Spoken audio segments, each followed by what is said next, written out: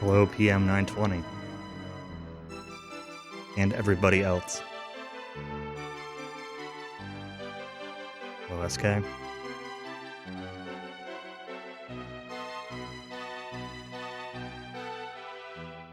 Thanks for the GLHF. This is going to be a disaster. I'm going to need it. There are absolutely zero promises to making it all the way through this run. There are plenty of things that I could do as better mistakes that would cause me to stop.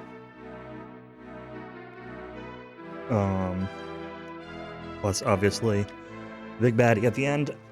If I do make it there, could just decide to say no.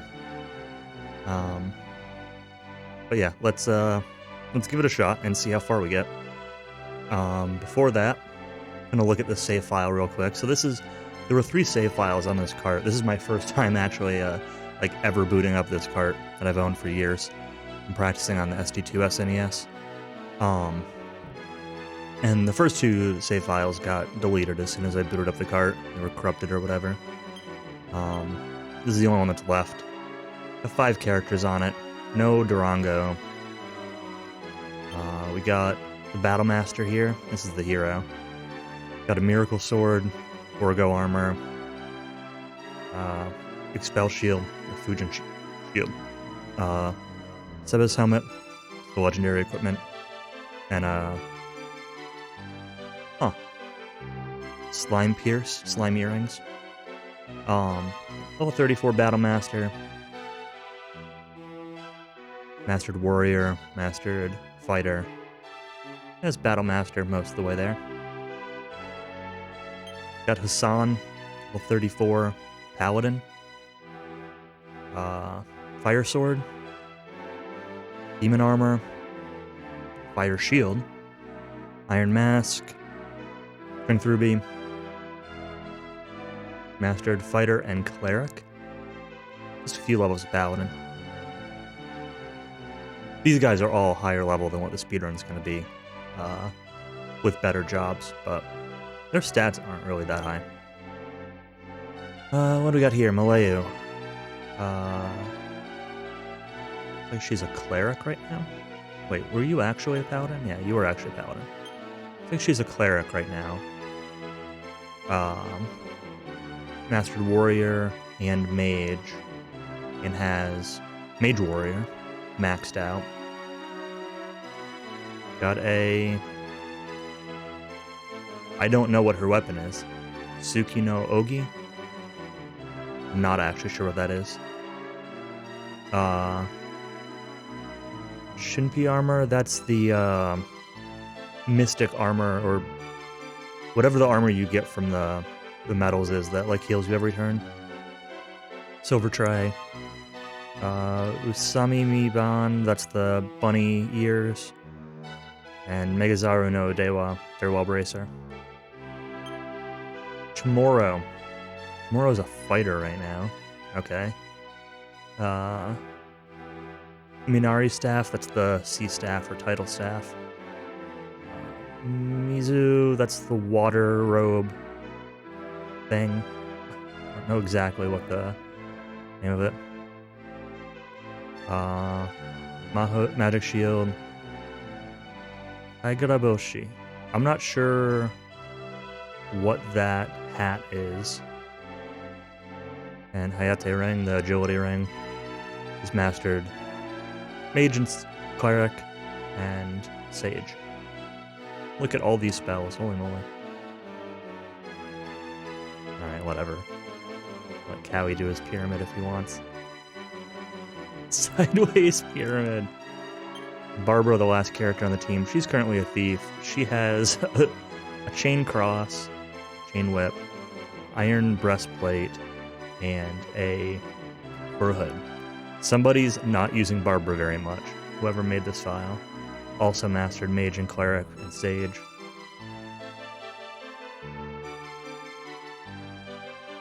Alright, well. Anyway, this is the file that we're deleting. It's got the important return points.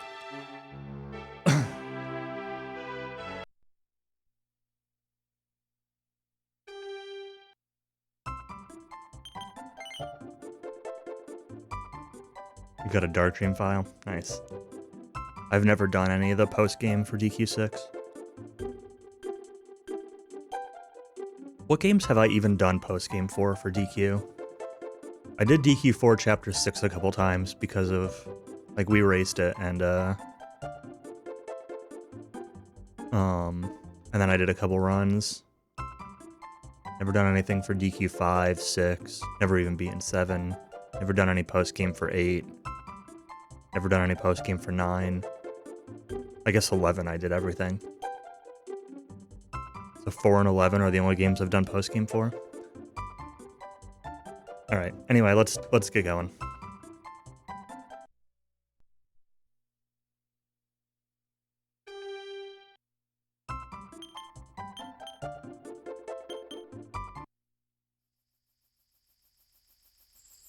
Well, yeah, exactly. I haven't done post-game for 7, because I've never finished Disc 1.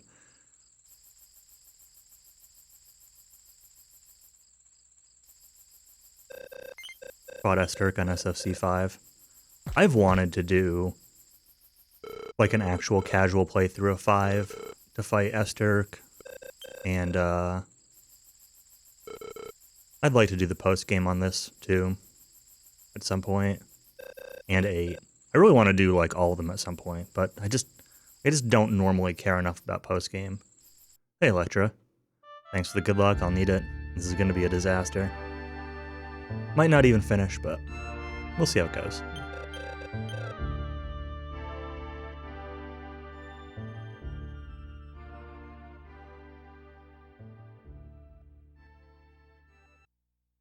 Up and on what's her name was the Lunar Fan. Oh, interesting.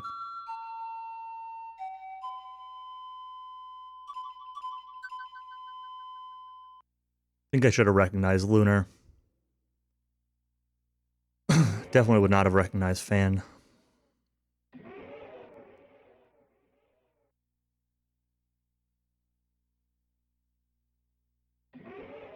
King Kier Slime.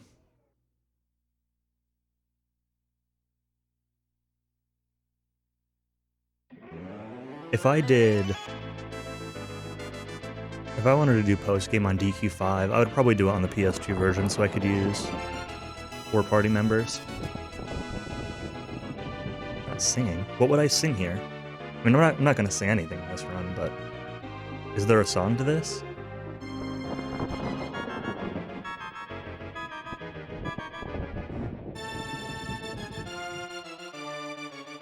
Okay, well, I don't know what it is. The only song I know of off the top of my head is the, Sing Tomorrow. Interesting. The only song I know of is the San building carpentry song.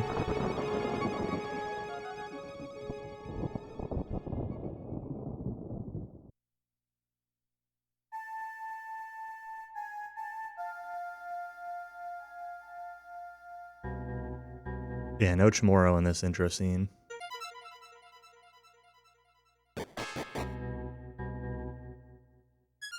As we get to slowly walk through Mudo's castle.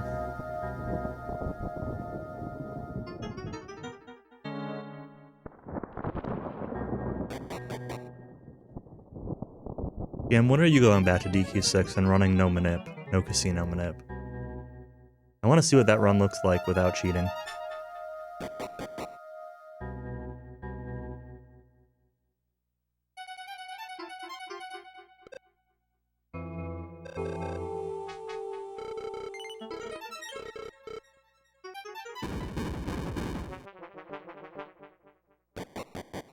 So yeah, this run is going to be a bit of a blow-up. There's going to be a lot of reading off of notes.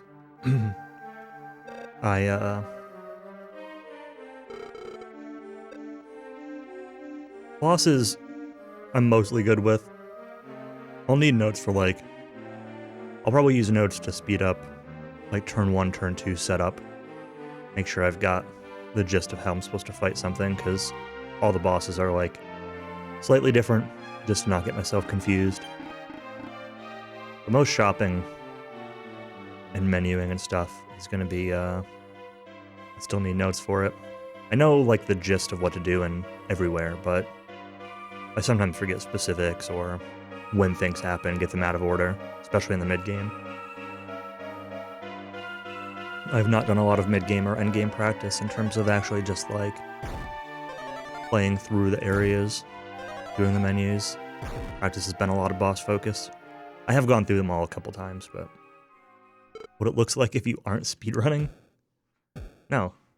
I mean speedrunning, just without cheating.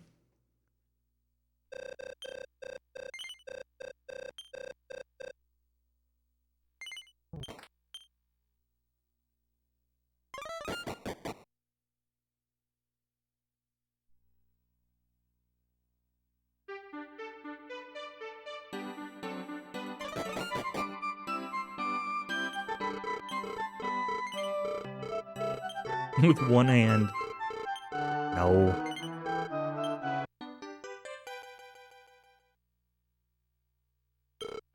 Just without manips, without making the actual interesting parts of the run dumb.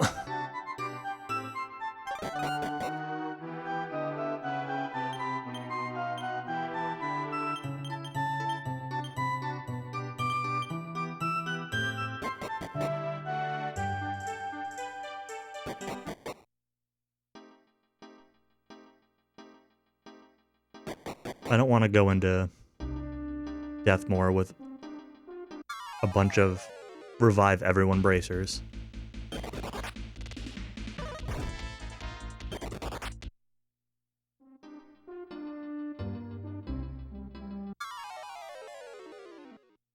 Basically the SFC run without it. There are no, like, version differences or anything. I would expect that there would have been, like, I don't know, changes to the job system or to some of the bosses or something like that that would affect the routing. Maybe not. I could try it sometime, but then I'd have to play on DS, and I don't really want to.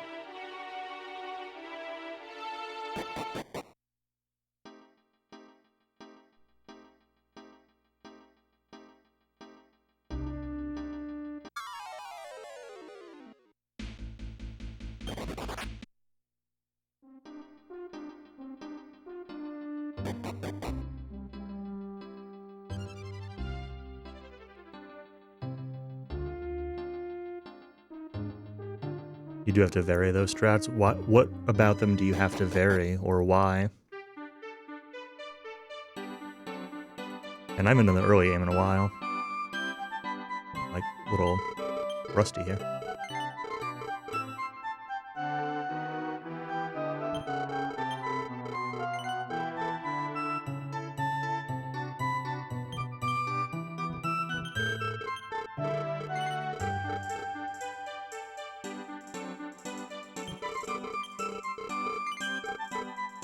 So hands do that in this version too, but the left hand, or sorry, the right hand, the one that's visually on the left, will only revive the head. It won't revive the left hand. As long as you kill them in the right order,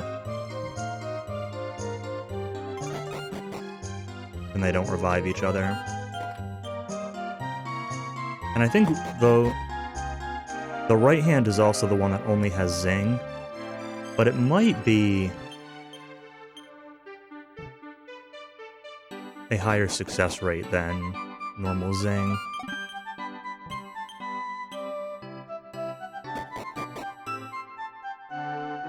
What am I selling here? Everything.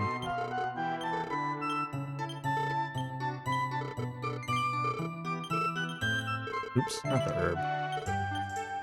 Not the herb.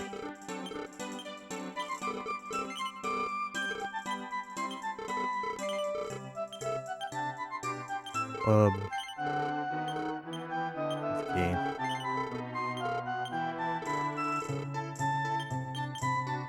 Whip. Goes to the bag.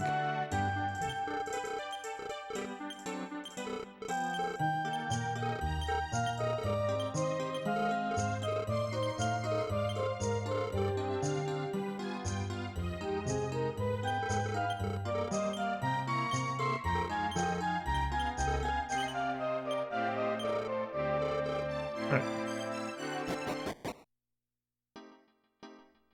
Where am I going? Book of Monsters, no overworld encounters. Yeah, the overworld encounters really aren't a significant deal in this run. Most of the time. There really aren't that many.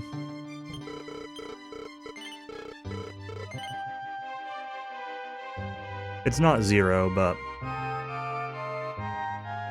save a couple minutes without him, but not a noteworthy part of the run.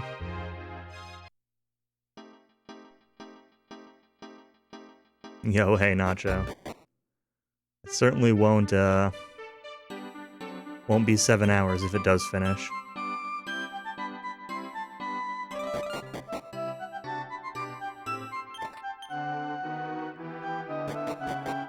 I think,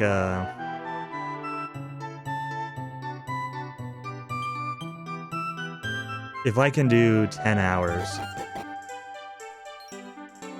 I'd be happy if I could sub 10 for a first run.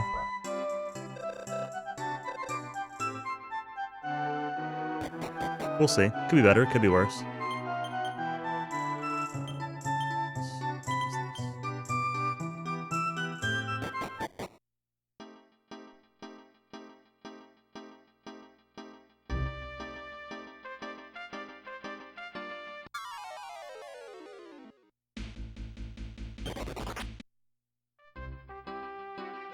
Yeah, we'll see. I've been doing a lot of practice, but it's been mostly boss practice, so all the non-boss stuff is pretty fuzzy.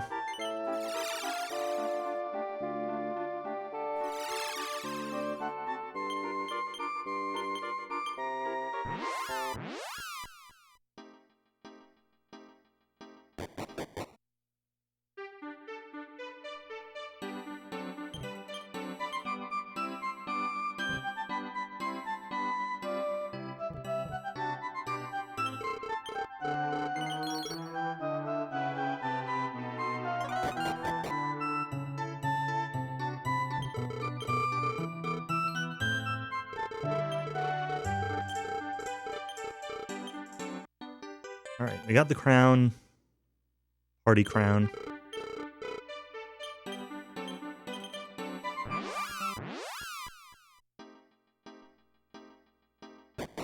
This big scene in life COD here. Pretty soon we'll get to actually start playing the game.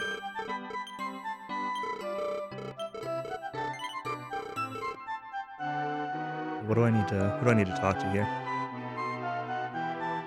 Anya first. Oops.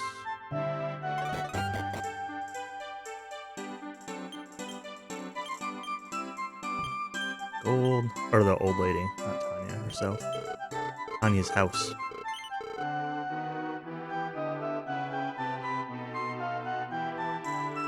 Bring boss strats is free.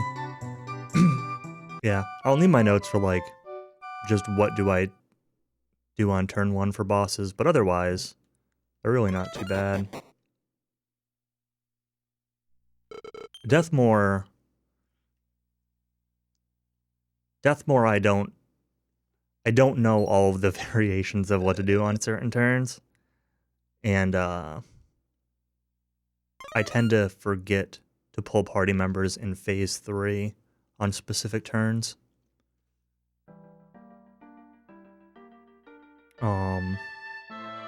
So my success rate in Deathmore in practice has been about 30 to 40%, which is enough that like maybe I can finish a run, but it's not enough to be like, oh yeah, I'm gonna get him first try. It's not very good. So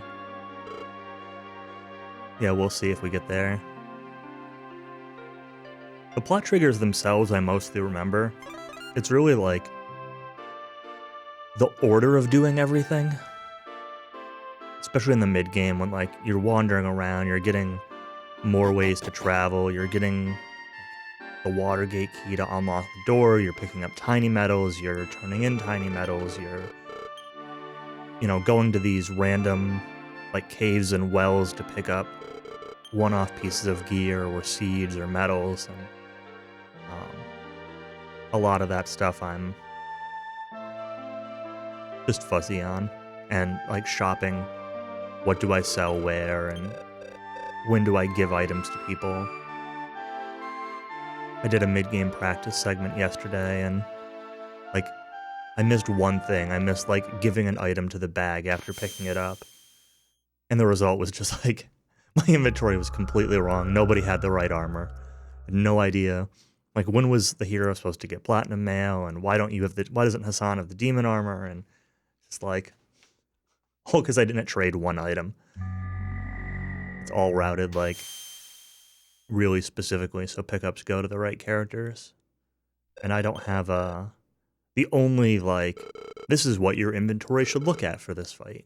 The only spot of that I have in my notes is for Deathmore. Everything else I just kind of assume that I do correctly, which is probably not the safest of assumptions. A couple of equip menus have, like, what a specific character should have, so it's okay, but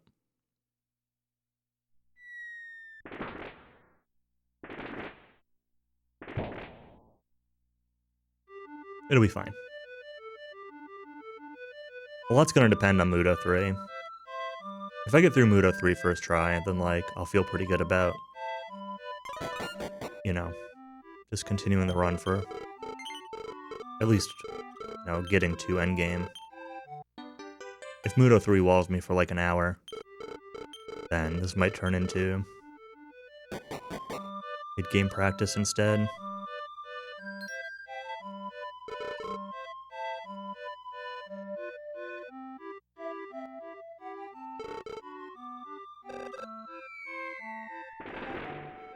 I've had pretty decent luck with Muto 3 in my practice lately, which means that, he's probably gonna own me in the run.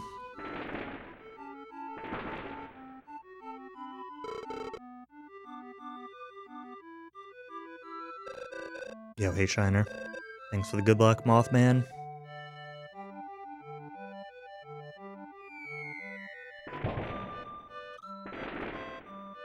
Gonna need it. At least I'm gonna need it if this run goes anywhere.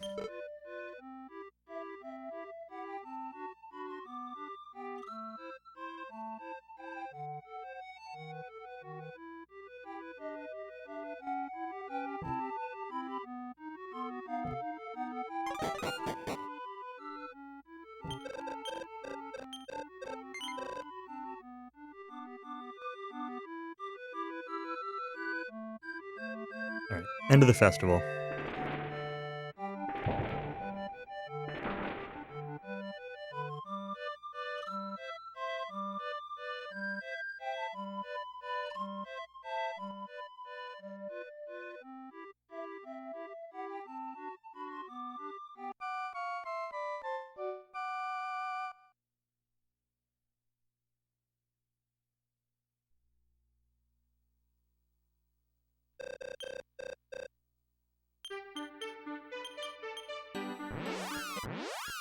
Alright, I didn't mess up the wing. Sometimes I turbo into that wing and end up going right back to Life Cod and then having to walk through the mountain trail again. That was a good meme.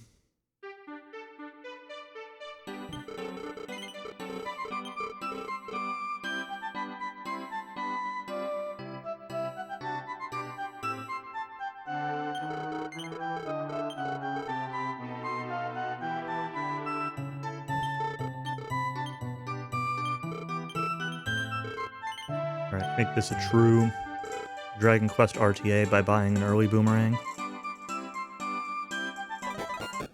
Except for all the Dragon Quest runs that don't get a boomerang.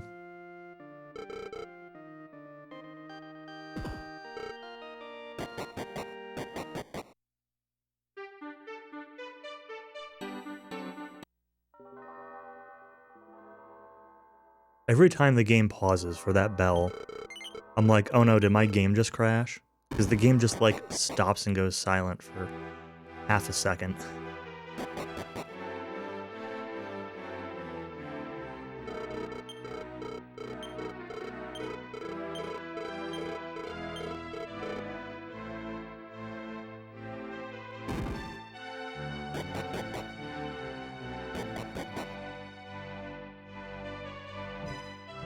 Nope. NPCs in the way. Always NPCs in the way.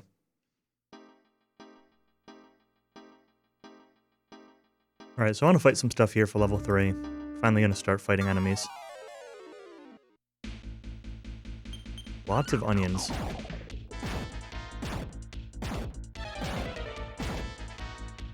Gonna take 3 turns.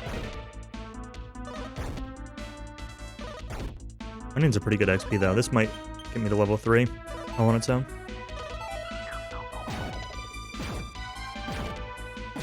I don't know, like, XP values for this game or anything. Know how much enemies give or how much I need. It's not really a reason to know that most of the time. Okay, did not get level 3.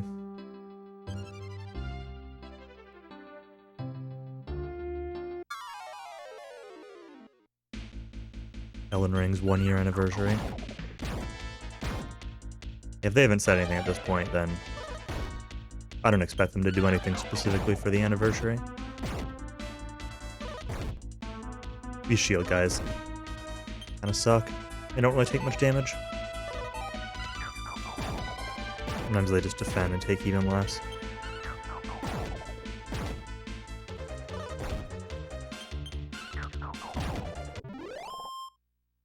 That's level 3.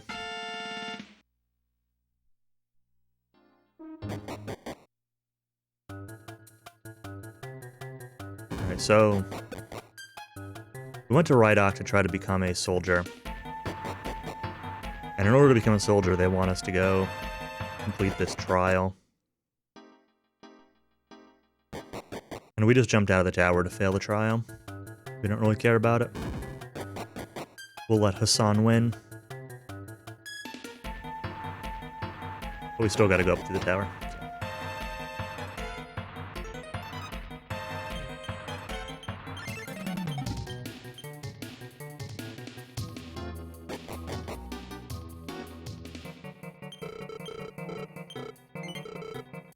You get anything for winning? No idea.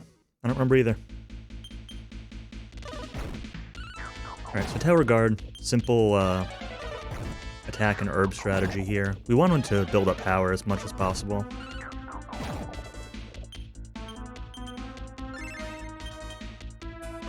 Is it wastes his turn, basically, and he can do it twice in a row and completely waste his turn. He does do a little bit more damage when built up. I don't really want to see it necessarily on heal turns. But if I'm attacking, I want him to be building power. Less DPS than when he doesn't.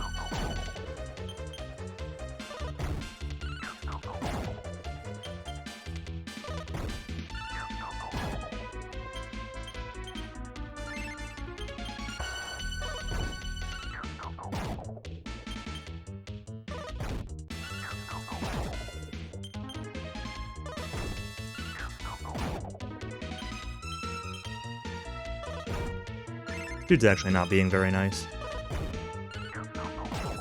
He hasn't done any double build-ups.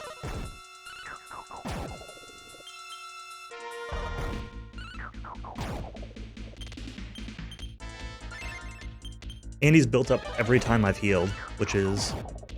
or all but once, I guess. Which is not ideal.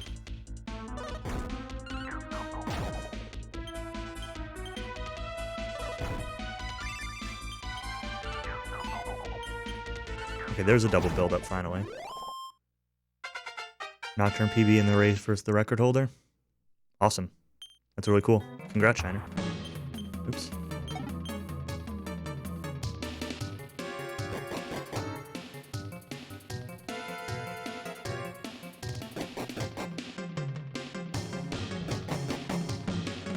What was that, oops, I went the wrong way. What was that race for? Was it just like a random race, or was it for, what was the event? I'm assuming it was some kind of event.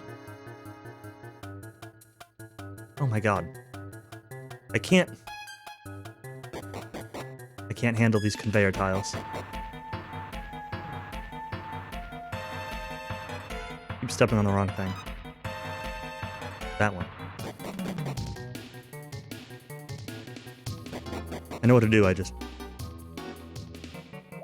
not thinking.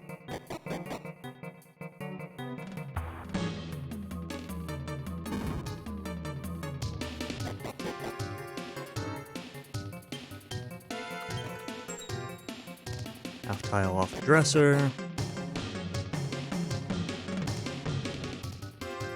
Honk into the old man. How many herbs do I have? Just one. Oh, I wasn't supposed to pick that up. Only if I have 0 or 1, so we'll just use an herb. I thought it was 1 or 2.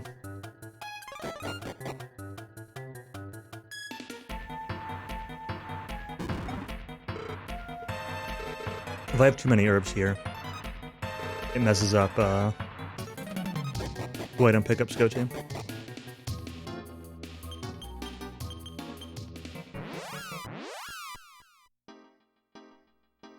Oh, I missed my split for Tower Guard, huh?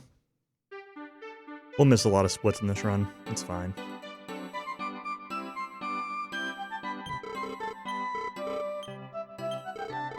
Right. 5 of these to hero.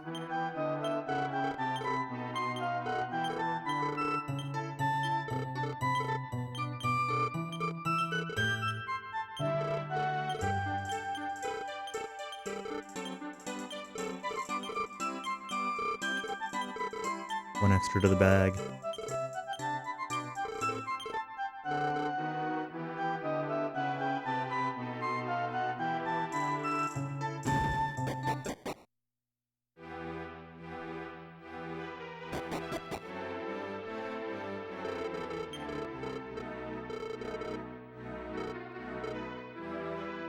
So here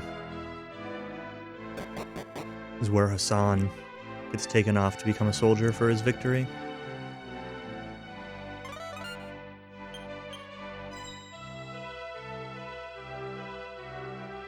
There's a wagon there, but it doesn't have a horse. There are rumors of, like, a wild horse nearby. So we're gonna leave, and Hassan's gonna be like, hey, go catch that horse. And he's gonna join us.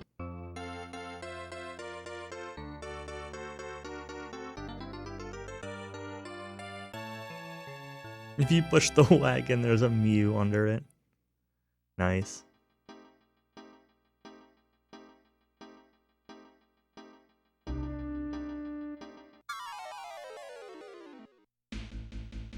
Too young for that reference. No, you're not.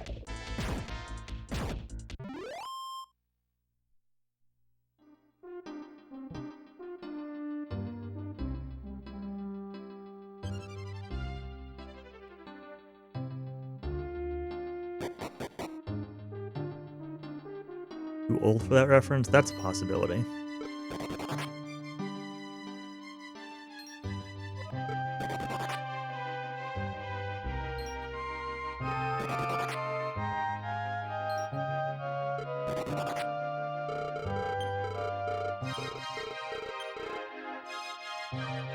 Alright, so we're coming over here. We're gonna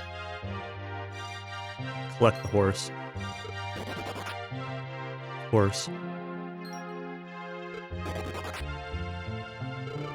Corner him into this little area. And then we can go hitch him up to that wagon. The horse is named Falchion,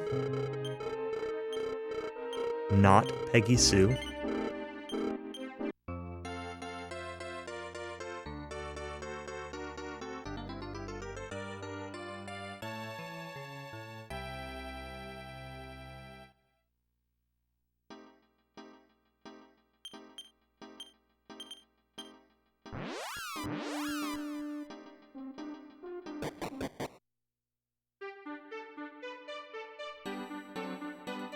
Planning it since DQ4. I don't remember what they call the horse in DQ4.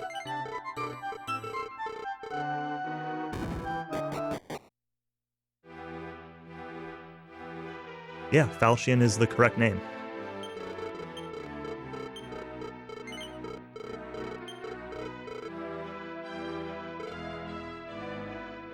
DQ4 was Mary Lou. Ah.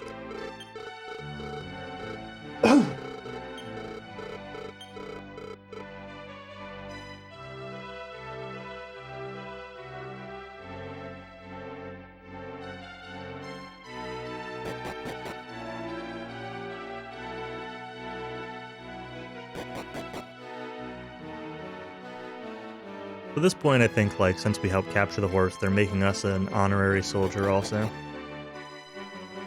Something like that. I don't know.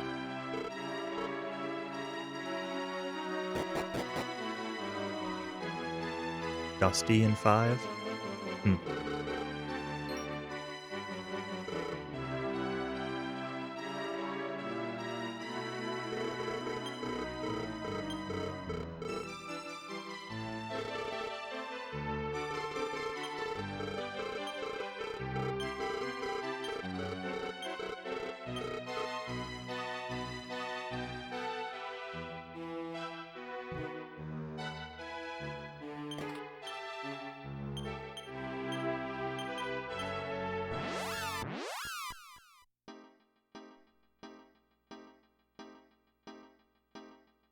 Not that horse. Oh my god.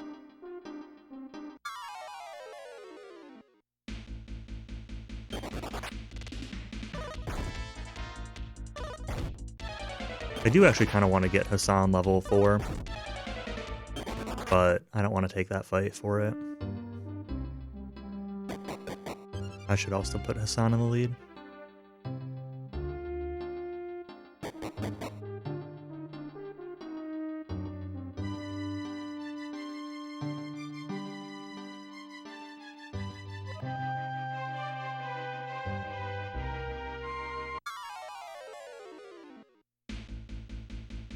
Alright, well, oops. Guess we're just taking this fight.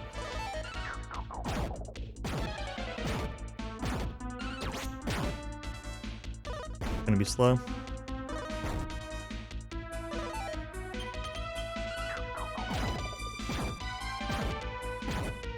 Actually, slower than I thought.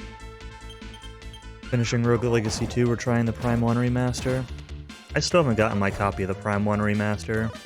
It's, it was, Amazon was saying like March 27 or something, but they recently bumped it up to like March 10th-ish.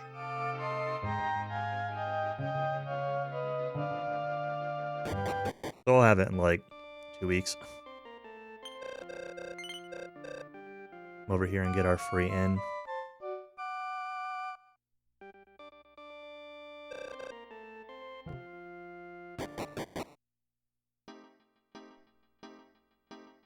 Scalping it.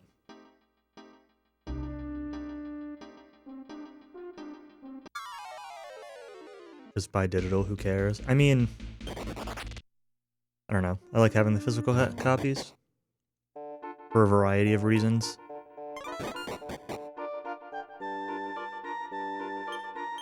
But it's not like I refuse to buy digital or anything.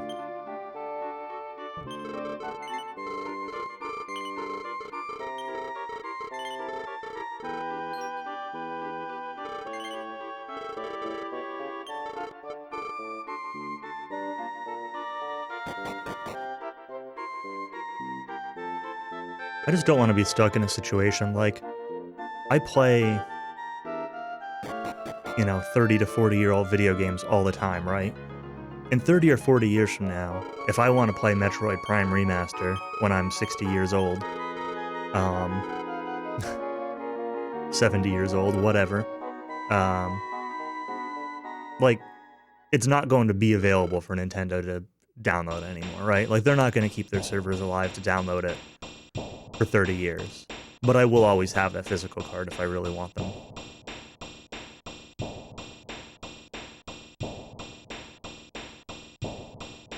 And if I decide I want to sell it or something like that, I can always sell a copy or whatever. And, no singing. I don't know this song. I haven't learned it.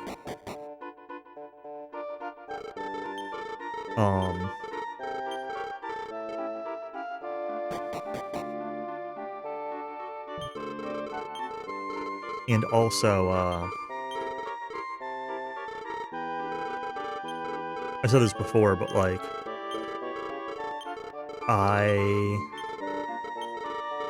if I buy stuff digitally, it's just easier to forget about. Like, I occasionally just, oops, not the wrong way. I occasionally just, like, look at my shelf of physical games and be like, oh yeah, I forgot I had that. Maybe I should play that. But digital games are like, if I buy something digitally and don't play it immediately, it is gone. It is in the abyss, and I will never play it.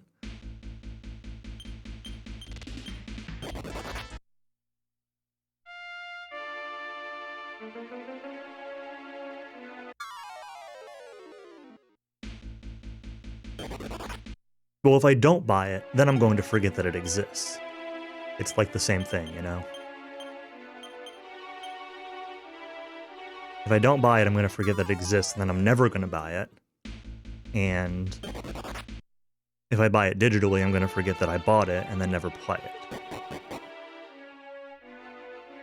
But if I buy it physically, then I might actually play it. That's the thing. That's where the difference comes into. If I buy it physically, I might play it.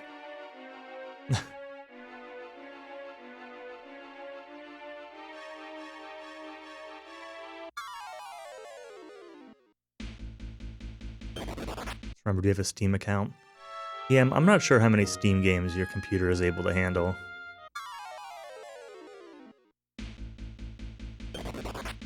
Considering it struggles with DS capture sometimes.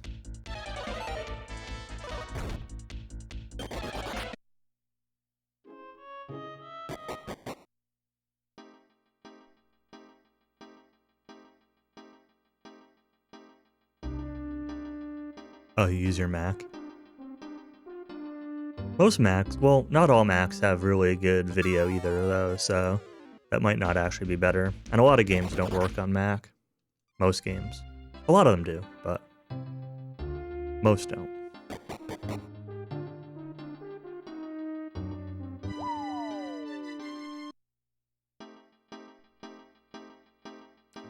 Make sure we get the return point.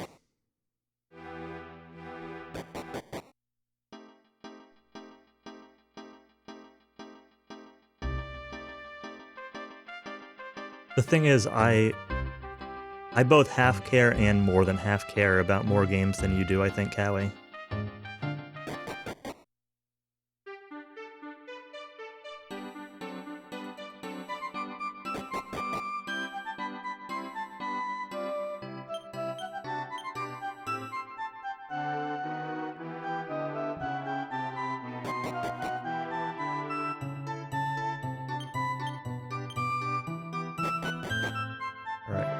Equip this on Iron Claw.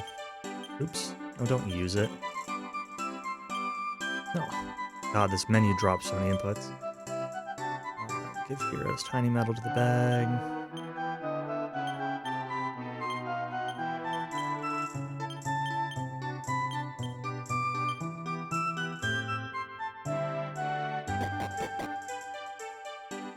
You've got standards? Well, that's patently false, but that's okay.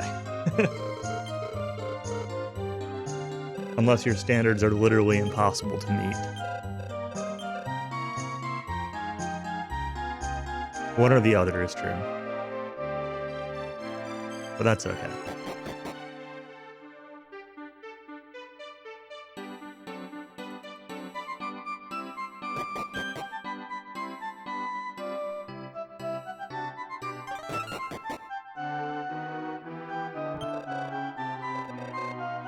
I just don't think that, just not liking anything is necessarily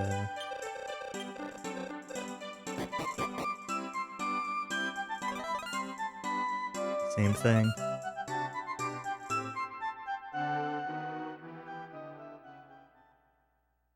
Don't like any of the things I like. I like Rogue Legacy 2, a game that I specifically decided to play because you were playing it. I mean, I had already bought it, but that was fun. I enjoyed that.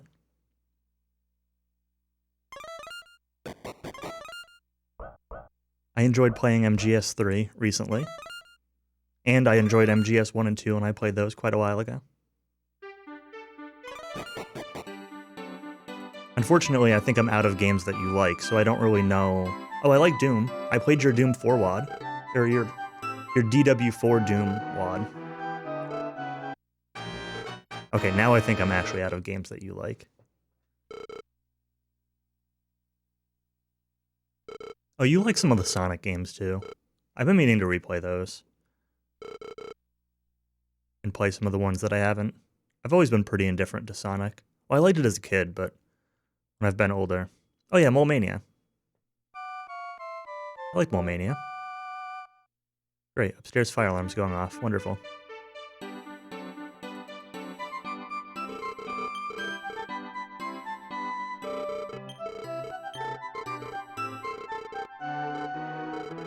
Upstairs fire alarm's still going off.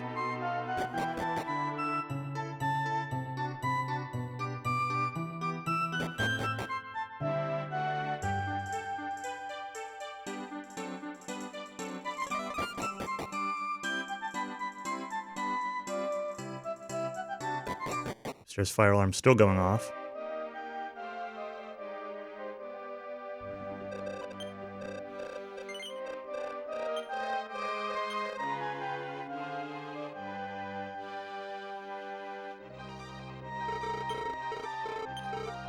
Okay, it stopped. Everything's okay.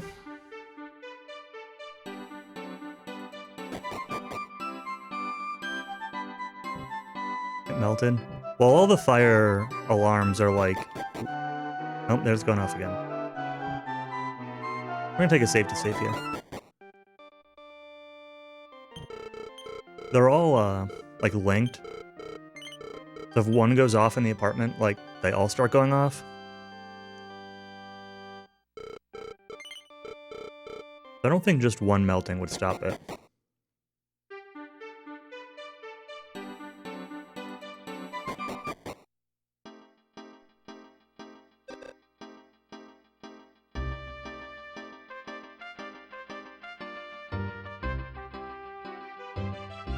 Literally the least applicable time. Well, that may be true.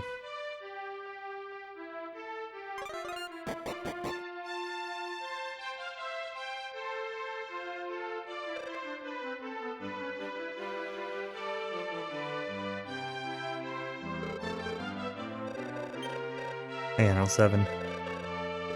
Yep, DQ6. I don't know if yay is the right word for it, but here we are.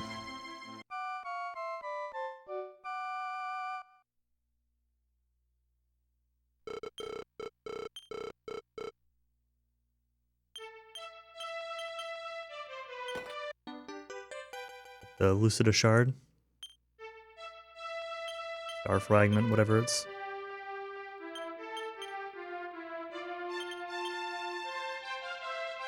actual name is. Game isn't that bad. I didn't really like it casually, but it's been growing on me a lot when I've been learning the speedrun.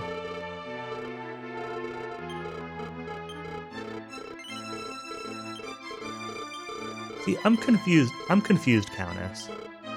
Because you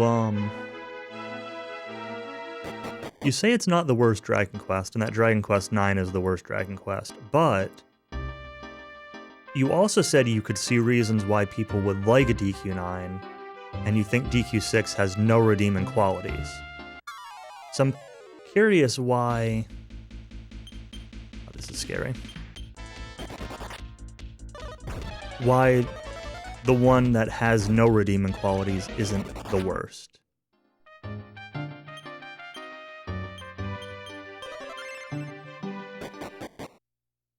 I should probably also heal Hassan, but I'm not going to. I don't want to use all my MP yet.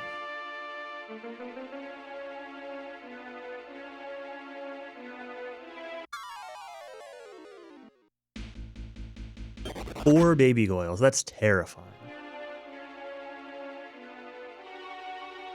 Doesn't have anything that egregiously offends you? Okay, that's reasonable. Why is it nothing but baby goyles?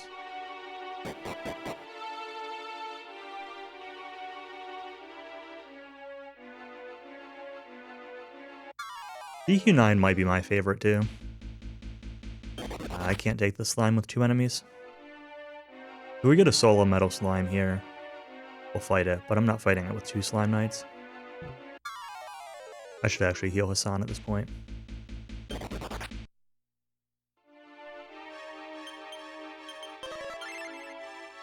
Had a really good run lock getting through here. Any of these fights could easily kill me if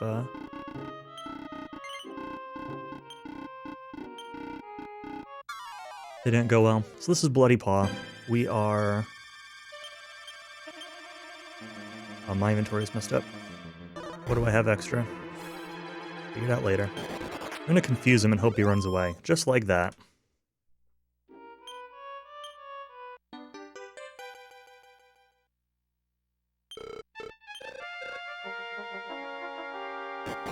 If DQ9 isn't my favorite, then I don't know what is.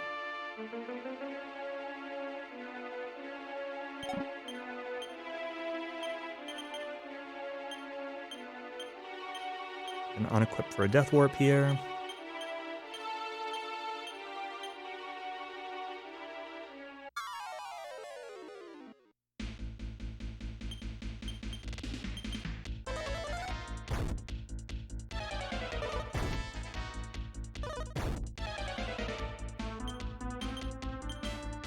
Like DQ4 PlayStation, DQ4 would probably be my favorite if like we had a Western version of the PlayStation, or at least up there. DQ3 is up there. But... Oh, this is the wing.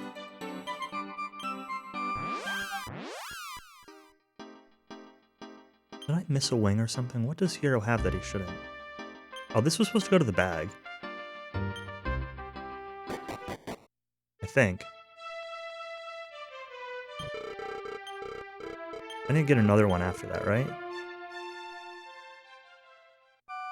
I didn't give the wrong thing to the bag, did I? Maybe I just backed out of the menu instead.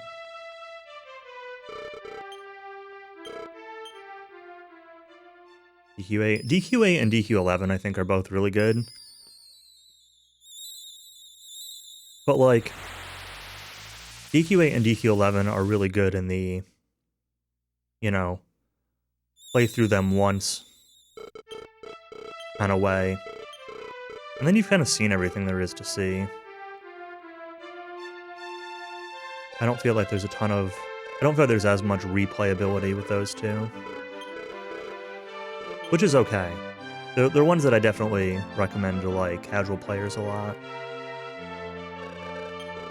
But, like, DQ9, DQ3 with the class system, or DQ6 and 7 with the class system, even, honestly. As much as I hate DQ7. DQ5 with the monster recruitments. I think there are a lot more reasons to replay some of those middle games.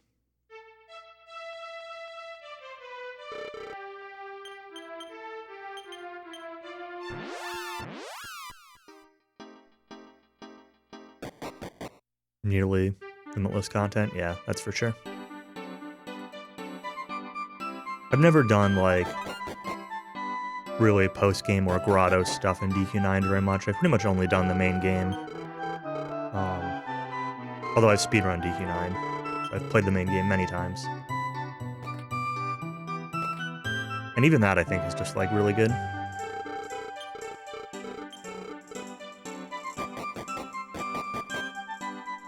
I think DQ9's a pretty good length. I think it has a pretty good variety of boss fights.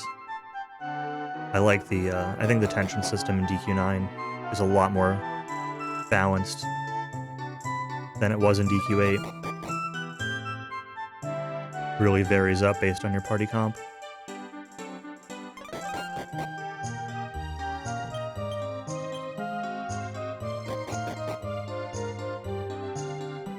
Oh, I forgot to get something.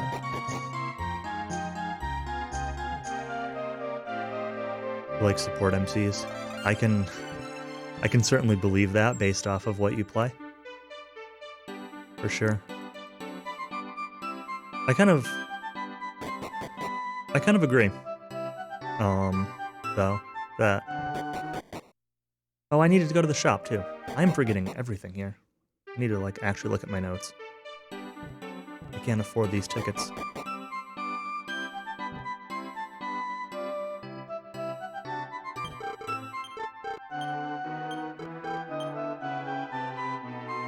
Leather kilt.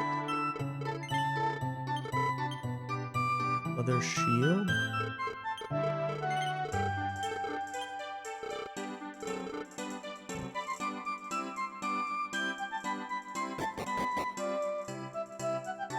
But yeah, I think, like, having a support main character means that your main character is always making, like, interesting, meaningful decisions versus having, like, an offensive main character where you're kind of just like, oh, I guess this turn I attack. I guess next turn I attack. I think it works kind of okay in some of the DQ games where, like, you get a lot of main character specific legendary equipment, which is sometimes kind of cool. But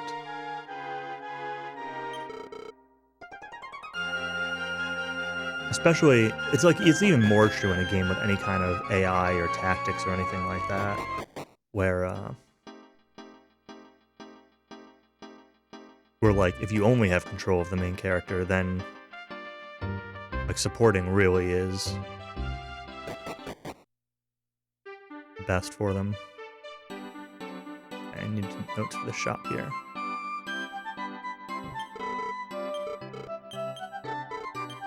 Boomerang. For hood. For barrette. Scale armor.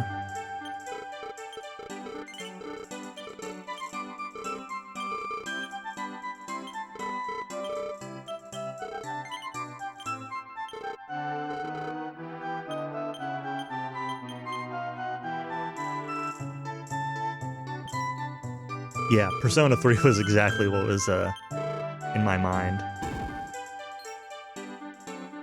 when I was saying that.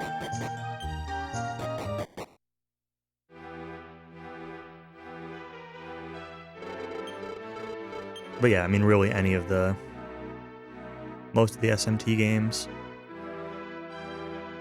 that ends up being the hero role.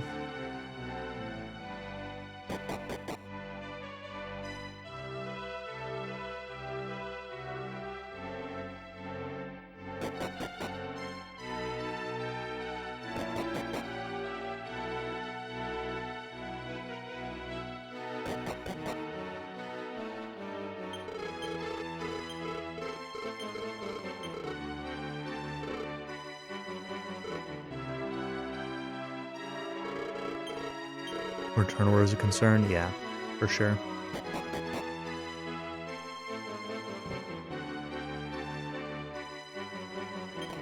Like I said, I think the reason that I like it, that I like having a support main character, is just, like I said, it even in a game, you know, with relatively predictable turn order or whatever, it always feels good to have your main character, like, making meaningful decisions. Meaningful variety of decisions. Not that I mind, like, a main character who's, you know, going up and hitting things, but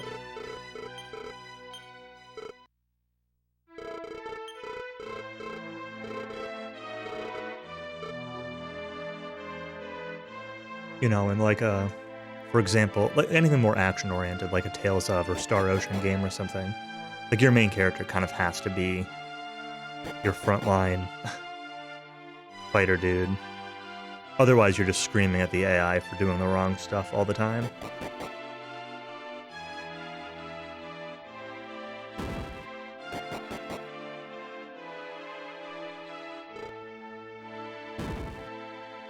Oh, hey, Air. Thank you for the GL and for the resub.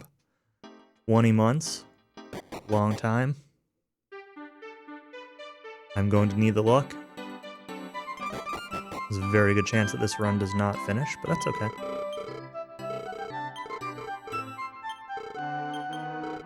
Alright, sell all of Malayu's stuff.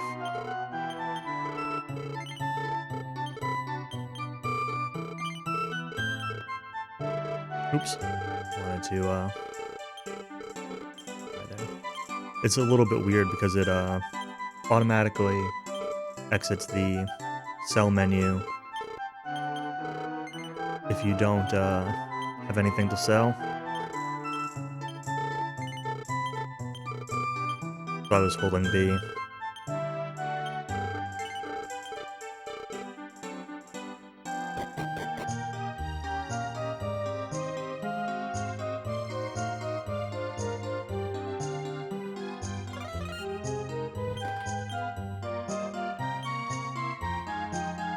The class for your hero.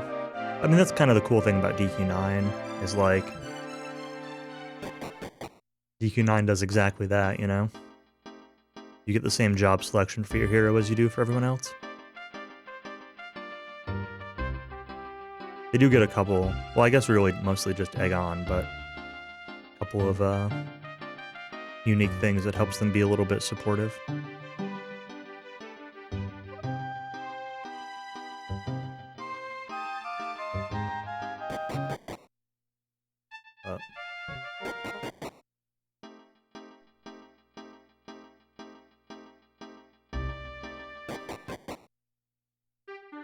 Right, plot trigger hell here in Amor.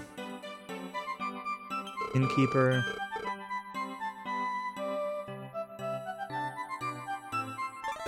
Dollar dude.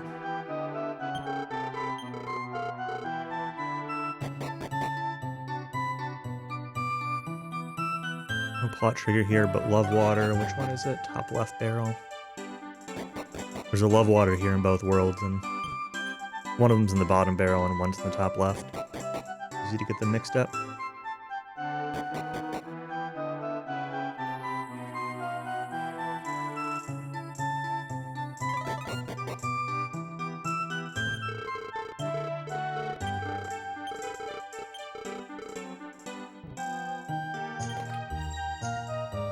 Tiny metal.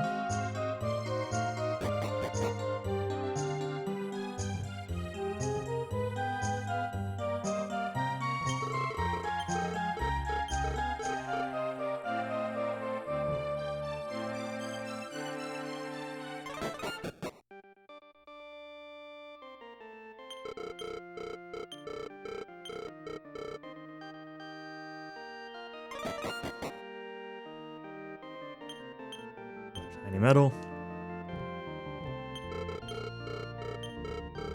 Anatolu. Or that wasn't a tiny metal, that was a love water. I don't know why I said tiny metal. I get a tiny metal here after this one. This one's a tiny metal.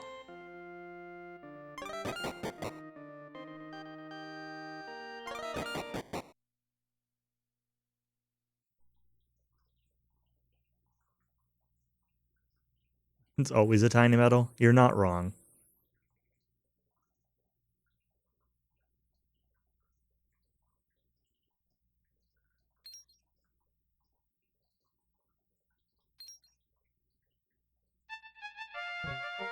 Dude, get out of the way. Oh my god!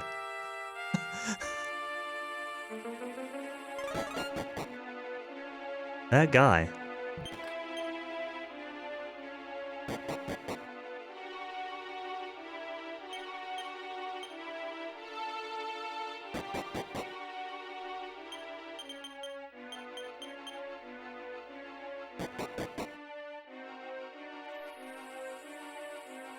Alright.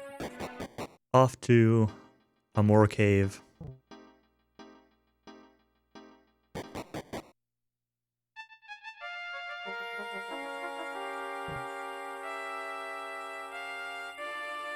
Put Hassan in the lead here, right? Oh, not this order.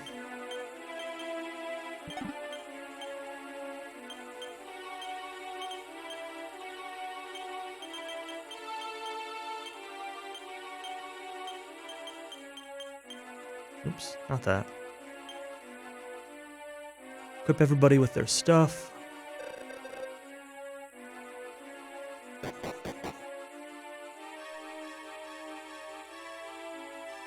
Alright, so there's some stuff I need to pick up in here. I do want to actually start grinding some levels in here. I need to get Hero some levels in order to learn Sap. A Metal Slime would be very nice in this dungeon. But I need to get the Blade Boomerang before I can really fight stuff. Oh, this is really scary, actually. Okay.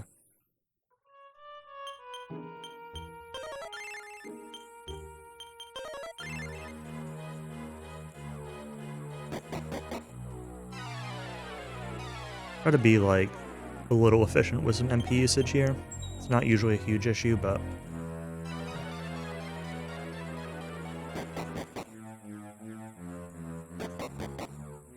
Usually you get an encounter while picking up that metal, so getting an encounter cancel there is actually nice.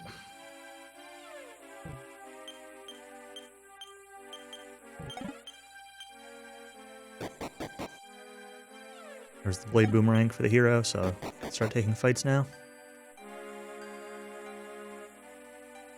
But I'm not going to do it on this floor. I'm going to go back upstairs. And yeah, now we fight for hero level 7. Get him to learn Sap.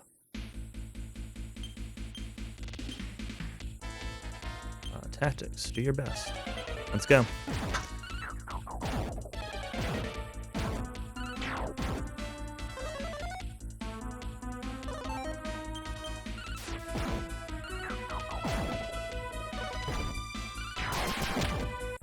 Nice crit. Hassan. Not useful, but... see if you can do that again if a Metal Slime shows up. Hey look, it's Pierre.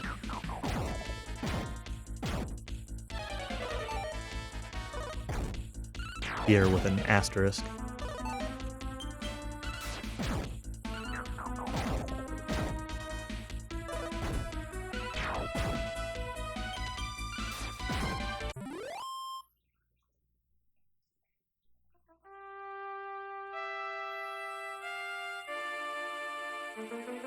Turn down multiple Slime Knight recruits.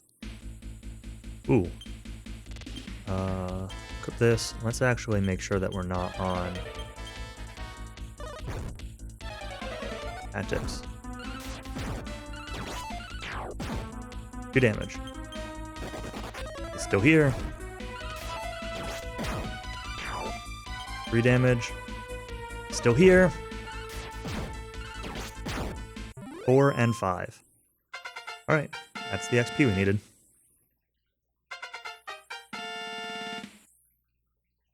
There's Sap.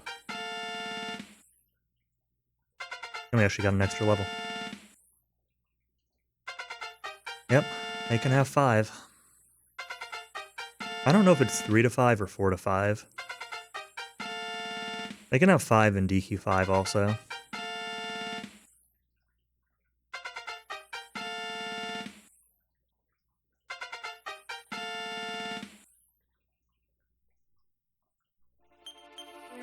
Do some manual healing here.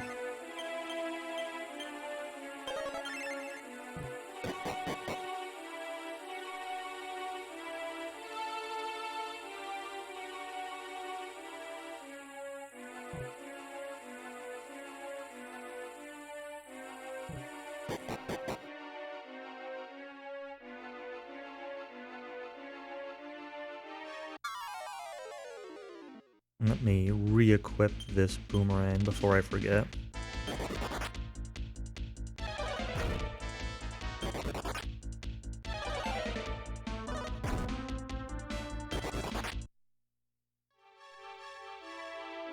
Not this way. This way.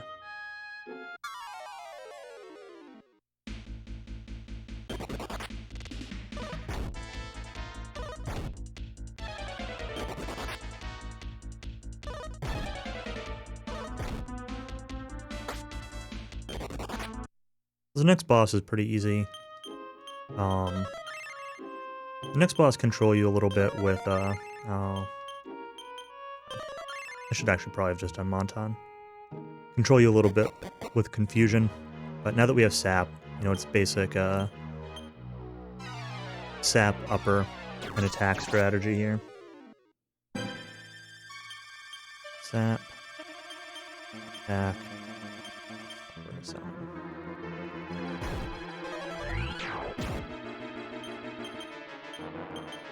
Hero.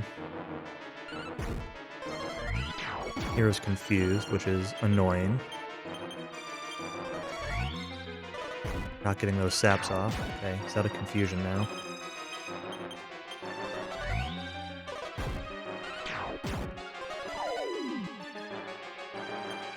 Do tactics. Gotta get another sap off. Alright.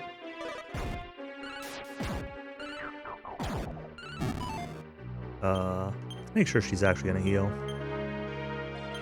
Expected her to this last turn, but he didn't.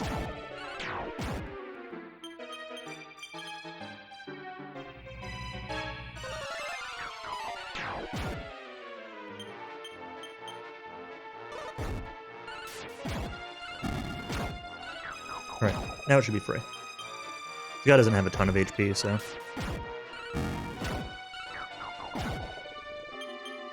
Really just all about getting sap and then getting the setup.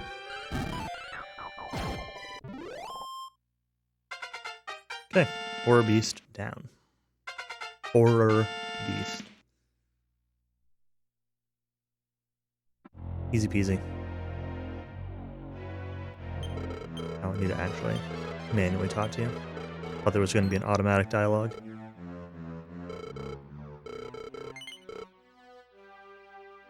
Alright, now all of the monsters are gone, so I can pick up a couple more items on the way out.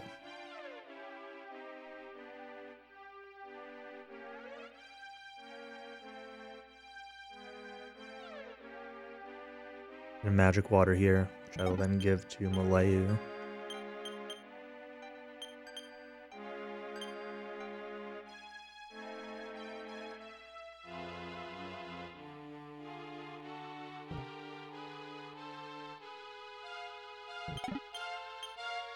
Have an Iron Claw.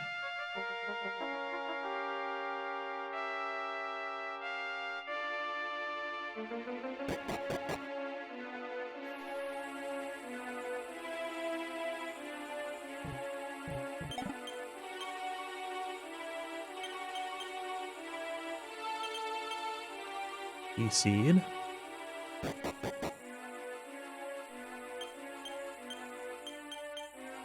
Malayu in the front here. That's because I'm going to be getting an agility ring in this next seed, and I want to make sure it goes to her.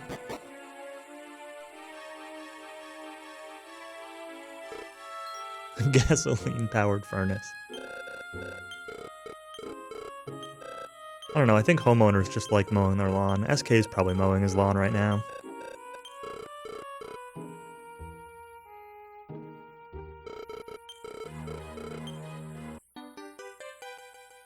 Furnace runs on gas? Is it natural gas or like kerosene or something? Diesel? Probably not like regular gasoline. Natural gas, okay. Oh, I have to move. It's so annoying that you have to move before you can cast outside. There's a few spots where that's the case, and it does still take your MP.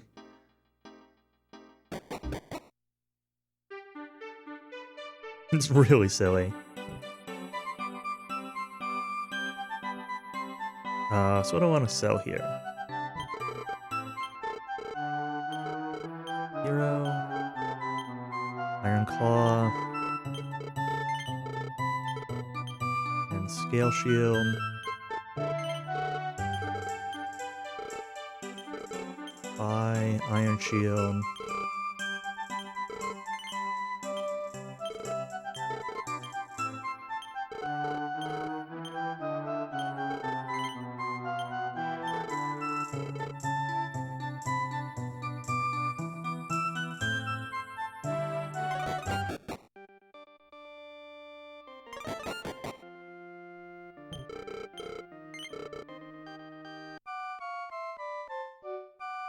Hold off mowing to let nature be nature? A, I have no idea what you're talking about. B, he lives in Indiana. Do they care about nature in Indiana?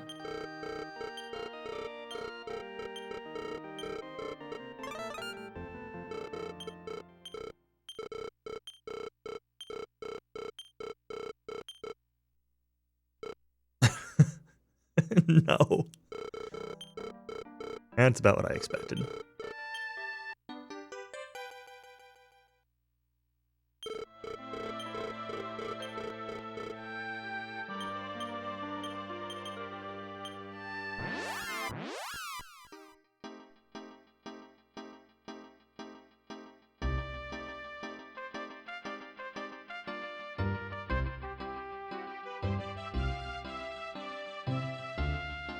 Great. Countess is becoming one of those homeowners that, like, stalks all of his neighboring homeowners, and if they're not, like, you know, 100%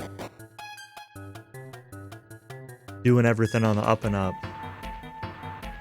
gonna call the city on him.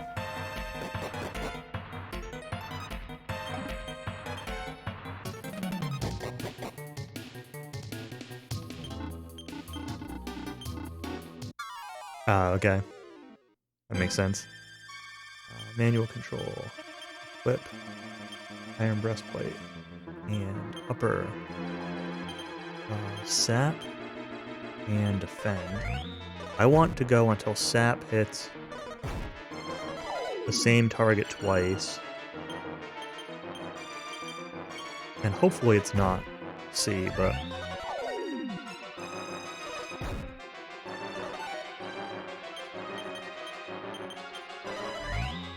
start attacking with Hassan. Okay, we got A twice. Good. Now I should just be able to turbo through the fight. We have upper on everybody. These guys can poison, which is good, because they can also envenom. So when venom deals damage in combat, it's poison basically that hurts you in combat. And so Malayu will cure venom, but if you get poisoned, you can't get envenomed. So it's good if you get hit with poison, because then it doesn't need to be cured.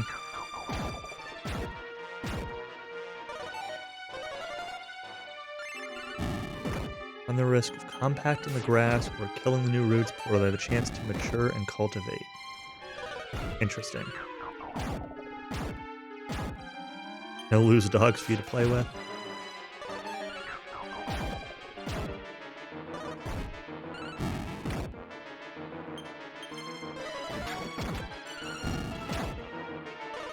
Why did you use Ice Bolt?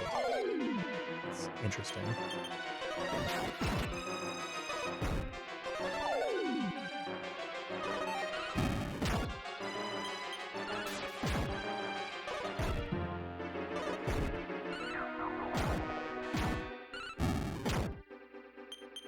I mean, it's probably fine, but...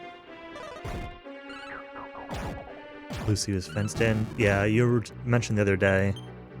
So you mentioned the, when you had the pit bull charge you and it ended up being just, like, lovable flop.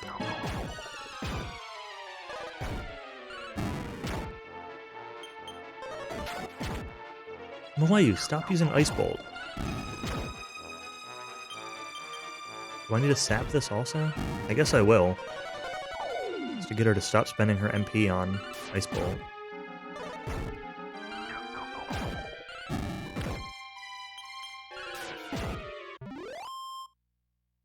Yeah, I mean, a pit bull charging anybody is, always give you questions. I should have reordered. Do it now.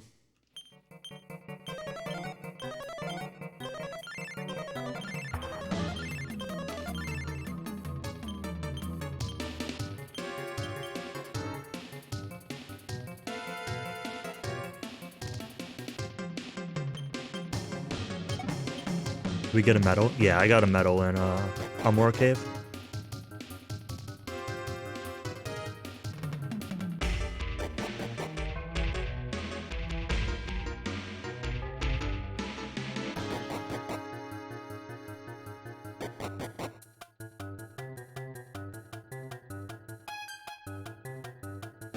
It's been a pretty good early game so far, except for the all the sloppiness in my play. But RNG-wise, it's been good.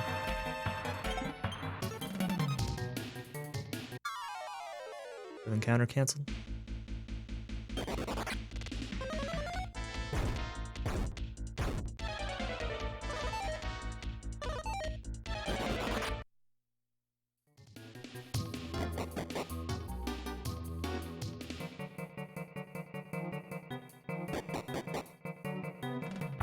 In the first try, Bloody Paw run away and the Metal Slime while grinding.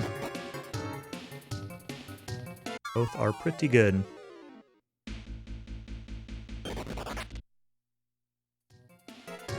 Hey, I wonder who that could be. She doesn't have a reflection, that's weird. She's all ghosty and stuff. I guess we'll just let her be.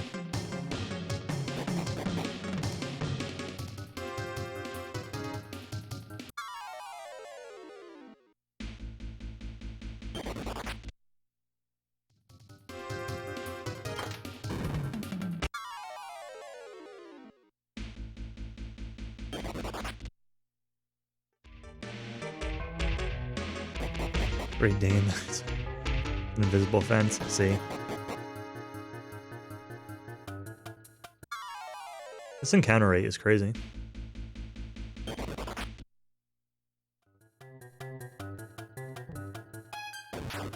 Great Danes are pretty cute, but they're very energetic and not always trained well.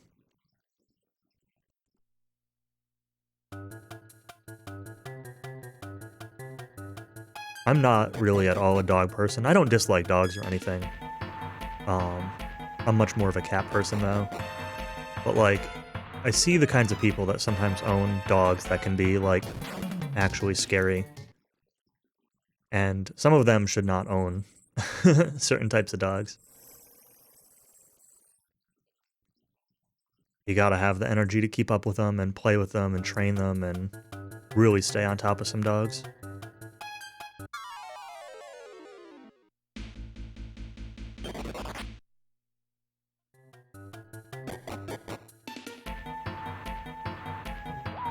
Your dog is pretty scary.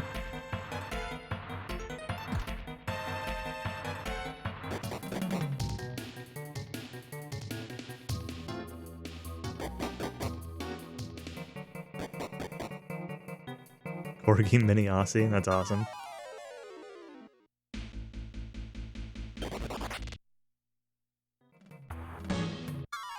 Sounds like the kind of dog that would get excited at people and just like never leave them alone. People I know with Corgis and Aussies, they're very pushy. This encounter rate is crazy. Almost ran away with the male one. Oh no. Oh my god. What is this encounter rate?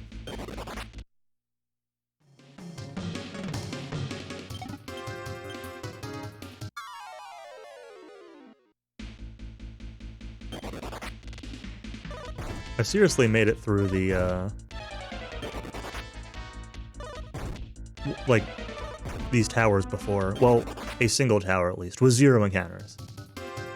Or maybe 1.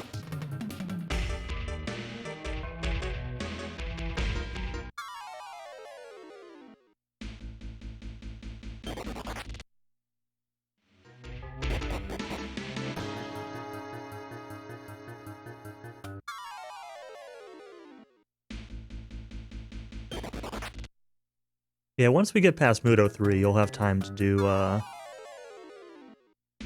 DW2 and then come back for the end of the game. Yeah, run rate in this game is 50% on the first try. I don't think it's ever guaranteed though. I think it's like DQ1, DQ2. I think it's 50% on the first try. This is making me question it a little bit. But I'm pretty sure that's right.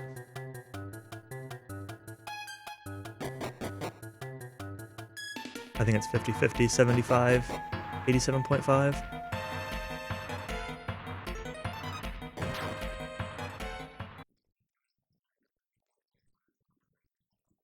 So first try runs aren't really that uncommon.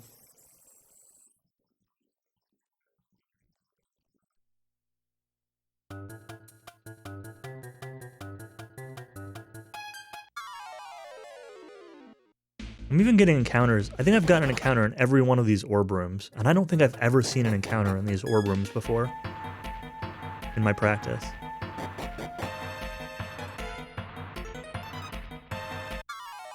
All 4 of them. This is really silly.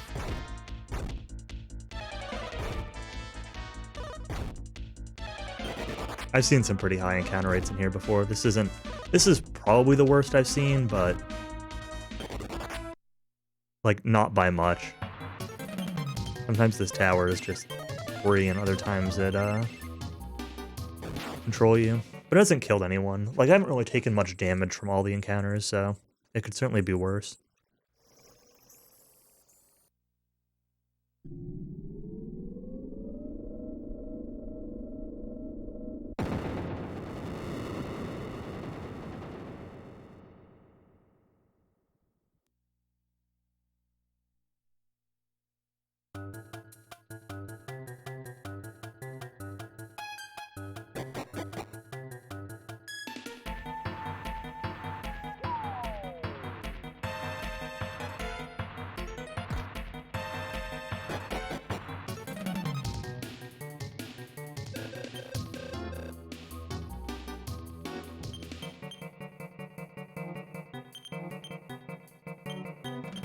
One on the string seed.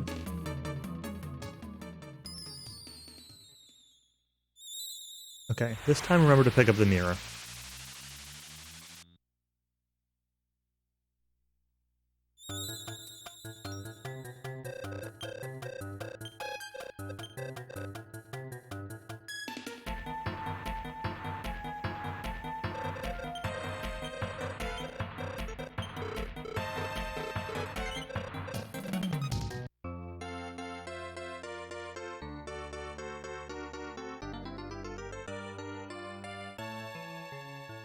Ugh.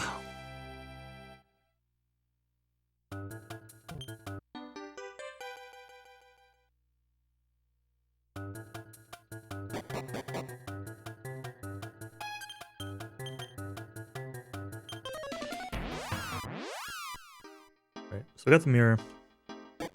Putting a little bit late, but that's okay.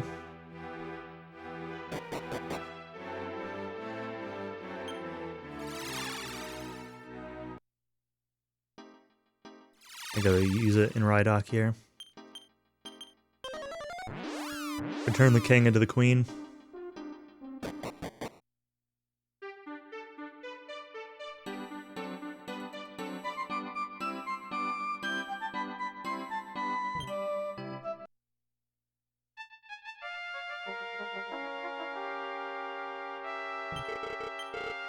I'm gonna fight this guy. Going tactics. Okay, good. This will get us an extra string seed for Hassan. Especially since I rolled that 1.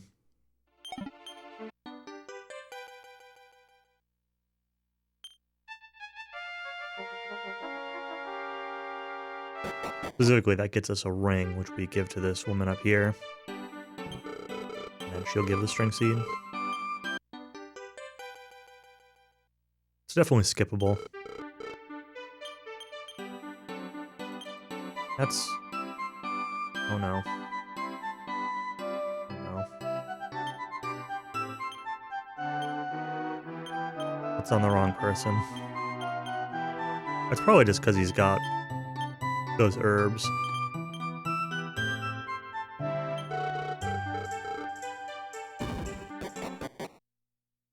My inventory's been like a little bit off a couple times so far, which doesn't really feel good.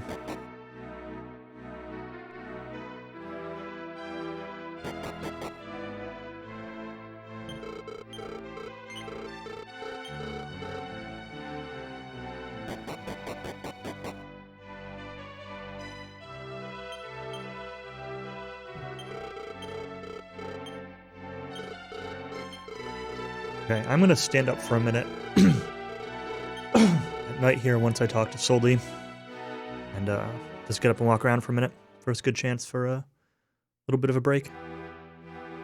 I will be right back.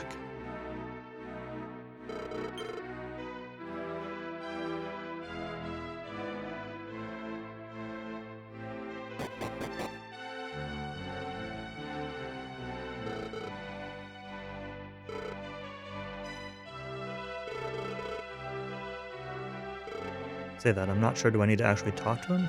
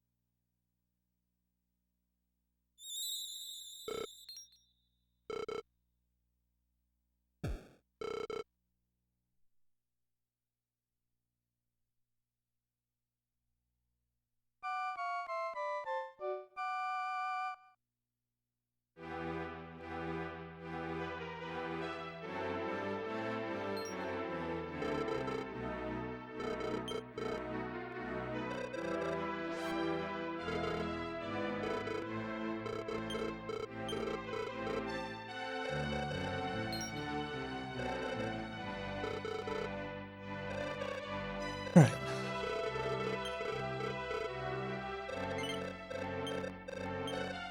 Green's gonna join us here.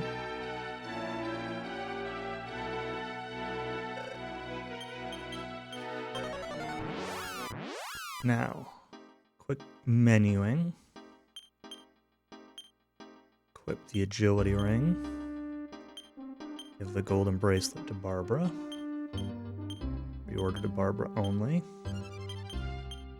Equip that. Give herbs to Barbara.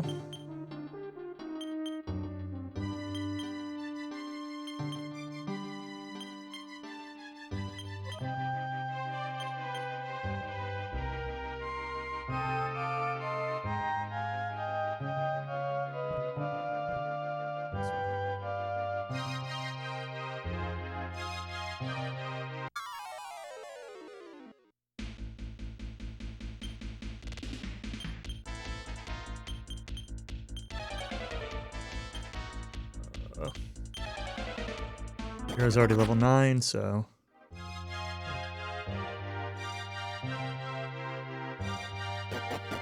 Her name. Whose name? The Queen?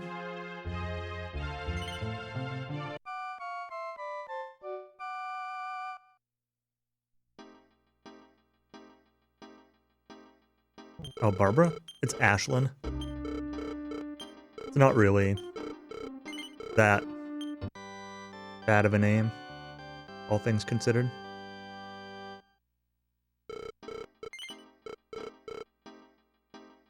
Wo Long? I have no idea what that is.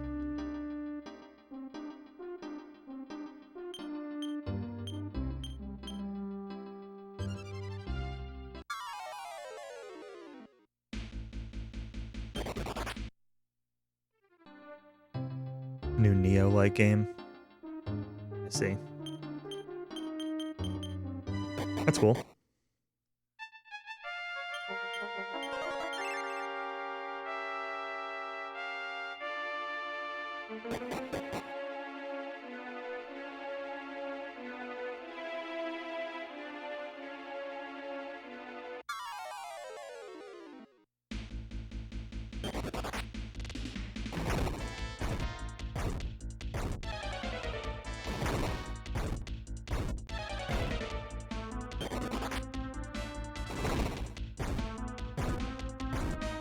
Finally played The Last of Us. I've had no interest in The Last of Us. I think I might have it. It might have come with something that I bought at some point.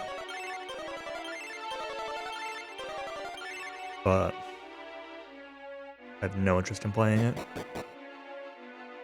I tried playing Neo once,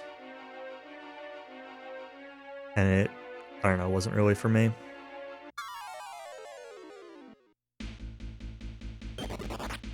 But I can see where it'd be good.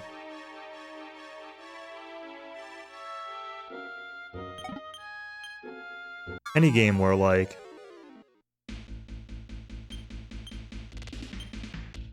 I'm 20 hours in, and I still can't even, like, know which buttons to push at a given time. Just, like, kind of lends itself to just being pretty frustrating. Especially in a pretty punishing game. The controls were probably my biggest issue with the game. But also just, like, I don't know. The progression was a little bit weird between, like, main story and, like, side story stuff.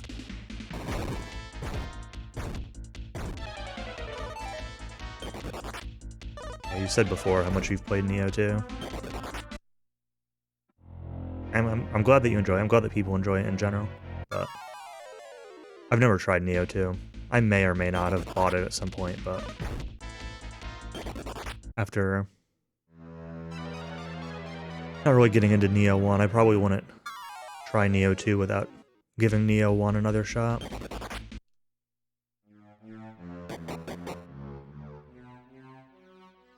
And I'm just, I don't know, to be in the right kind of mood for any kind of Souls-like game, except for, like, Dark Souls 1 and Dark Souls 3 I can kind of play anytime, because I've played them so much that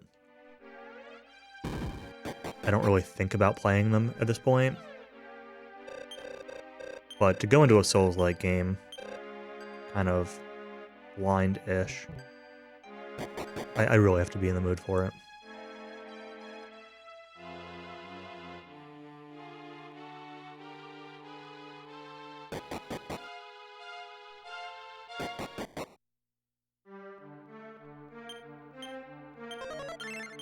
Alright, time for Mudo 1.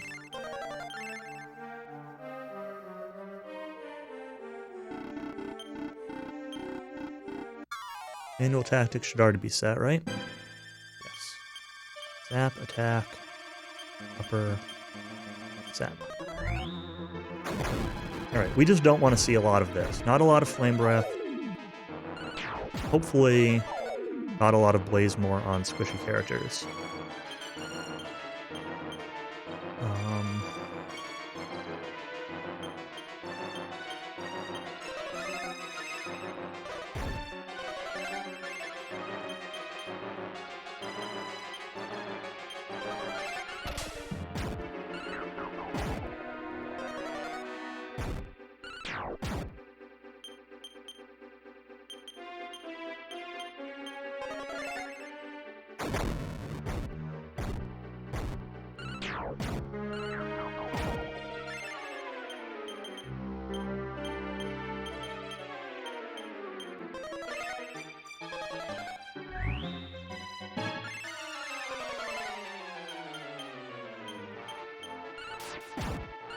Final boss, first boss. It's not really either of those things, but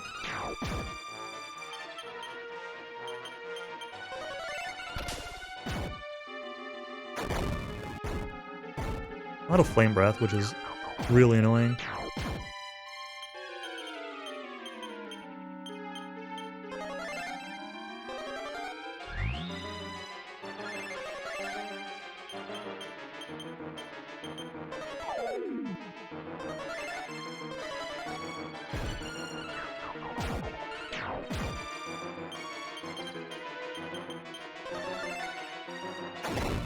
More Flame Breath.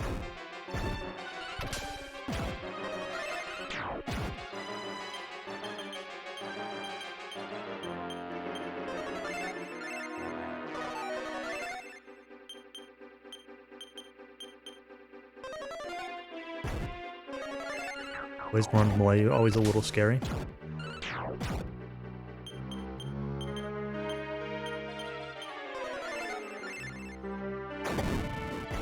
Chill, dude.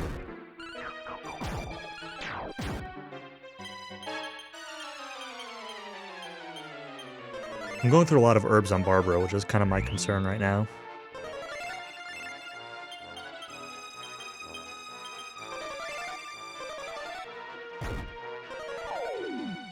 I'm gonna have to actually switch to healing with Hero a little bit more.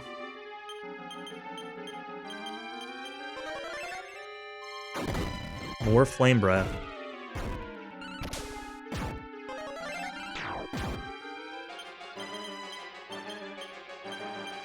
Last herb with Barbara.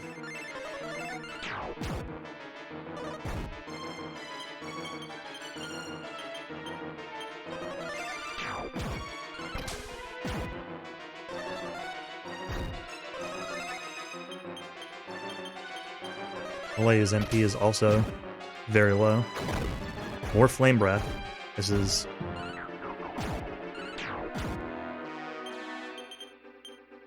now sketchy.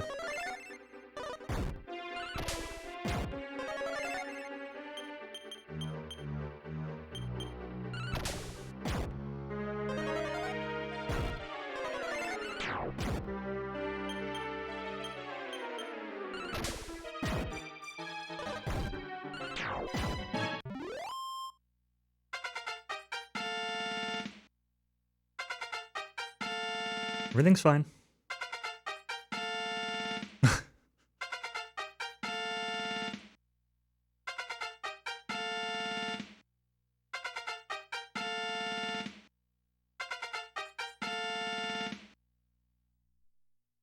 Malayu does have magic water, which I could have used.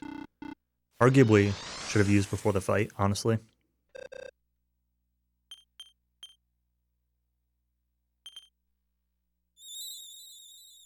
I'll need to use it after the fight anyway here. To, be able to cast outside, which is a really silly reason to have to use a magic water, but...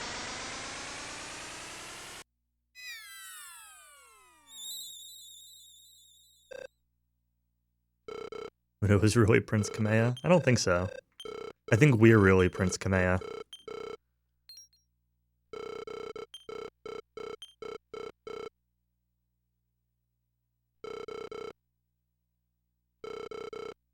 Please no. I mean, the hero is really the prince, so...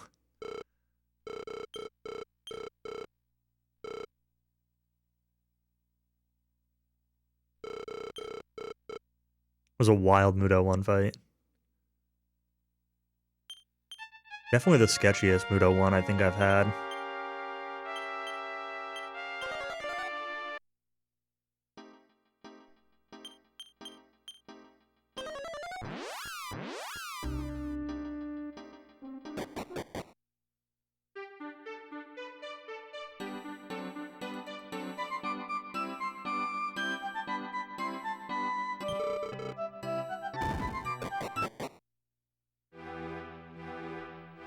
I've definitely run out of herbs on Barbara before a couple times. But it's always been closer to the end. And this was the first time I had to do significant healing with the hero during that fight.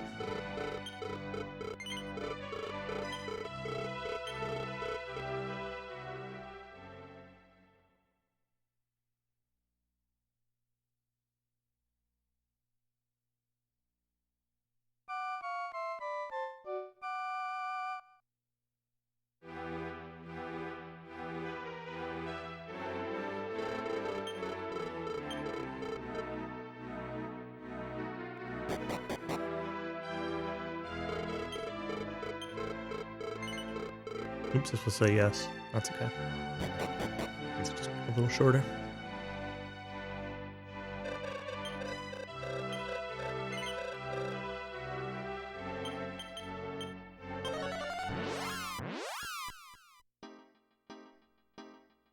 Alright, back to the hole in the ground. Thankfully this game gives you quite a few story heals. So there really aren't many cases where we need to be taking the inn manually, which is really nice.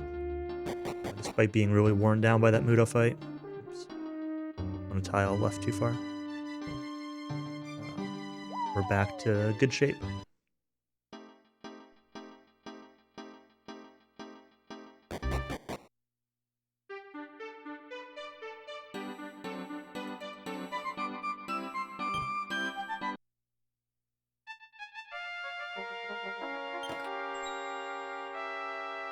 I'm gonna grab Tiny Metal number 7 and begin the quest dialogue for this side quest for an extra 5,000 gold.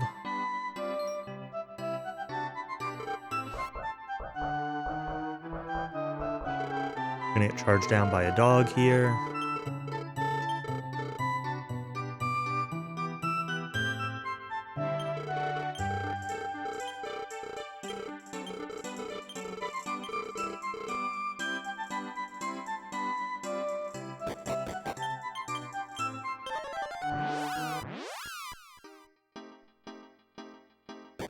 Do some menuing, gotta double check what I need to do here. Oh, first we need to get another Tiny Metal.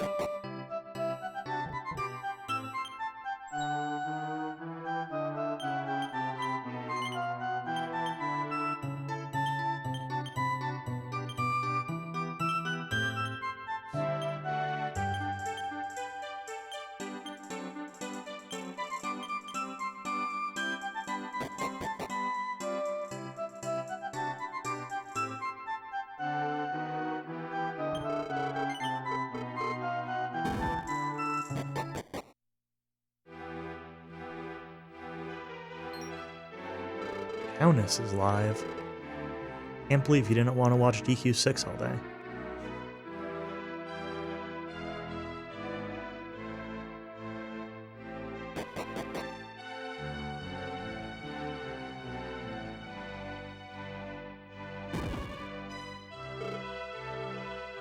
Traitor. Can't blame him.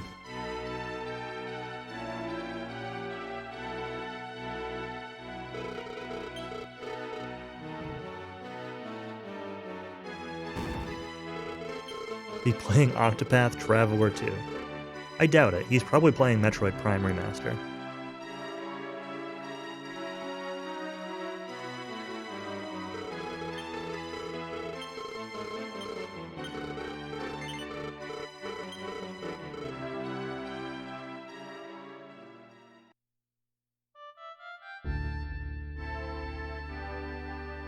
A wall of Octopath Traveler 2. My copy hasn't come in yet. I think it's supposed to come in today. I'm kind of debating if I want to, Oh, I saw you went live, so you were the traitor. Because I said I can't believe you don't want to watch DQ6 all day.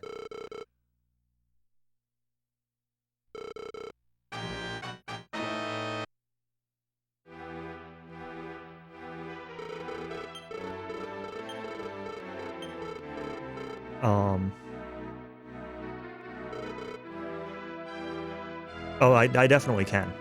It was, Keep that before I finish. That's probably true.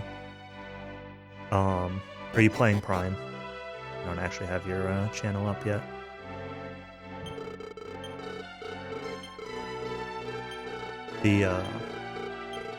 I played, like, all of the characters in Octopath, like, all of their first stories, and I got all the characters, I think. And I think that's where I stopped. I don't think I went into Arc 2 on anybody. So I'm debating if I want to, like, actually go back and play Octopath 1 before I play 2, or if I just want to try 2. Just went too far.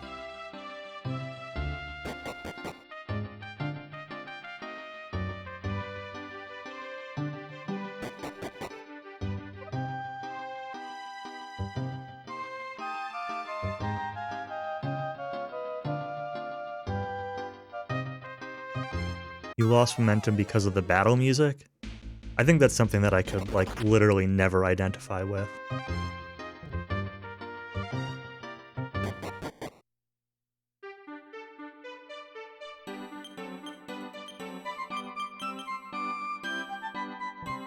This house.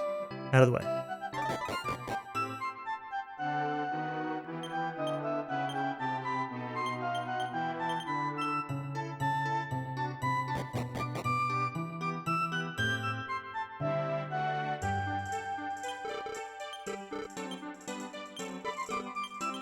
All of Barbara's stuff. Buy some iron armor for Hassan.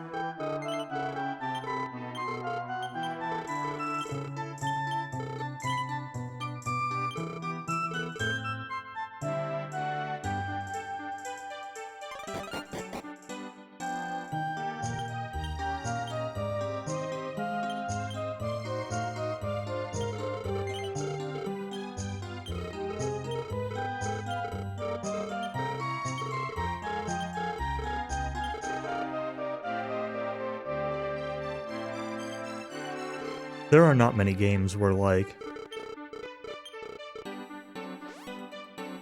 any specific music stands out enough to be, like, stuck in my head.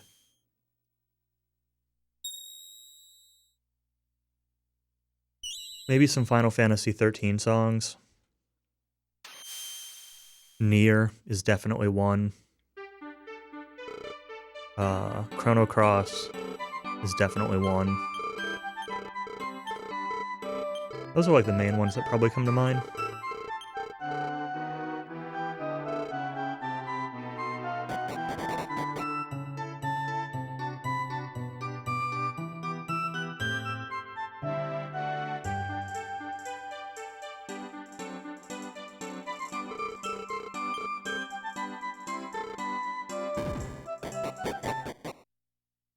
Alright, so here we're gonna get the boat, as well as our friend Chamorro.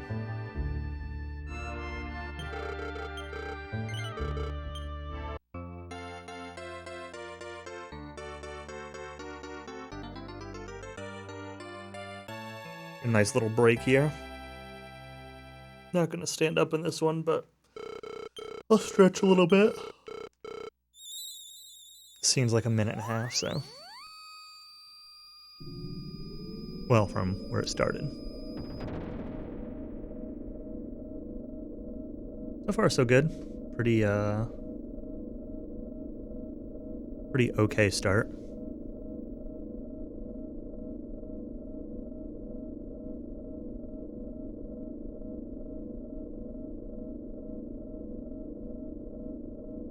Video game music in general, I mean, I talk about this a lot, but video game music in general to me is just tends to be very... like, the word that comes to mind is forgettable, but the actual word I mean, or phrase I mean, is context dependent. Video game music to me depends a lot on the context of where I'm playing it. Like, I associate it with the gameplay, or like, the sounds that are going on in a game. Like, I was talking about this with Cowie the other day. We were talking about the DQ9 boss music, and he was talking about all, like, the orchestra stabs, and then all what he thinks is boring stuff in between the orchestra stabs. And,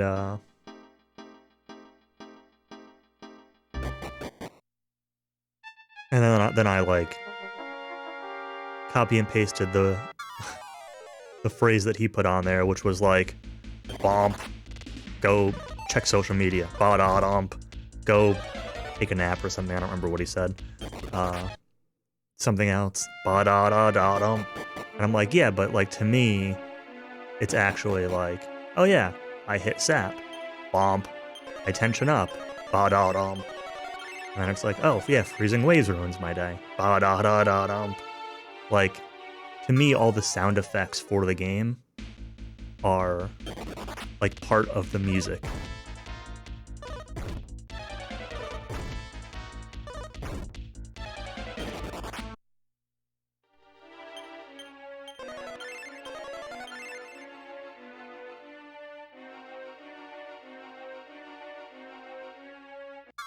Yeah, the emotion thing is definitely a thing, too.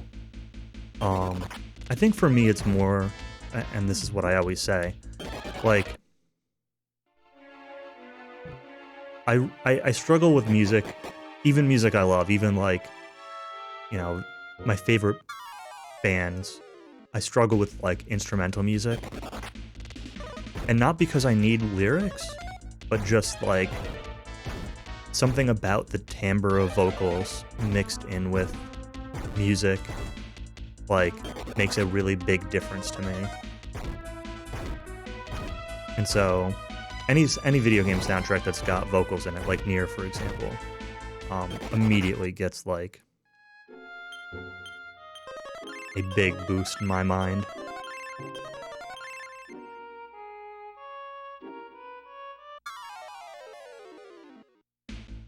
I need to actually look at my notes for how to get through here. Go up this way.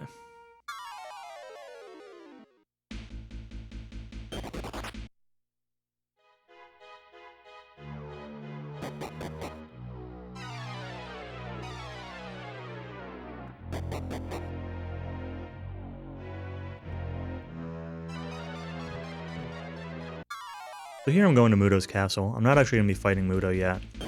These guys are scary. They have beat. But I need to dip into his castle for the Fire Claw, and an Iron Mask, and some money. There's beat. See him lay. There is a story revive at the end of this place, so...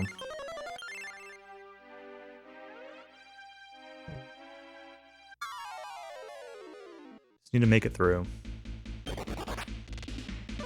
Error's favorite type of enemy here. We got Lance dudes.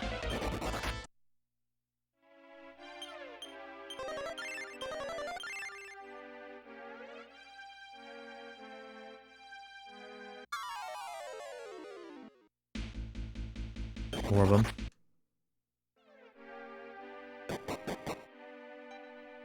Oh, Lancers in Phantasy Star 4. I don't think the Lancers in Phantasy Star 4 were ever, like, the worst enemy in a given area, though.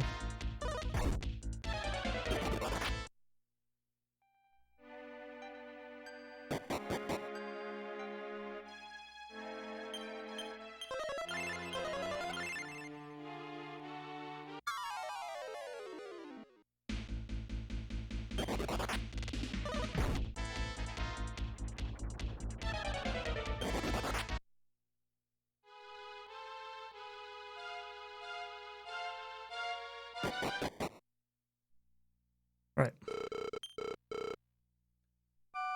Made it through the caves. Get our nice little story heal here.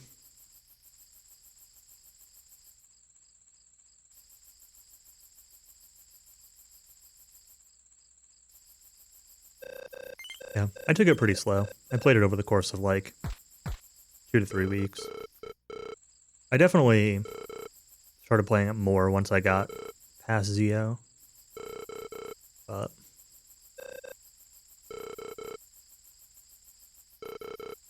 it was fun. I enjoyed it.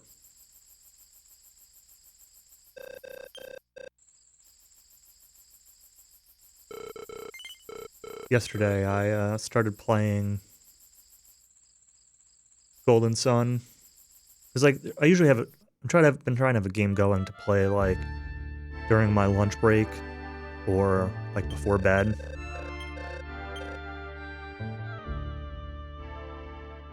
So I started playing Golden Sun. But then I found out my game didn't save. So I had to start over. So I'm still like, I basically just got through the beginning intro segment. Really just, 15, 20 minutes. All right, I'm going to stand up for a second. A little bit of a break here.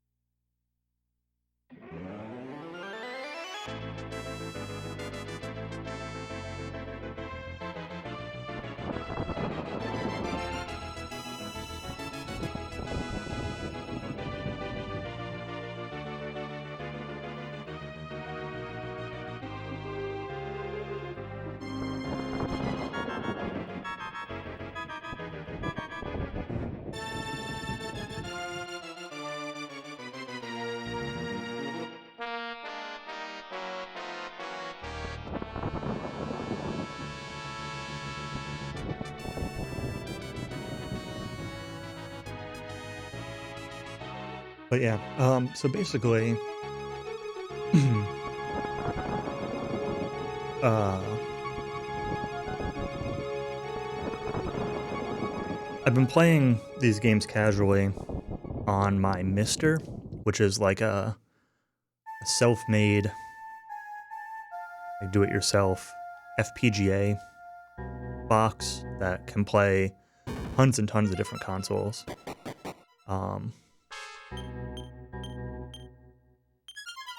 Oh, that's funny. Story heal doesn't cure poison.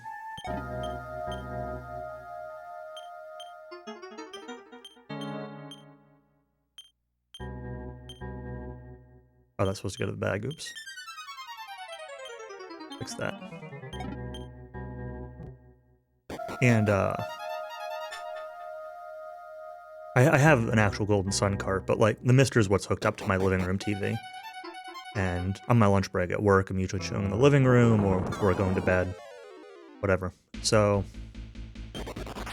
the Mister doesn't save.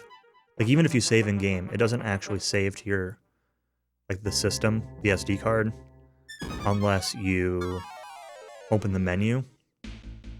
And you have to have it set to autosave, which it does not do by default. And so that's what happened, was I opened the menu and it didn't actually copy the,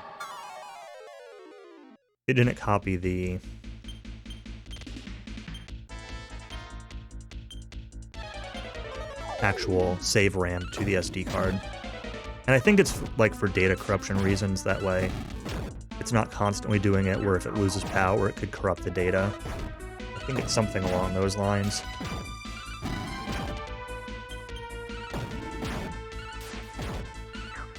Is why it doesn't just constantly write to the SD card.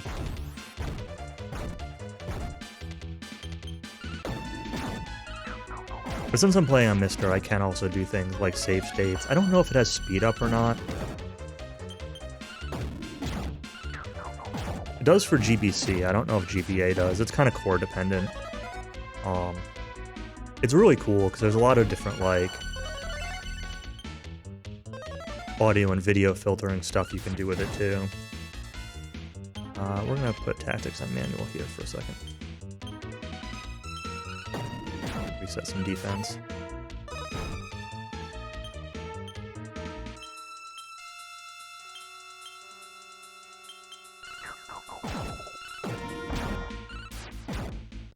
Like for Genesis, for example, like when playing Phantasy Star 4, the, there's a composite blend feature, which it makes everything look a little bit fuzzier, but it makes certain things, like the way the water looks, look blended rather than, you know, look like pixel emulator look. And there's definitely some effects, like in Phantasy Star 4, where you can tell it's designed for some of the blending that the original system would have done, or the original output would have done.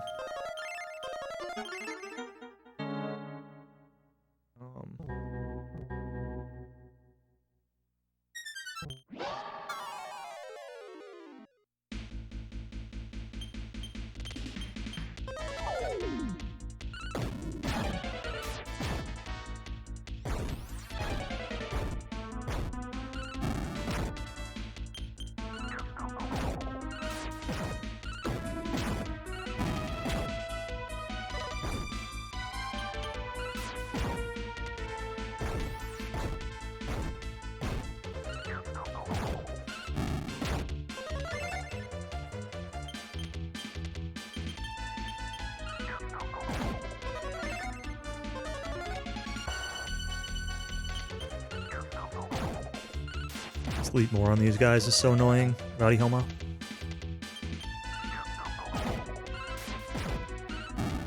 Fine, then we're gonna be death warping in a minute, so it doesn't really matter if I take a bunch of damage here.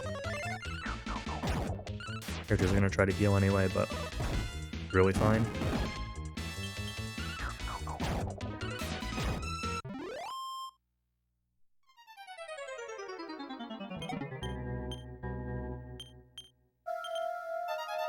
Agility Seed to Chamorro.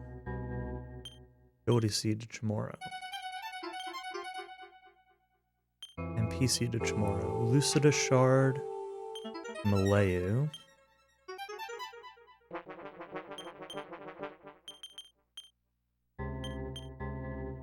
Roll big, Chamorro.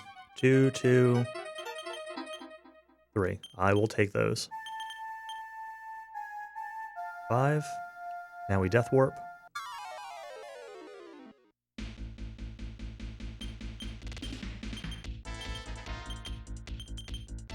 Oops. I just used the Gent Staff. That's funny.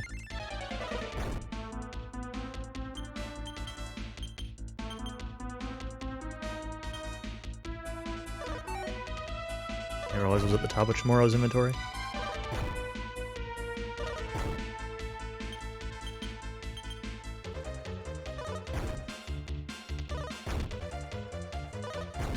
A good fight to Death Warp on, though.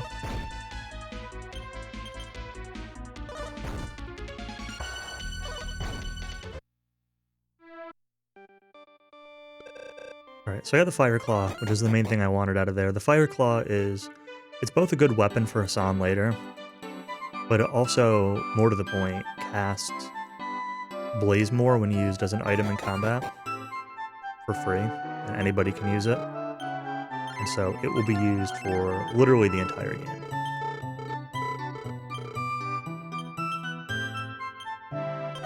Like, possibly even...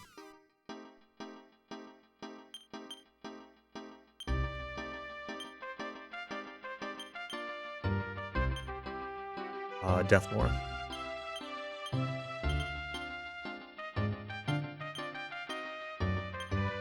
Trade around some items here.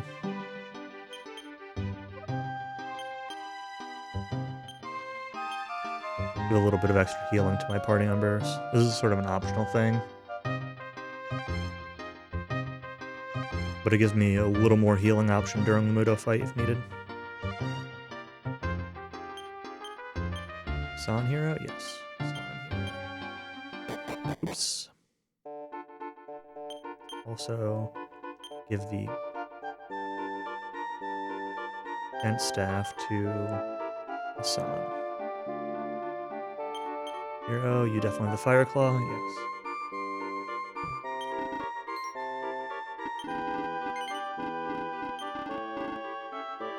Alright. Quick fight here against Big and Smock.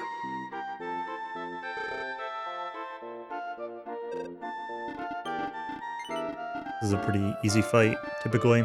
It's going to get us 5,000 gold for rescuing her. So we're going to go on to do your best tactics, and we're just going to spam Fire Claw. I might have switched off and heal if the hero takes too much damage.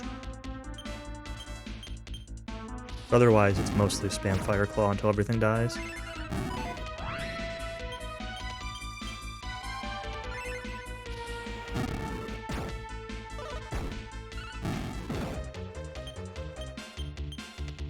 They are on, like, various rotations, but I kind of don't care about them. 33 HP is the line at which I'll need to heal the hero if he drops under there. Which, if he keeps getting focused like this... You know what, let's actually just do it.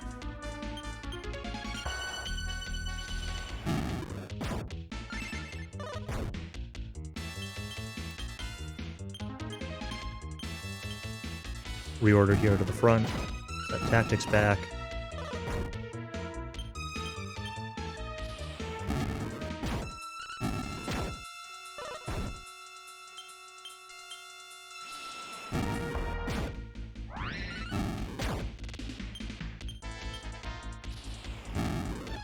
Be dead soon. Yep, there we go. Easy peasy. Oh, I didn't see what they dropped. I don't actually know what these guys can drop. Check my inventory.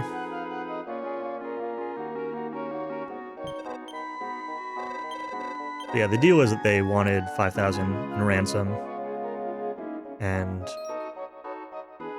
We tell the guy that we paid the ransom, and then he gives us 5,000 to make up for it. Even though we didn't, we just beat him up.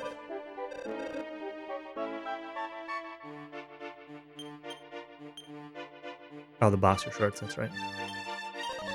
I didn't know they dropped that. I just don't have the drop in my notes.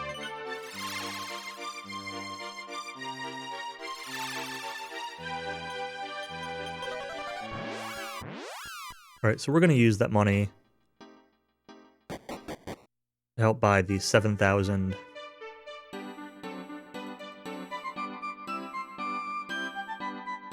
$7,000 spirit armor here.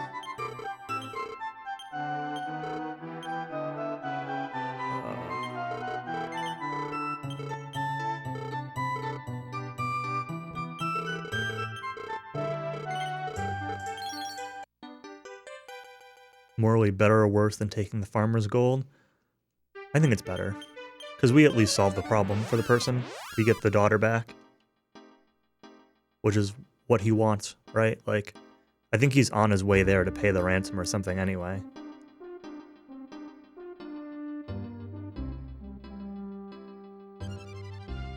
I could be wrong about that, but I think that's true. Regardless, we got the daughter back. Whereas you agree in DQ5 to do something and then just never do it.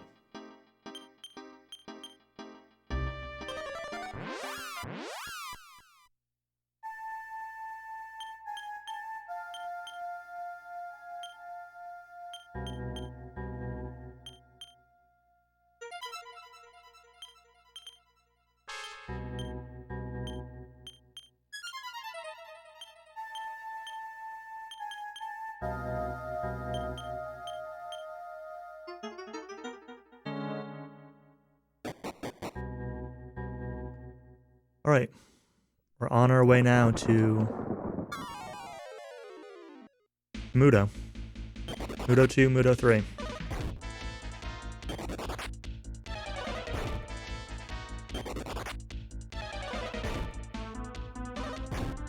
Unless we die on the way there.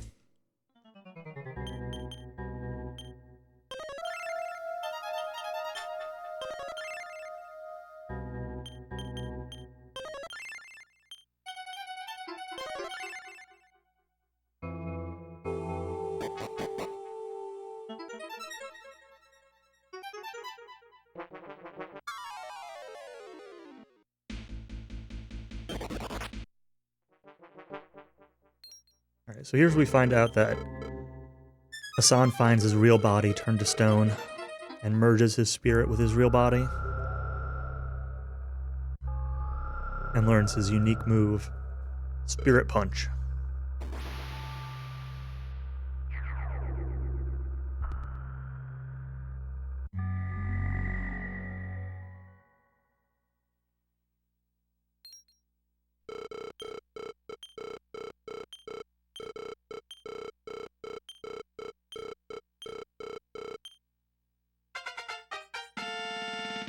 Saikenzuki.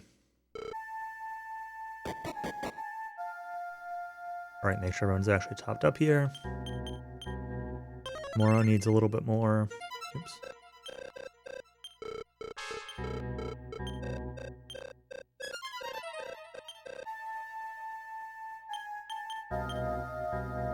Yep, everyone else is good.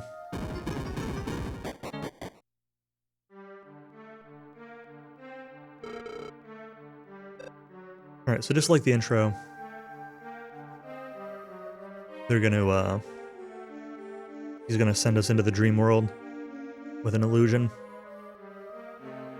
It's a little bit unclear. Like, at the beginning of the game, you clearly get sent to the dream world. But here, like, you use the raw mirror to dispel the illusion. But, like, how does this not dispel the entire dream world? If the dream world is just an illusion, I don't know. It raises some questions. But that's okay.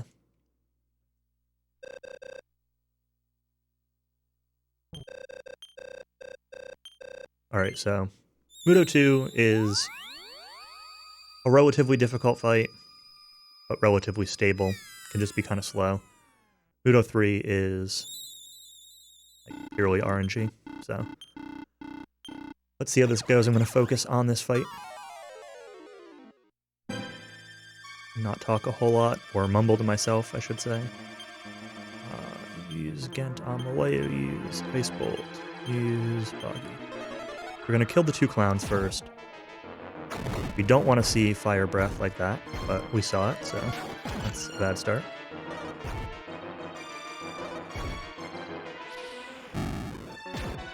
That's okay. Hero. Oh no. Use this on... Heal more on yourself.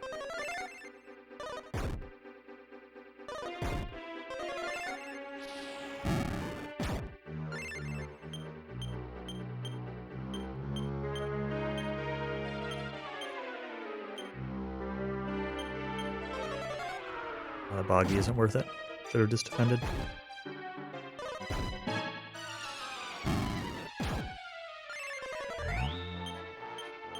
He's got regen, so 20 a turn. So if you're not doing, if he's not hurt, there's no reason to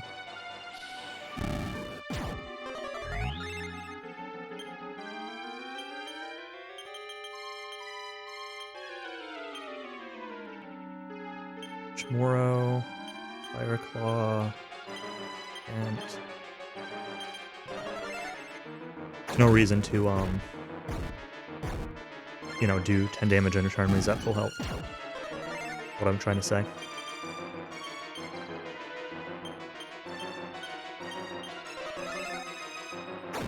Spamming Flame Breath a lot, which is not great.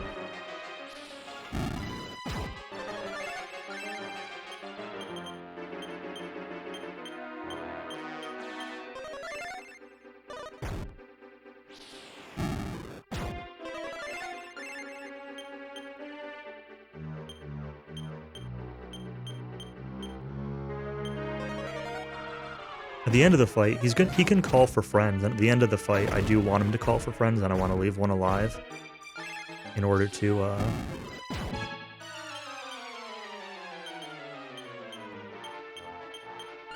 Oops. Moro's attacking. That's okay.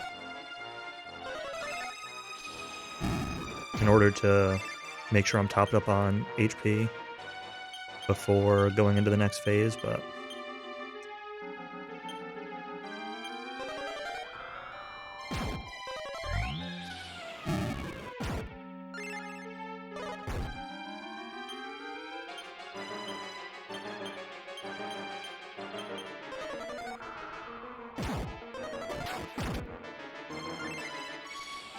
Clown.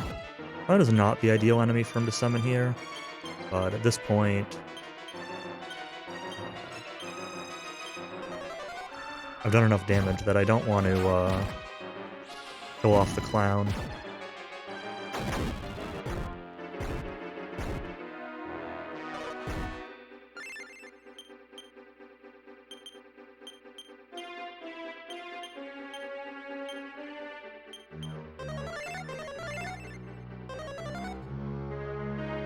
I need a defense reset. Okay, Mudo's down. That's good. You can just, we can do one Ice Bolt, I guess. You defend. You do your Ice Bolt. Defense reset.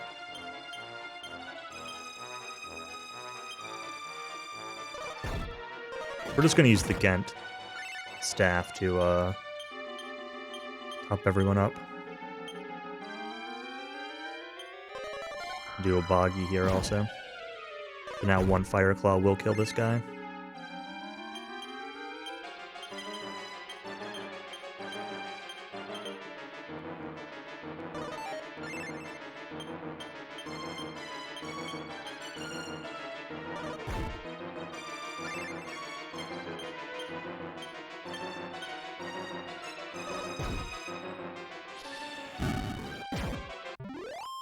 Alright, now for Mudo 3. Time for RNG. So this guy is on a 3-turn rotation. He can do Cold Breath or Physical. lightning or physical, blinding lights, or sleep. We want him to take, and 1 to 2 actions per turn.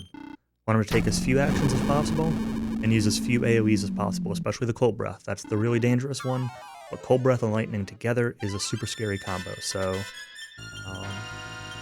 trying to see what happens here. Cold Breath, of course, that's what he starts with. And Lightning, wonderful. Worst possible start. San was also not at full HP.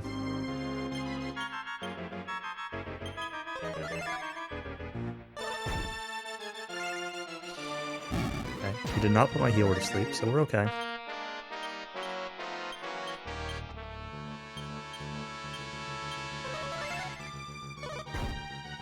Physical's good. Oh, hero's asleep. Okay. Here's awake. Still physicals, that's good.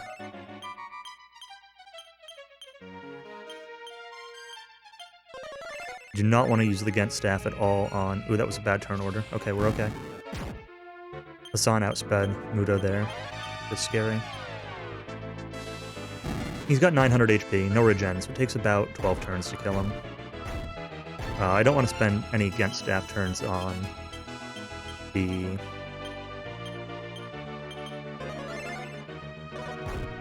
back 2 characters. If Malayu and Shimoro die, it's completely fine.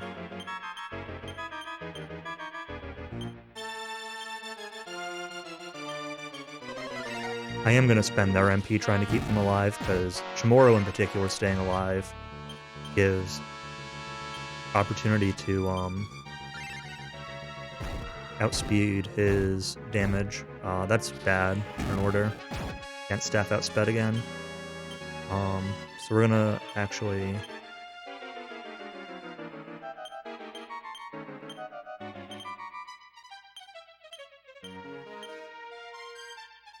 no, let's do it this way.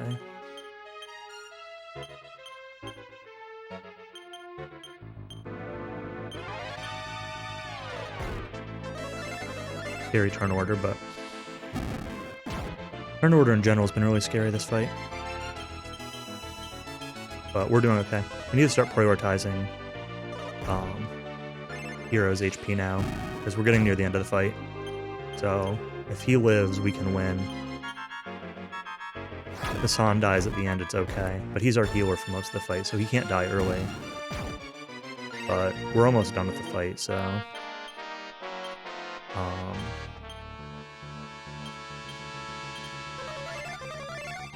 be, like, really safe. Hassan, I think, went to sleep there.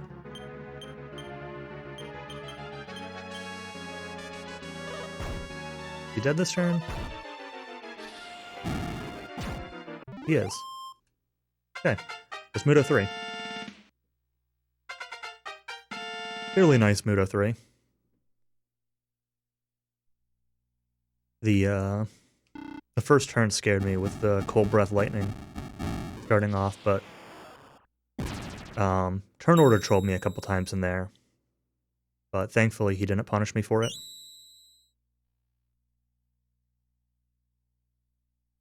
So it's all good. It is really garbage. It really kind of is.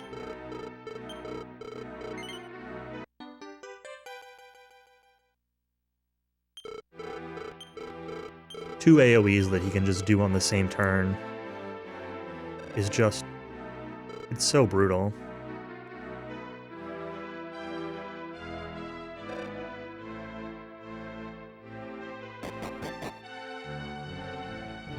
Because casually, he doesn't even really, like... it doesn't really give you that much more resources to do anything about it. Like...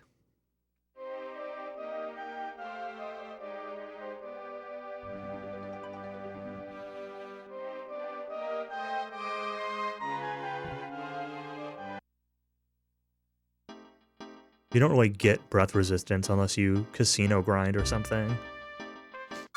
And more HP helps, but only to an extent.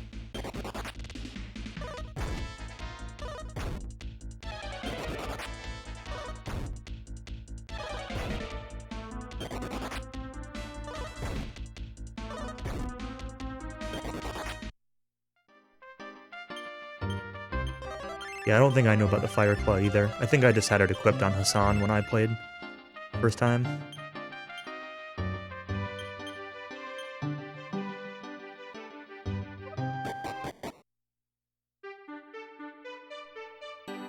Alright, so we're coming up here to do a little side quest for Amos to join us.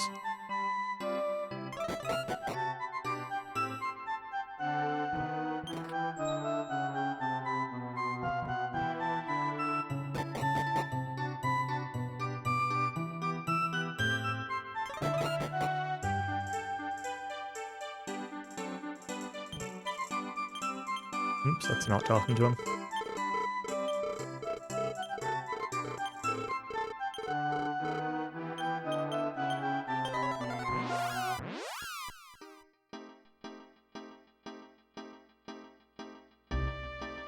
Basically, Amos is turning into a monster and terrorizing the town at night. And we need to, grab this herb that can cure him. This is sort of an optional side quest. He's an optional character that can join.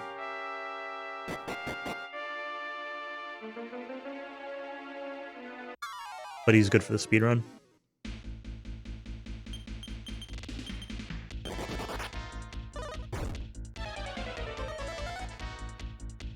Everyone went to sleep.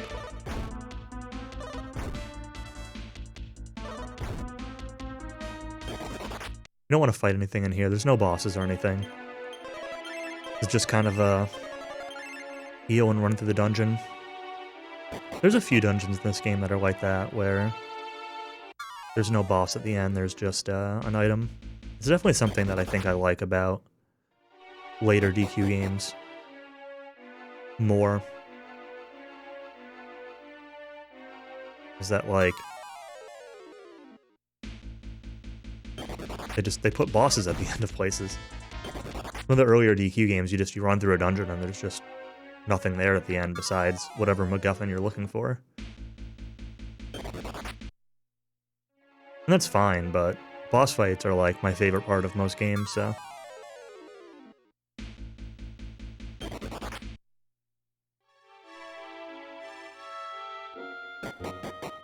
You know, if this were like Final Fantasy V, for example, the plant at the end that you get the seed from to cure Amos would be, you know, a boss that drops the plant, like the dragon grass.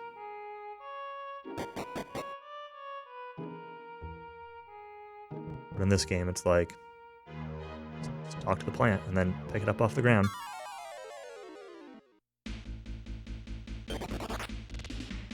I guess maybe it makes sense because it's optional.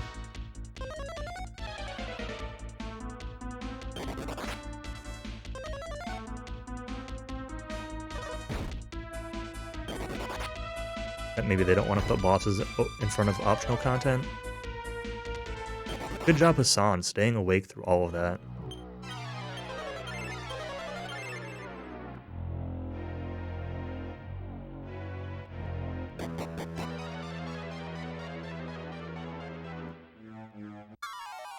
Where am I going here? Yeah, this way, okay.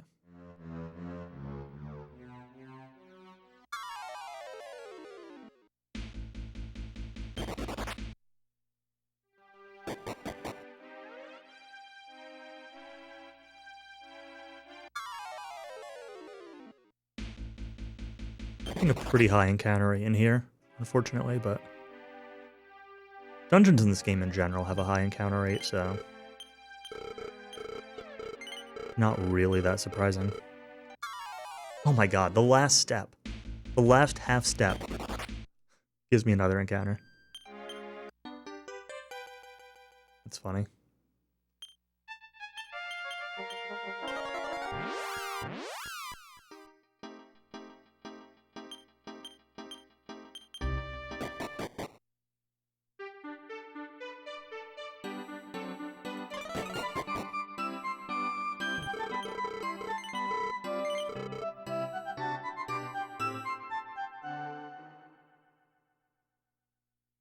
Alright, so this makes it nighttime. And we can see the monster that's attacking town. They don't want us to go out at night, but we can jump off the roof here.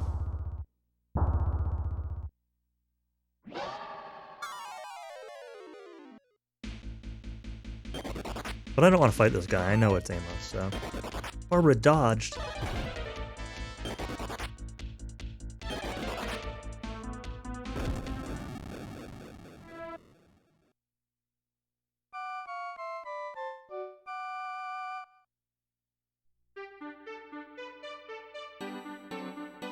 Alright, so since we have the herb or seed or whatever it is,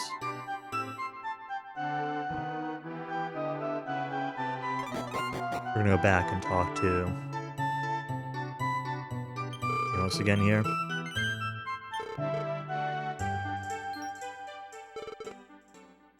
Feed him the herb.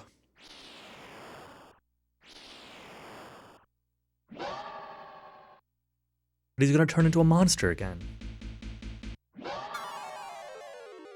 Oh, just kidding.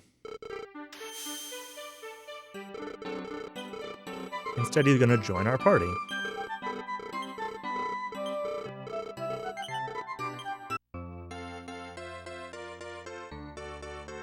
Alright, so now that we have our extra character, we're gonna go get some jobs and do some initial class grinding. The only class grinding of the run. But it's gonna be a few minutes of class grinding, so if there's a chat runs their errands section of the run, it's this one.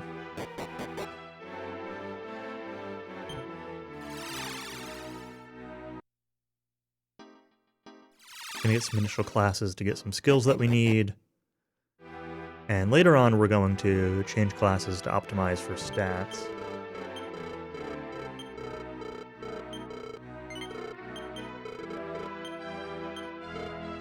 So Barbara's gonna become a jester. And that'll get her the whistle ability, which will just help speed up the grinding a little bit.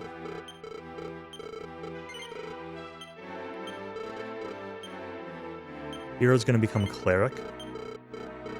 This is going to be to allow the upper ability, the upper spell. Hassan is also going to be a cleric. Same reason.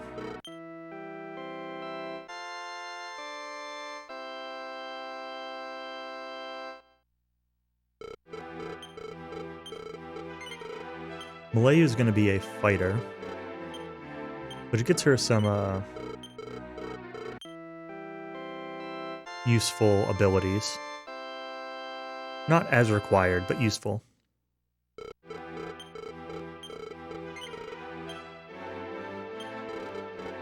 Chamorro is going to be a thief. This will get him the tiptoe ability later, which is going to be very useful.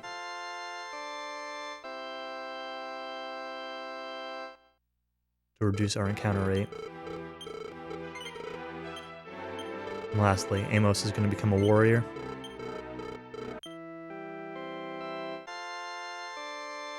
Learn some more good skills. Need to do some menuing here. Hero. Blade Boomerang goes to Amos. Spirit Armor. Amos.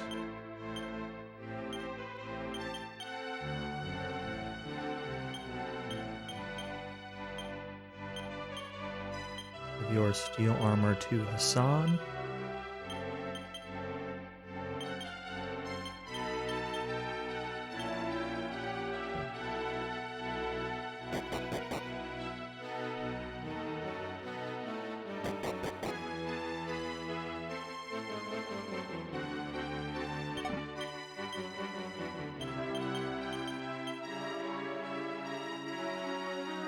Okay. Grab an NPC for Barbara. Even though Barbara doesn't really get any use here, she does have an important need for MP later on in the game.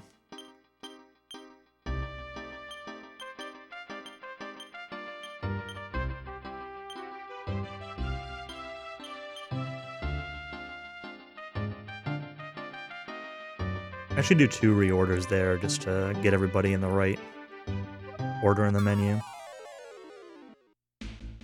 Alright, so now we're going to be class grinding, and I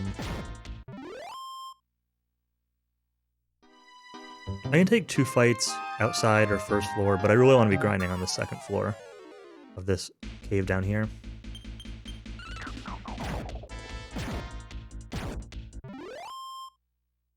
Because Amos doesn't get class XP from those fights up there. Joins at too high of a level. So this fight here I'm going to run from, for example. Although it's a bunch of slimes.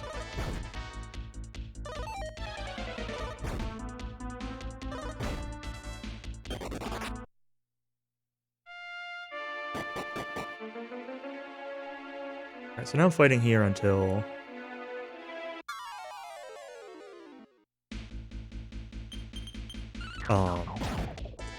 Hero and Hassan learn upper, which should be after 36 battles in total.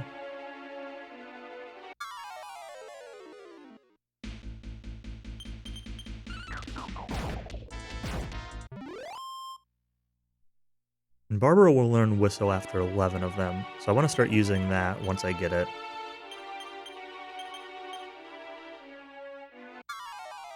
Defense seed here for Hassan. May as well pick up some stuff in these chests while we're grinding, right?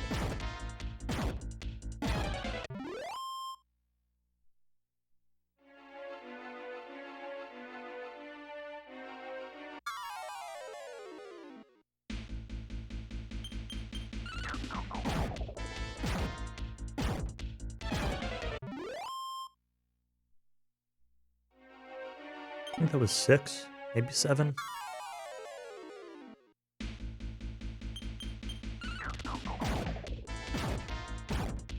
Yeah, I'm going to be getting 36 encounters, doing another class change, doing 1 encounter, and then doing another class change for another 24 encounters-ish. So...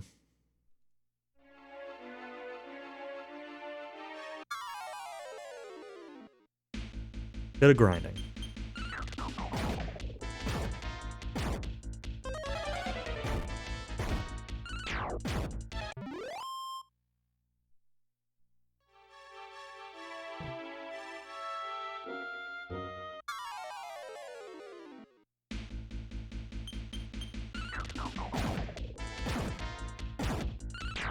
This is 9.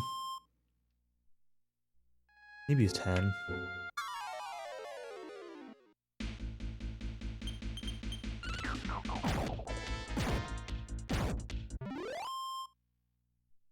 That should be 10. So this next one should be encounter 11, which is where Barbara should learn Whistle.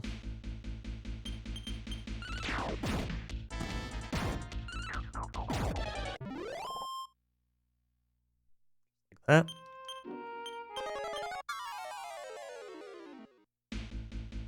Now it just means that we don't need to walk around to force encounters, we can just whistle.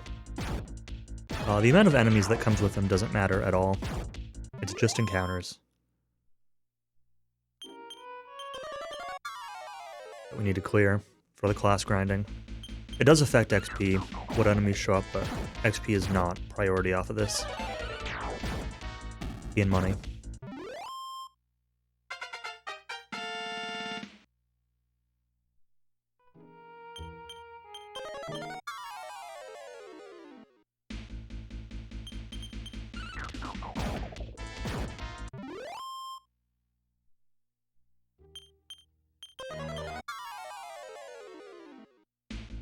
And I do actually want to be a little careful. Well, not careful, but I need to pay attention. If I get too much XP, then I can end up out-leveling grinding areas. And I don't think... I've got a little more XP than normal because of that metal slime, and when I got that metal slime. But I don't think I'm at risk of over-leveling stuff.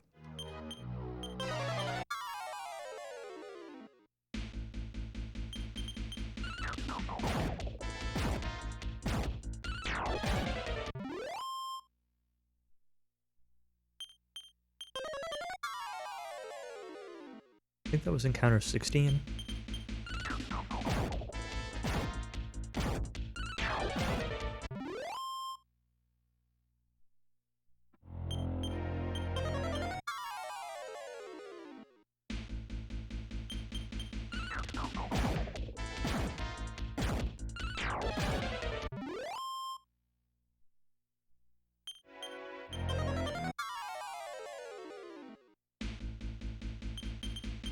About halfway through this initial part of the skill grind.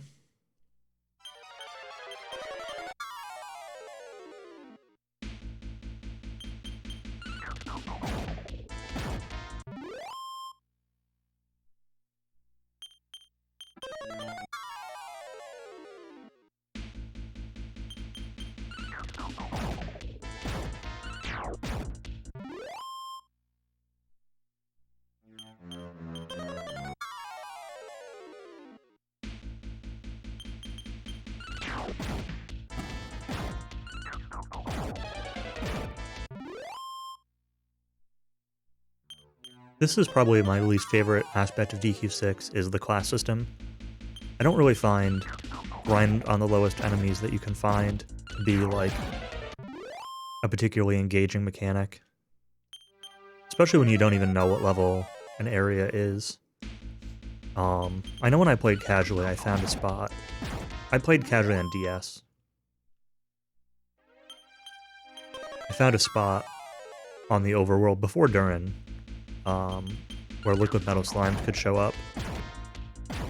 And I remember grinding there to get some liquid metal slimes along with the class skills. And it was just like really time consuming because of it. I didn't find the lowest things I could find. I was grinding on stuff that was closer to level appropriate.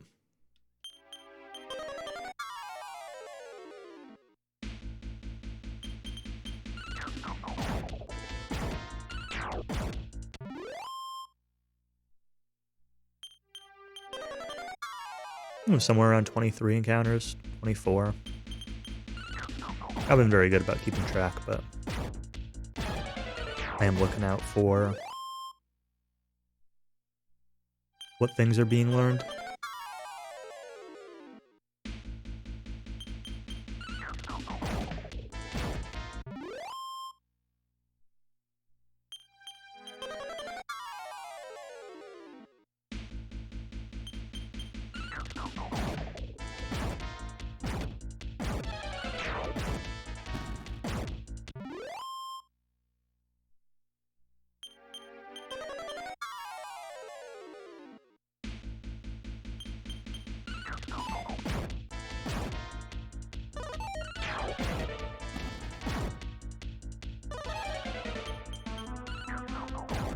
Alright, about 10 more encounters to go for this first part.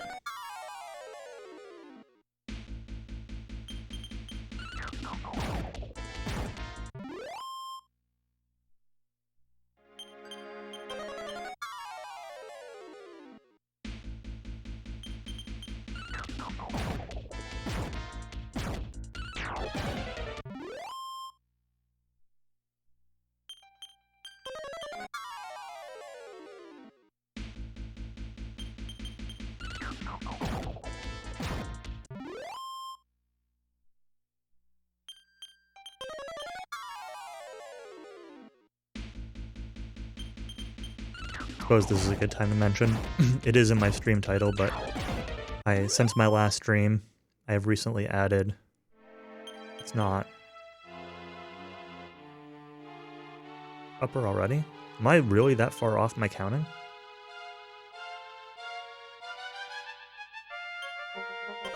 Okay.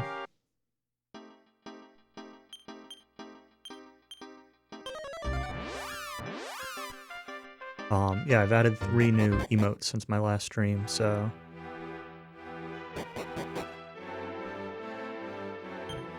Got a study emote, a lurk emote, and a washed up emote.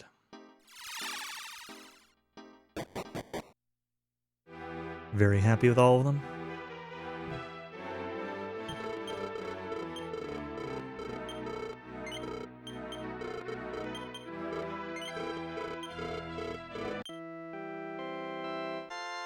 Am I really off by like 6 encounters?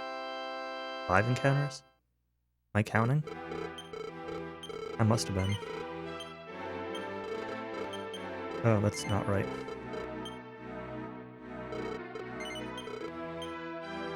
Hero.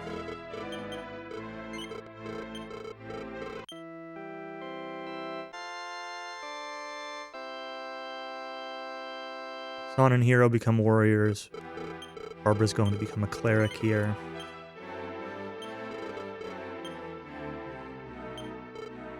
What do you? And then Malayo's going to take Mage. Malayo is going to take one single fight as Mage.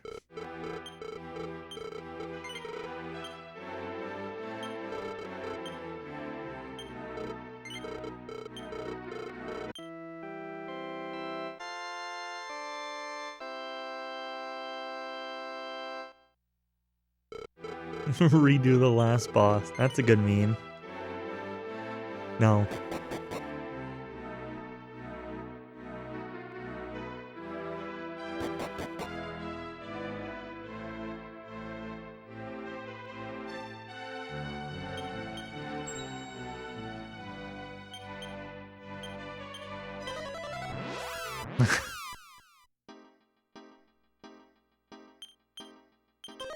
Alright, we take one fight out here.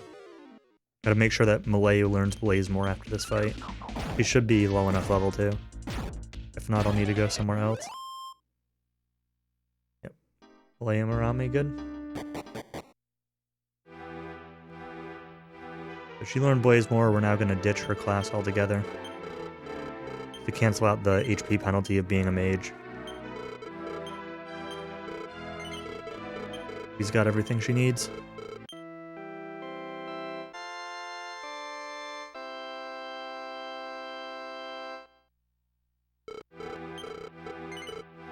I want to double check something on her real quick. Yep.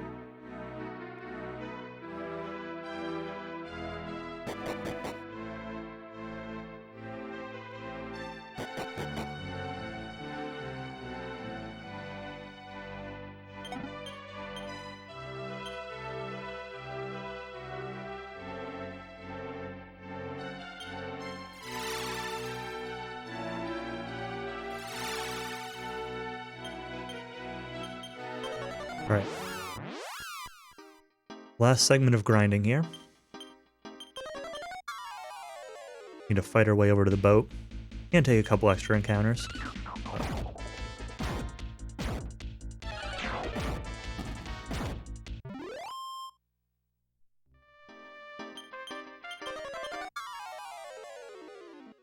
Looking for, I think 24 total encounters is the number.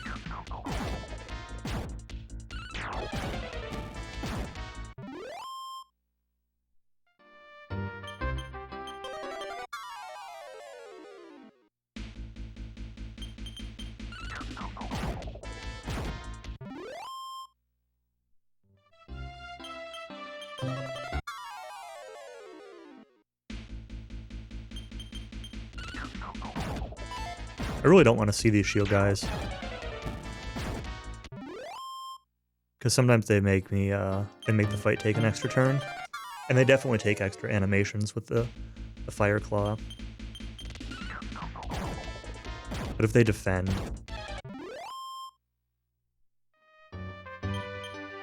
they can slow things down. And of course they're showing up in every single fight here.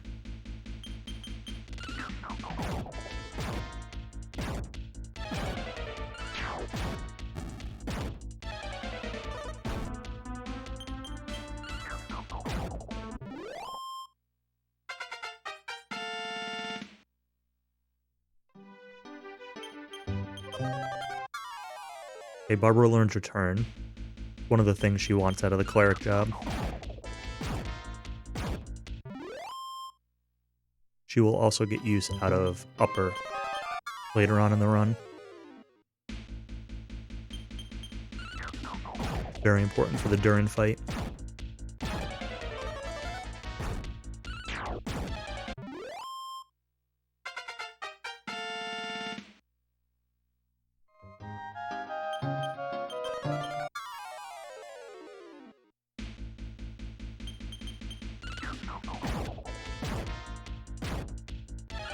Barbara learns Sia. Yep. She gets a lot of use out of return. She's the best return caster for most of the game, because her MP basically never matters. I think she also gets outside at some point, which is occasionally useful if Malayu dies.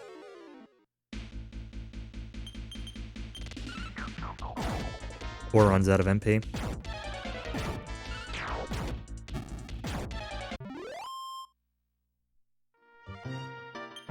I am looking here for, still a few steps away, but the goal is Barbara learning Boggy, and then 7 encounters after that is kind of the count that we're looking for.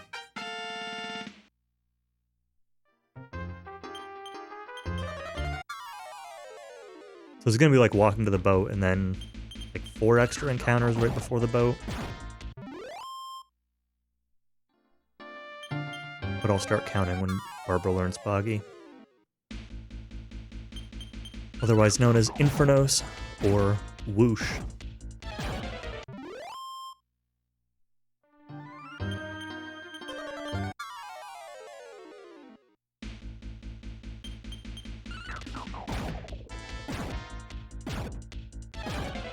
Or Gale, yep.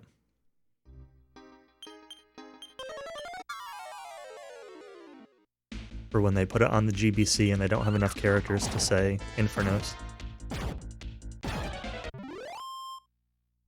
Maybe they do. And just called it something else anyway.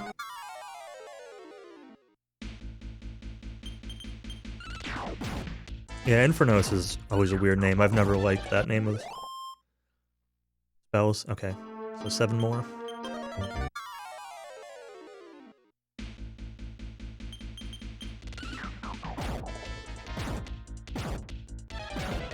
Why is the Bolt Staff Firebane? Probably because the only electric spells are the zap spells later on. They probably didn't want to introduce that at that point. I don't know. I don't actually know 100% what the exact translation is. Thunderstaff? I think it's Thunderstaff.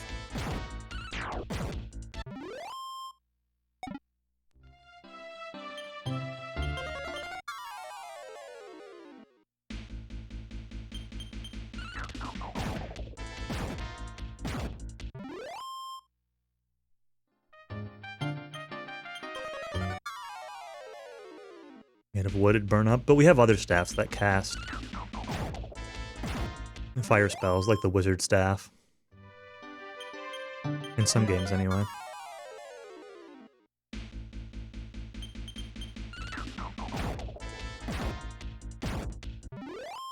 Okay, I was actually not counting encounters like I thought I was, so I'm gonna take a couple extra here. I need to take at least 2 more after this, 3 more after this, so I'm gonna take 4. Well, this one plus 3. And I may have 1 extra encounter, but that's okay. 1 extra encounter is not gonna hurt anything. It's gonna waste time.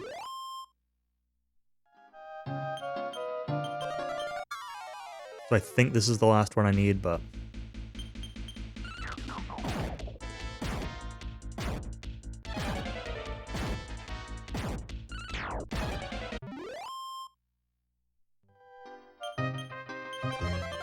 for luck.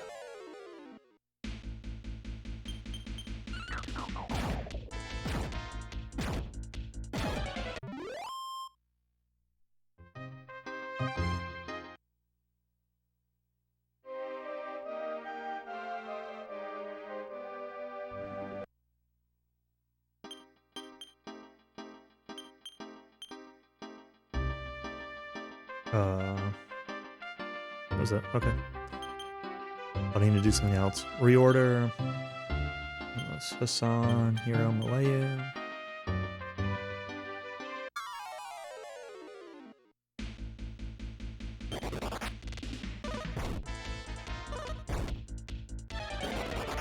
I should have waited till I was closer to town.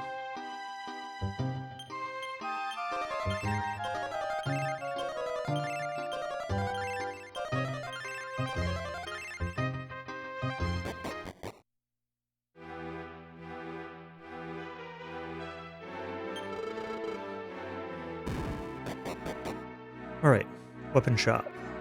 I'm gonna sell that blade boomerang. Served us well.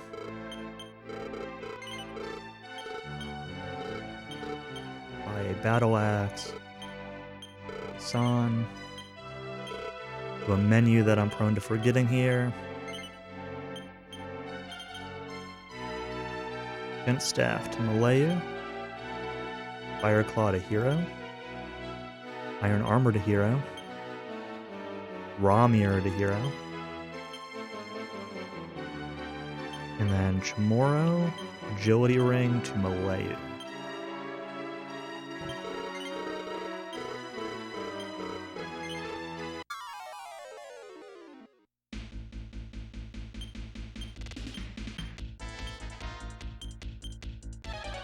Snap and upper.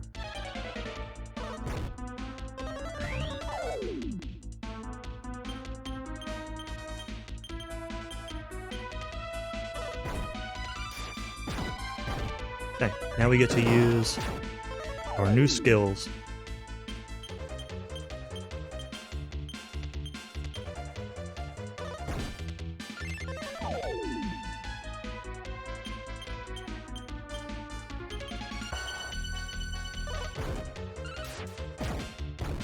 Which is going to be heavily this build-up lunge combo and build-up spirit punch. Oops.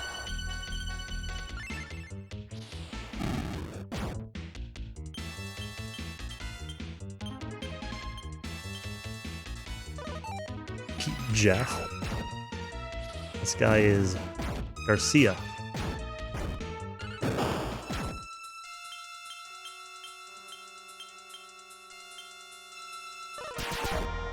I love the critical hit sound that ends up just doing nothing. Oh, that one did something. Scores a critical hit. It is dodging. Alright, so we got 3 guards here that we need to, or 3 fights that we need to beat in order to,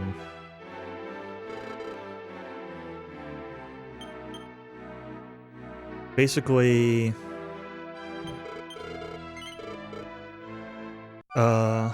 there's some monsters blocking the cave from here to the next town. And so in order to be allowed to hunt down the monster, before they let us do that, they want us to prove that we're strong enough. We gotta kind of fight our way through here. And then they'll give us a giant coffin to capture the monsters in.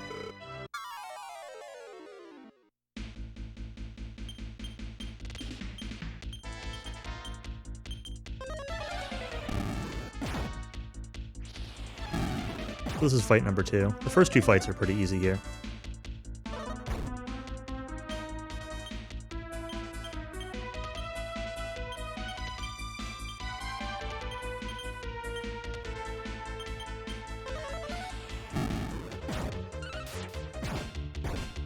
Pay attention to who he buy kills. Himself, okay.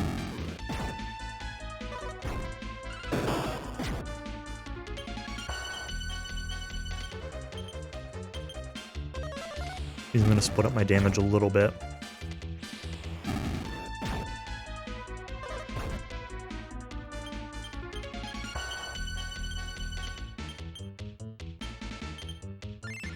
The wrong person, but that's okay.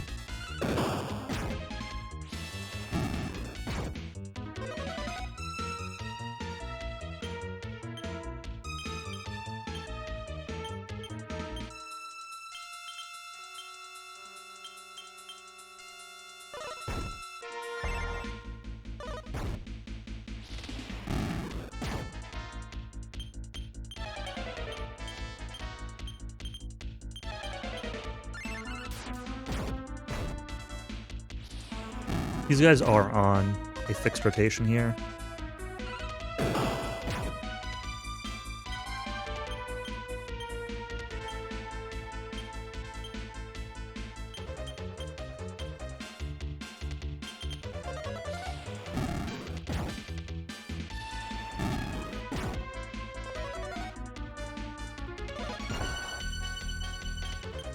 Basically just made this guy waste his turn by killing somebody who was about to die.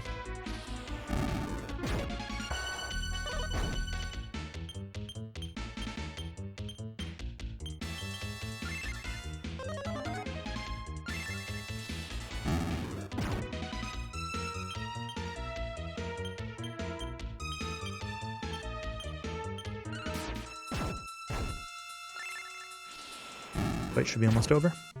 There we go. Easy peasy. Now, what I need to remember to do here is give the Gent staff to Hassan. Hassan is going to be our healer in the next fight. More to the point, Malayu is probably going to die in the next fight.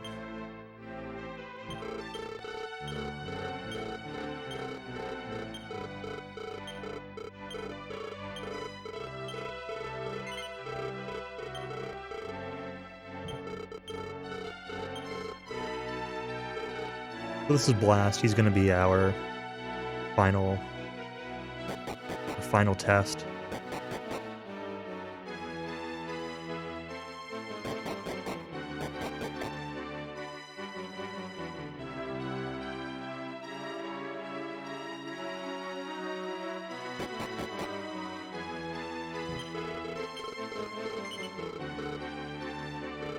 He does a lot of physical damage, so we need to make sure that we're getting all buffed up.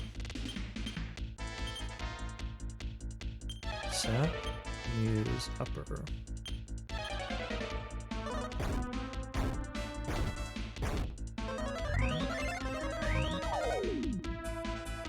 Failed, okay.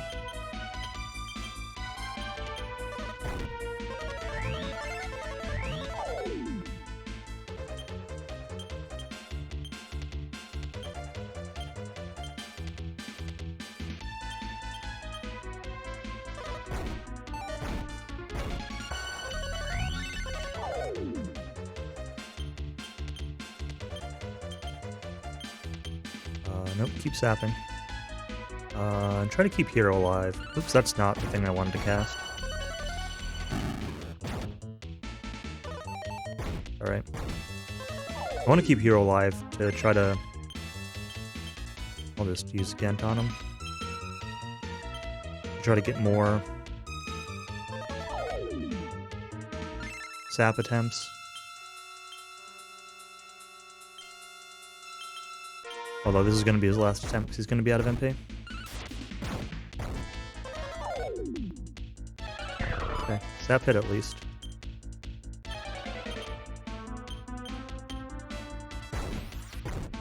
Now just kind of let Hero and Malayu die.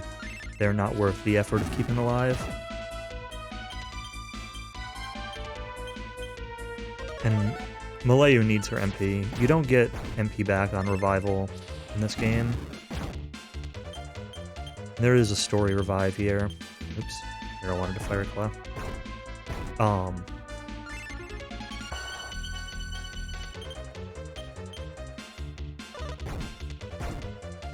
I could actually probably try to keep Hero alive.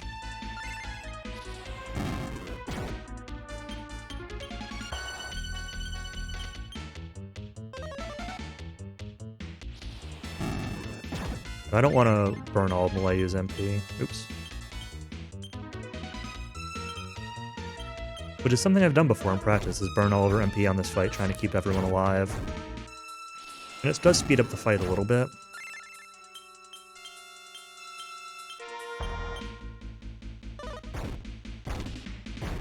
Oh, see you here.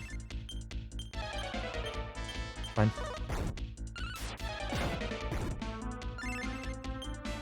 But then I run into a case where, like, I don't have MP for outside, or...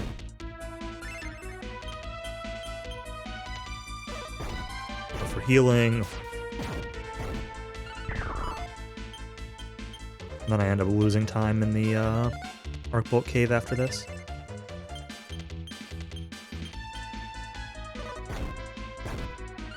Should be almost done. Do one more lunge here.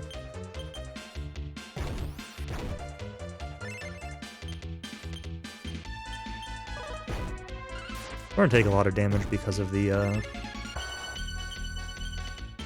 all the defense that he's casting. But hopefully this one kills, because that last one I thought was going to and didn't. No, still not dead. Oh, it's probably because I only landed one sap and then ran out of MP.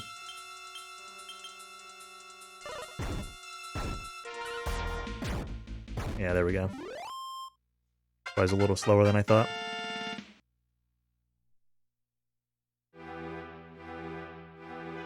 Alright, so that was Blast. Pretty easy. A little slow. Sap Resist will do that. There's a few fights in this game where Sap is pretty decently resistant, and they can vary a lot based on how well it lands. Yeah, all my characters got revived at the end of the fight, but no in or anything, just HP restore. And if I know that I used a lot of MP, I can actually take an in real quick before going on to the next cave, but there's no real reason to.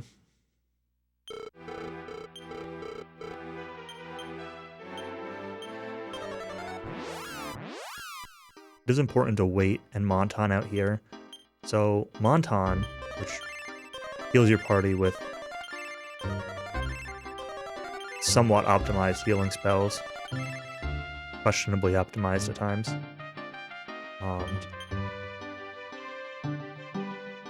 Wait. I learned Tiptoe early. I took an extra. Fight. Yeah, so Monton will not use your... If you're in like a place where the wagon isn't obviously available, like here, you can use wagon party spells, but Monton won't do it. So...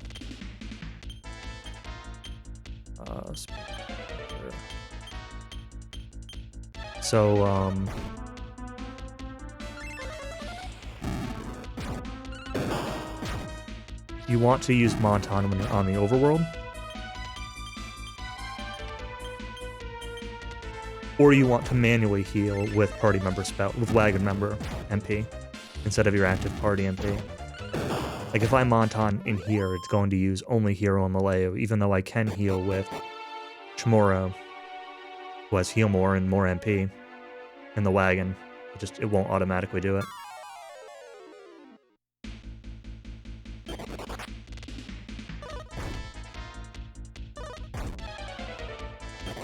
Doku. Purple Maria knows that word.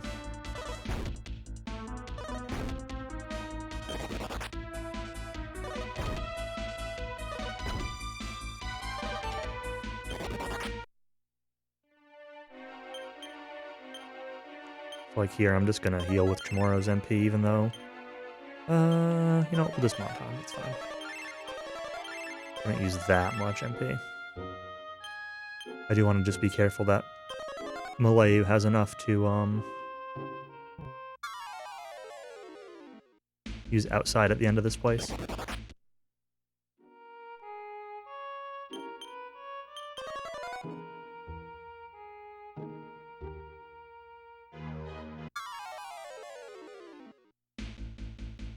It's not a huge deal if she doesn't. We can just walk out, but...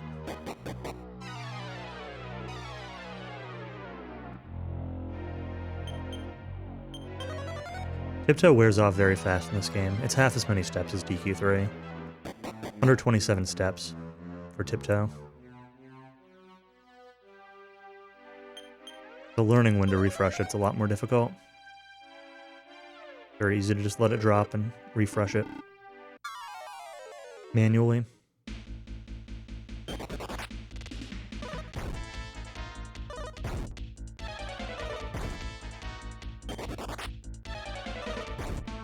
And did you know that this cave is actually in Canada? We have our favorite Canadian, Asterisk. I love all Canadians. They're all great. If there are more Canadians, I'm not actually playing favorites. Northrex. Right here. Befriend the Battle Rex. A really cool animated fight. The same kind of style they use for Ortega in DQ3 SFC.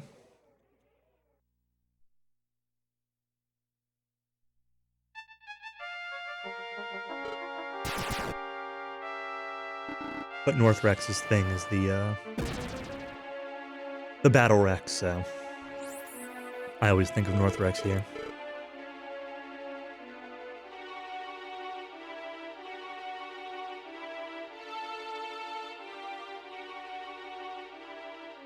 Alright, so now that we get there, and the idea was that we were trying to capture that monster and bring it back to clear the cave. But Terry beat us to the punch. Terry has already cleared out the monster, and he will get the reward. They're offering a Thunderbolt sword as a reward for clearing out the cave. Sadly, it goes to Terry.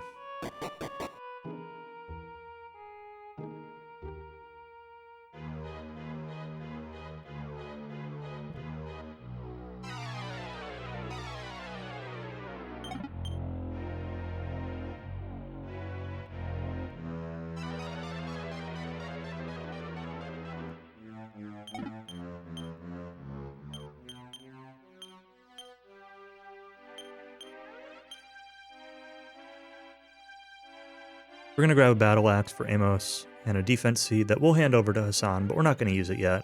It's going to stay in our inventory for a while for some inventory management. Let the guards know that all the monsters are clear. Turn back our large coffin. Head back to Arc Bolt.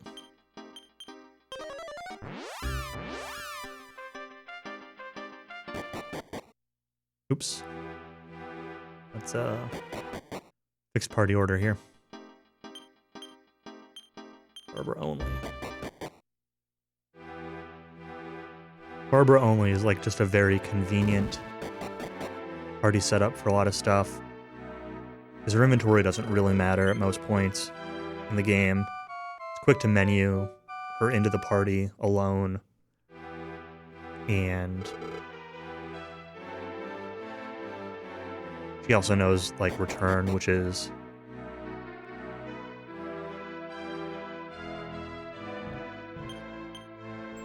quicker to menu when she's in the front.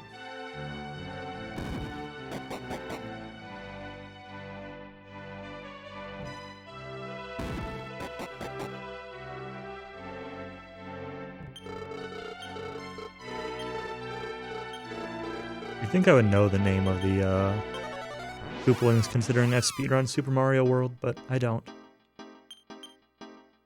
It was probably Morton or something.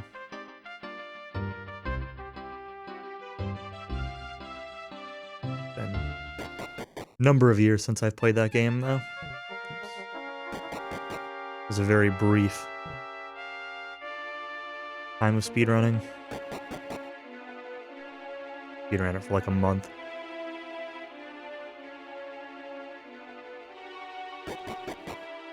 Never really got that good at it. Just did No Star World. Not even No Cape No Star World, just regular No Star World.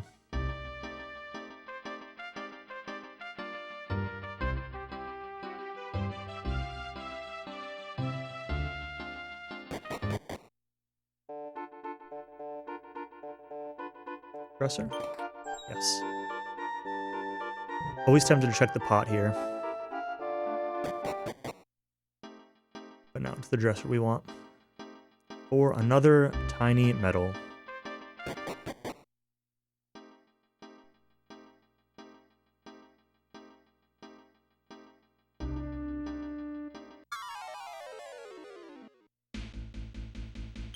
SMB3.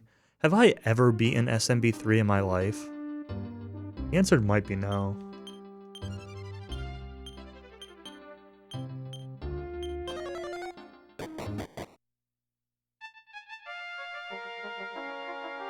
Well, I played it a lot as a kid, and I remember getting to World 8, but I don't know if I ever actually beat it.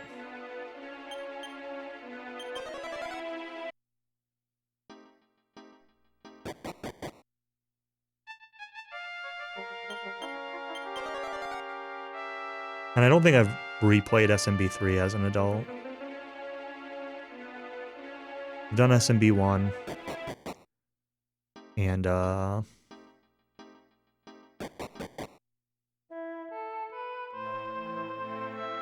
remember doing SMB2 on emulator in like college or something. But I don't know if they've ever actually beaten SMB3. I feel like I had to have once. But I'm not actually convinced of that.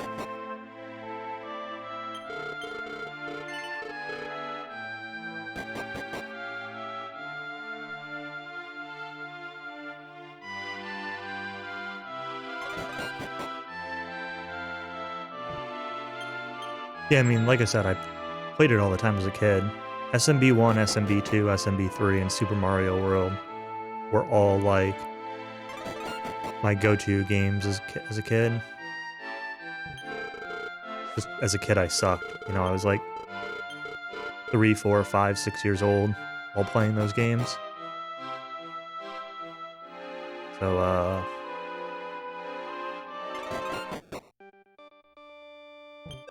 they were hard at that age.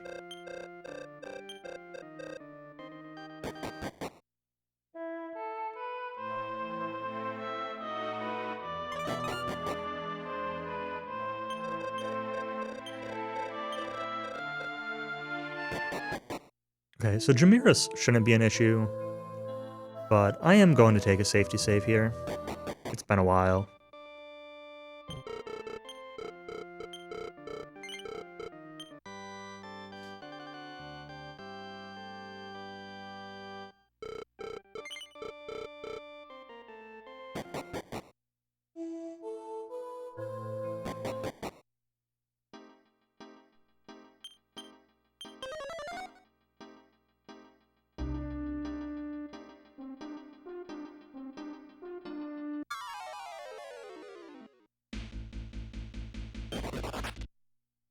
That's the first time I've gotten an encounter walking to the floating island. Oh, maybe not. I guess I haven't done too many practices through this whole segment. I've done Jamiris a number of times, but usually most of the bosses I've been doing with save state practice.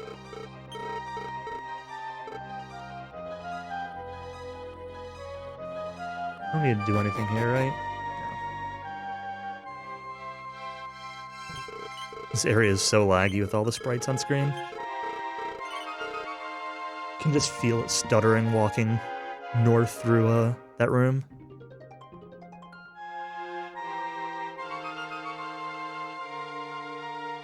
I probably should have actually used this as a chance to break. Oh well.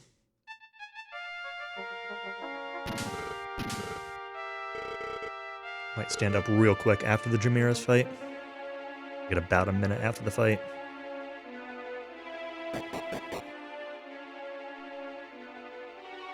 Turn 1. Genton Hero, upper, sap, upper.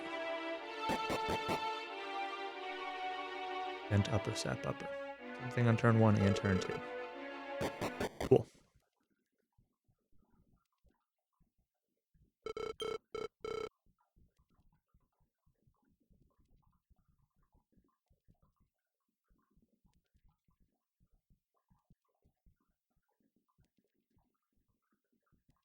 And hero, upper, sap, upper. Turn 1 really is like the thing to get right. Turn 1 and 2 are when all the boss fights in this game can go wrong, except for Deathmore. That can go wrong at any time, and Muda 3. Everything else, it's like, well, and Muda 2 even a little bit. But most fights in this game are like, as long as your turn 1, turn 2 setup go okay, the fight is free. Sometimes it's just a scramble. This fight, Jamiris can be a little bit trolly. He's got some strong abilities, and it's pretty variable. So, Gent, upper, sap, upper. That's an order, that's okay. Sap missed.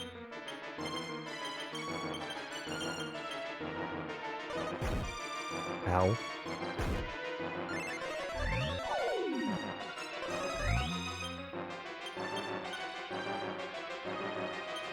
Build up.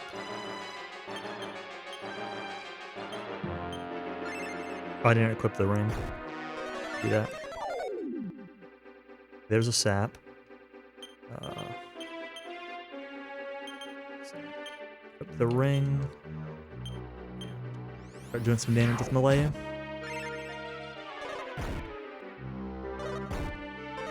Malaya dies, it's not a huge deal. It does speed up the fight having her alive, though.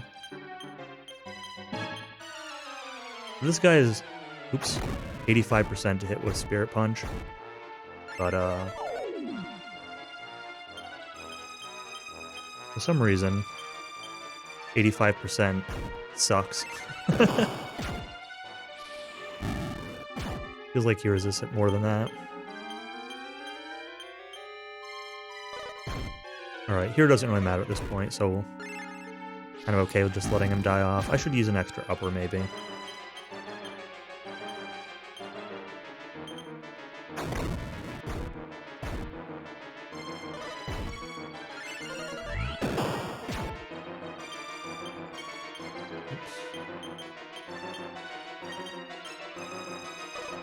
The last was NP.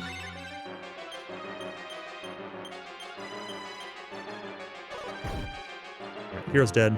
No problem.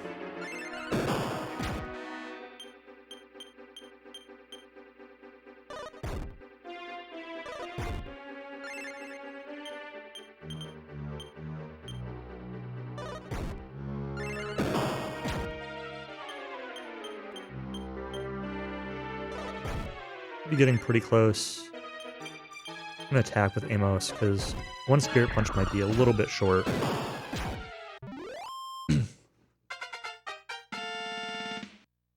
Alright, I'll be back in just a second.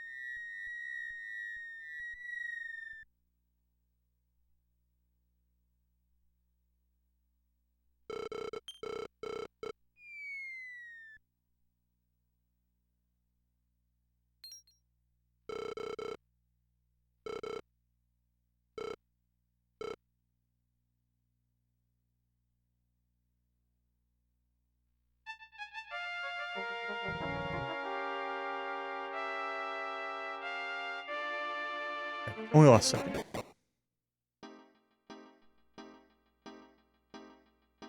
Back right in time.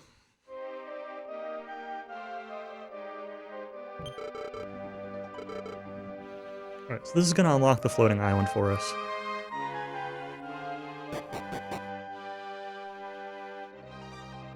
Back here and grab another mini medal.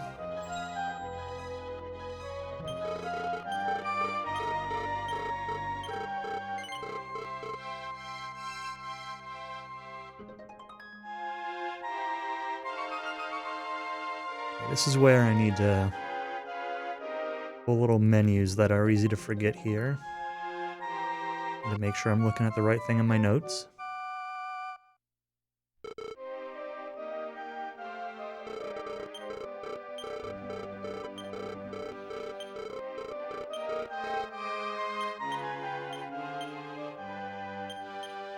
And staff to hero.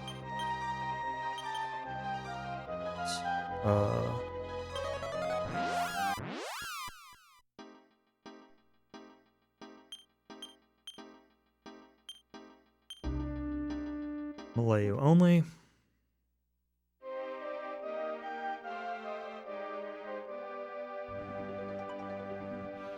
Right, now we're gonna go off to Holstock, which is where the trials are.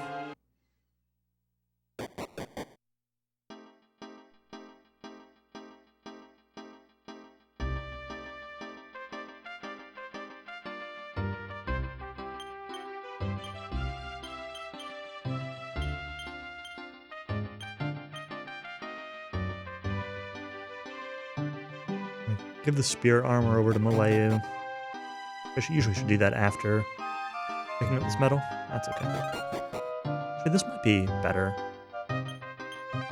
Doesn't matter. Tiny medal get.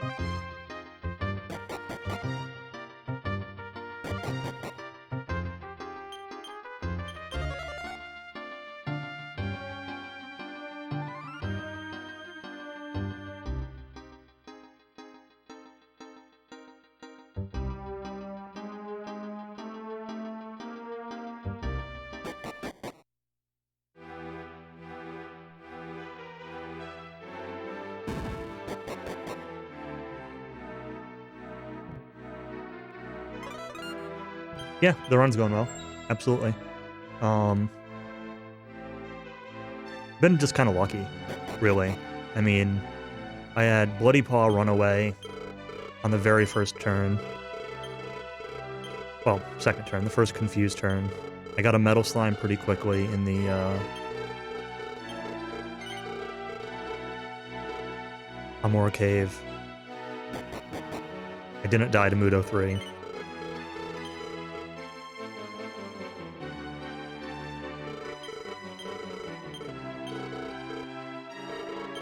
I'd be good, yeah. My play has been okay. It hasn't been bad. I don't feel bad about my play for a first run. I wouldn't feel bad about this play in general. I mean, it's certainly not like world record quality play, but like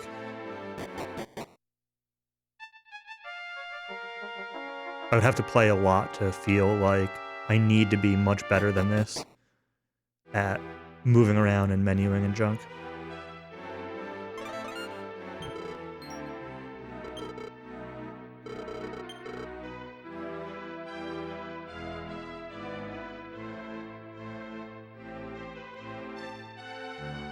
I mostly practiced bosses, and there's just, like, if I'm going to practice movement and every menu and stuff, there's a lot of it in this game, so I don't think I'll ever be, like, really good at the game, but,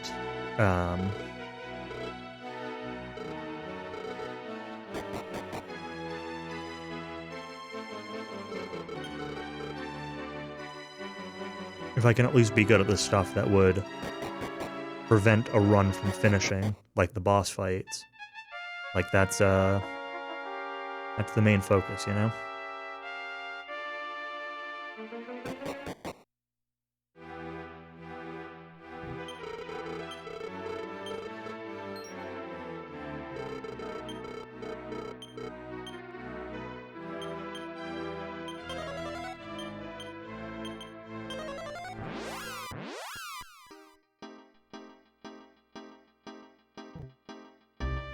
Off to the Cave of Trials, although we're not doing them quite yet, because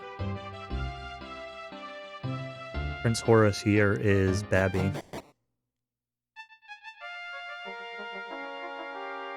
And see ya.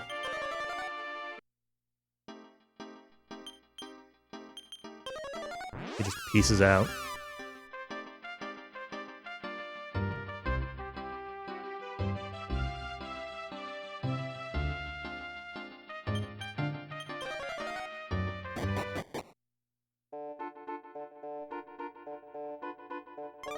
Fine.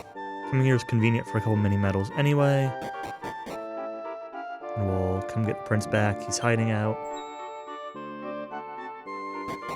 He's too afraid to go into the trial, so we had to, like, find him in the barrel. We had to find him on the ledge of the castle. Now he's hiding out in the nearby town, because he really, really is afraid of the monsters for the trial.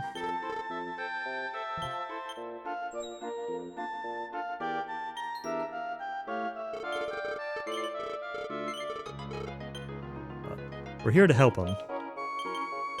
Whether or not he wants to believe us.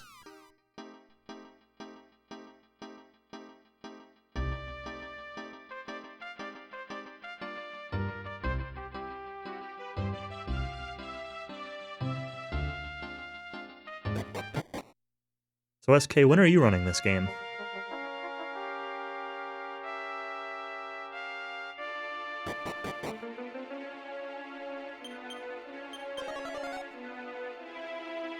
Alright, so this first trial was fought with Malayu only because 80% of the time he does Panic Dance, and Malayu has 100% confusion resistance.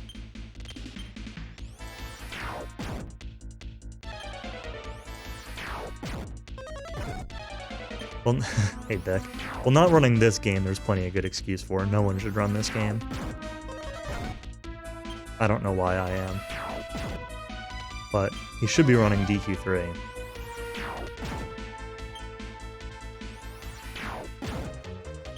The number of times in the last month or two that SK said, this weekend I'm probably going to do a DQ3 run, and then hasn't, is increasing.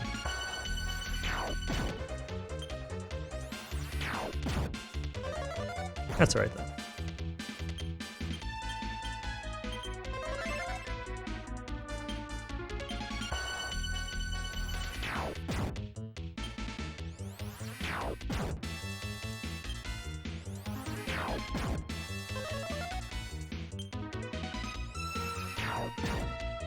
One of four.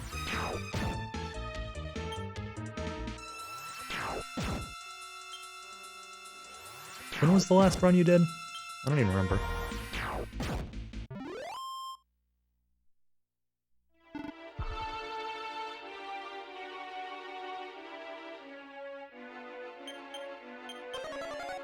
%25 is passing. I'll accept it.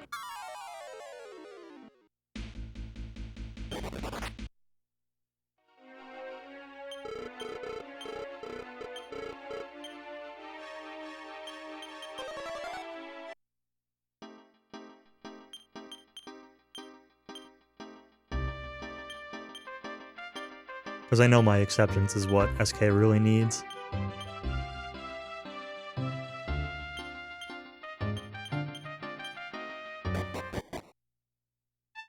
Oh, I should have healed. That doesn't matter. No one needs healing, right? Right?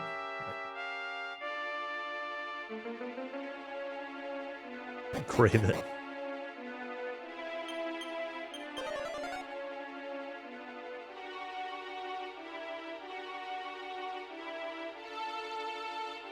I even more accept players who have a sub 3 though. Sorry, 30003 just isn't quite good enough.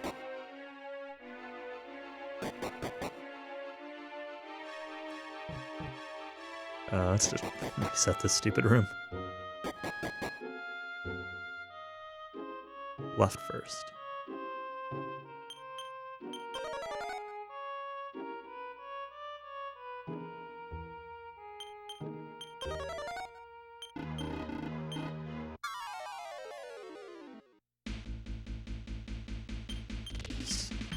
Heal. Upper. Upper. Whip the gold bracer and leg sweep.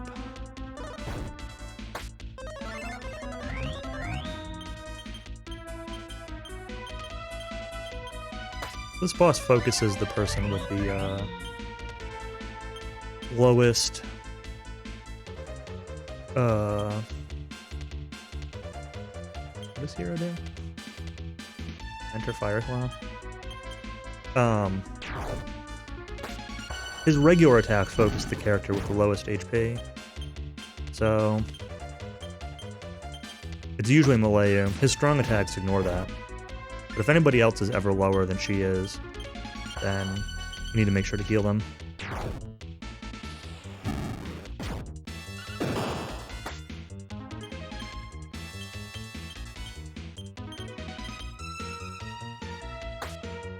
Why we start by buffing up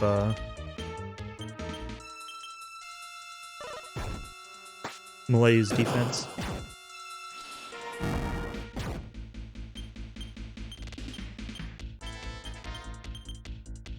And she just tries to leg sweep to get this guy to lose turns. Sometimes it works, sometimes it doesn't.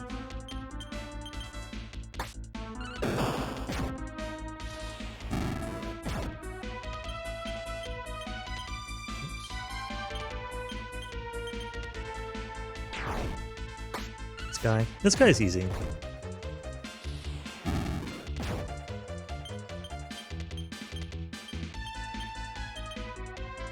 It's the next one that sucks.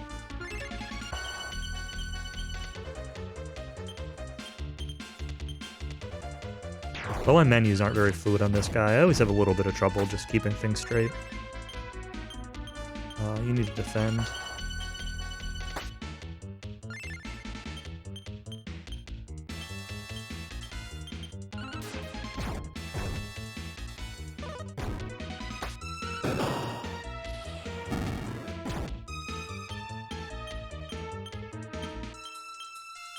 Oh, Spirit Punch keeps failing, which is annoying. Well, it's failed twice at least.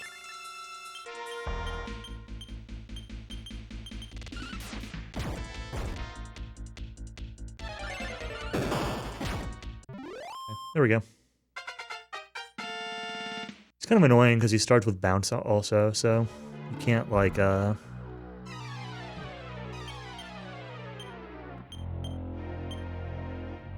hit him with sap or anything like that.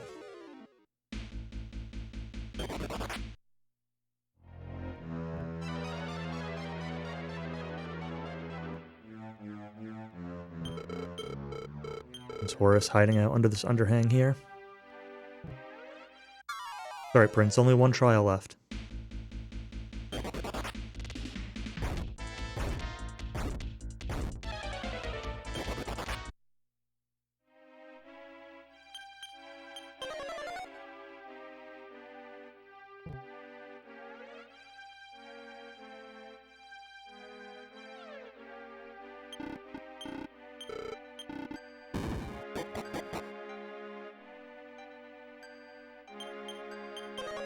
Like a couple steps off of my tiptoe. Keeps wearing off slightly before my Q. Which means my Qs are wrong. Alright. Encounter right before the trial wasn't ideal.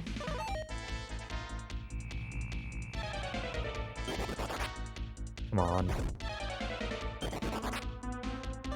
Come on. Just run away. I actually want to be at full health going into this.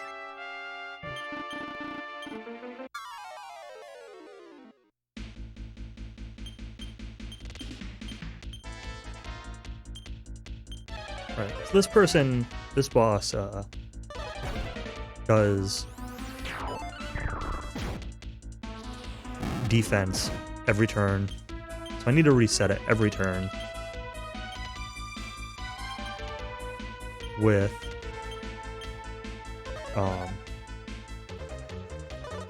at least the first two characters. The last two characters die, it's not a huge deal. Kind of expect it.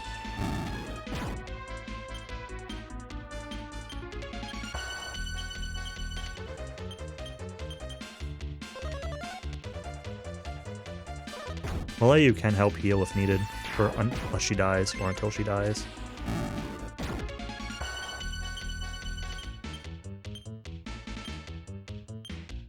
I guess I may as well keep Hero alive if he's gonna just stay alive.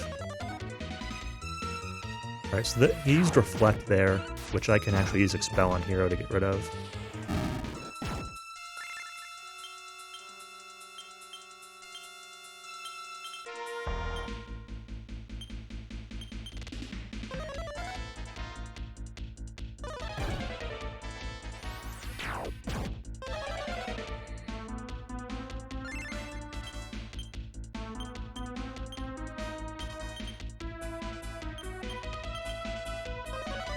Hero Melee are just contributing whatever chip damage they can, really.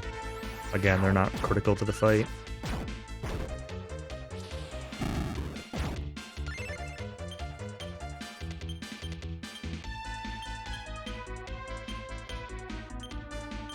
I will try to have Melee heal herself, but... Gonna get hit with lightning first. Not a big deal.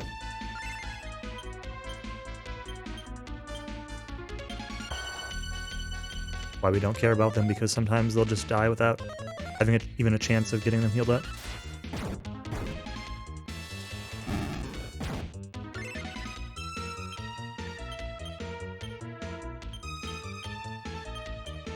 I could get rid of that reflect now. Well, now I can't.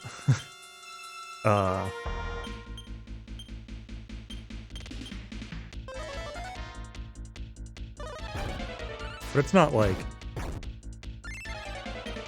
super worth it.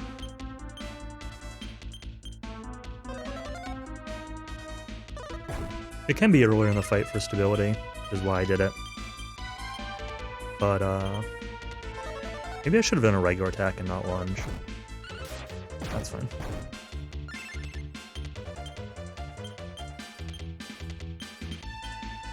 But really it just gives him a small chance of... We're gonna do that this turn. Regular attack. Of just using it again, which, you know, gives you a free action.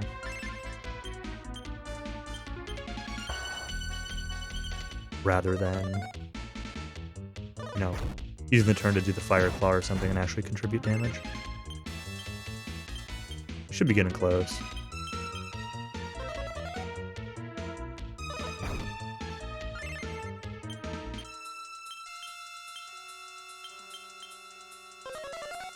Got, what, 1200 HP? 1300 HP. There we go. Not too bad.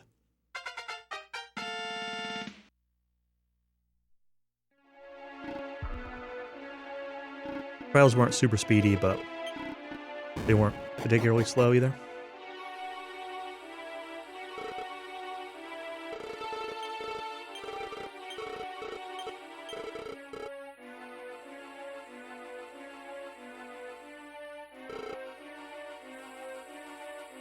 Welcome to the end of your notes.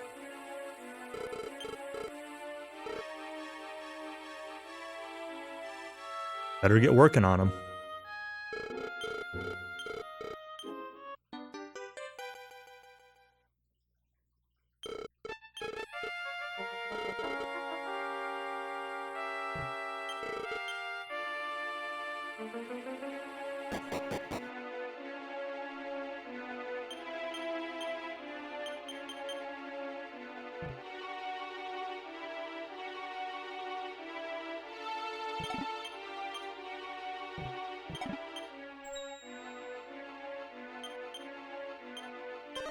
This is where Barbara having her outside is useful.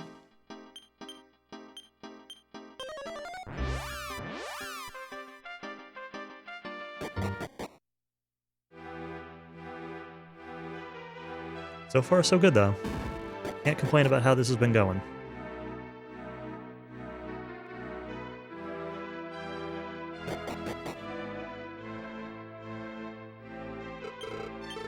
Error, are you still planning on doing some, I don't know, Final Fantasy XII or whatever it is you were going to do today?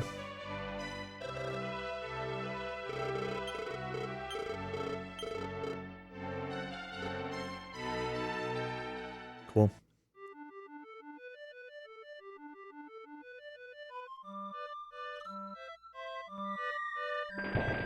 Obviously, I won't be watching too close, but I'll pull your stream up on the side if you do. Won't be listening, but I'll at least keep it open.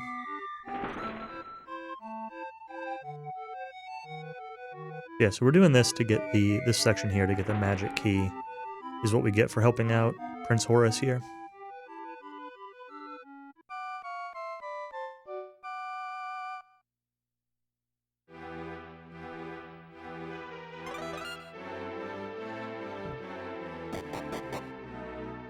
The king should give us right meow.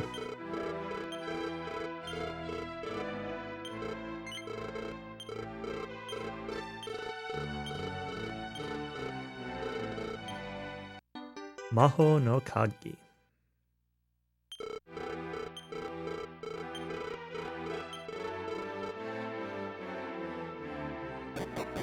I comment on this a lot, but I find it interesting how this game uses a lot of katakana for words that normally are in hiragana, like kagi for key.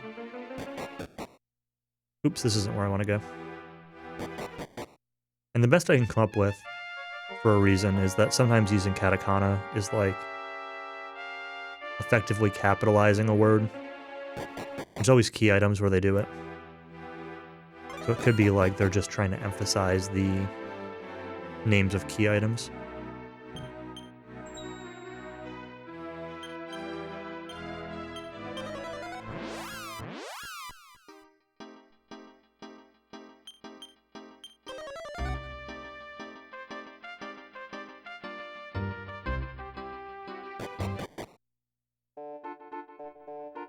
Right, so this is going to be our first well with an enemy in it, but they're pretty easy.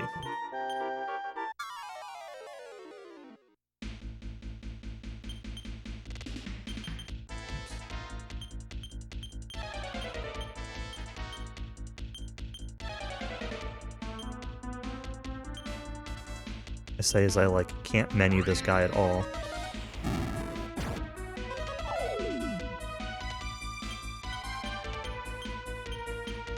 Usually we'll die in 2 turns, but sometimes it'll take a third.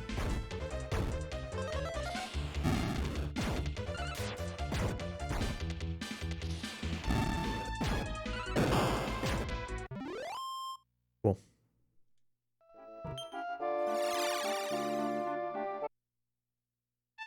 This is going to let us get to Clearvale.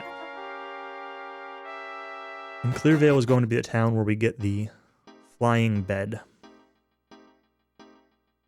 Everyone's favorite mode of transportation. We're going to have to do some stuff first. We're going to have to do a little side quest in order to get it.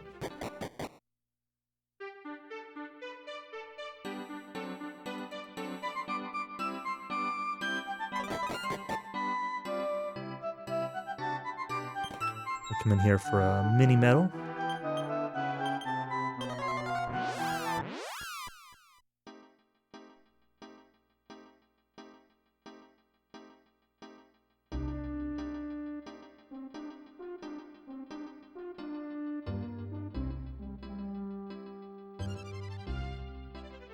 Walk over here to these stairs. Even though there was just a well, we just recently went past. Or went through to get here. There's another set of stairs.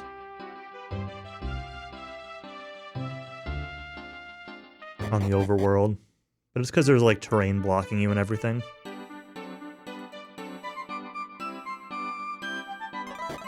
Go back into the exact same house, check the exact same dresser.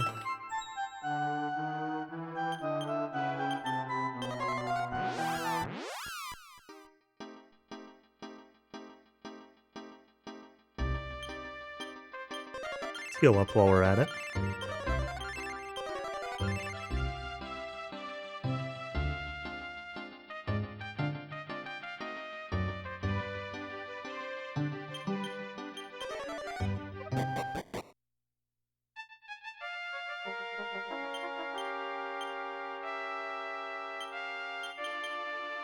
Alright, so this dungeon's kind of annoying.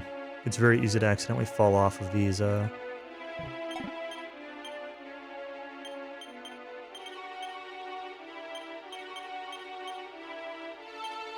rock walls.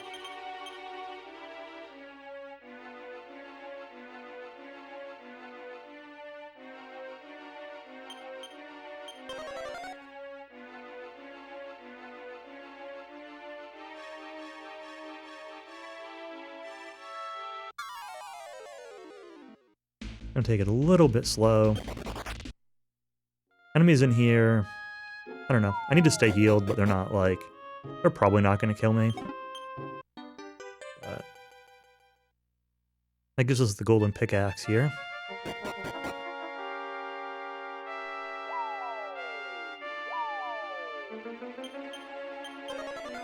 Take a couple of intentional falls.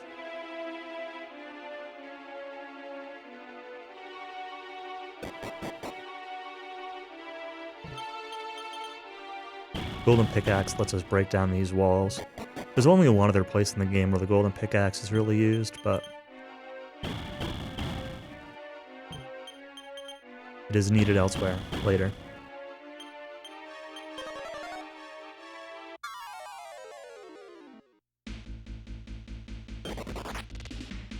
Goopy.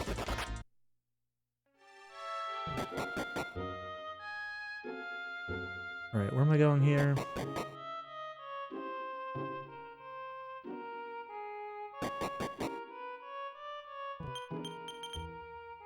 That one there's the one where I always get a little bit mixed up in terms of which way to go.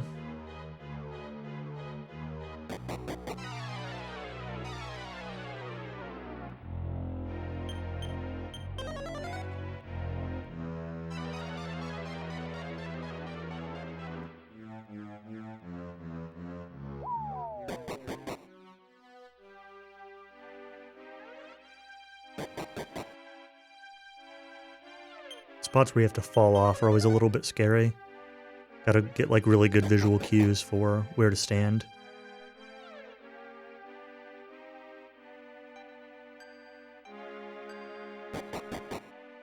Where you fall. Anyway, we're at the top. Nice, easy peasy. Only a couple encounters. That gets us the courage chip, which we'll use to give to this little kid. Basically, there's a kid who... There was a traveling performer. I think it's actually like Panin, or it was named Panin. Who said he would bring him a courage chip and then never came back, and then now the kid has died of some illness without getting the courage chip. And so we bring the courage chip to the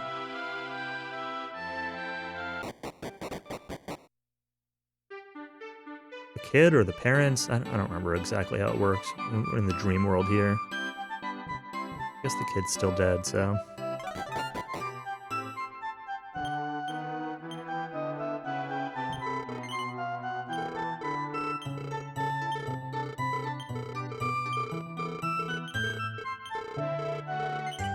Anyway, this will get us the flying bed. I'm going to stand up for a minute. We've got a bit of a scene here, so...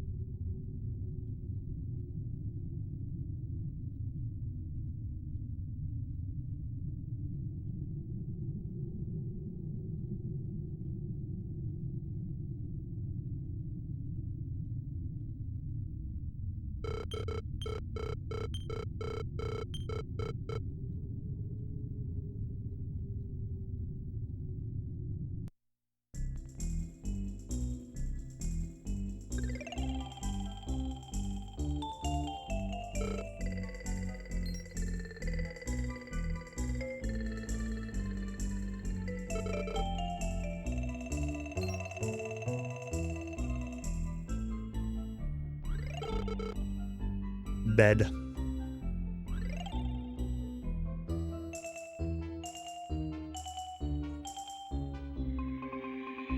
Alright, we got the flying bed.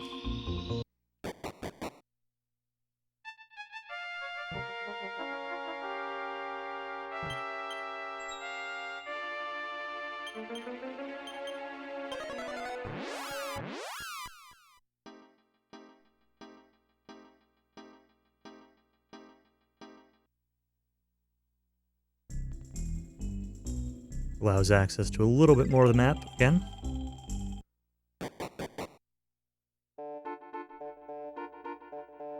Oops.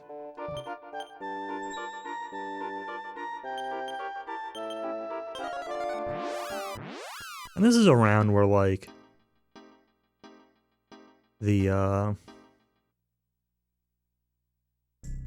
mid-game starts to, like, drag a little bit. Because now we're starting to get more transportation, like, there's a lot of plot triggers and item pickups and things like that.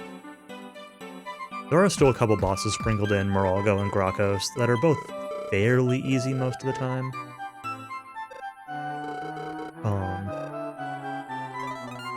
But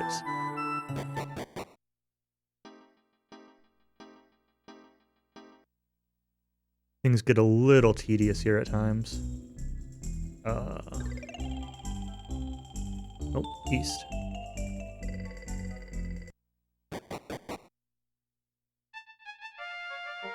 Slightly wrong way. Thought I was at a different part of the run than I was.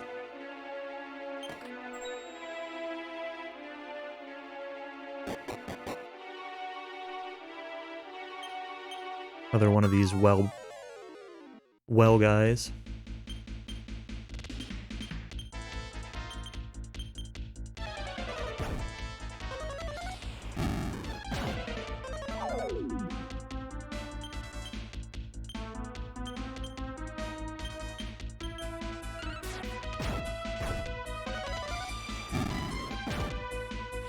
Keep forgetting Hassan is first here, not Amos.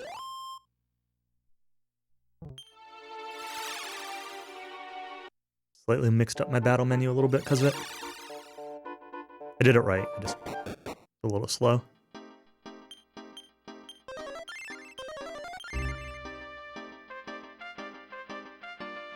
Alright, so this is going to get us to phone.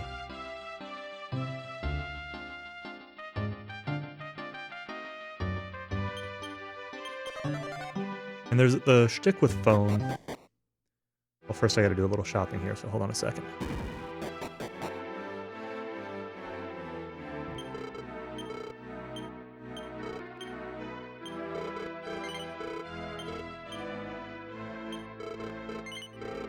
Sell the Sword of Malice, sell the Battle Axe, buy a Sleep Sword.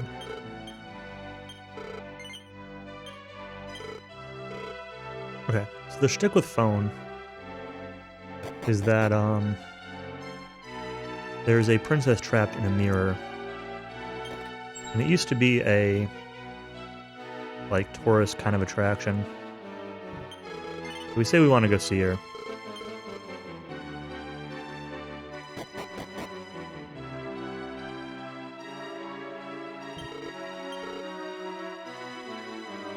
We're gonna come down to the basement, and the king's gonna be like...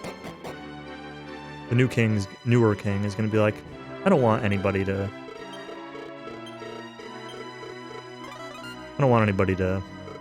be, like, creeping on her. So, nah, you can't go in there. So we're gonna go talk to the king, and he's gonna tell us the story of the princess, and that he thinks the Mirror of Ra might be able to get her out of there. And we'll tell him that we have the Mirror of Ra. And so then he'll let us down there to see her.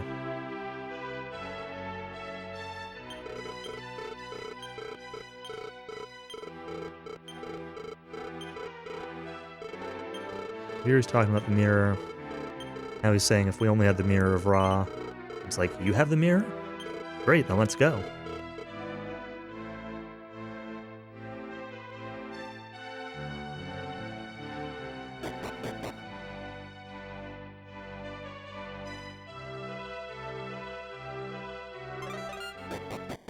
Was Cowie cheating in Metroid Prime?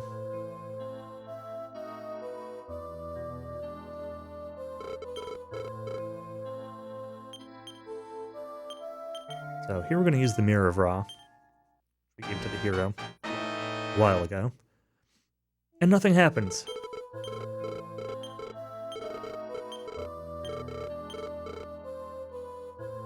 So we're going to go back and talk to the king. And he's going to tell us that there's this wizard, Moralgo, who was responsible for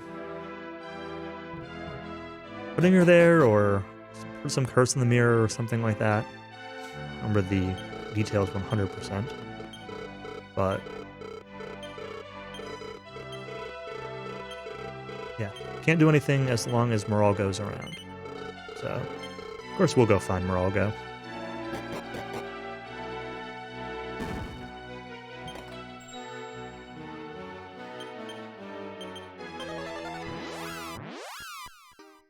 First, got a little bit more stuff to do.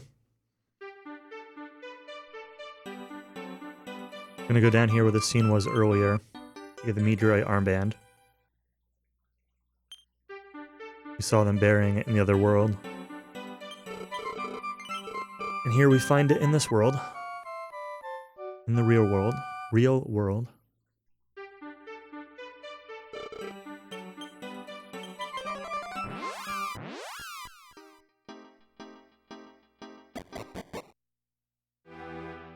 Meteorite armband is an incredibly useful accessory, as always.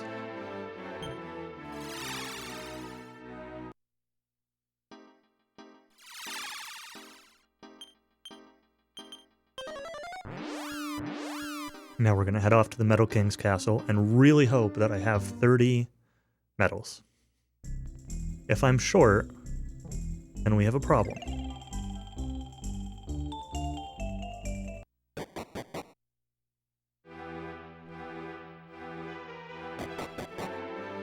That should get us a wind staff, a power ruby, 30. Good. And a platinum sword.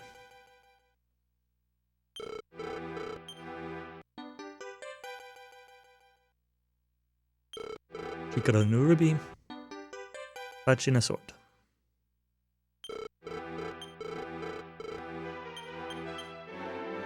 That's not the right thing to use.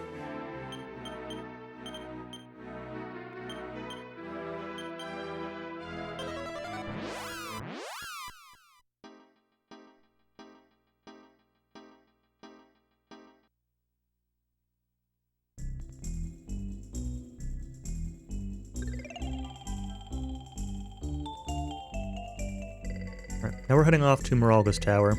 We were told the secret for entering it by the king. It's locked. There's no visible key. And it's because it's locked by a spell. We need to have the hero cast Impasse.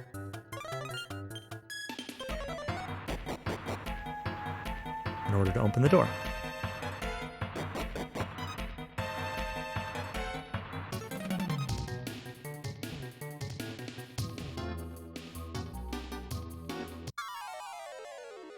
The lift door. Thanks, DQ8. I love these Wyvern sprites, Chimera sprites, by the way.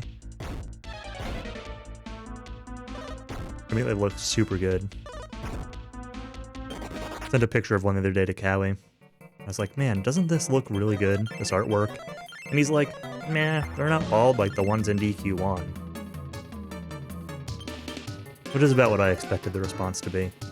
But I think they look cool.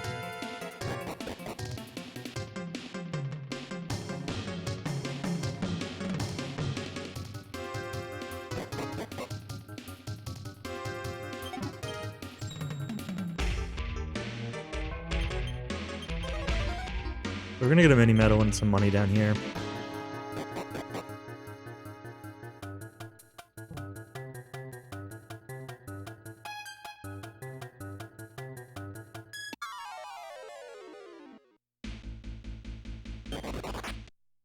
Kind of all there is to this dungeon. Do a little bit of menuing.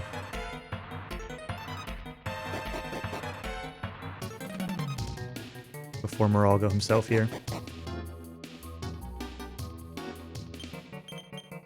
Whip, platinum sword. I did with the right thing, right? Yeah, platinum sword, steel armor, iron shield, mask, and power ruby. Monton. Good. Reorder. Grab the magic water. Does Malayu need it? We'll use it. Fine. I don't think she needs it, but... Alright, and it's time for Moralgo. So Moralgo casts Reflect in every other turn. It's like Bounce, but it only reflects one spell, basically. So... we're going to alternate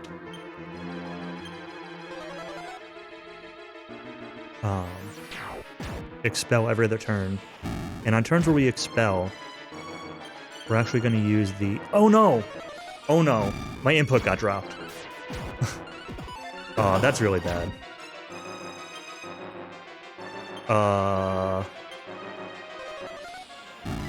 Andy's summoning goons. This is actually really bad.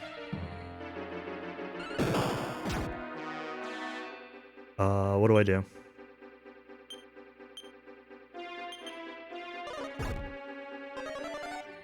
I think this is okay. I think this is okay. We're fine. Everything's fine. Don't worry about it.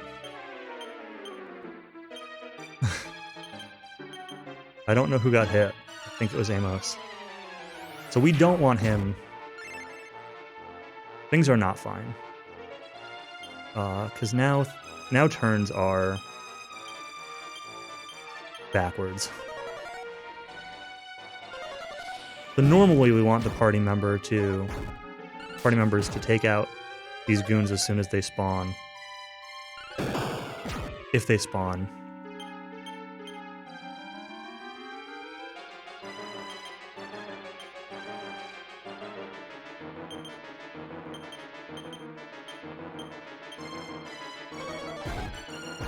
Using Blaze Most.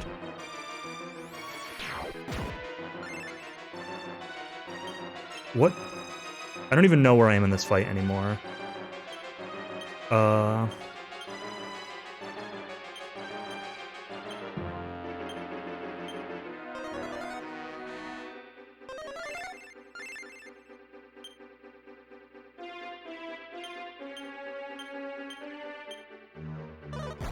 Okay.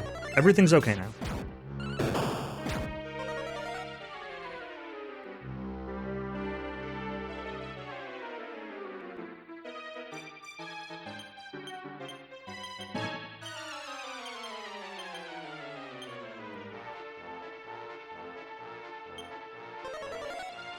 We're back on track. Alright, so every other turn we use Expel, and we use AI Tactics, and the advantage to AI Tactics is that when he summons a goon, they will target the goon first. Which allows them to kill the goons before they get to do anything.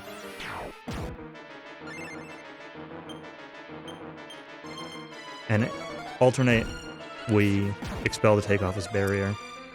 So we build up everybody, manual control on the turn where he's casting Reflect to set them up to kill a goon.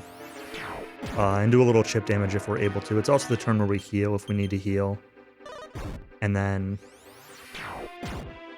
let the AI take over on the turn where we're casting Expel.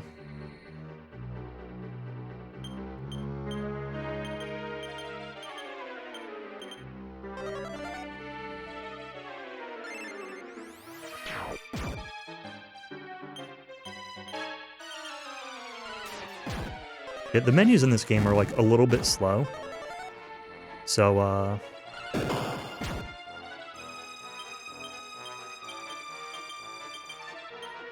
basically what happened was my down input to select spell on hero got dropped. And so I ended up attacking instead. He's been summoning a lot of goons too, which is unlucky. Summoning goons like this is just a time loss. Okay. This is weird, but it's fine. Normally those things should die. The turn they come out. But this one didn't.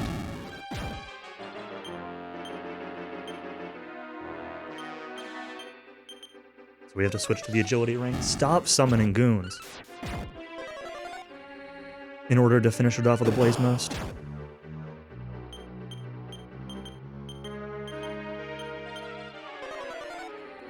At least I didn't die to that mistake earlier.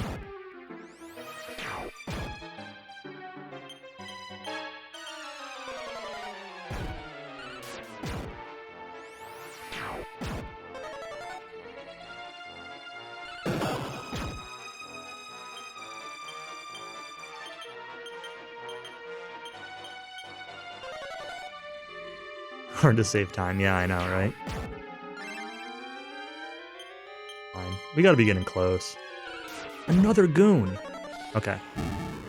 The AI knew that it was close, so they,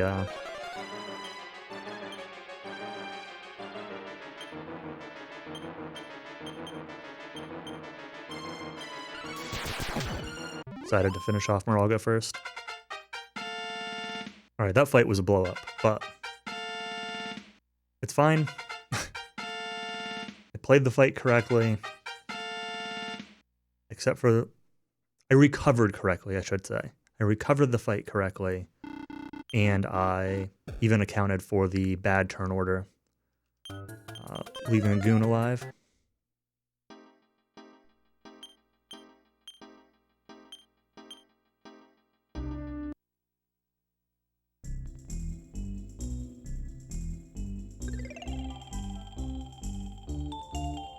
Where am I going? Right here.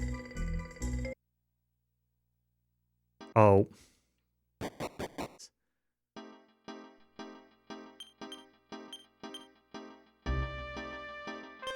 Lets you land on the stairs. It's really funny. And then you can't use them.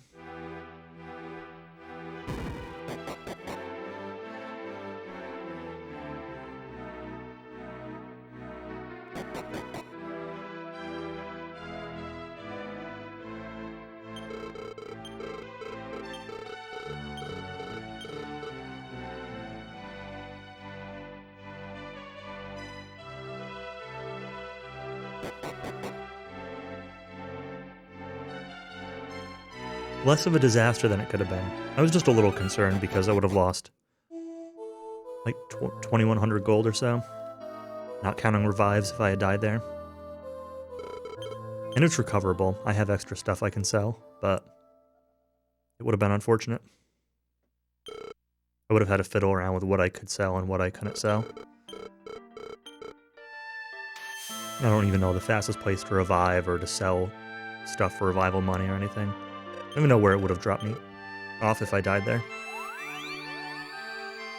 I guess wherever I last safety saved, which was it before Jamiris?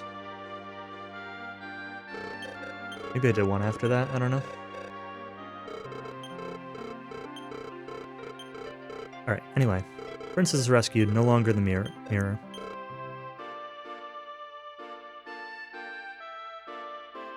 Princess Erika.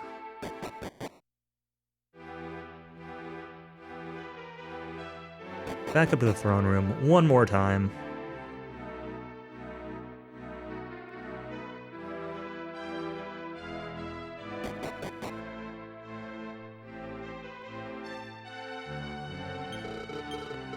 Talk to the king, and we're gonna get the Watergate key. The Watergate key. Song. Grab another MP seed while we're here.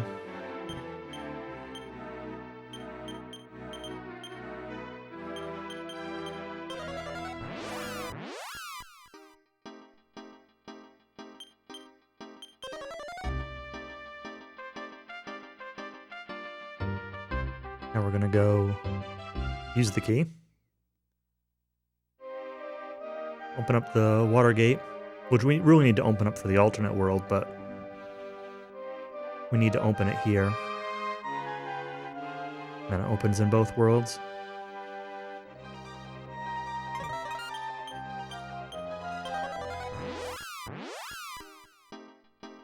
San Amos Hira Malayu.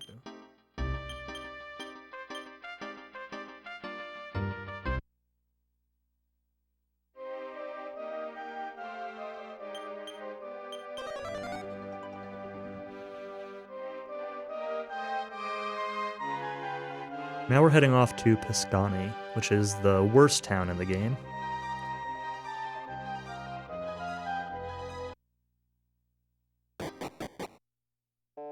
Or at least it has the worst segment in the game.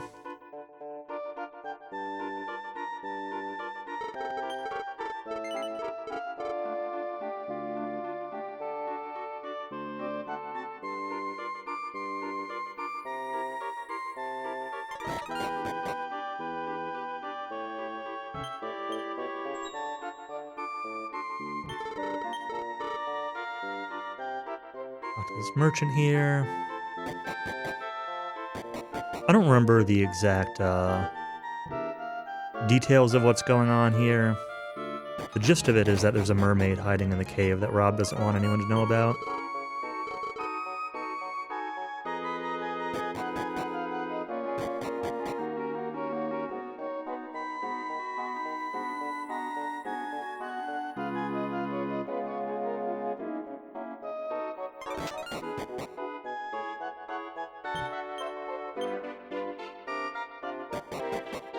I think he was buying, like, extra food or something like that, and people were asking him why or something along those lines. I don't know. Anyway, we can't let Rob see us through here.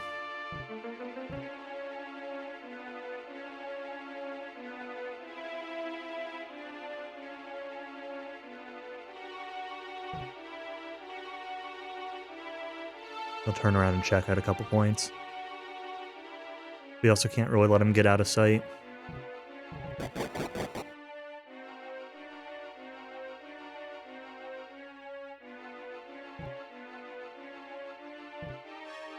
And if those happen, then we need to redo talking to him, talking to the merchant, talking to him. Whole sneaking segment. Yeah, failing this is really bad.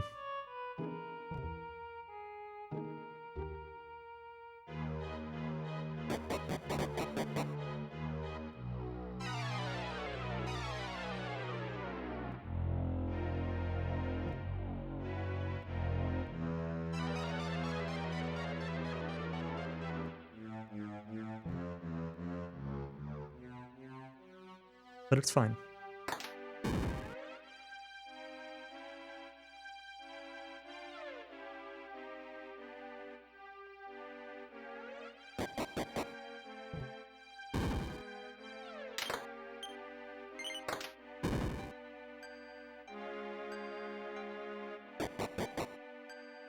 I made it through.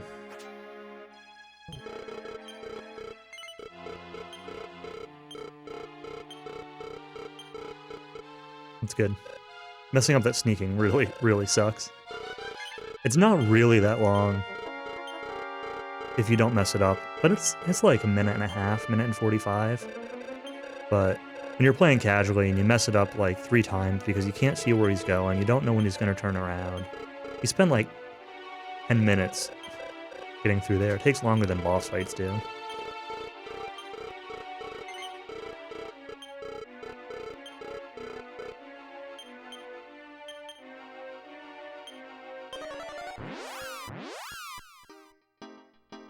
Anyway, sneaking's done, so basically we tell him the mermaid's trapped here, so we tell him that we're going to help. We have a boat. We're going to help bring the mermaid back to her people.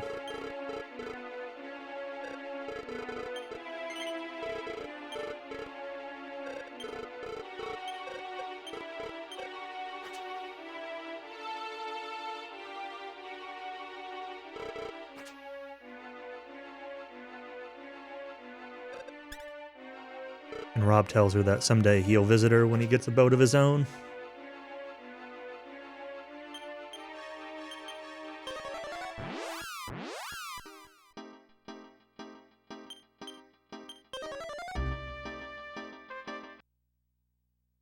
Now we got a mermaid following us around.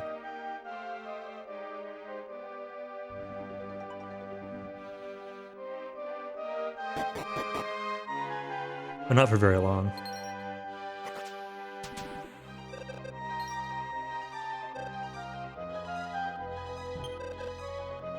I'm gonna drop her off back here, and what this does is gets us the mermaid harp.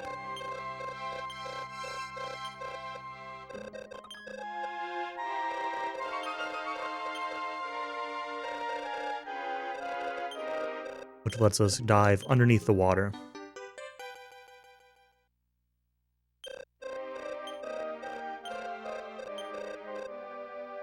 Something with my inventory is messed up, isn't it?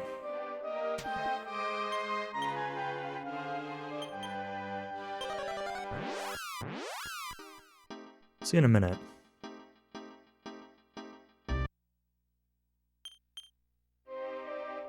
No, that's right.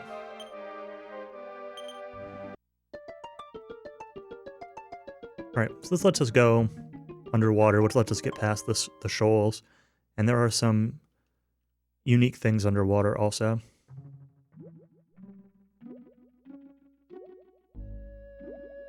So this at this point the map is like almost completely open. We still don't have the magic carpet in the real world. But besides that,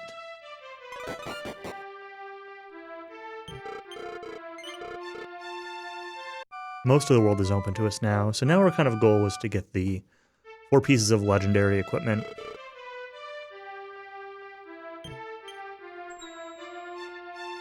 And so that's kind of where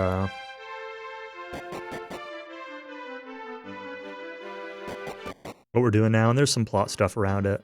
Some of it's kind of just chilling out. Some of it's got some quests to do. So.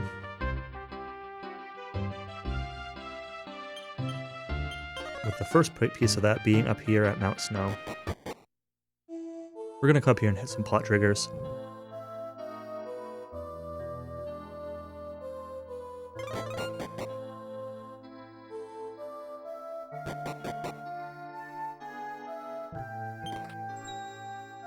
Come into this town and find out that everybody's frozen.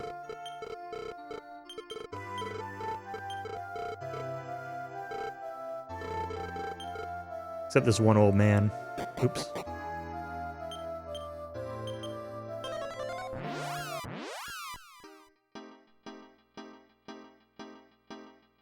And he won't tell us why. Or maybe he lies to us, I don't know.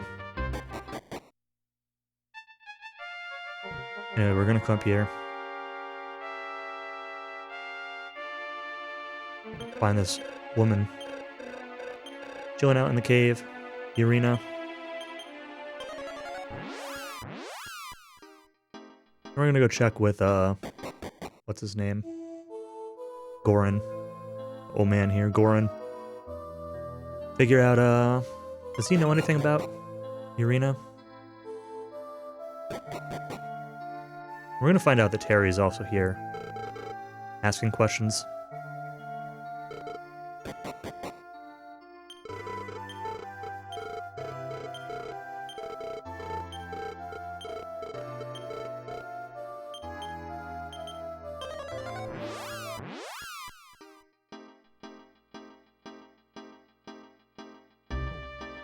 Go an extra step right.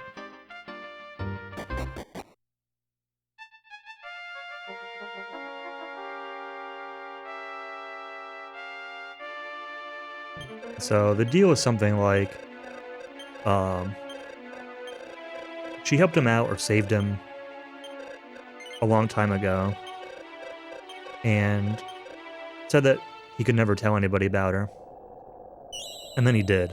And so she froze the whole town in retribution. And the fact that he didn't tell us about her now means that he has obviously learned his lesson, and so she thaws the entire town again. Something along those lines.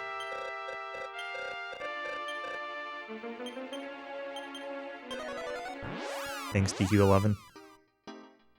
I mean, Frozen Town, I guess, is similar.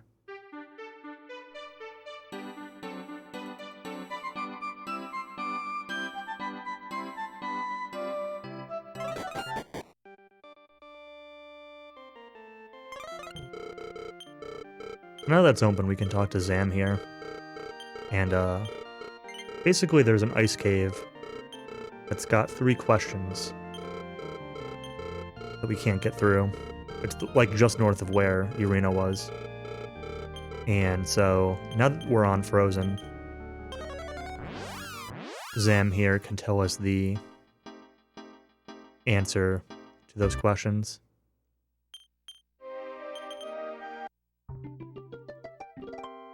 Which will let us get through that door, but we're not doing that quite yet.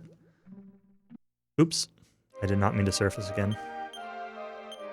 Holding B on accident.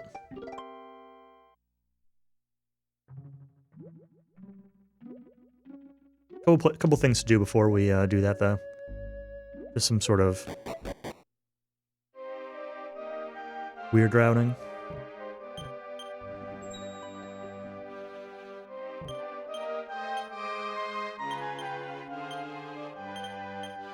Ability Seed, which we actually use on Amos.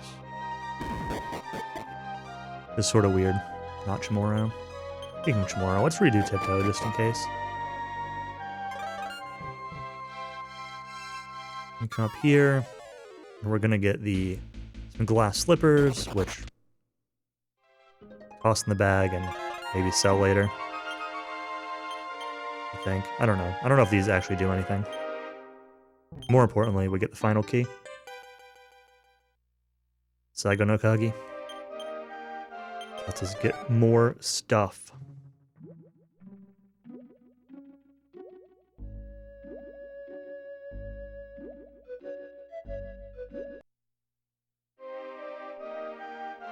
You equip them in DS, I see. I don't think I ever do here. I'm not really sure why I'm getting them. I don't think I sell them. Like, I don't think there's a menu to sell them either. They might just be there for backup money. Maru's Notes might not even get them. I might have taken that from the VOD I was watching, which has a couple extra safeties in it.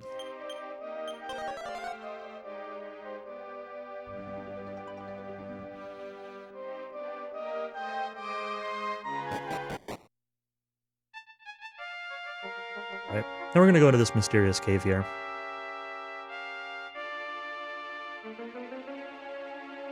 There's a little puzzle dungeon.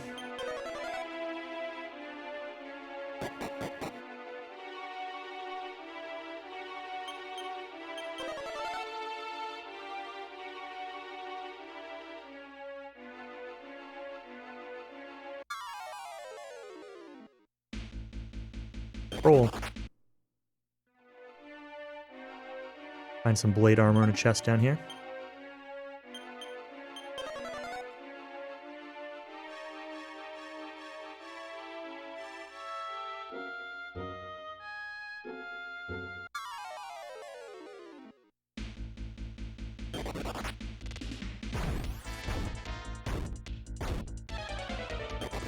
Don't do that. Don't do that.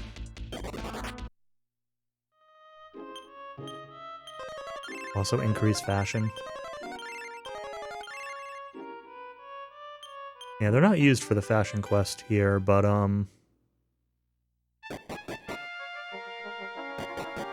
maybe there's an alternate route that gets the Sage's Stone, which requires going up to the fashion quest level 7. And it might be possible that requires them and other stuff.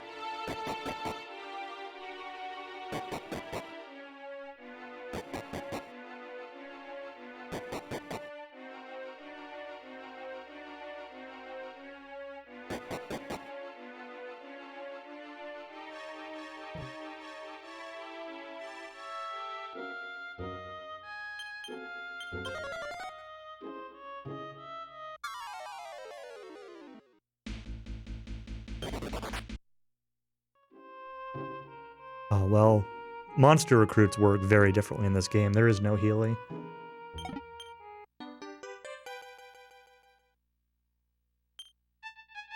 Okay, that did go to hero correctly.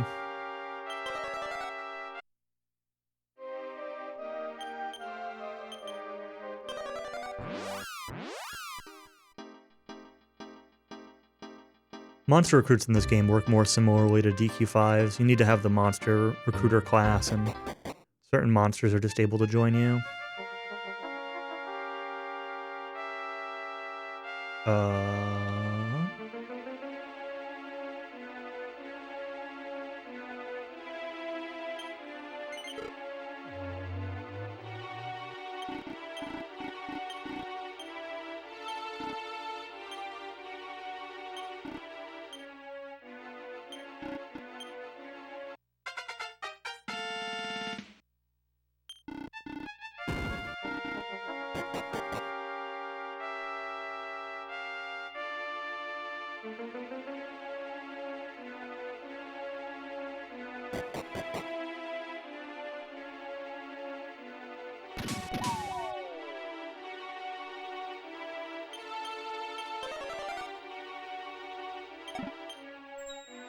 Mini metal get.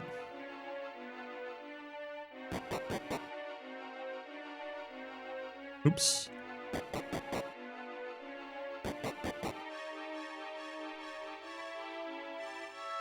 I always forget about this chest.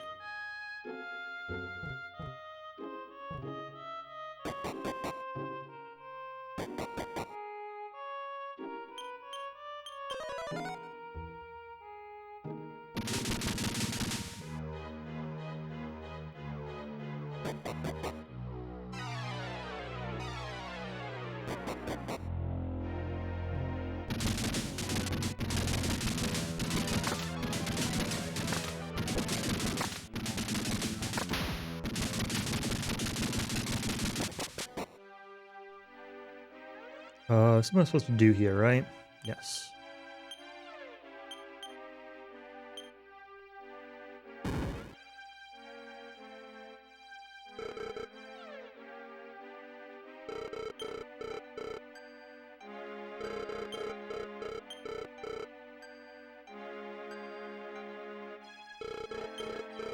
we got the legendary shield in that other cave I went to a minute ago, the other puzzle dungeon.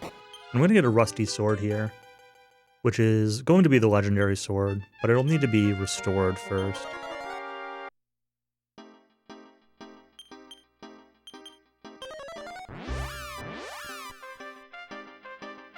In order to do that, we're going to have to find a smith who can restore it.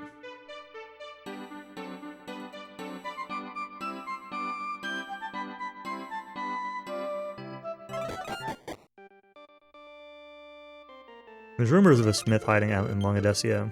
That's where we're going to go. This guy's going to give us the pass to get there.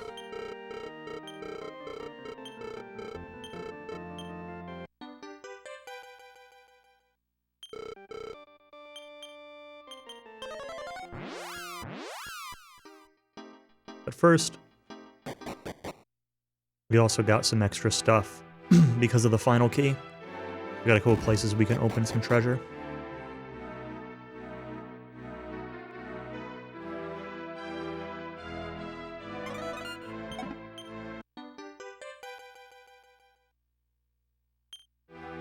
That went to the hero.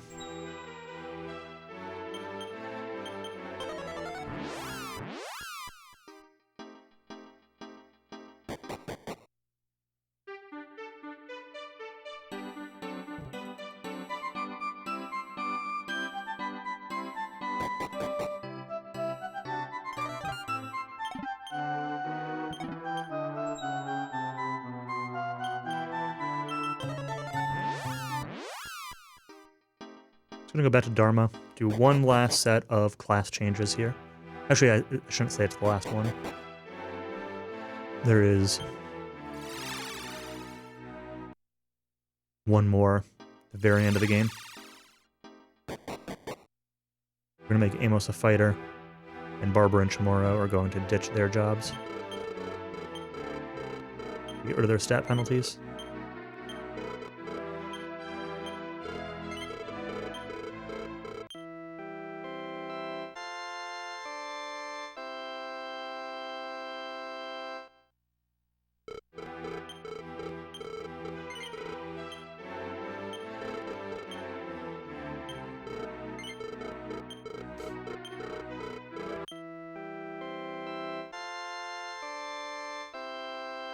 And we're going to go to the Metal King and turn in our medals. Hopefully we have 40, which we should need to get the Sword of Miracles. It is a really good sword. Heals us when we do damage. Hassan with the Sword of Miracles is super awesome. He'll get even more awesome later, but for now, this is a good start.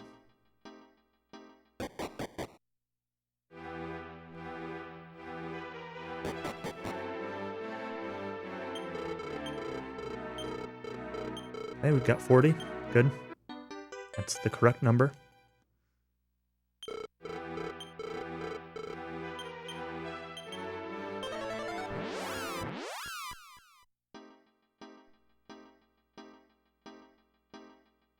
I'm gonna hop onto the floating island again here and go inside to the bar. Get a couple drinks, you know. Kick back, relax.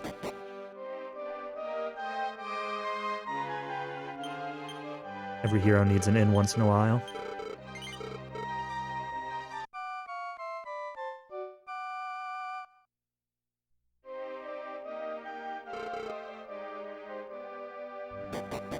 Also some more treasure.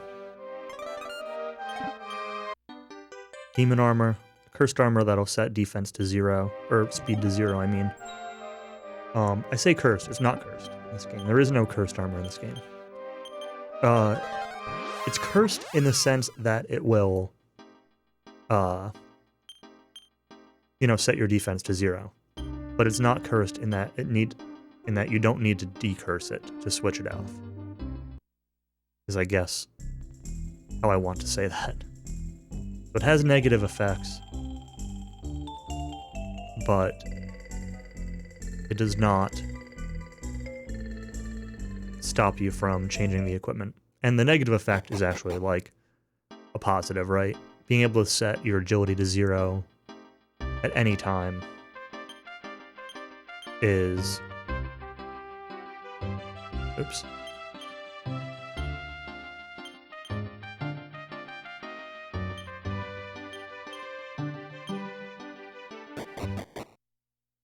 Is a valuable thing. Right. So we're here, show the guy our path to get in, and we need to find somebody who's got information. We're looking for the legendary smith who can, or the smith who can restore the legendary sword. And if we can't find them, we're at least looking for information.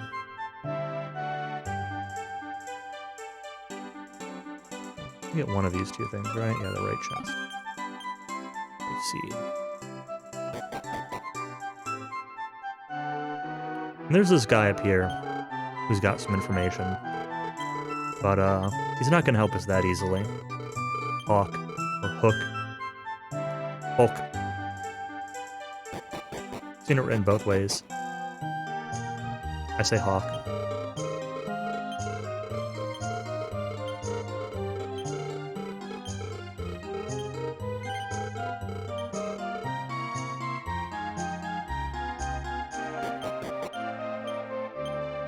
That's gonna trigger his quest to start, but I'm not actually gonna be doing this quest yet. We'll get back to it in a minute. Got some other stuff to get first.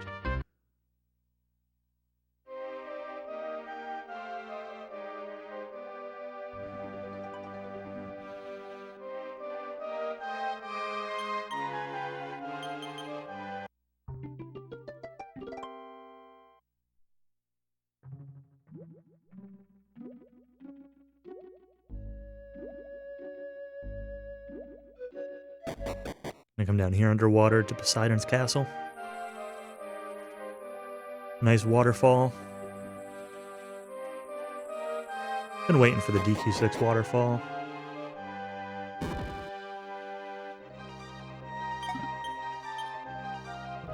Vital staff. Tiny metal. Mega Zaru bracer. Super valuable. And a silver tray. We're gonna actually give... where is it? This to Malayu. He's going to equip this. Going to give this to the bag.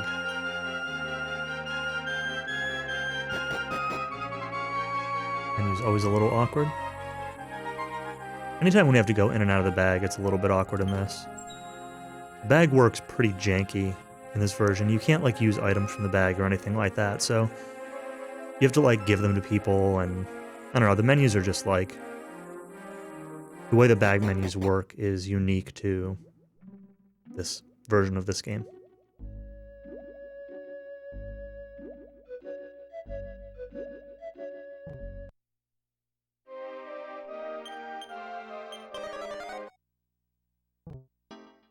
So here we'll go to Gondino. More stuff to do here, including, of course, a tiny metal hidden on the ground where no one would ever think to search for it unless you have the thief abilities to search for it. Find the sparkly spots. You use Hassan's life seed.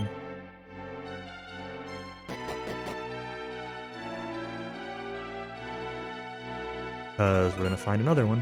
Which one is it? Left dresser?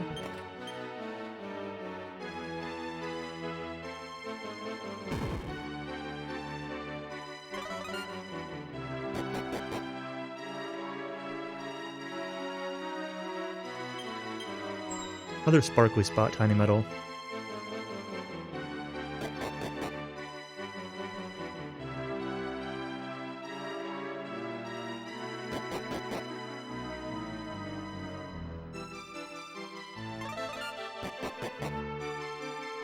No, they're not fixed. 4 to 6, I think.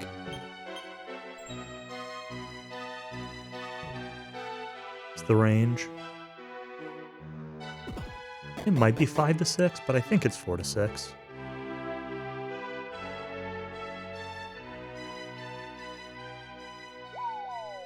Bottom top treasure chest.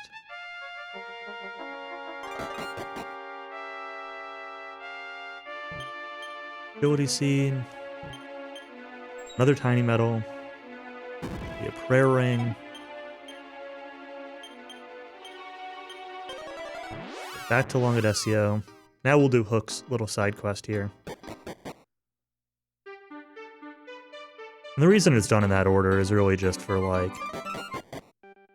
inventory management and the way you pick everything up here.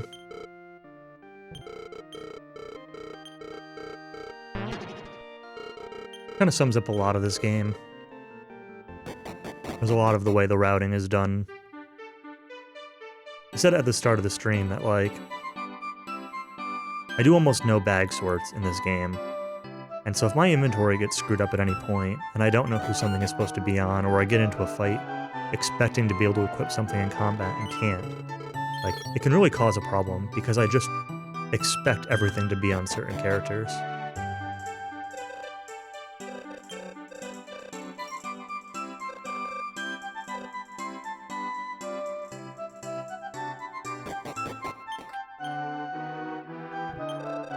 Black tights. Those will just be sold later. Let me talk to this bunny girl who's actually Hook in disguise. Hawk.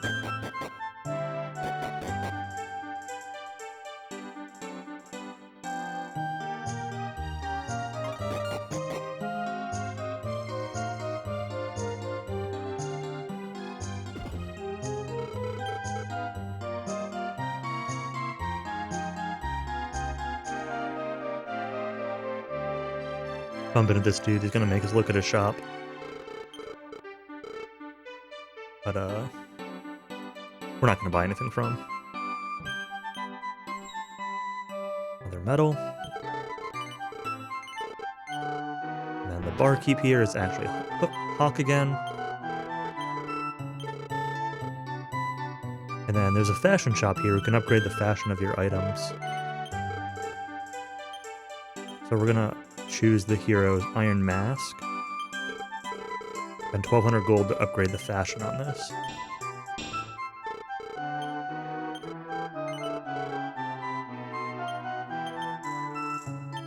Not Hassan hero.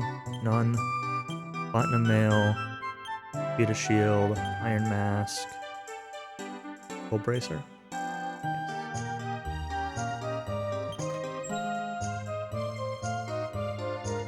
I feel like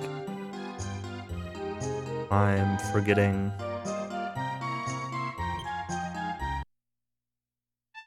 a menu, but I don't think I am. Of giving away heroes helmet.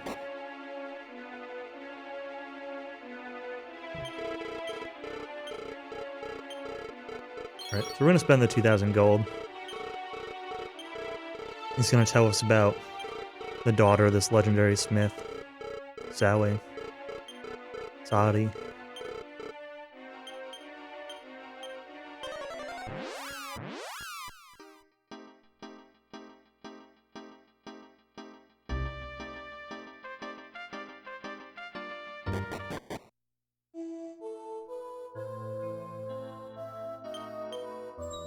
Grab another medal. And we'll find Sadi up here. But she doesn't want to help us. The sword has been bad for her family. She doesn't want to fix it. But if we can collect all the rest of the legendary equipment, it might help us out.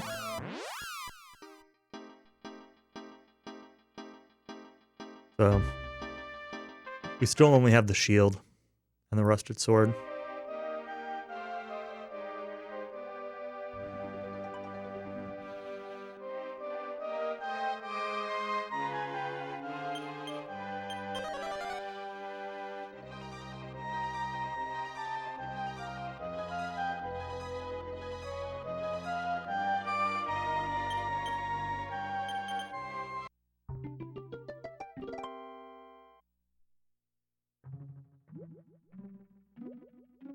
Now we're going to go down into the Rydok channel here. This is an optional pickup for the Shield of Strength.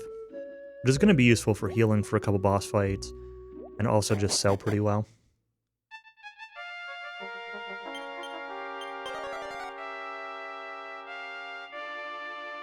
But I think the fastest runs skip the shield here.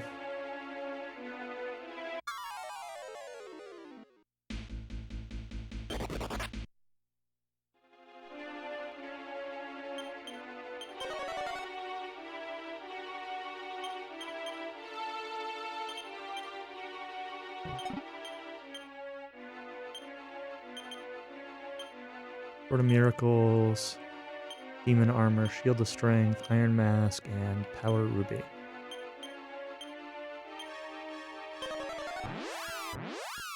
Alright, now we are going to head towards Gracchos. Finally time for another boss.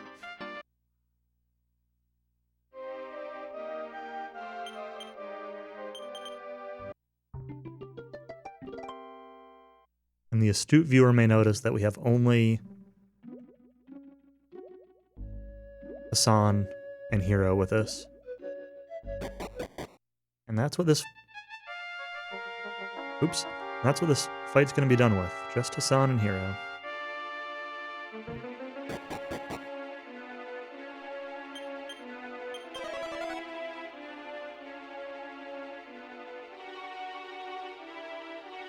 This dungeon kind of has this gimmick of these water rooms that need to be drained, or will drain into other rooms, blocking the path, blocking chests, etc. Monsters in here aren't super dangerous, except that they can... Some of them can paralyze, and since you only have 2 people, getting a paralyzed wipe is definitely possible.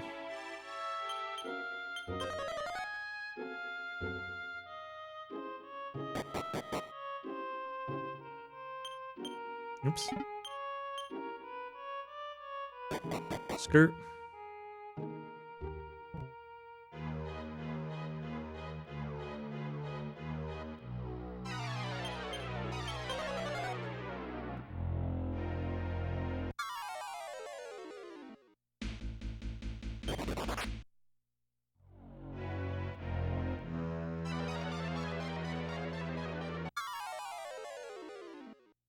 Pretty quick encounter.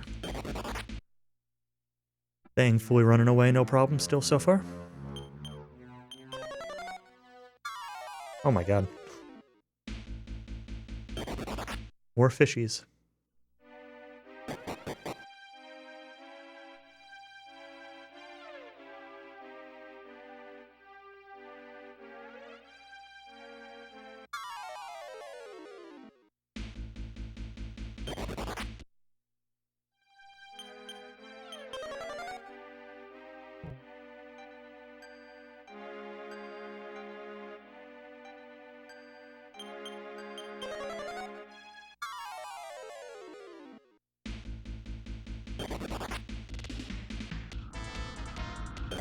Those stone guys are the ones that can paralyze. So Hassan is paralyzed right now. It's okay, though.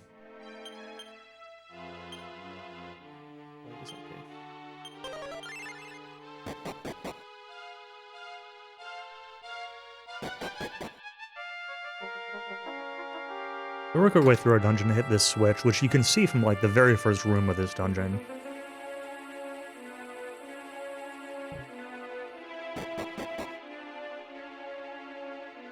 Another room with a tiny metal hit in the corner. So it was basically that water was blocking off this cave.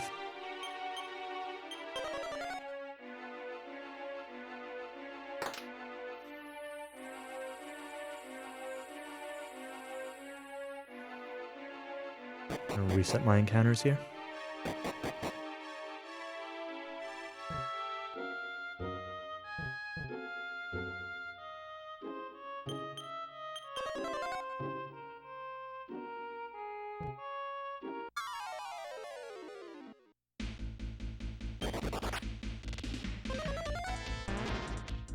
Oh no, he turned into Hassan. Oh no, he turned into Hero. Use stop spell. Use stop spell. Oh no, I'm so scared. Hit the switch, it's going to drain the water from the upper level into the lower level.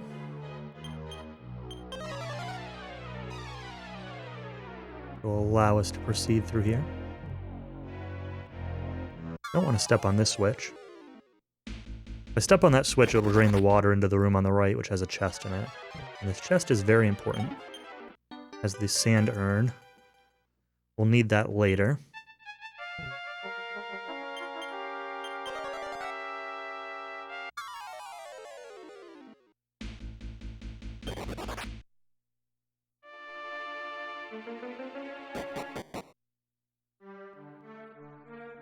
Make sure everyone's at full HP.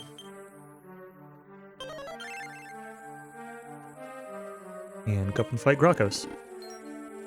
So Grakos is going to be mostly, oops. I didn't know him. Is that a problem? No, okay. Grakos is going to be fine once we get upper on both characters. Alright.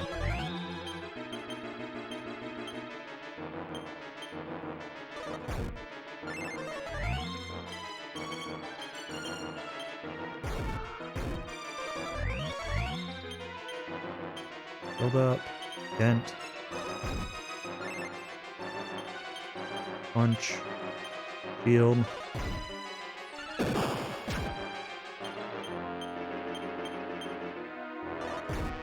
The only real scary thing he has is he's got a cold breath, which does a fair bit of damage, and he has Macchiato, or Blizzard, which also does quite a bit of damage, mostly to Hassan. But it's all fine, I can heal through all of it. I just need to make sure that I can use more Fire Claw on Hero, the less he does that stuff.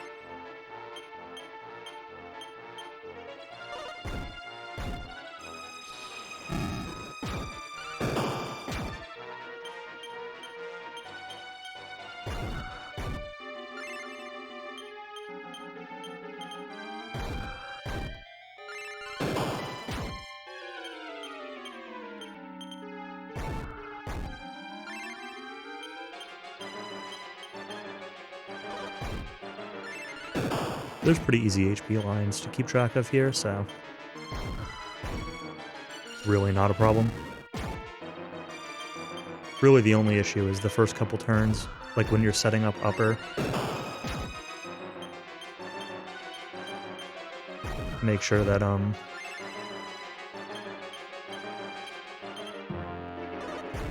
you don't get owned. And Hassan does have a Shield of Strength to help heal himself if it were, like, really needed. But with the right setup, it shouldn't be needed.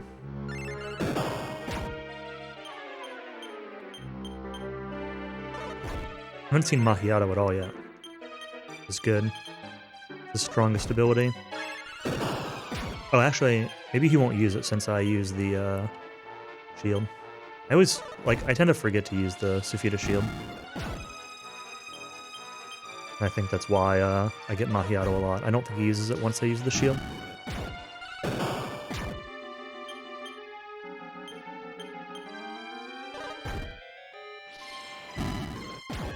It's really just the breath.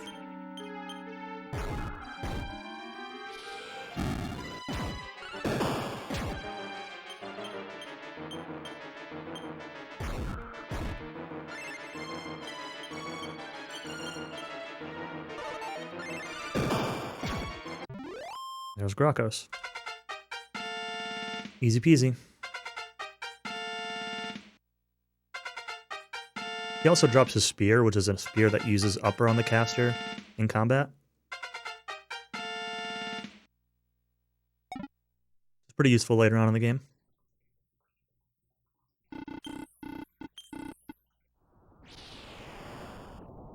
So far, so good. Everything's been pretty smooth this run so far. There's still plenty, there's still like, the end of the game is going to be the biggest crapshoot with Metal Kings and Deathmore, but for now, pretty happy with how this run's going. There's a non-zero chance that this run ends up being a one and done. I don't want to say it's likely, but it's not impossible.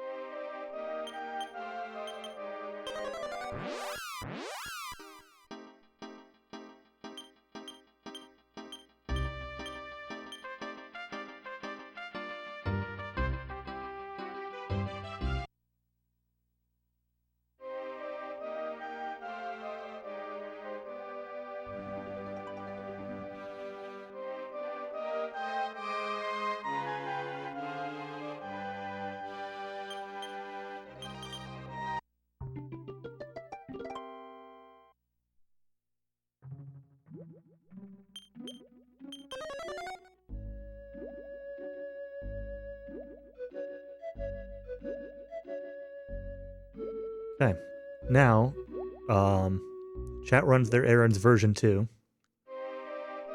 We get to do the style contest.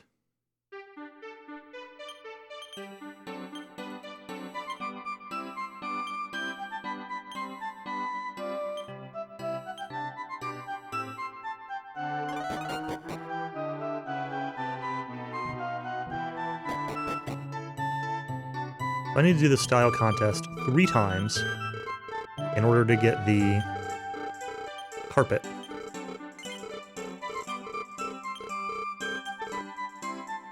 The regular, non-flying version of the carpet.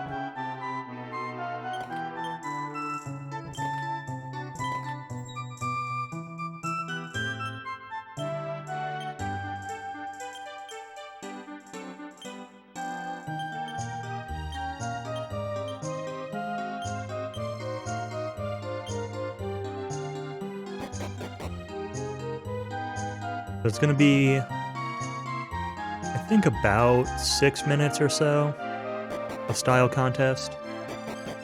If anyone wants a break, a snack, now's a pretty good time. I'll probably take a break myself near the end of it.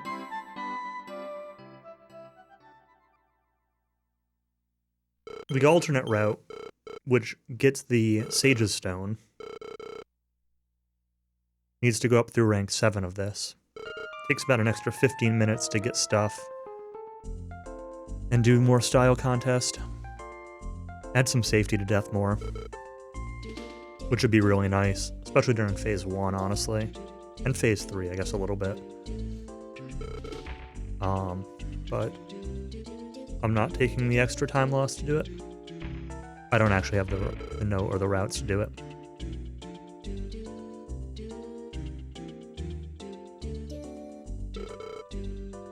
I think Tonic did it once or twice when he first was learning the game. But MIDI in this game is so good. Yeah, agreed. This game's OST is one that, like, I remember not loving the first time I played the game, but it's grown on me a lot, learning the speedrun.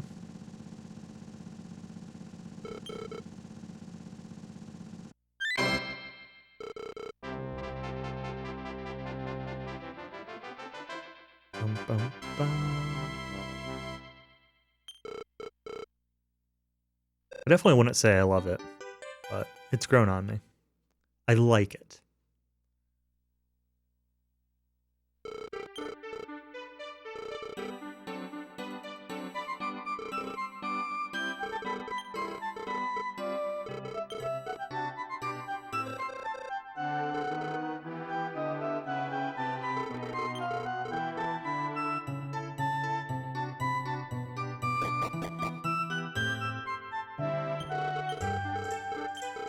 Right. Style contest number 2.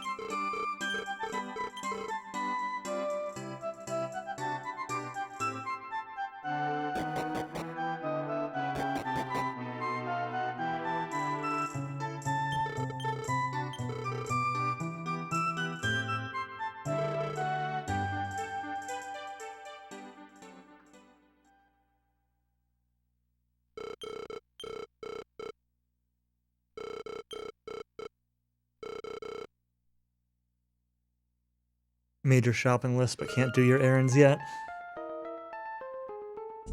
Well, don't have much chance then.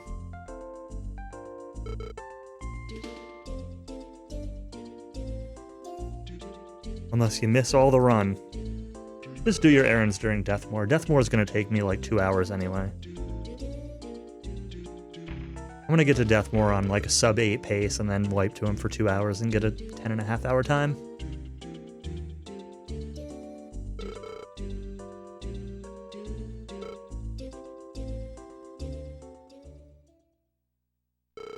Not like even entirely joking. It's a very possible outcome.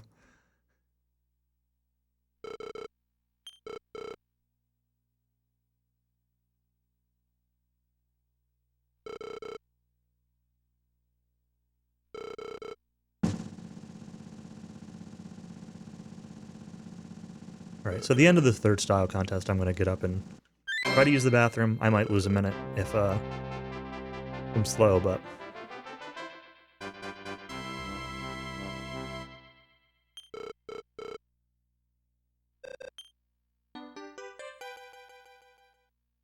a fashionable bandana here.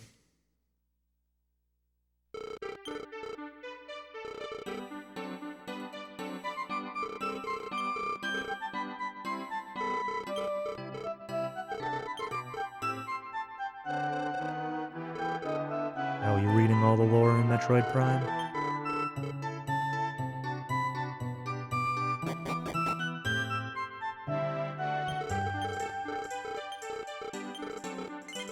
Right, time to enter the third rank of the style contest.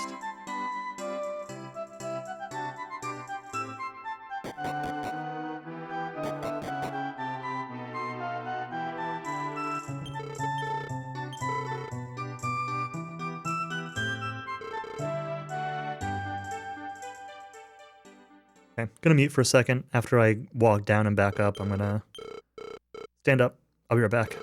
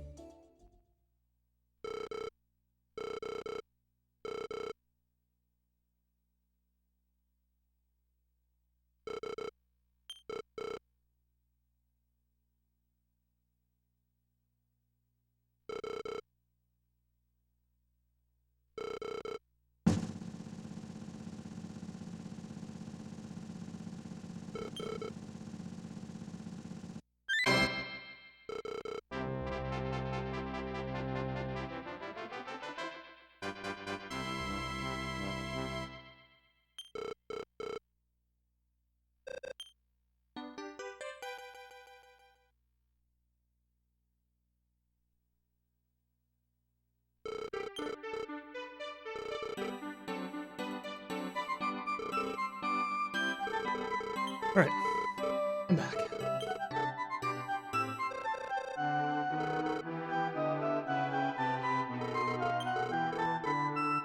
Alright, now what do I do? Make sure I got the thing.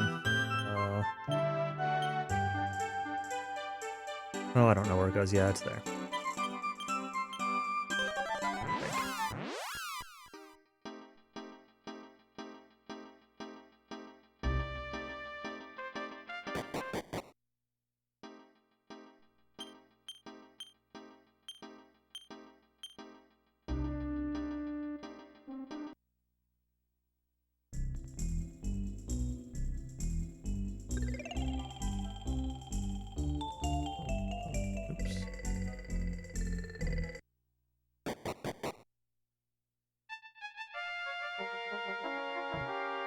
Barrel. Hard to time those in the first run. Well, I've got time in all of my... Like, I timed a lot of cutscenes in practice, so I know about how long they're going to be.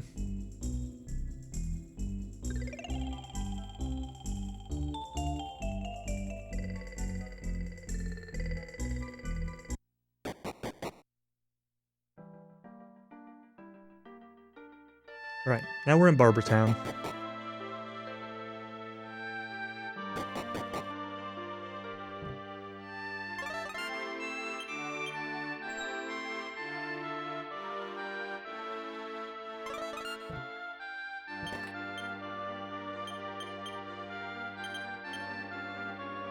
Nice 5 MP.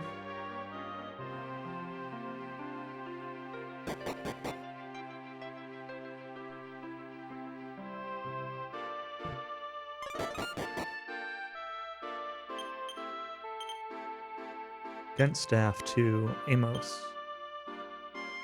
Fire Claw to Hero. Silver Tray.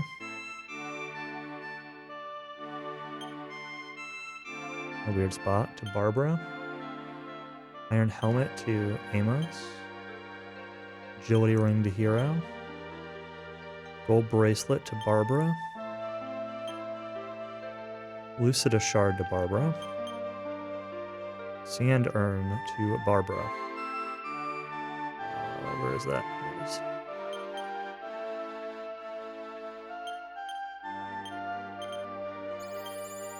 Keep up all the sand.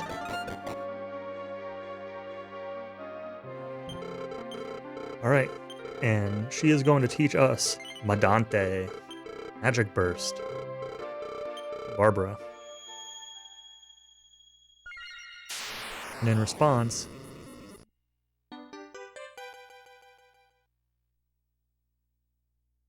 he's gonna get zapped.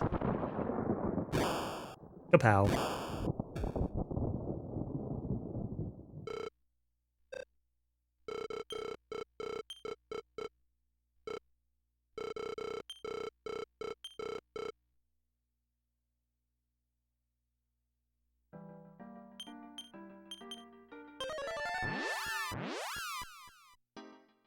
Brago split's only 3 minutes behind Tonix. I'm not too surprised. It's been a pretty smooth run.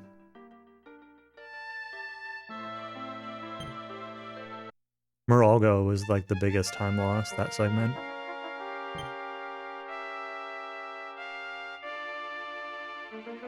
But like nothing matters until the end of the game. It might be a one and done if we get good King Medals and like a first try Deathmore, or maybe even a second try Deathmore. Like, possible. So grab to the safety prayer ring there. Toss it in the bag for now. Final boss is free. I've got like maybe a 35% success rate against him in practice.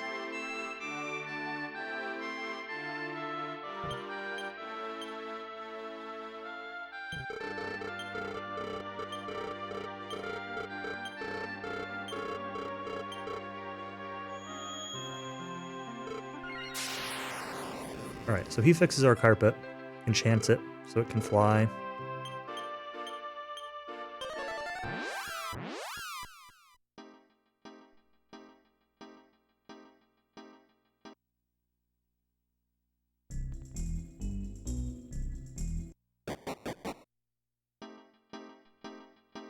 Is this what I wanted to do?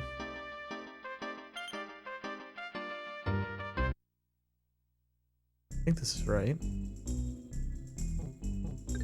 Yeah, cross all the shoals.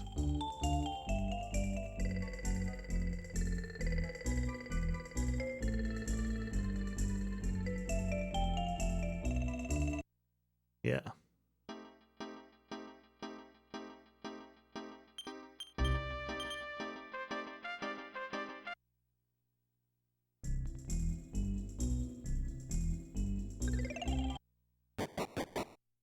To Grace Castle.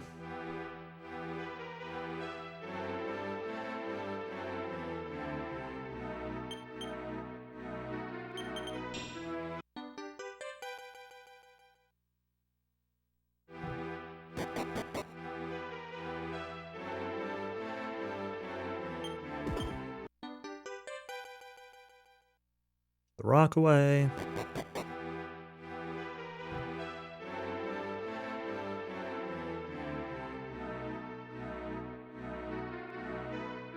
Here we get the Armor of Orgo. Right there. Just chilling out.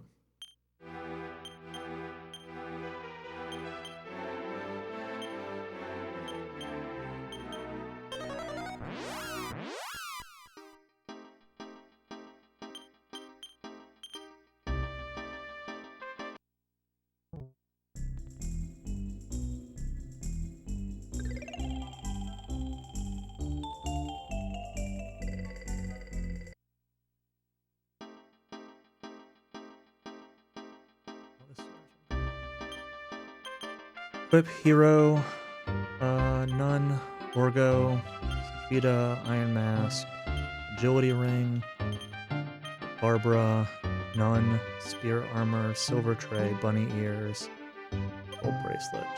The Order, Hassan, Amos, Barbara, equip Amos with None, Platinum Mail,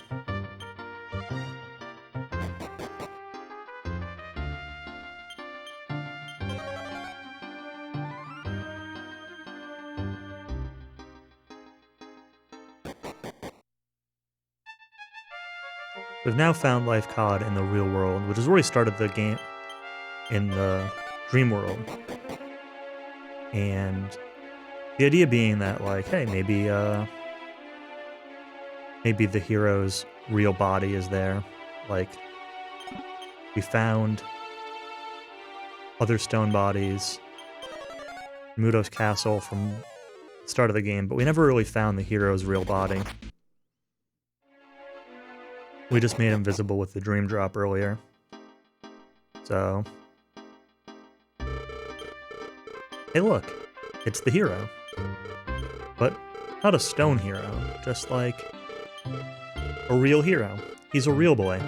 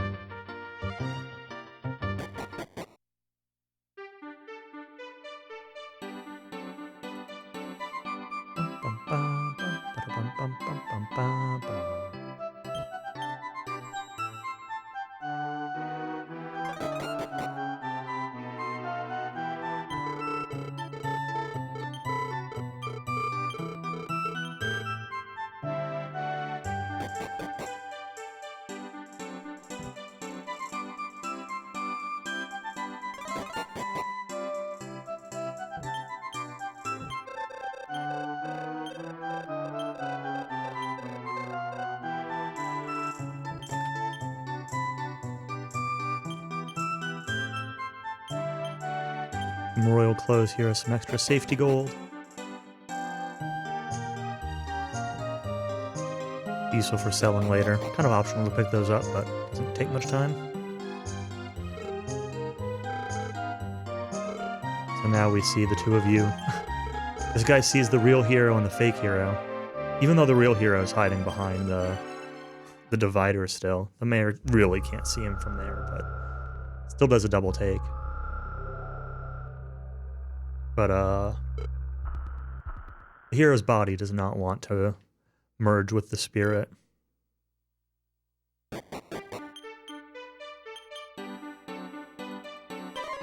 This game is basically Aiden Chronicles, right? You're trying to merge the hero's spirit with his body.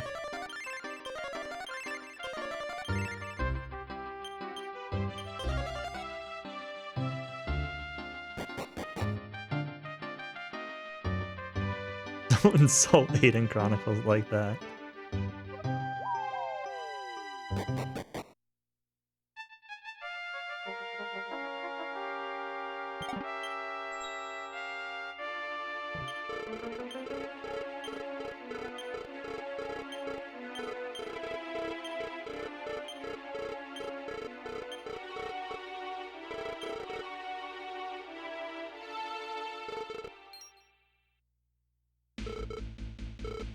Oh no, life cod's under attack.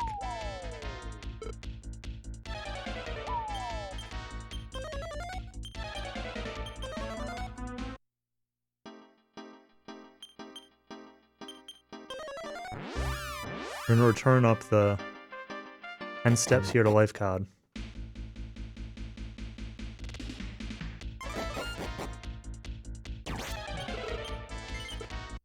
Alright, so we got 9 battles to fight here.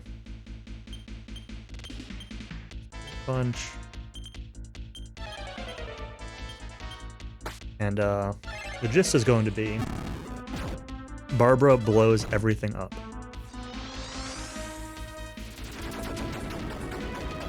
Medante at this point does not one-shot most of these enemies, only really the piggy guys, the berserk orcs. But there's a convenient priest here who will restore all of your HP and MP. So Barbara's magic burst can be reused over and over again.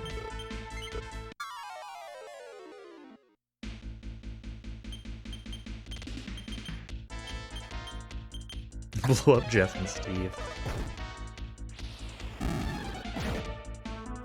There's lots of Jeffs and lots of Steves here. All these fights have 2 enemies in them. And there will be a boss at the end of them, but the bosses... I don't want to call them like a gimmick boss, but there's a thing.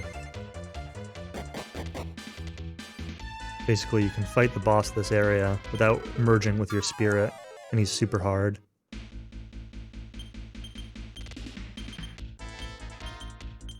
Or you can merge with your spirit, and that lets you use Riodine.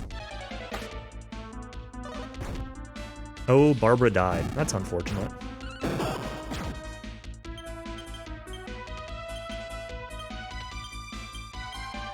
I have to fight these the old-fashioned way. And hopefully not die.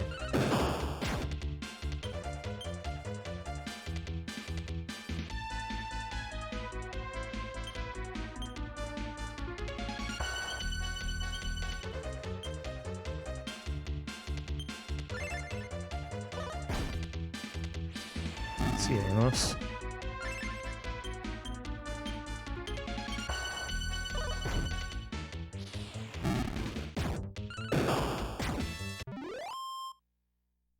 Pretty unfortunate. Does this guy revive people too? I'm gonna find out.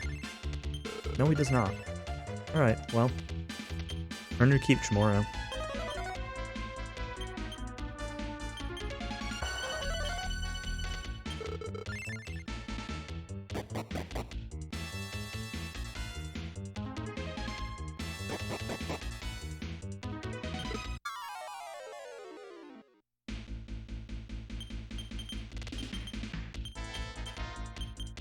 Pretty unlucky for Barbara to die there. But it happens. I don't think I've actually ever had Barbara die in my practice of these fights, but I've only practiced this area a couple times, so...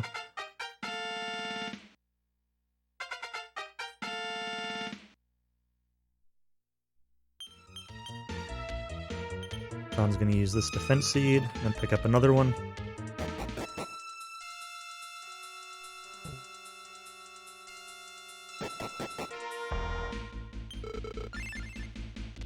That was number 4.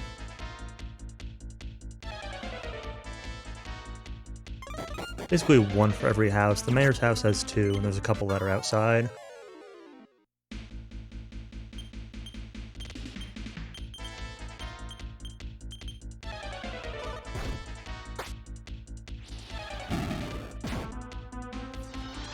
These Centaur guys are definitely, like,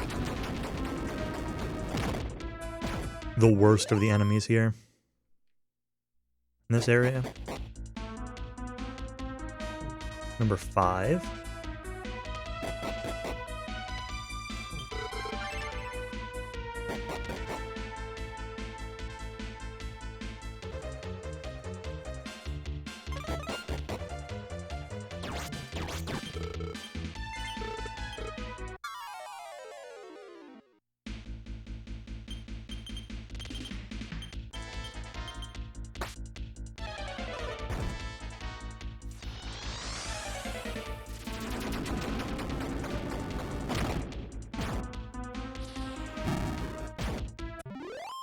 Number 6.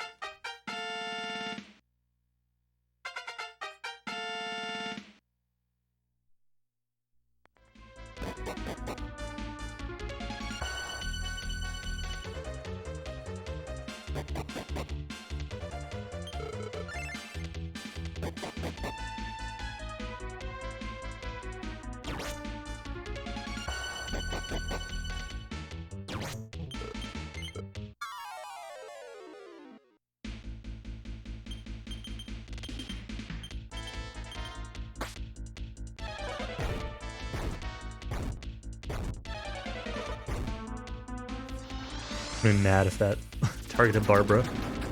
Killed her again. But we're fine. It did not.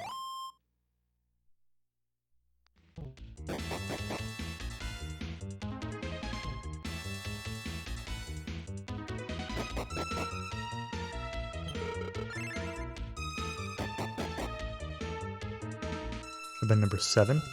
1 more in the weapon shop over here.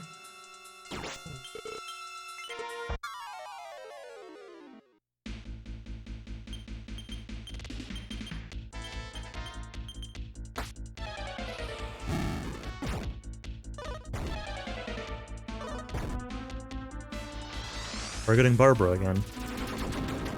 These jerks.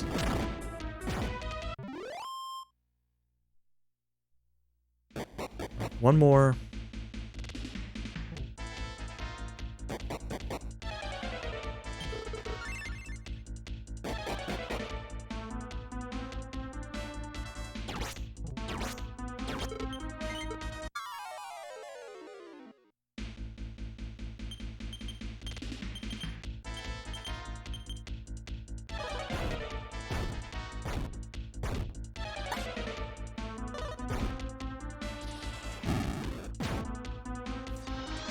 Oh, that attack does so much damage. And the Centaur, the one that hits everybody.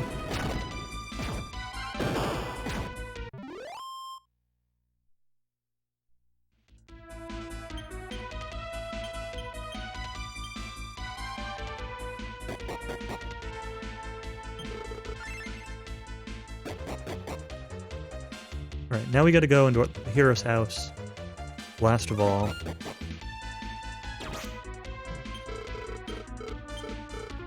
Talk to the hero, and this time he'll be willing to merge. And this is going to let us learn the Ryodyne spell, or Zap.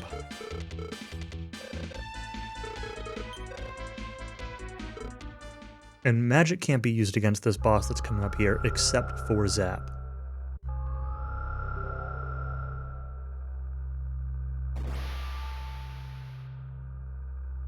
So Zap is incredibly useful for this one fight.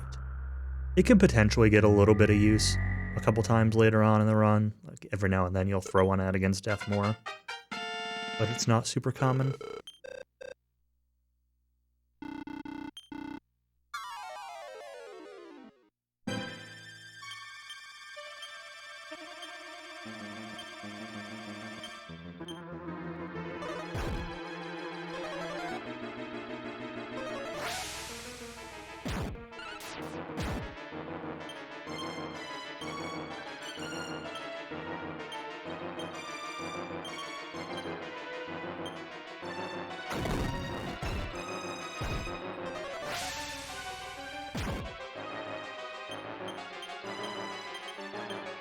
Wonder Twin powers. That's about it. That about sums it up here.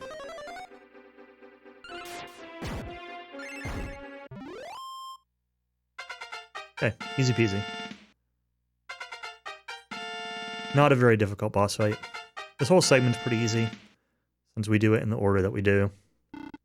This is going to get us the last piece of legendary equipment, but there's some cutscene stuff we got to go through first. If anyone needs to, like, take a break, etc., we got, like, 5 or 6 minutes of cutscenes here coming up. So, a little bit of time.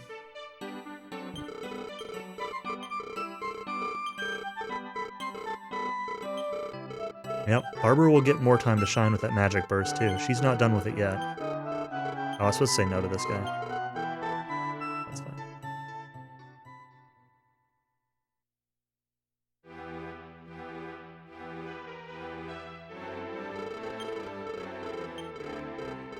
Neck is kind of hurting, sitting here staring at the screen.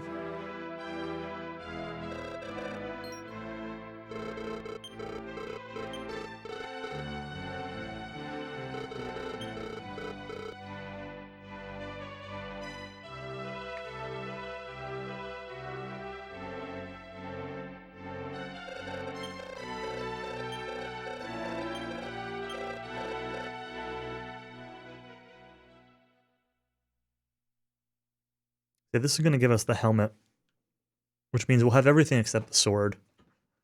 But because of that, Sally will help us out with fixing the sword since we have everything else.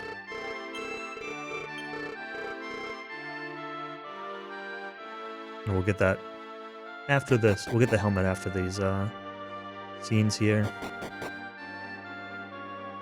Basically, there's these sparkly spots with these little flashbacks we need to do. And they're all like, I don't know, anywhere from 20 to 50 seconds long.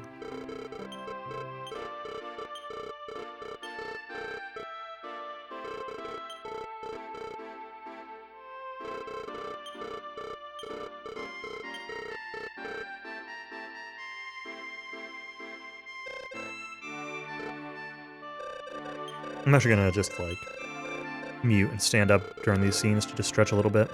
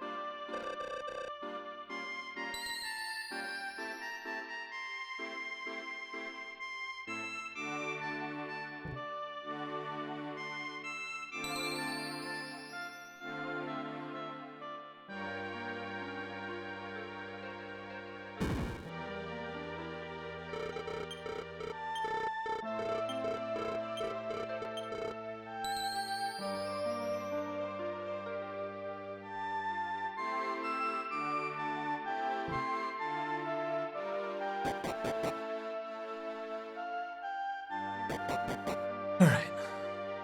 Sit up, stretch for a minute.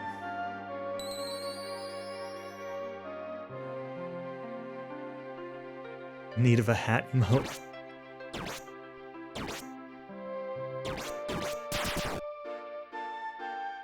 I could make one of the sub badge hats into like a follower emote or something.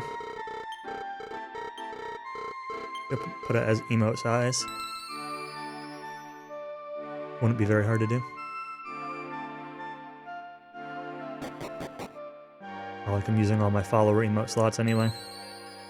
But speaking of emote slots, I mentioned it before, but I'll mention it again. I have 3 new emotes now. Hectic Washed Up for DQ1, Hectic Peak, or Lurk, sorry, not Peak, Lurk for DQ2, and Hectic Study for DQ3.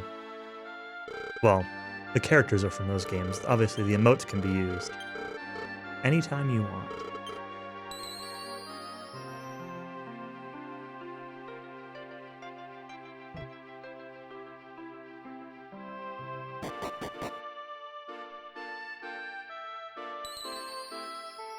This is the last of the memories, and the longest. Concern. Yes, Eve did them again.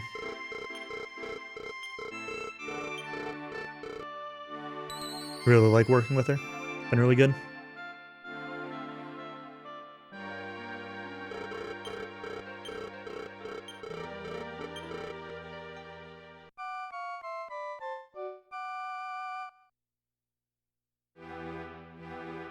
Right, so here we're going to get the Sebas helm.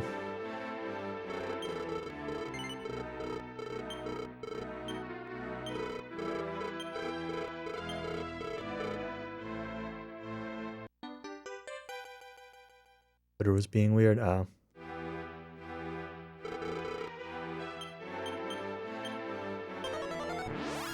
had messaged her on Discord when I first talked to her. Gotta do some menuing here, so I'm gonna focus for a second.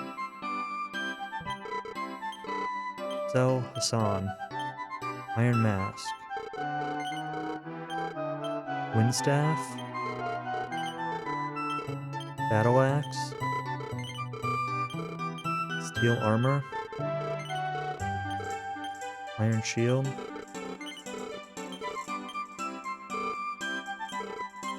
Bag, Understaff, and Sea Cane.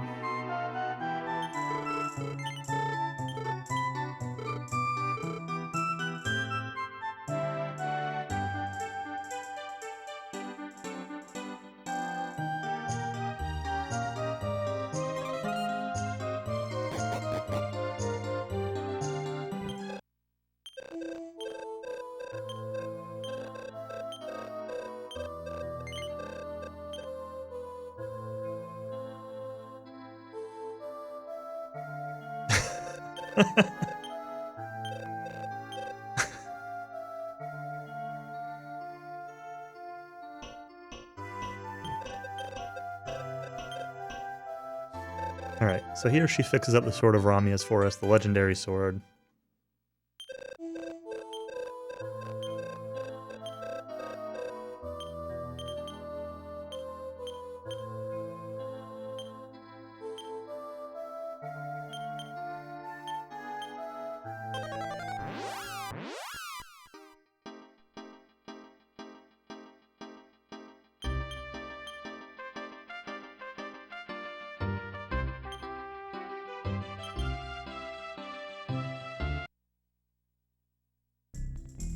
Okay, I'm gonna come here to a shop.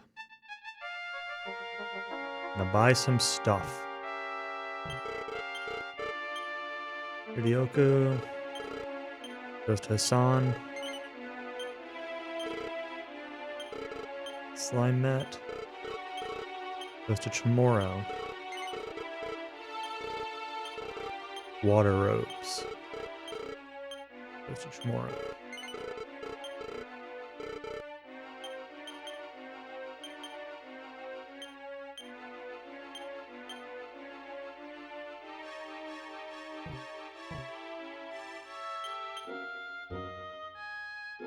It was top right. My notes say top left. Which I thought it was top right, and then I second guessed myself because I looked at my notes.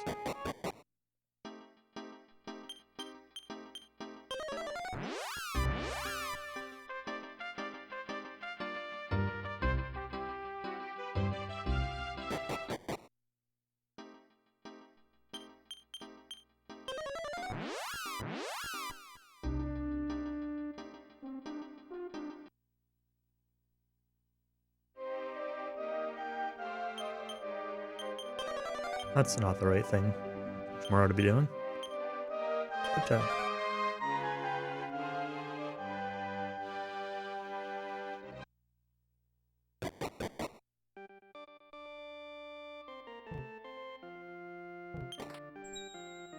Oops. That's fine. But okay.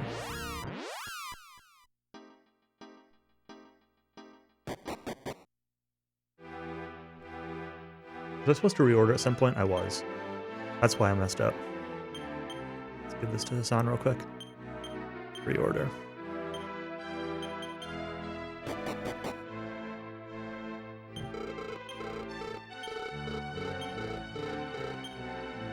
Okay, this is going to get us the Sands of Time, which is good, and then the Mystic Armor, which is very good. That restores HP every turn.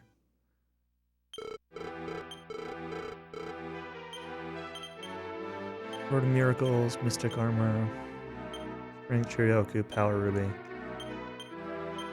Defense Seed, Defense Seed,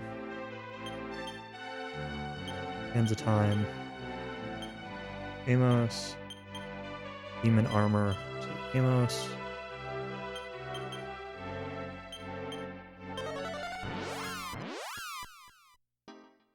Okay. I'm gonna take a quick safety save real quick before we go off to the castle and Durin Gauntlet.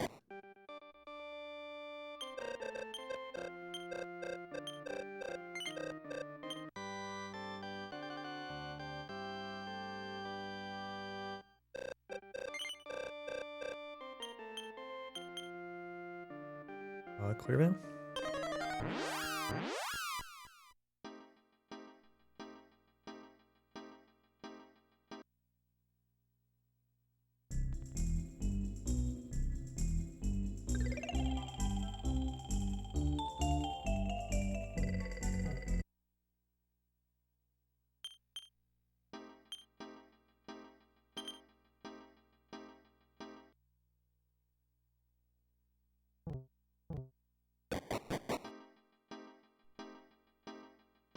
Alright. Next up, Hellcloud Castle. A little puzzle to do here.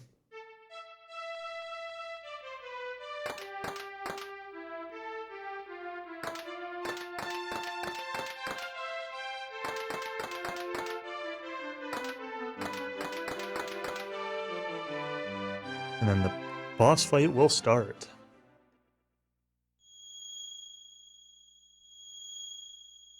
So the main thing I want to look at in this fight is whether or not Sap is able to land before Magic Barrier goes off. Barbara will likely die, which is okay. And now's where I start swapping accessories. I start swapping the Demon Armor for this whole gauntlet. Demon Armor onto Amos when I want him to heal second. Platinum Armor onto him instead when I want him to heal before the boss, hopefully. It is turn order, so you never know. And I'll be Spirit Punching the castle, but if he uses Magic Barrier, then I have to switch to Flying Knee Kick.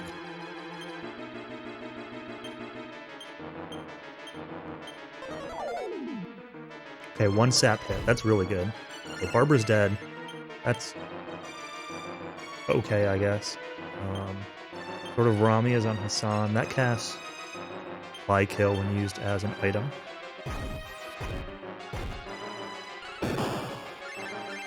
He dodged. Sort of Rami is on yourself.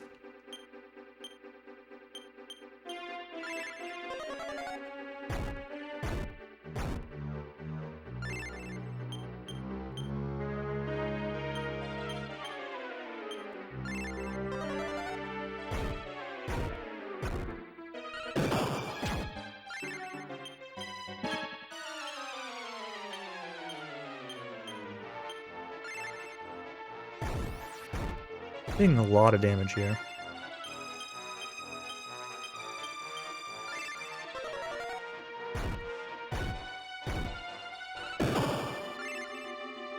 I'm actually getting a little sketched out by this.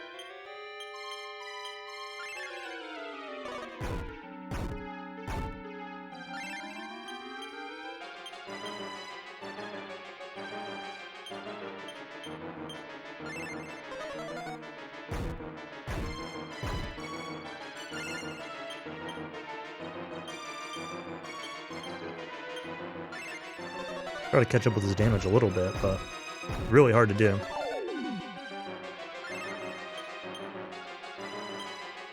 I need to defend. This fight's going terribly. He's spamming Boggy Cross.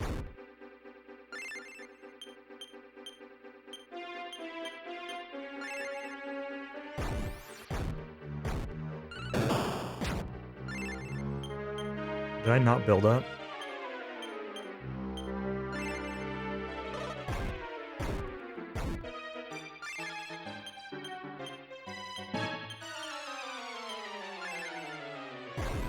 I'm just going to be defending with Hero for a while.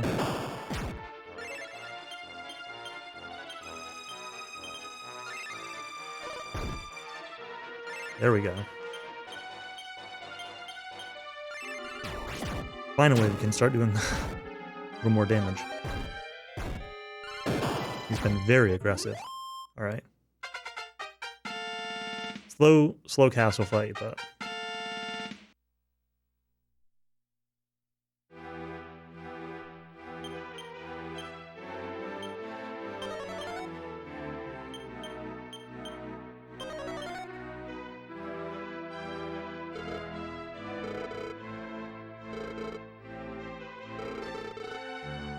not a huge deal.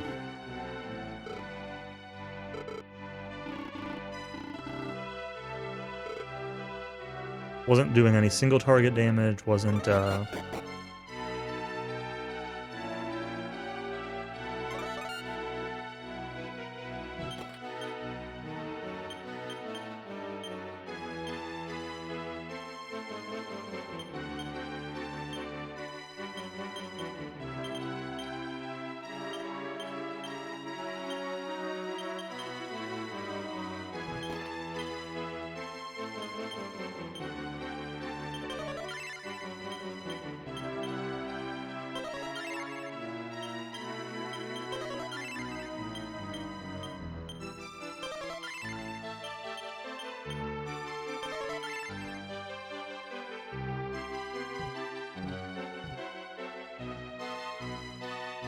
wasn't doing single target, didn't do magic barrier at all, just wasn't able to catch up on healing with anybody.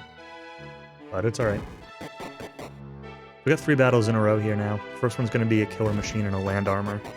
The goal here is going to be to try to confuse the land armor so it doesn't protect the killer machine, and then I can use magic burst to do a significant portion of the fight.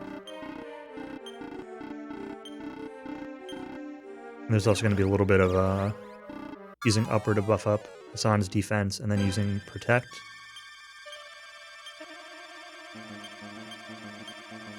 to have Hassan take all the damage that gets dealt in the fight.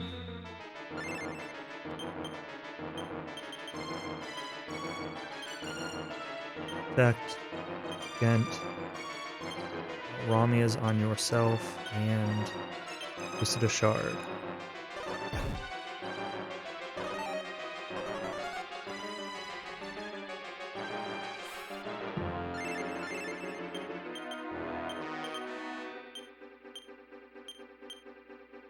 Barbara gets to use Magic Burst.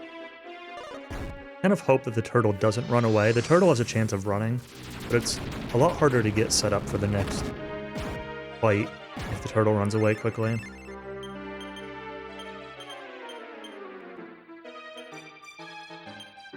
Barbara can drink some magic water, let her help out with upper on the next fight, now that she's spent all of her MP.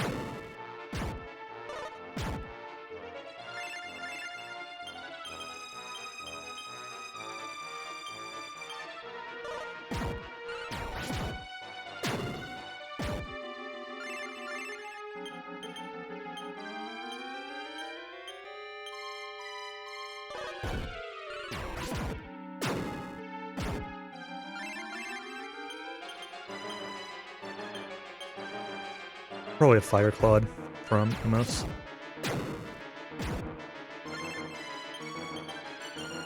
Let's do that. Platinum Mail and Fire Claw. Should outspeed it and hopefully kill it. Did not kill it. Hero did. Okay. Fine. We're in good shape going into Terry.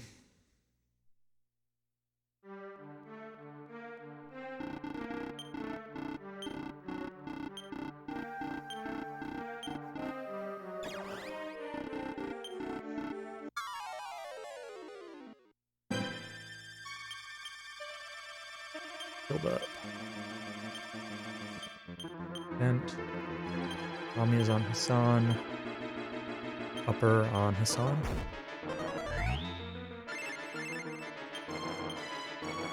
Lunge. Vent. Rami is on yourself. Going with uppers.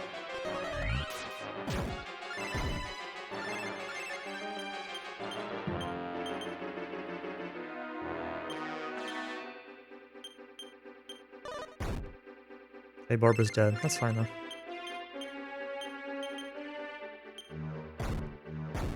Okay, that's a scary lightning attack.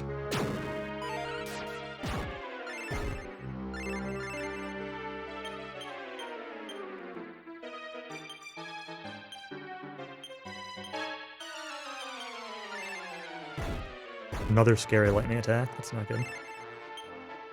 We're just going to attack this turn, actually. Rather than lunge.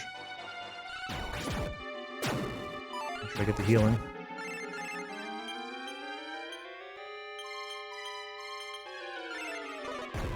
Okay, that's good.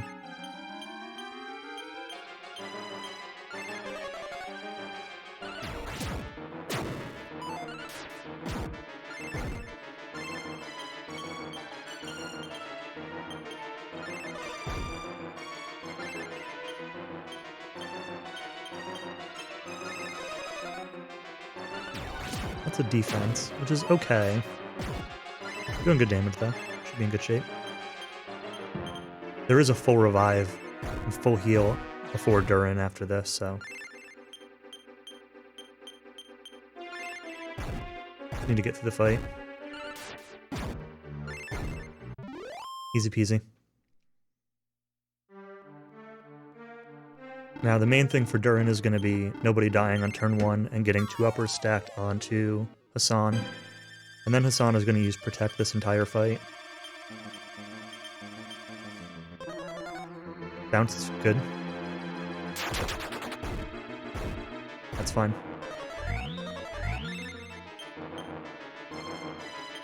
And then you're going to equip the Demon Armor and spam Gent. And you're gonna Rami as yourself, and you're gonna spam upper on Hassan. Now Hassan is gonna take all the hits. Hero's going to alternate build up and either attack or lunge. Lunge does more damage, but it leaves Hassan a little bit more at risk if you get bad luck here. So I'm just gonna do attack for oops. Barbara was supposed to upper. Okay. If he does waves is a problem, basically. So if he does waves, his wind slash will do full damage to Hassan, like 100 something. And he does freezing waves, then it removes all these upper stacks, and the combo can be really scary. So using lunge with hero means you need to heal hero.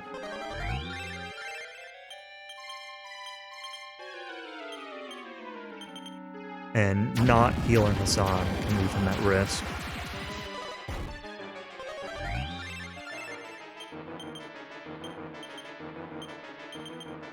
And I will take that risk late in the fight.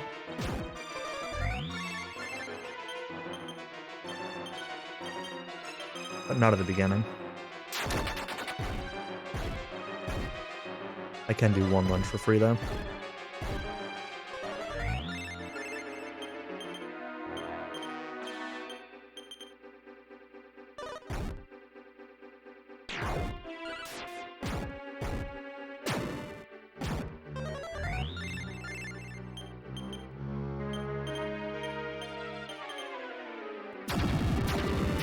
Waves, that's scary. Okay, just waves, that's fine.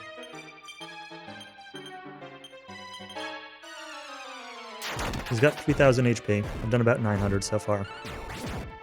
1,100. The fight's pretty stable, honestly. It's just like bad waves, combos that can really do you in.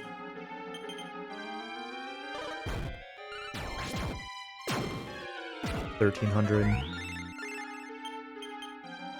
I'm gonna take a chance on healing hero here.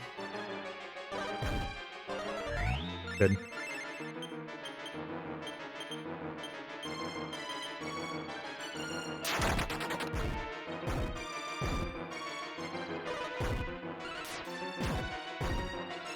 $1,600.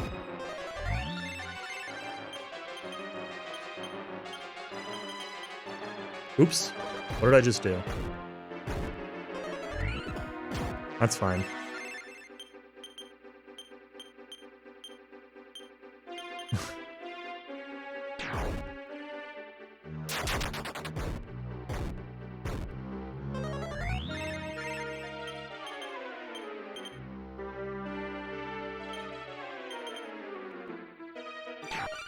Nice dodge.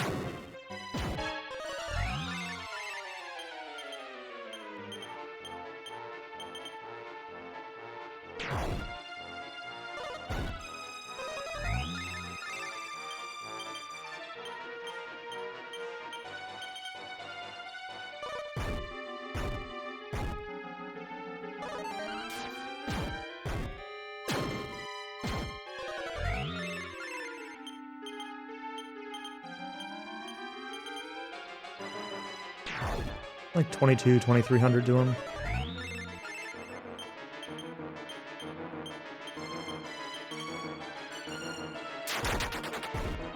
It's fine.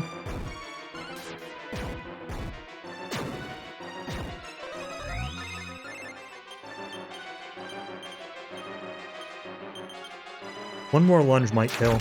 Might need a lunge and a regular hit.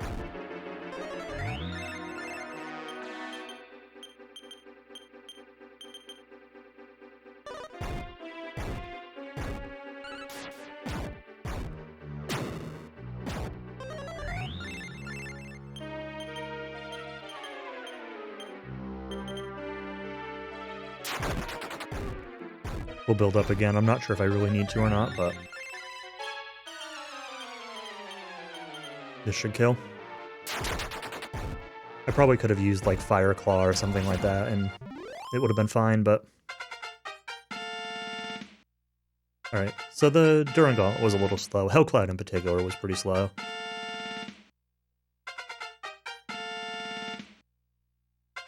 Land Armor was fine, and Terry was okay. Duran was okay, but I played it a little safe.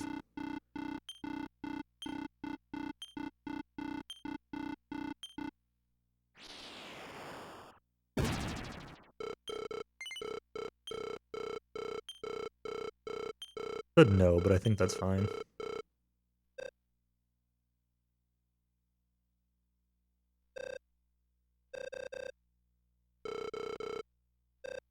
So Terry should join here. Where we find out that Terry is really Malay's brother. I think you just learned that here. Maybe you learned it earlier, but...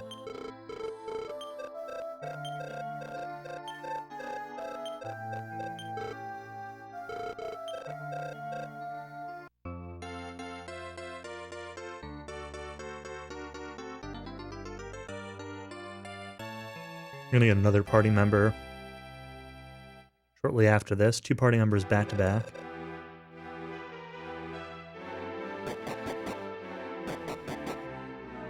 Almost back to back.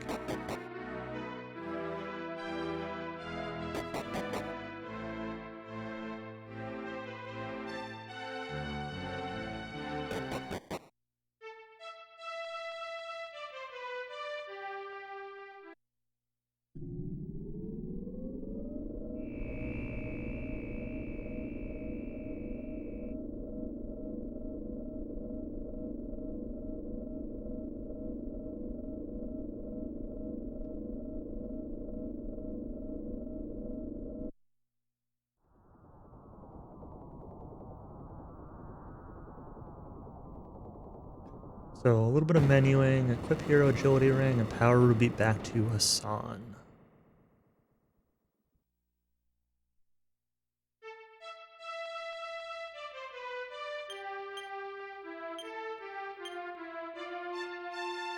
What?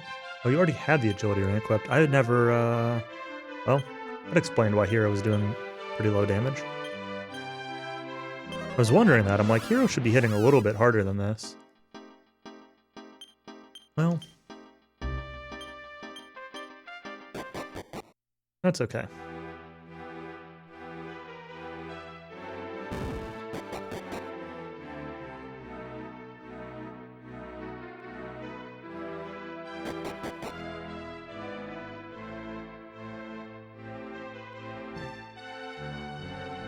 NPC's always getting in my way.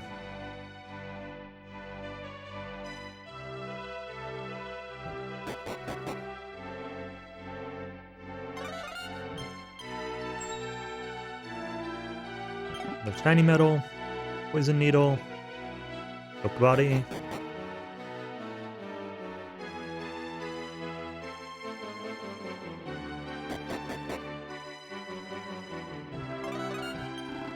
We're going to talk to the Battle Rex from earlier, and since we have Terry in the party, who was the one who bested the Battle Rex earlier, Rongo will now join us on our team. North Rex has joined the party.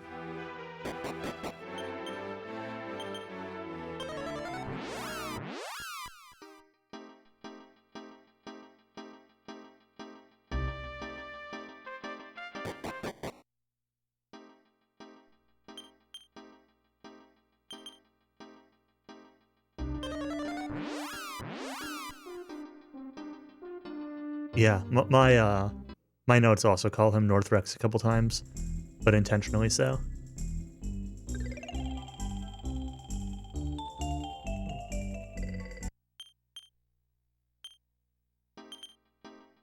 Oops. Don't want to carpet here. Walk and then carpet.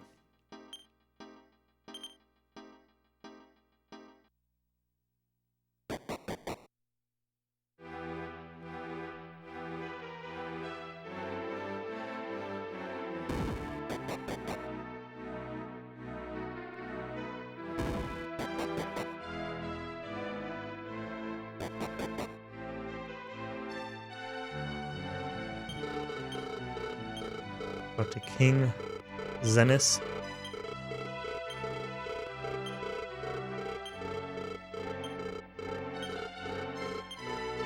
And clearly there are going to be stairs behind this throne, right? Oh no, just a mini medal.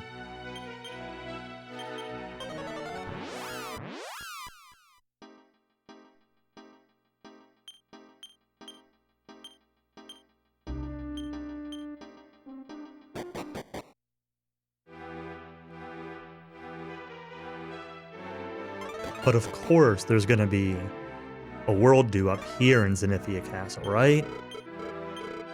Right. Will do.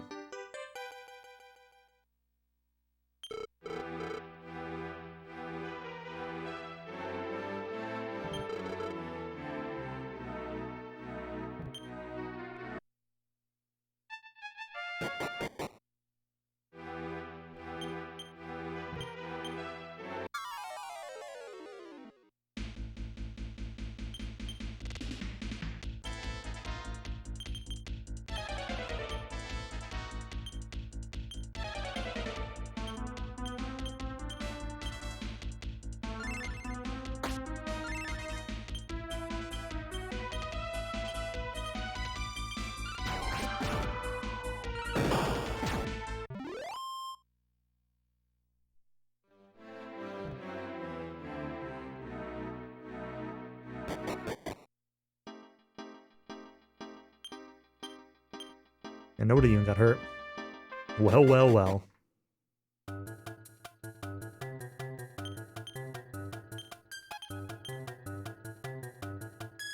Oh, I don't remember what I'm doing here.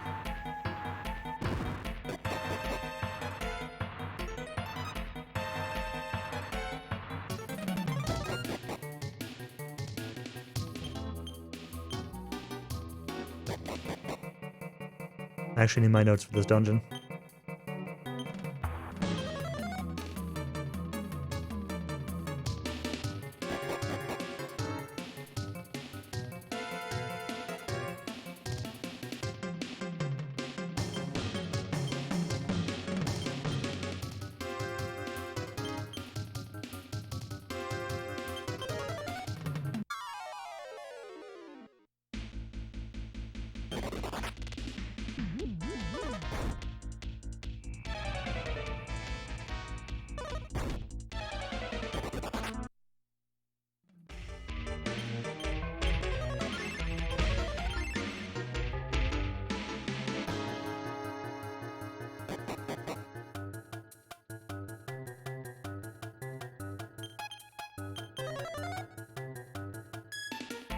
You got room over here. Dragon Killer. Life Seed. Tiny Metal.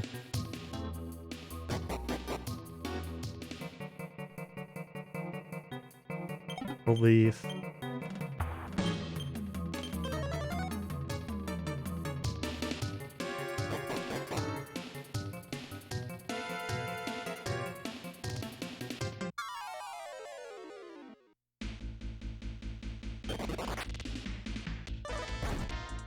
Mildly terrifying.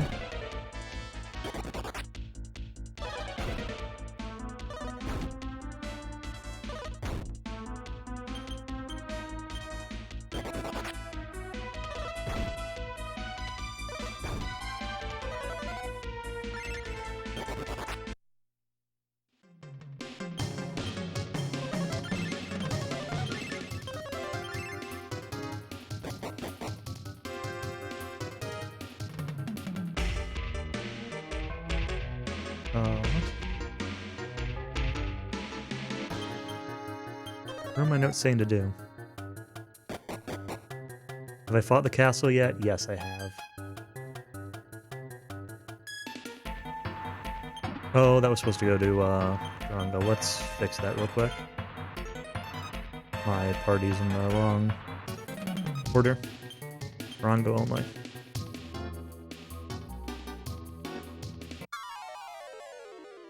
Sorry, I'm trying to remember my way through this dungeon. Yeah, I fought the castle. I actually just got through with it shortly. It was right before the Durin fight. It's the start of the Durin Gauntlet.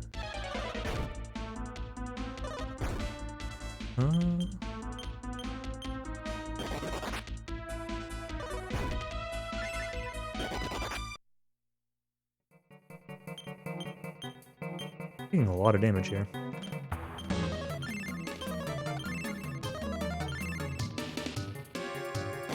This is definitely one that I just don't remember this dungeon.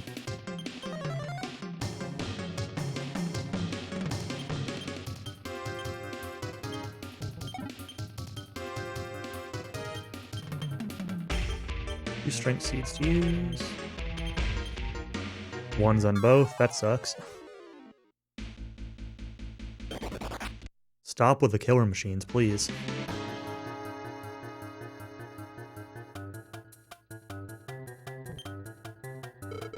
Alright, this fight will hopefully be fine. Hollow Ghost, a Magic Lamp, and a Devil Moth. And we're going to start off with a big ol' Magic Burst. And see if Hassan dies or not. I want Barbara Hassan. Magic Burst and Protect. I agree, though, that the Floating Castle is probably the most absurd boss in the series. If it's not the most, it's very close.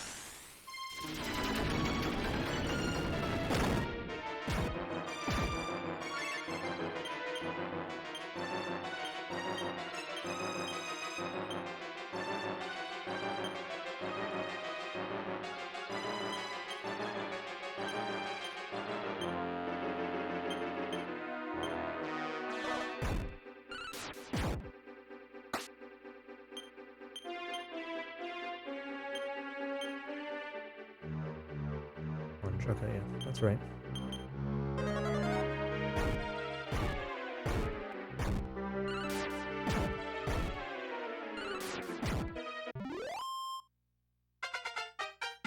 No problem. I actually had that fight go very badly in practice once. I don't think I died to it, but I think it was really slow. I'm going to stand up for a minute. I've got about a minute.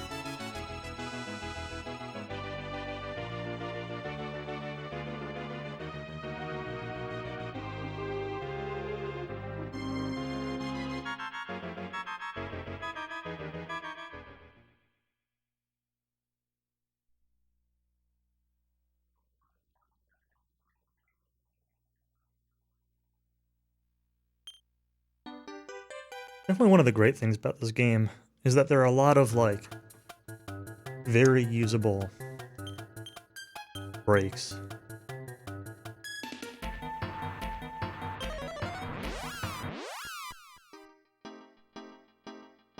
Alright, got a really big menu coming up here.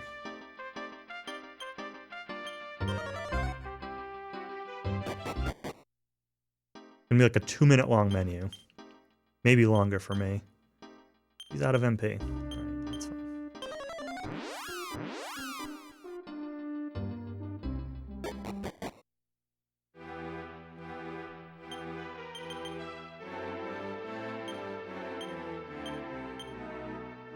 None.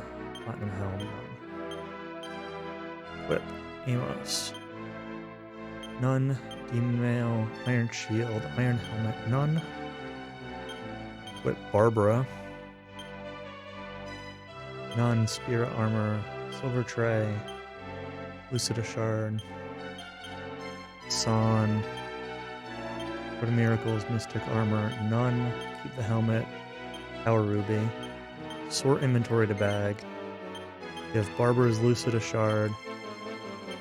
Terry. Amos' Gent Staff to Terry. Ramia Sword. Durango. Bag. Rocco Spear to Durango. Fireclaw to Hero. Platinum Mail.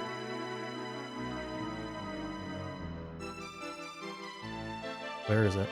To Terry. Dragon Shield to Durango. Shield of Strength to Durango. Meteorite Armband to Terry. Megazaru Bracer to Amos. Gold Bracelet to Durango. Gold Bracelet to Chamorro. Prayer Ring to Chamorro. Where is that? Second Prayer Ring to Chamorro. Antidote Herb to Durango. World Leaf to Durango. Second World Leaf to Durango. Magic Water to Hero. Hands of Time to Terry. Agility Seed to Chamorro. Life Seed to Chamorro. I have an extra Life Seed. I'm going to just hold on to that for now. Whip. Durango. Dragon Killer. None. Dragon Shield. You're supposed to have an Iron Mask. Did I miss that? I did. One thing from the bag. Tetsu.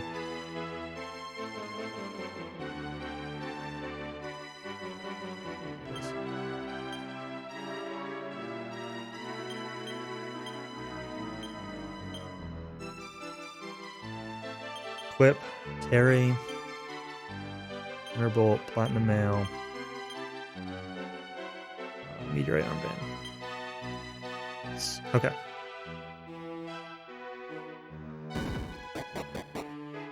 That menu is, even if done well, it's slow. I made a couple mistakes and had a little bit of trouble finding an item or two.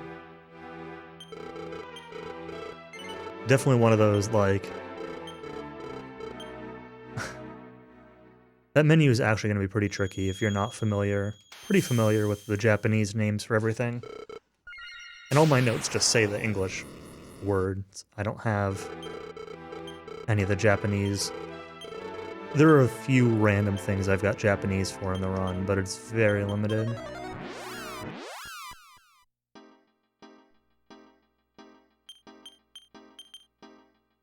Alright, and now we get to go up to the Dark World. Oops, that's the wrong button. B is land, X is the Dark World. Once more with feeling.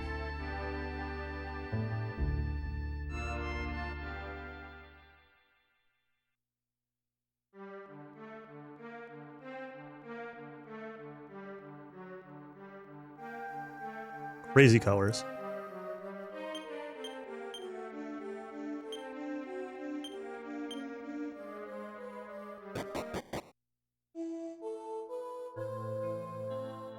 Alright, now we're in Sorrow Town. All our characters only have 1 HP and 1 MP until we get the town in better spirits. We're gonna talk to Ende down here. He's missing his tools. He's gonna give us his pipe to prove that we know him. If we can find somebody that has his tools.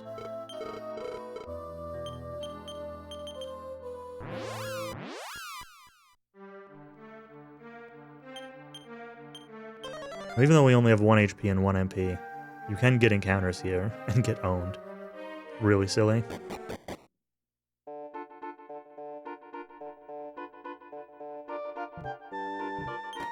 Also means we can't use a lot of our spells like Return.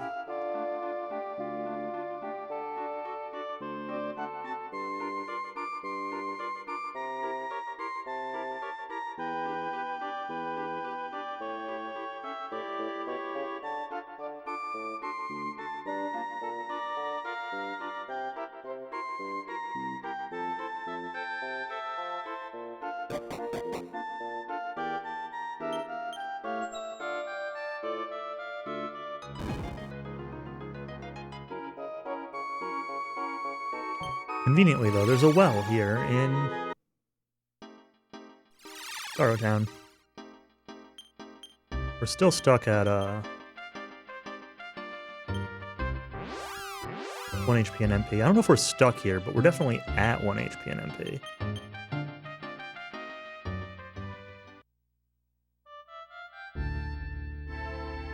That's the wrong button. Shoot. That sucks. That's a big waste of time.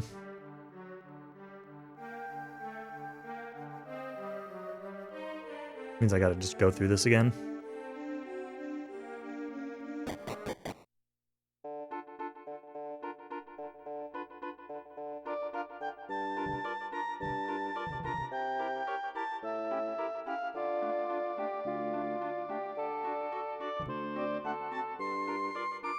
I just hit the wrong button. You press X to raise the... hello? Press X to raise the,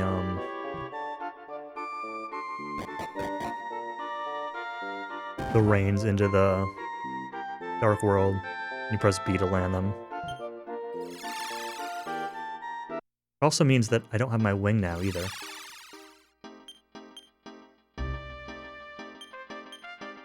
Thankfully.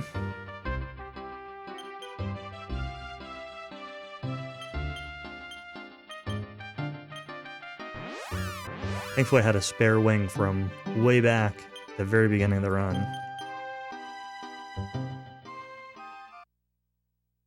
That you get as a safety. This is not the intended use for that safety, but...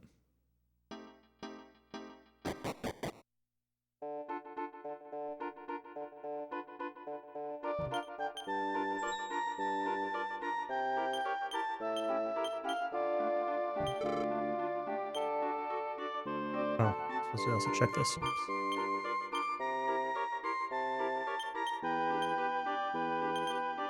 Fight. You get that, you get the safety wing in case the hero dies earlier in the run.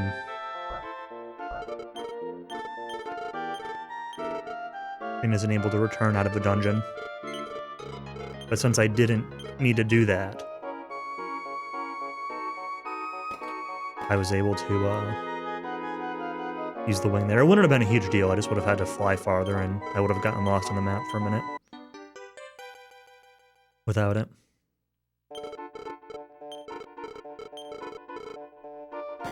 Alright, so we got Ende's tools. Now we can actually go back to the Dark World.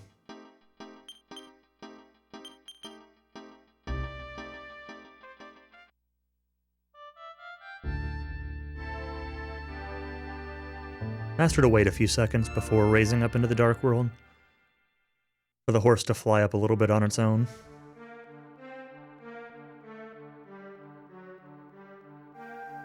Rather than immediately pressing X.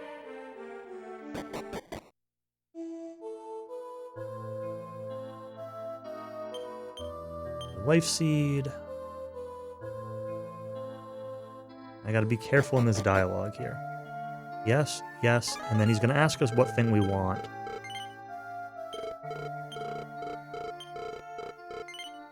And we have to say the shield.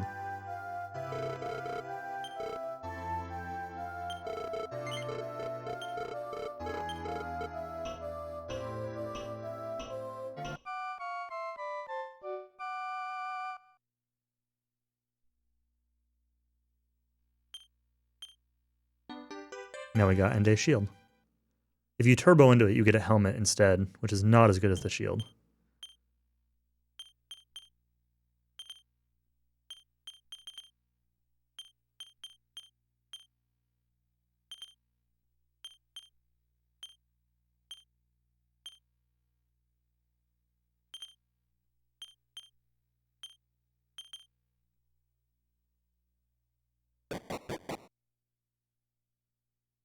Right. But now that we've done that, now that we've brought Ende's tools back, things lighten up. We get the good, cheery music back, and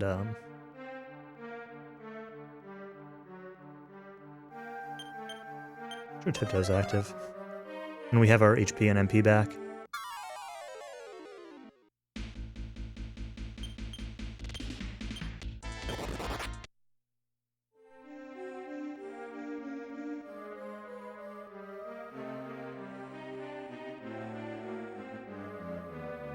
We're going to make our way up here to Greed Town. But we're not going to do anything here now, besides stop in there and get the return point.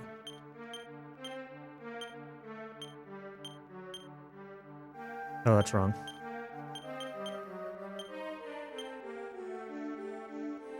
That's also wrong.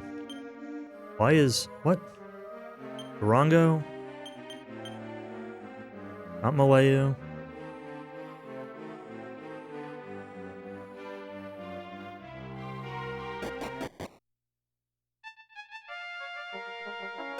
Oops, did not want to leave. Really sloppy segment here. All good though.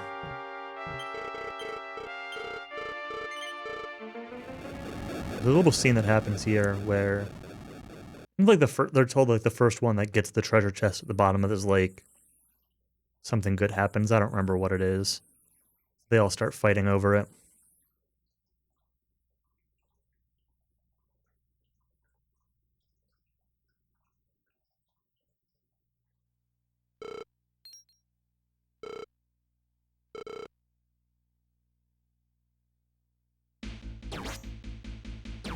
But we're gonna ignore their fight. Just walk around. And open the chest. Ha! But it's empty.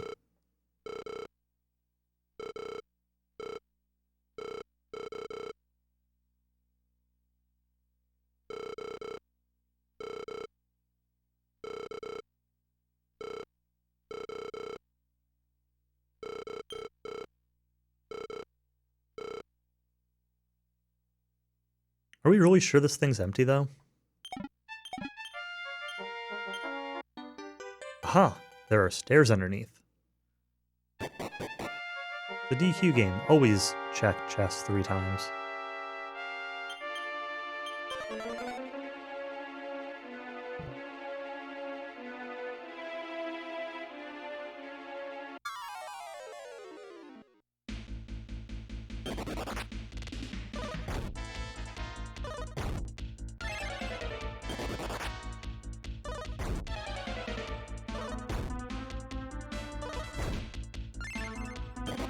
Come on, just run away. Had really good run luck most of this game, but a couple of 4th try runs recently. He's been pretty rude.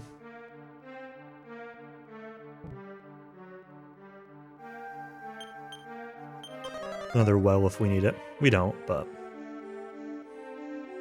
I head over here to Prison Town. We're all healed up with Monton.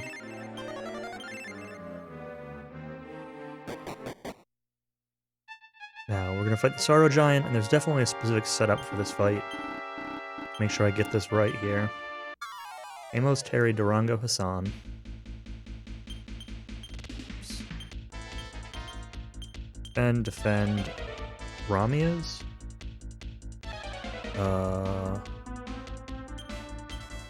Build up.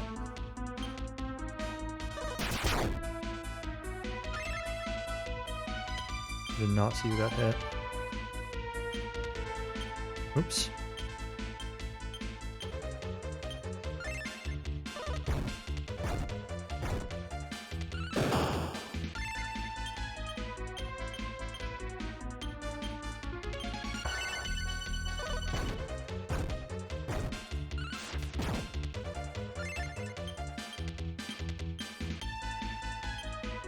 This is Spirit Punch, right? Yeah. Okay. Making sure. He resisted the first one, so... wanted to make sure I was using the right ability. That's better.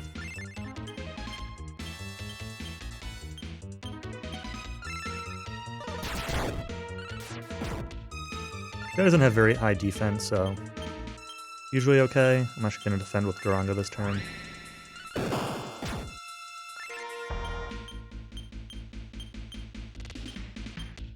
He's only got 2800 HP. So we might kill him this turn. Might be one more.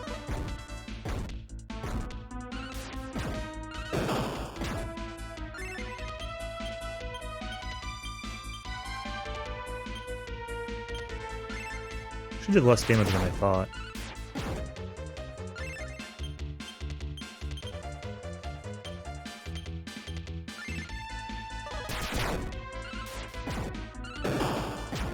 There we go. Must have forgotten to build up one turn or something. It's fine. Sorrow Giant's down.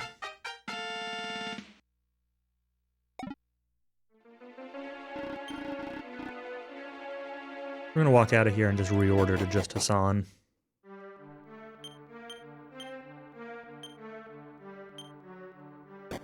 Let him get all the stuff from... what we pick up in here for now.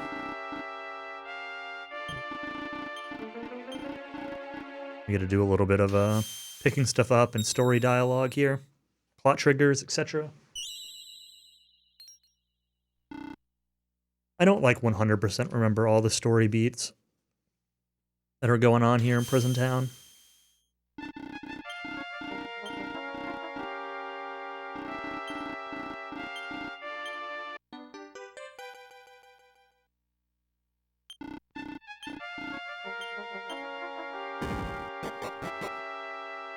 So I can't really explain it that well. But...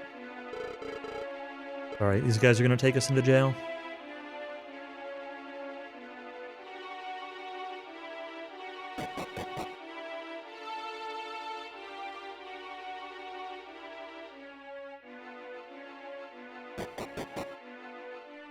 Anyone know how Anatola's DW2 is going?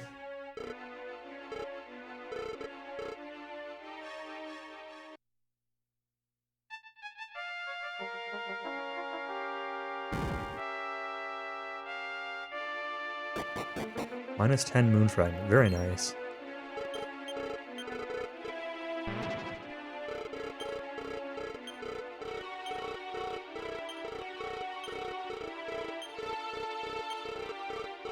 pretty good encounter rates. Sometimes that's not a good thing, though, with DW2.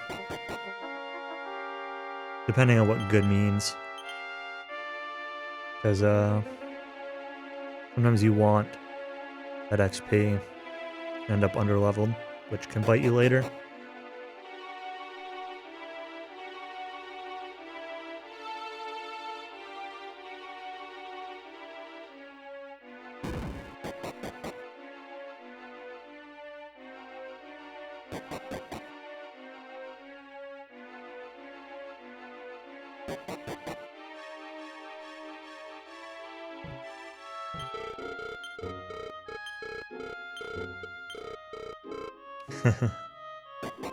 It's fair.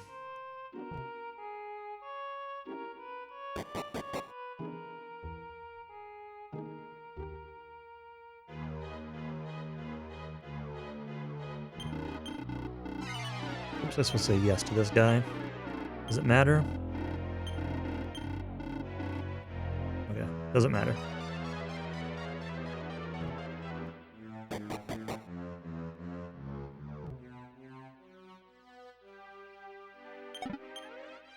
Money.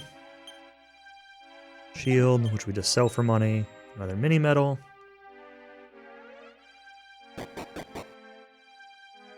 Back to the execution yard area.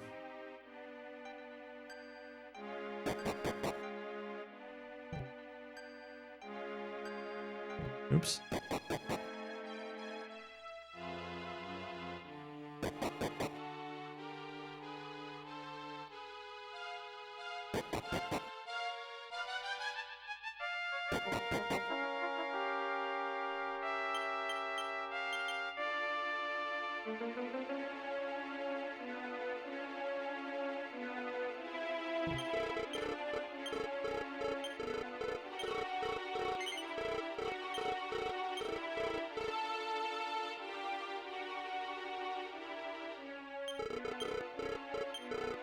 I'm gonna talk to these guys, and they're gonna talk about I don't know, I think like some distraction, commotion they're planning on making.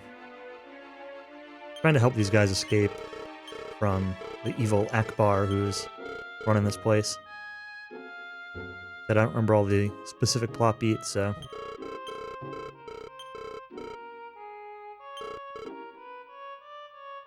I do get a minute for a break here, so I'm going to stand up again for a minute to stretch. I will be right back.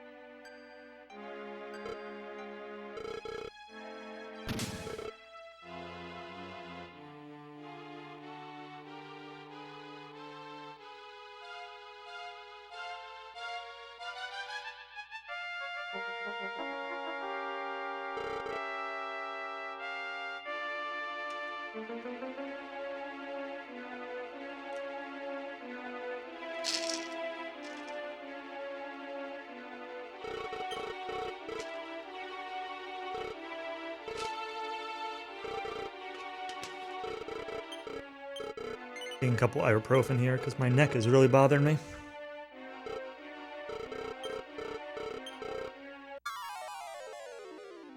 Kind of hurts from staring at the screen here. We take an intentional loss in this fight. These desperate attacks, we take a little bit more damage on those hits.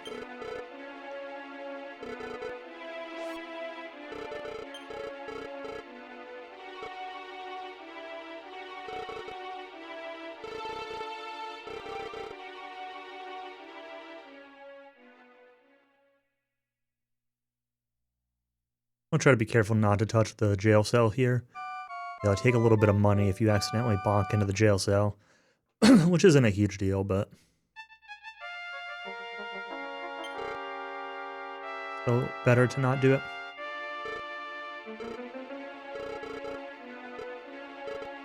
Also, I want to point out that the world record has already defeated Deathmore.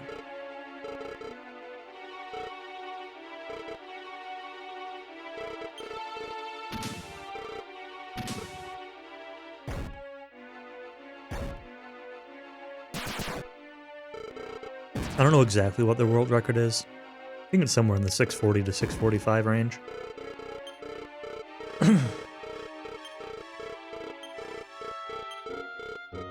Anyway, they put some sleeping drought in the food. So everyone's falling asleep. Sleeping sounds pretty good right about now.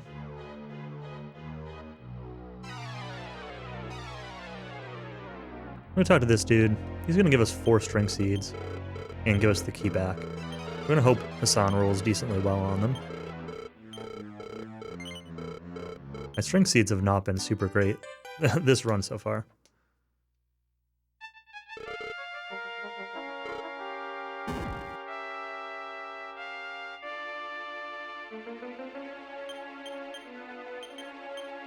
Three, good start. 1. About what I expect. Now average. 2, we're still average. 2, average. Okay. I'll take it.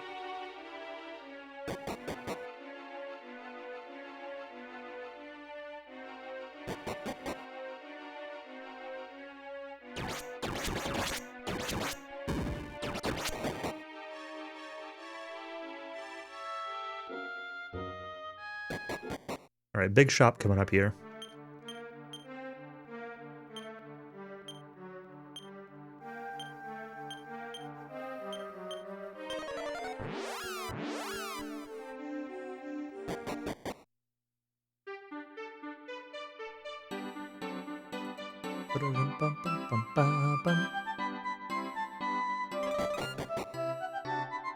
We're gonna look at this robe here real quick.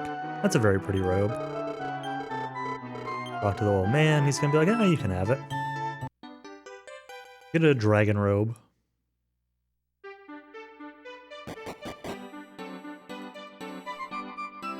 We're gonna get a Magante bracelet over here, which we're just gonna sell.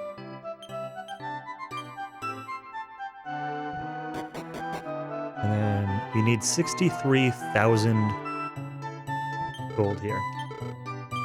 So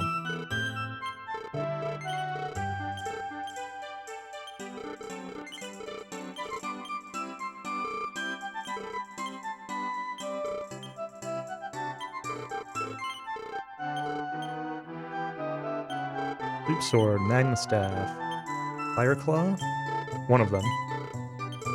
Poison Needle, Blade Armor,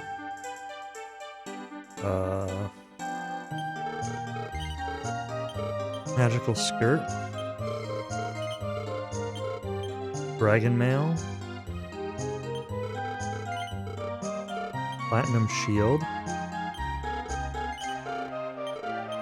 We got our money.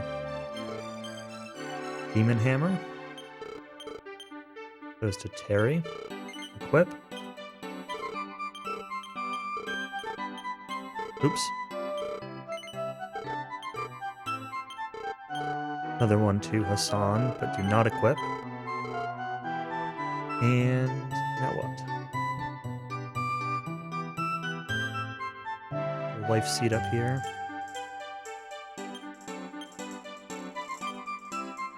The Dragon Robe. Give the life seed to Chamorro.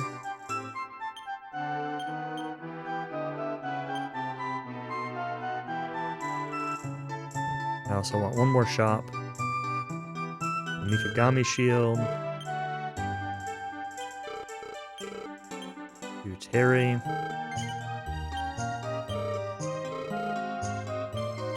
Okay. Now it's time to go fight Akbar. Make sure we're healed up. We are good. Now this fight can be pretty sketchy. There's a lot of variance in the setup here for this fight. And, I've definitely practiced it a bit, but it can go wrong.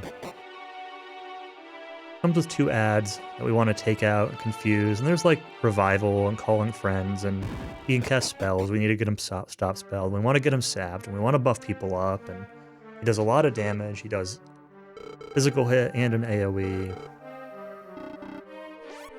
It's just there's a lot to it, and the setup here is pretty specific, so.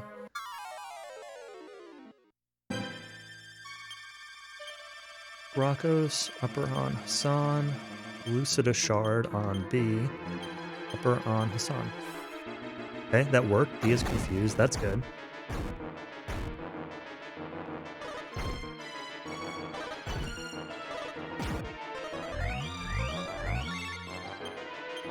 Ramia's on Hassan. Build up. This is a little sketchy.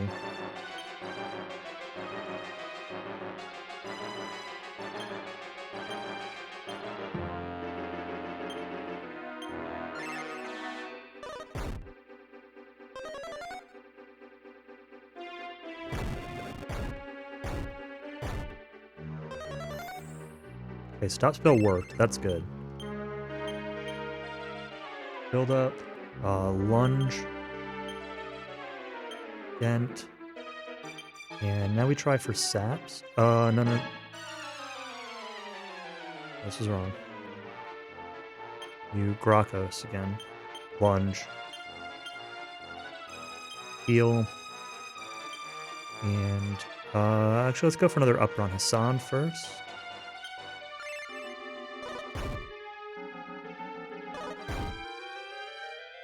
Hopefully Terry's fine here.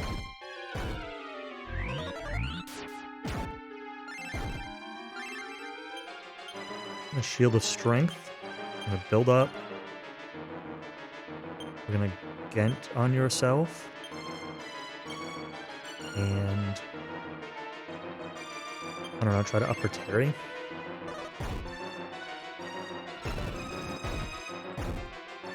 And it survived. Okay, that's okay. Amia's on yourself. Lunge and World Do.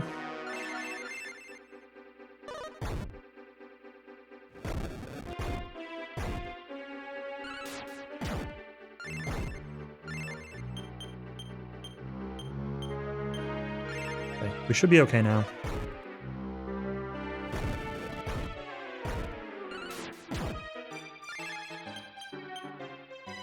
Do I want to lunge or Spirit Punch? Build up an attack, not lunge to be safe. Okay. Nice miss.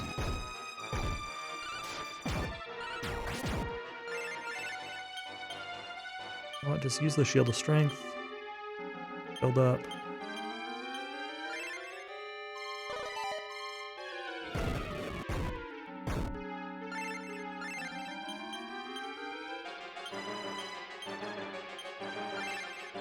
Terry's back in good shape. I think we can start going back to lunge here soon.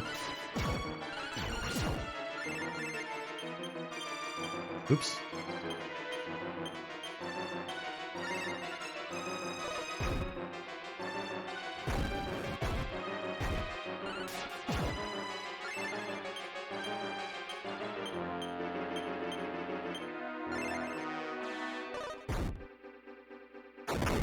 Sun's that full, okay.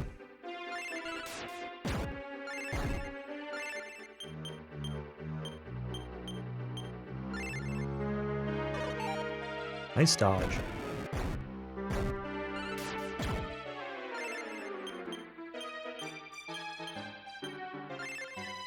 Yeah, it's really just about staying ahead of his AoE damage here. Is what this fight basically comes down to. Hold up. But once we're set up like this, it's pretty easy. And Hassan... the downside is I didn't get sap, but Hassan mostly like keeps up with his own healing with the Sword of Miracles and this armor. Not having sap just, like, it slows down the fight, and it means, you know, you're doing a little less damage, you're healing a little less, but...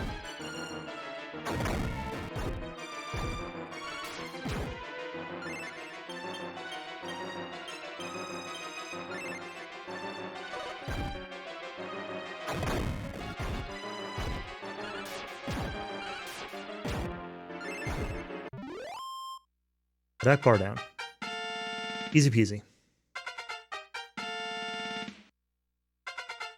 Hero dying there is expected, like, it's not a problem at all. It's a little problem that he died, you know, before getting sap. But I was going for uppers instead of sap, which is, like, a little bit safer.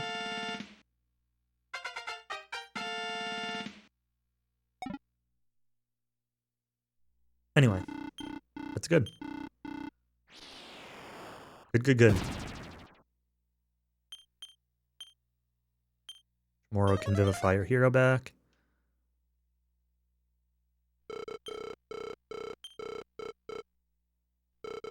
It's the next to last boss. Only one boss left, but we got some setup to do. Some more equipping. Picking more stuff up.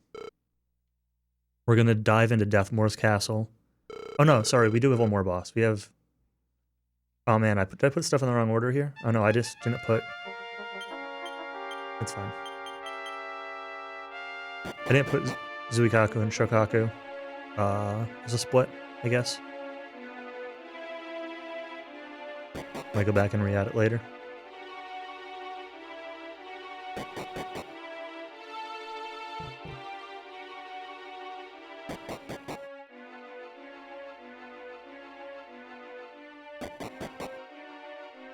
Oh, sorry, we have one more boss before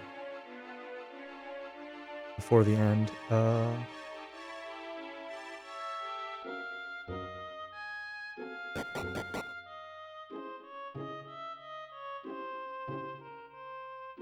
But then for setup for Deathmore after we beat Zuikaku and Shokaku, we're going to be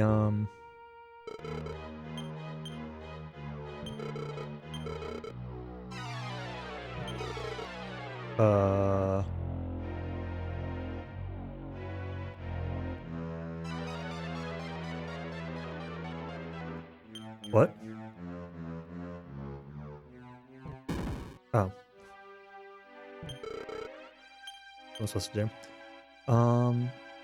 Menu. Equip Hassan Demon Hammer. Use the key. Not that. The key. Yeah. So it's not quite time. We got one more fight. But yeah, we're gonna dive into Deathmore's castle. We're gonna get the Dragon Book, which will allow Hassan to become the Dragon class, which has really good strength and HP. And then we're going to farm 2 King Metal Slimes. The route only specifies 1. But, 2 is...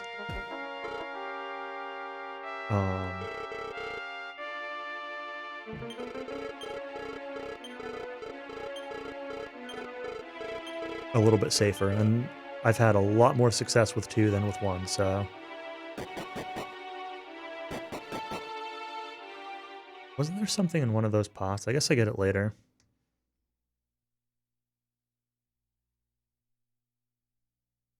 Hey, Dupree. No problem. I saw my phone light up, but I didn't see what it was. I thought it was you, but I didn't see the message or anything. Oh, cat.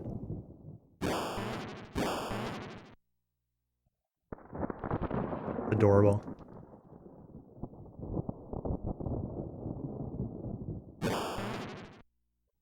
That was a good girl.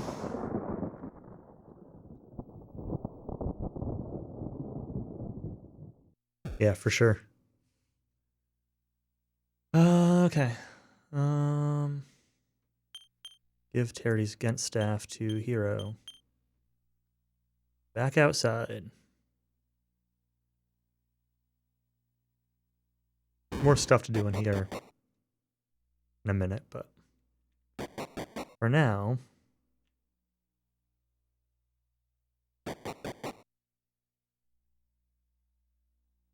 Plot triggers here are, like, really confusing. I really need my notes to,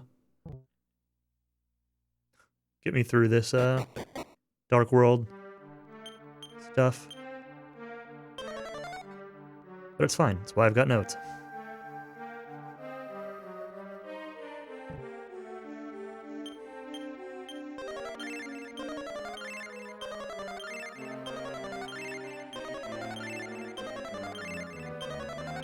Monton. Chamorro's got his heal all now. That's pretty nice. And use the orb. Orb.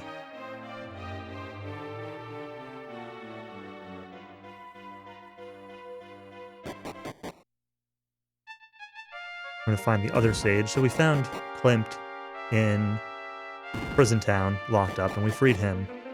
And then the other sage here, Masaru, we find locked up down here.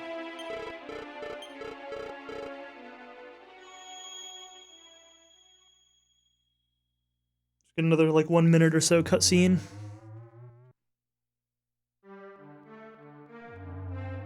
And then we need to go get Klimt and bring him back here.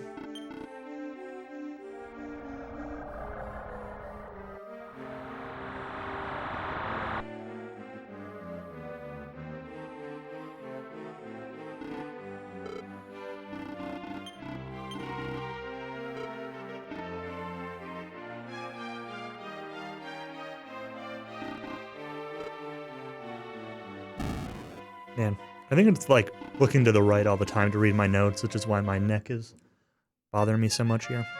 I mean, my chat is like in the same spot, so it's not that much worse than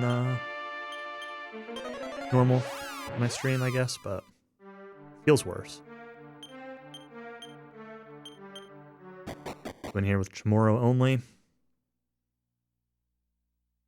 I'm gonna pick up some stuff that I've skipped the first couple times through here. Nope, this one. NPC and...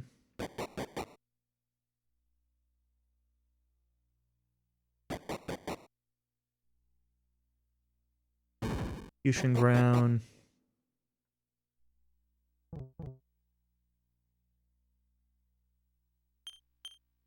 Life Seed.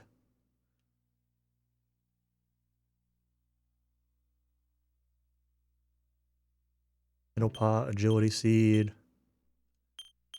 Chamorro Life Seed, only one of them. Use Chamorro MP Seed. Use Chamorro Agility Seed. Yo, hey, Northrex. Welcome, welcome. You are indeed late to the party, but you're here, and that's what's important.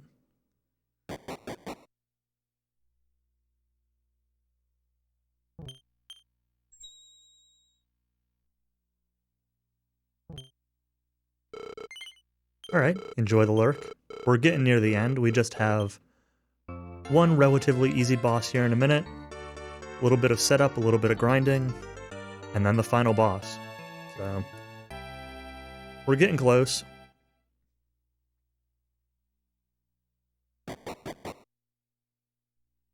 Alright, all the way back out of town, we gotta walk here.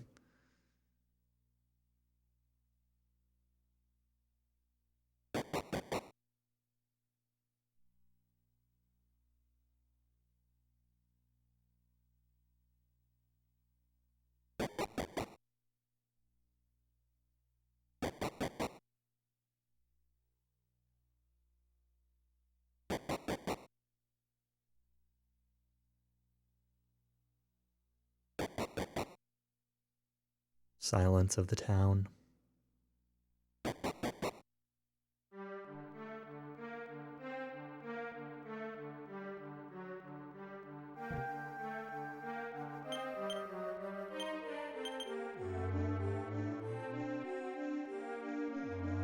Alright, use the magic water to get Hero's MP back.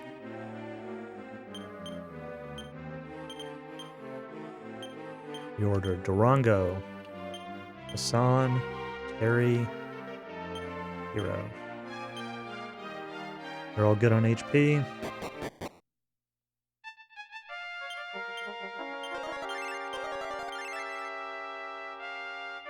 They're good on HP now. Oh, it's probably just the damage from these stupid spikes.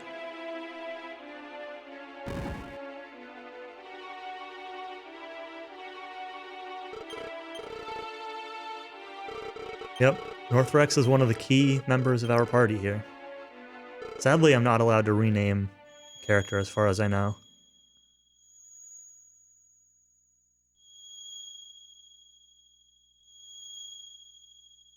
Otherwise,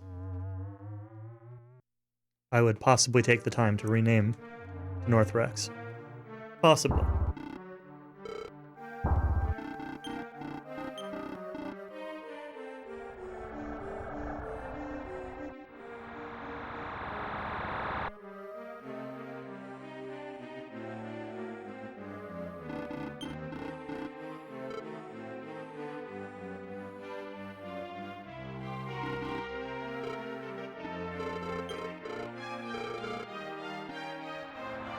Alright, so after the scene ends, we're gonna have a boss fight.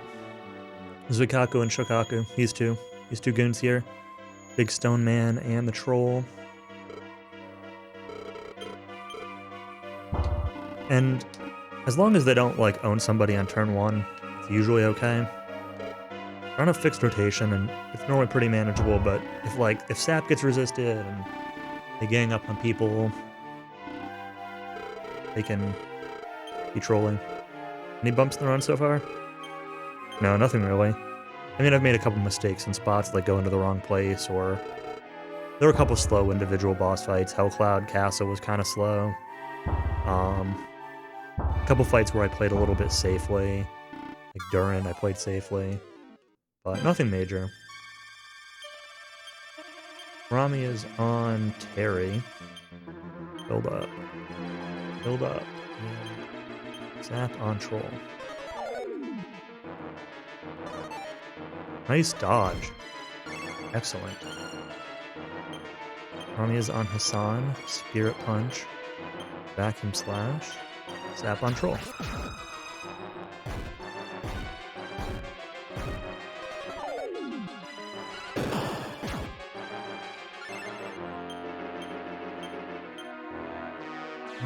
Protect? I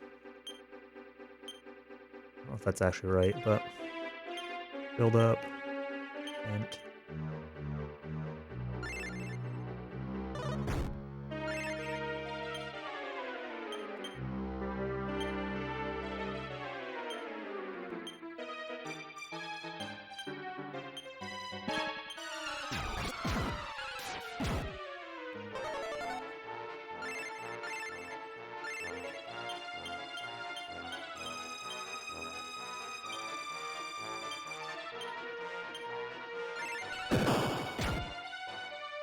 hopefully the troll dies here.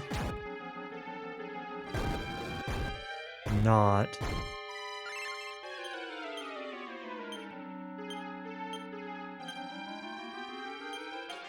Should die to this, though. I'm gonna take a moment to use the Shield of Strength here on Durango to heal up.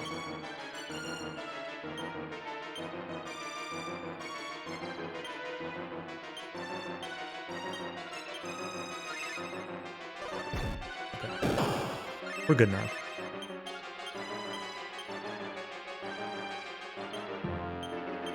That's not the right thing.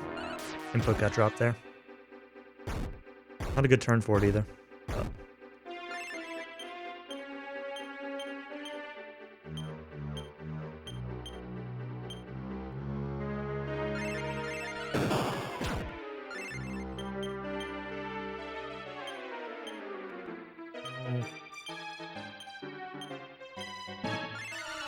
Back in time for the grind of the century. Welcome back, PM.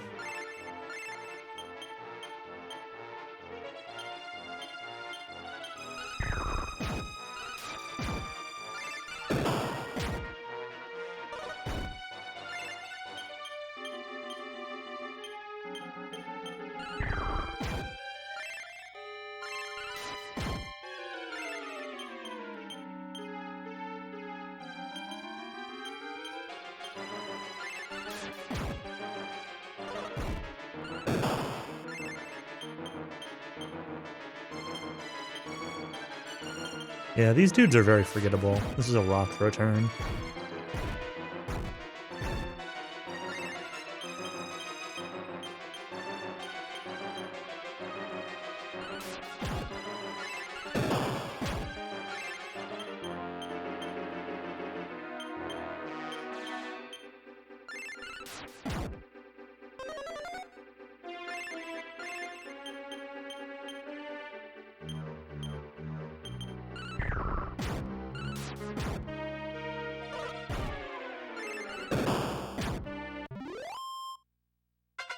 Spirit Punch still so strong, yep. Some monsters resist it, like the Stone Man it missed a couple times. But right, I'm gonna take a quick break during this next scene. Again, it's one of the last breaks of the run. I might have one more, I'm not sure. But take advantage of what I can. Next step is going to be diving into Deathmore's castle for the Dragon Book. Oops. That's the wrong one. Does it matter? Yes, it does matter. Okay, I'll be right back. And then King Metal Slime grinding.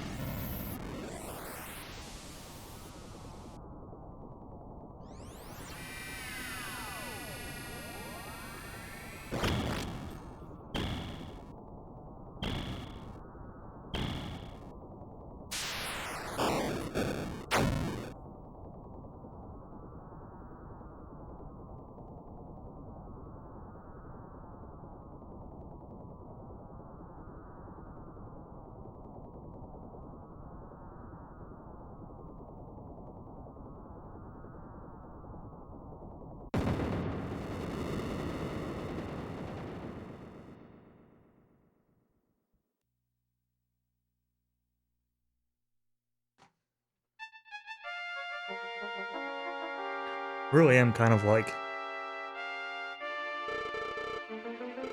sore. Alright. Hero. Bent Staff to Terry. Durango Graco Spear to Terry. Terry. Equip Thunderbolt Sword. Give Demon Hammer to Durango. Hero. Equip the Truth Orb. Give the Agility Ring to Chamorro. Give Terry Sands of Time to Terry to reorder it. Equip Durango's Demon Hammer so I don't forget.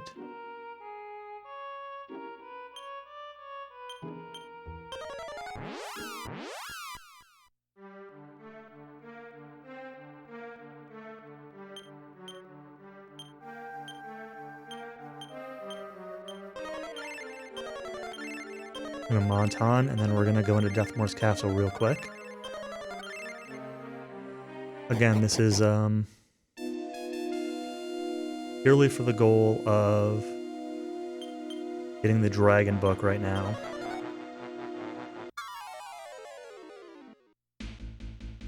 The Dragon Book is what allows you to change into the Dragon class. We're not actually going to fight Deathmore yet.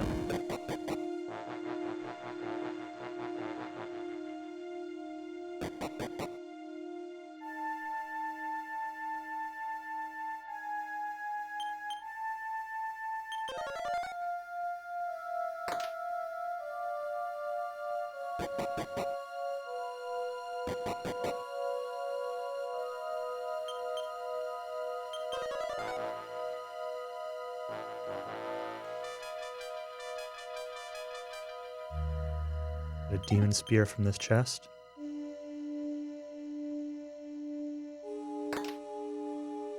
Switch. That unlocks a Restore Point. I think it's like the only one of these in the game.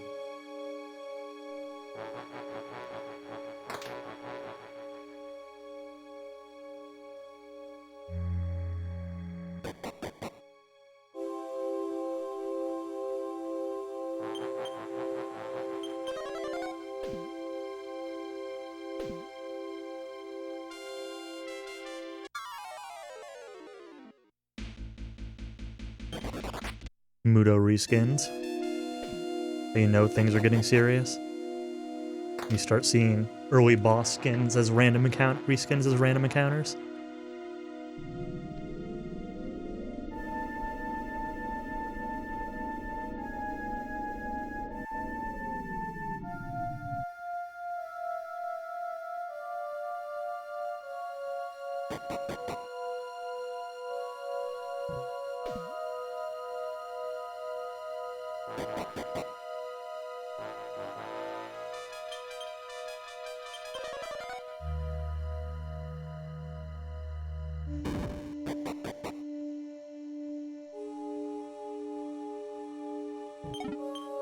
The Dragon Book, Dragon no Sotori. Okay. That's all we needed from there, for now. Got a nice hole open back up in the world here to go into the real world.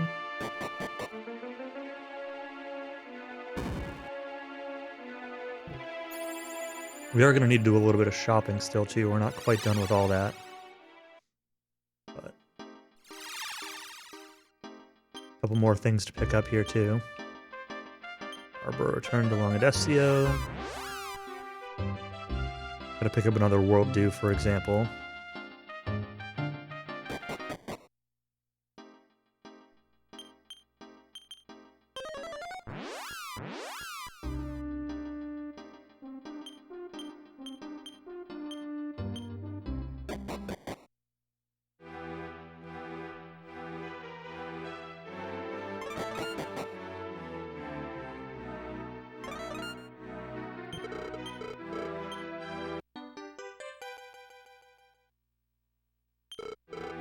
Need to make sure that goes to Terry. Which it did, good. Get hopefully the last tiny medal, number 70. Another world leaf. Back to the Metal King. Make sure we get all the Metal King helmet here with our 70 medals. Wonder what the dew smells like. Good question. Probably like aloe vera. That's what I'm gonna go with.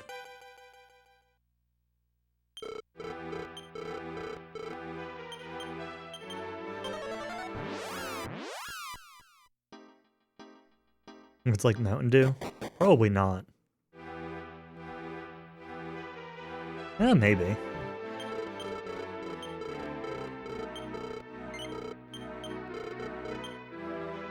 Right. San into a dragon.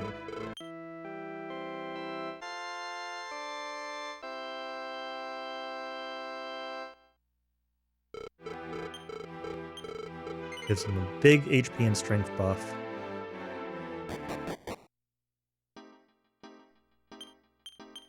Alright, Northrex, thanks for the good luck.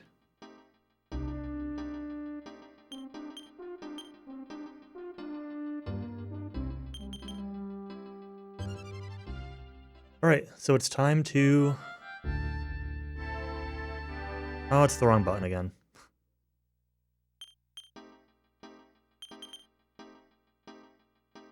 Yeah, that's what I've been drinking for most of the run. I'm gonna make a safety save real quick. Actually, I want to put my sweatshirt back on too.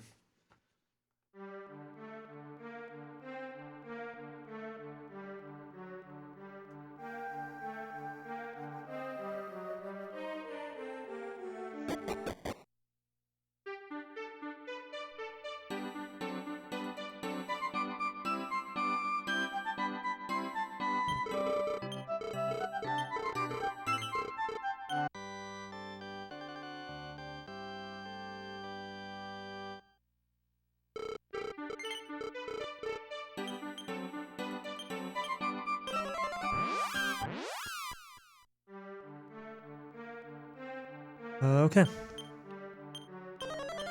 We're looking for King Metal Slimes. Like these guys.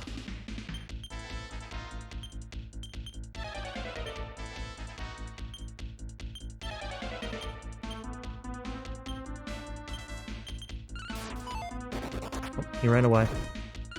So, I can choose to... Oh, it's funny. I can choose to reset fights with the Sands of Time,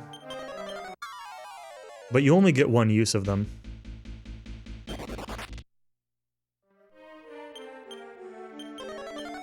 And so I'd rather save it for death more.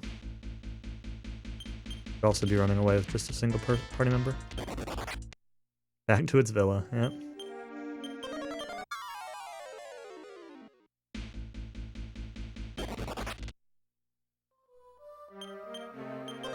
This could be very quick or very slow.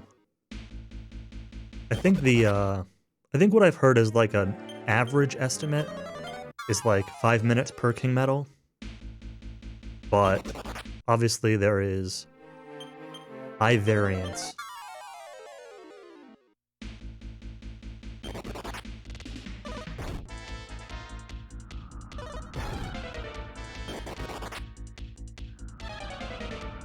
Paralyze me. That's rude.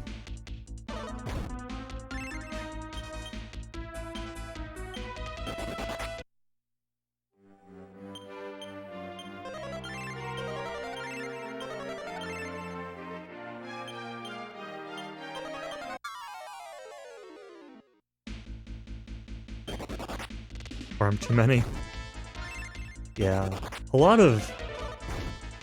like, your class setup is almost just as important as your, like, actual level. Like, your character level is going to help with your HP. But I know when I played casually, I never got Revive. I ended up looking it up, that Sage learned Revive and how to get Sage.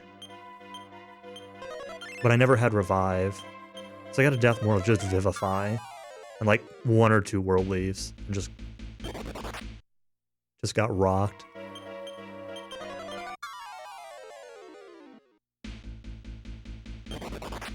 Getting pretty bad luck with King Medal showing up here.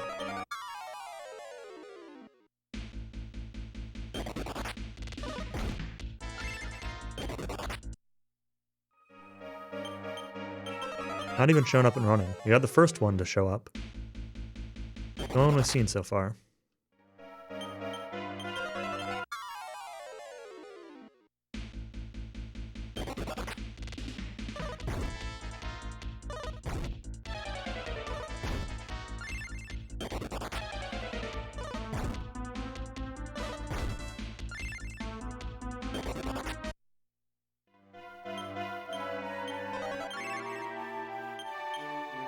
Yeah, but you know, sometimes you get a young King Metal Slime.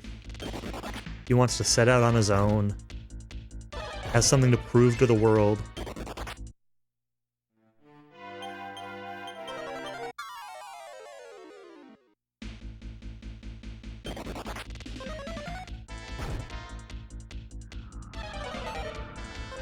And sometimes those King Metal Slimes,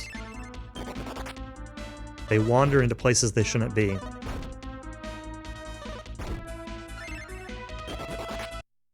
For them. And then they get overconfident, they don't run away, they stay here forever.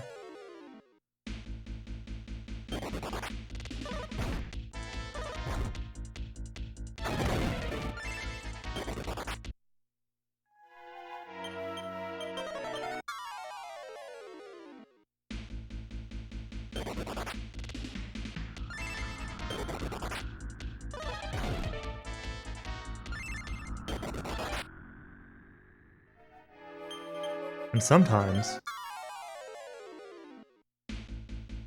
the King Metal Slimes don't do that.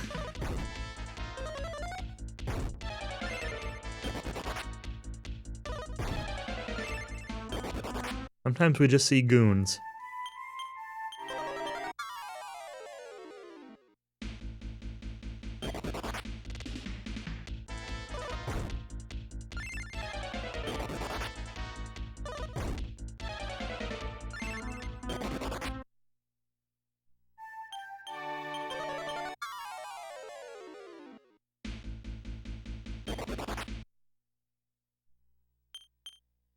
And we're in the goon phase right now.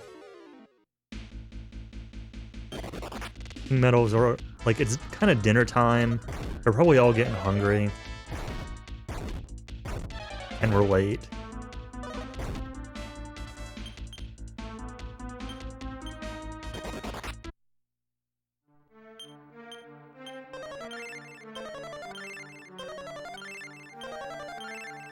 Big party and we're not invited. I know. Can you believe it?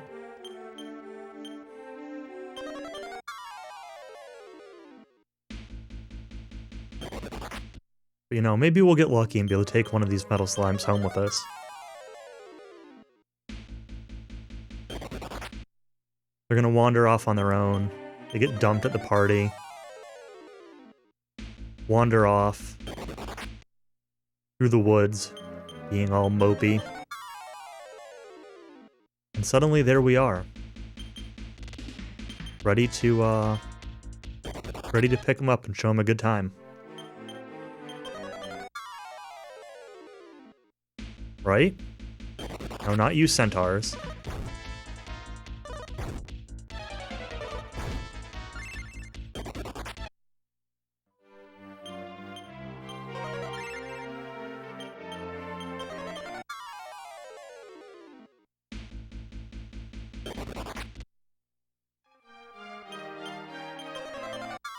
Alright, this has been a really long time without getting a king medal to show up. We're going on like 5 minutes of this without even seeing one. Well, we saw the first one, but I mean, haven't seen one in the last 5 minutes.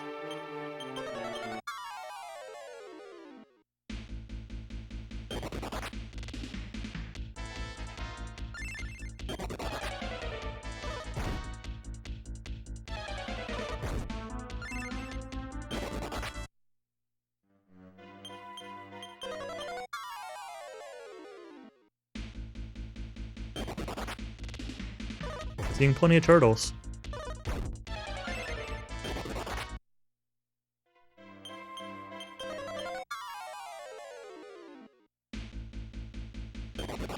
Evil wand.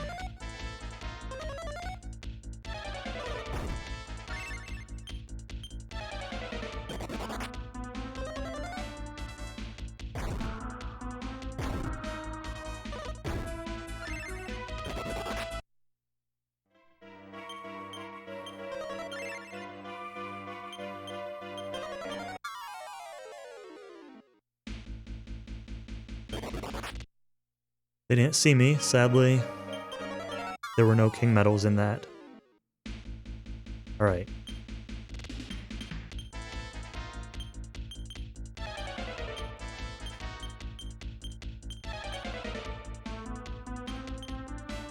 He's still here. He's gone.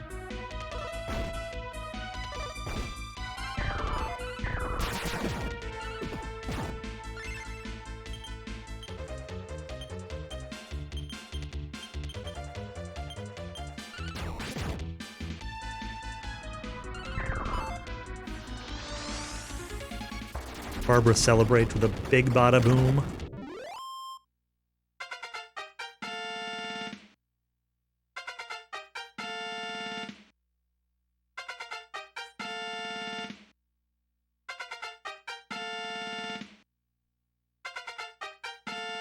Alright, so after this I'm gonna go to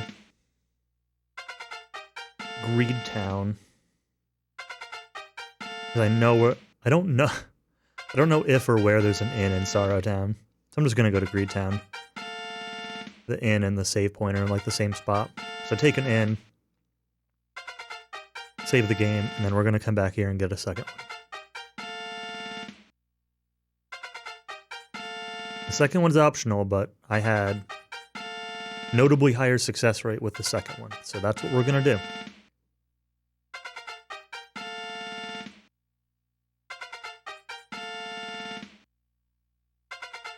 My notes say, note, after dying to Deathmore for 3 hours without a win, I've decided just get the second MKS.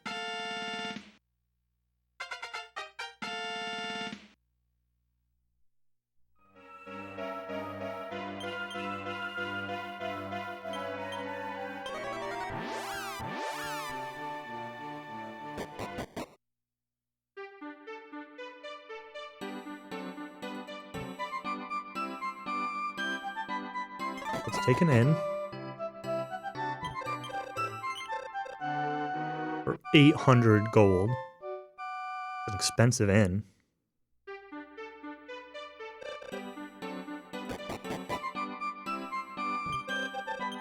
Make another safety save here.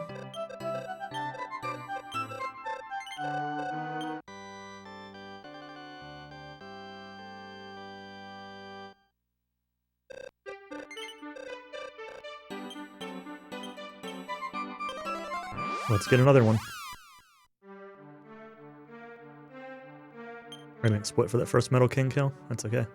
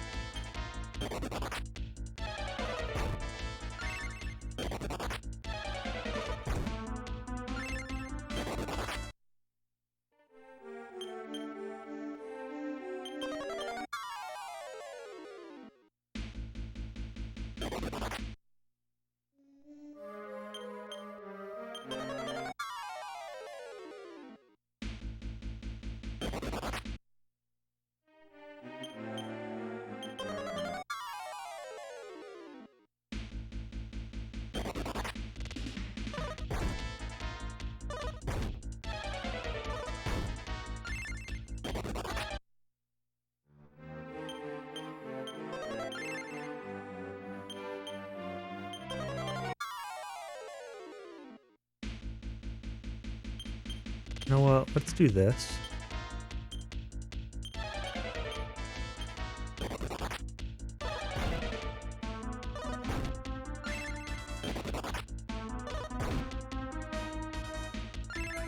Summon another one. He's buffing them up. They have Boggy Cross. I don't know what anything out here does. That reorder was just to move Barbara to a more convenient menuing spot for Whistle. Is why I put Barbara in and then took her back out.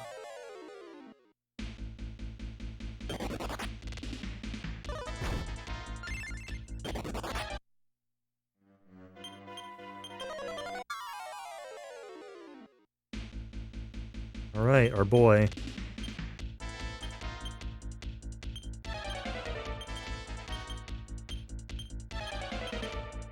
He's gone. I could Sands, but I don't want to. I can't block the wagon.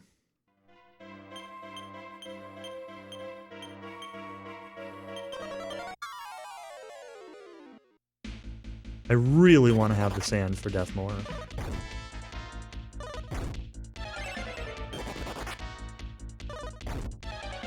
Even though it's rare that I want to use it, I'm usually like all in on beating him, but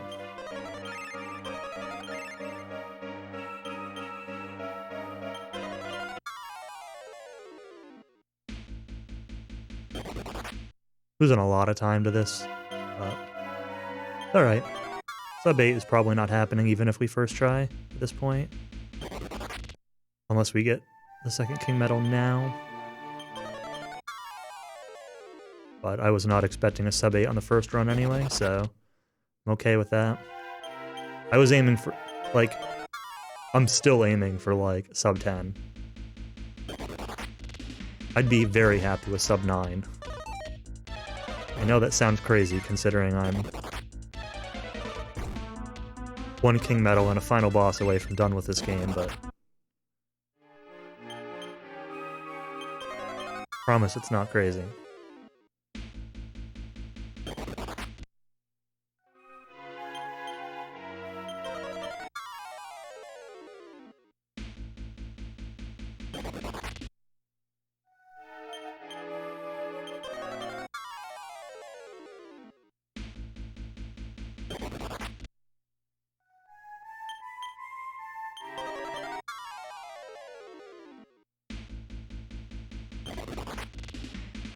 These turtles and ghosts. They like to party. King Metals, there's another party out this way. If you want to, like, you know, check out the cooler kid party on the other side of town.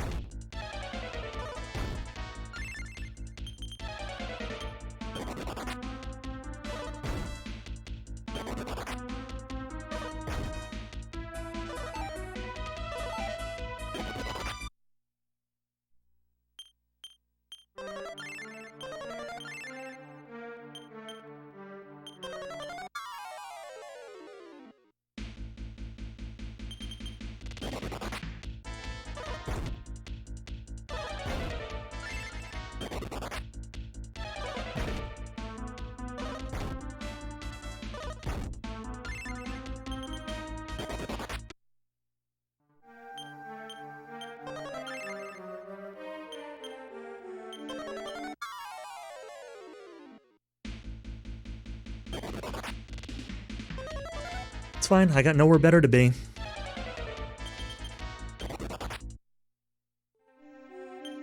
Wait for you all day. I don't want to wait for you all day, but I can wait for you all day.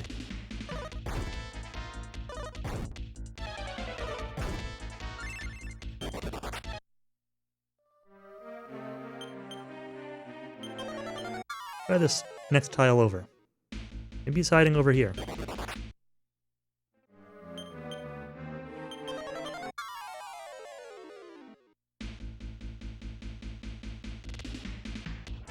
Ambushed.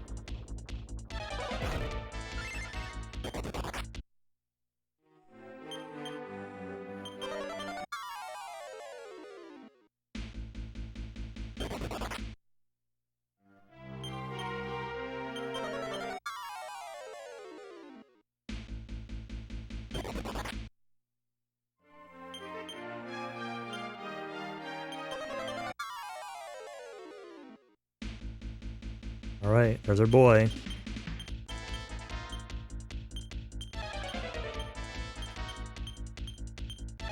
He's still here. You missed. You got him, though. Good job, Durango.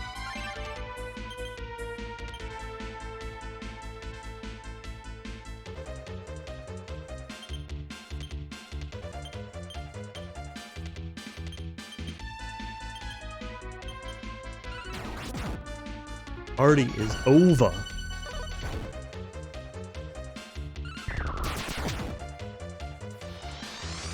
Magic burst.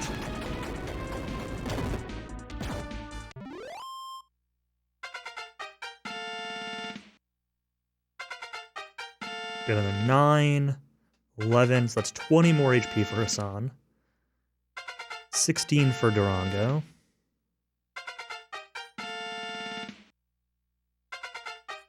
Five for Terry. Not much. 10 for Barbara, whatever. First doesn't matter. 13 for Hero, whatever. Chamorro. 13 for Chamorro is pretty good. 5 for Amos, he doesn't matter at all. 12 for Malaya. Alright.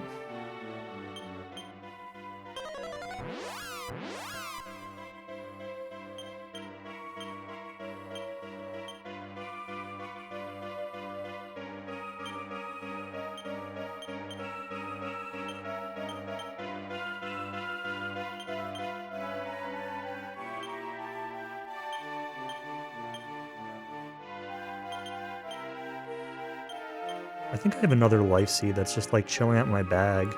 Yeah, I do. I don't know who was supposed to use this. We're gonna give it to, I guess we'll give it to Hassan.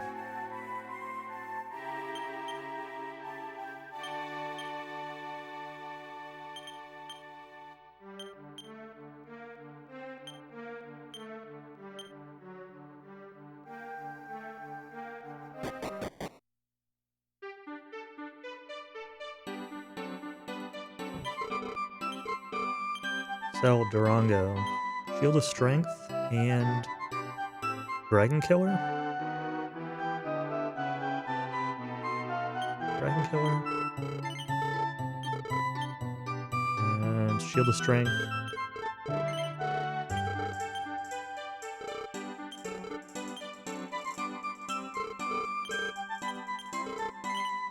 Shield for Hassan.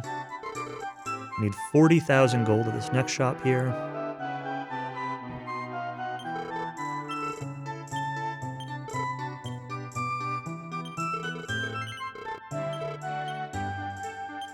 Tuxedo, Demon Spear,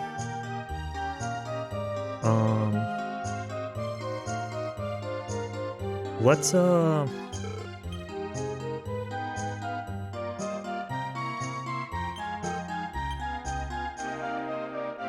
Hassan's Demon Hammer too.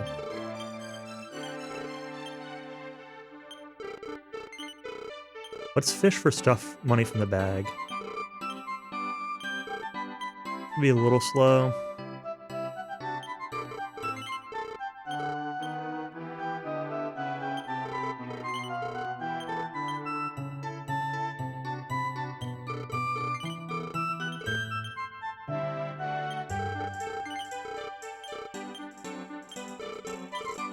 I can't sell that, alright.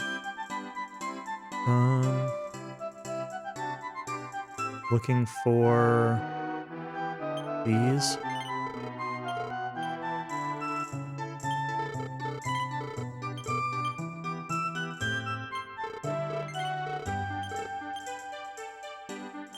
And shield.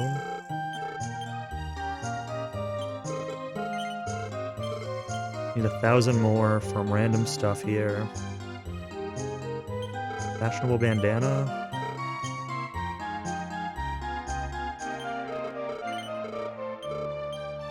Come on. 300 more.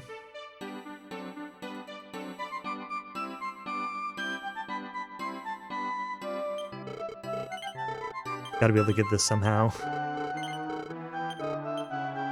This lets me keep an extra item for some safety. An extra helmet for some safety. 100 away. You drop.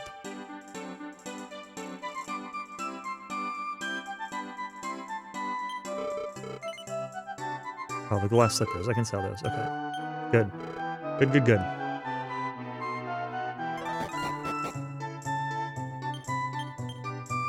Now I can give this to Durango. Which... Oh, I could have sold his helmet because of that. Or mask, I mean.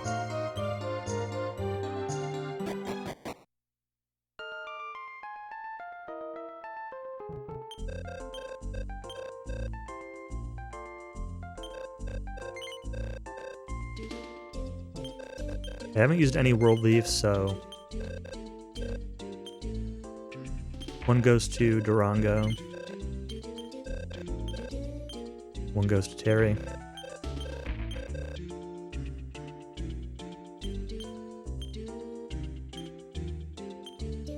Oh, I don't have room for this antidote herb, right?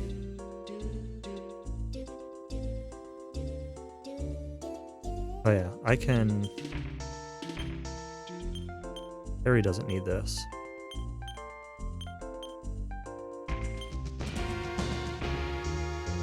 Oh, that's gonna... No, it's fine. It's gonna mess up my inventory slightly from what I used to, but it's okay.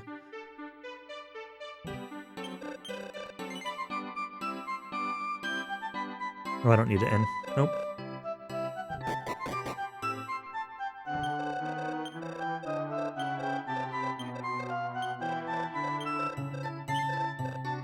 $19 more of them? No, because I'm not a cheater.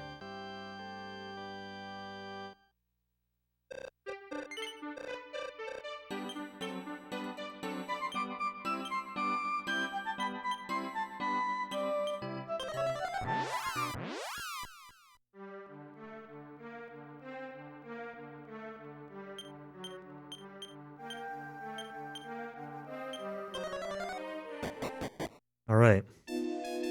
It's time.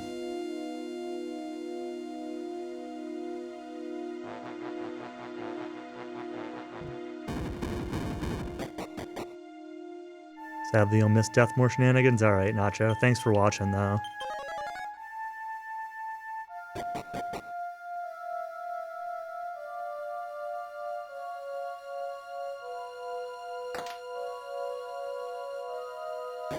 Even if I first try, it's not going to be a sub 8, so... Onyx time is safe. At any rate.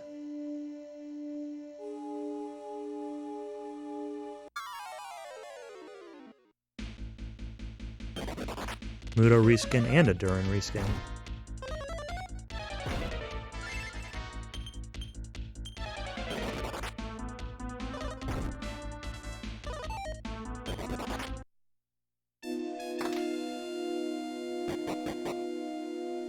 Grab our heal point, that gets us back up to full for the fight.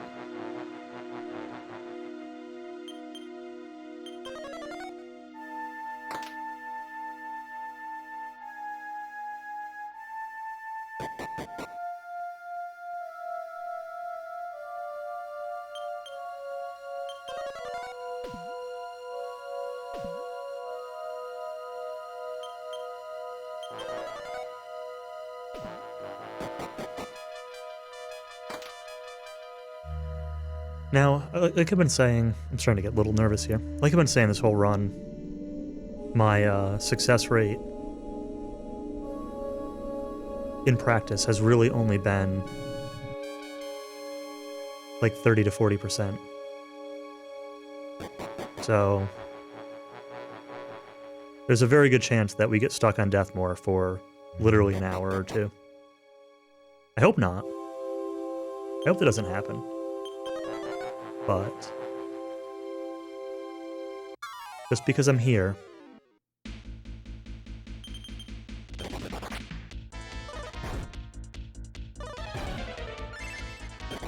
does not really mean much.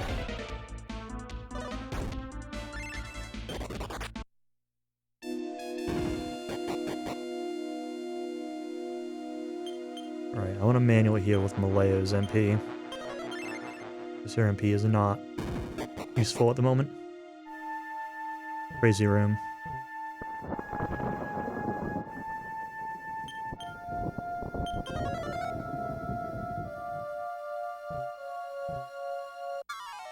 Crazy room is also kind of laggy.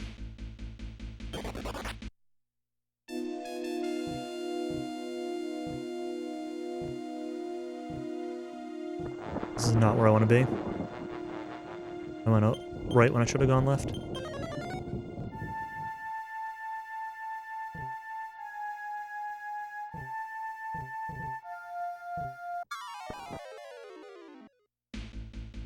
Come on. I've clearly not practiced this room enough. He's got a Sage's Stone? That's interesting. The enemy just has a Sage's Stone.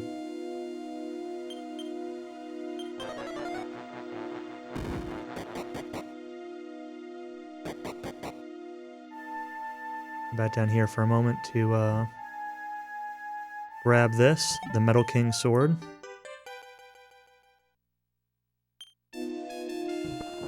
For Hassan.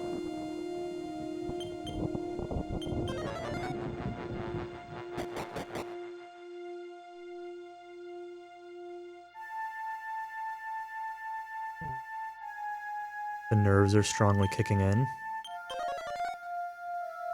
I see Deathmore in front of me and I'm like, oh god.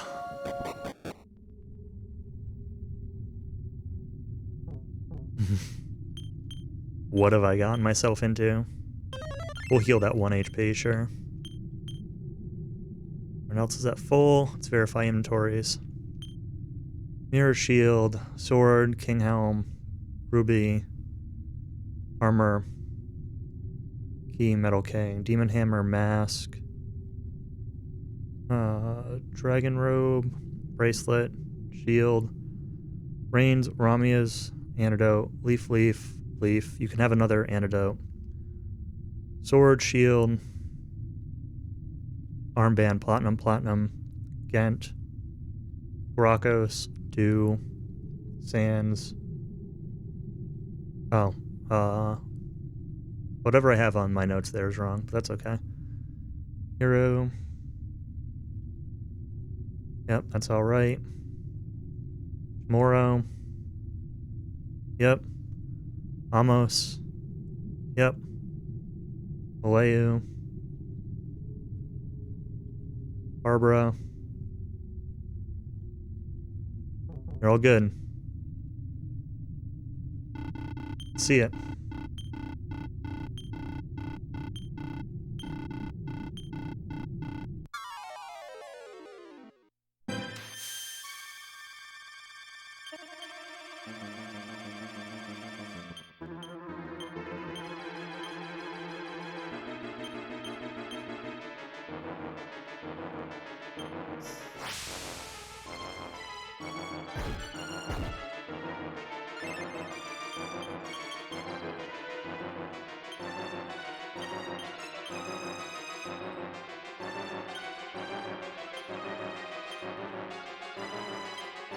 Things are in the wrong spot. That's...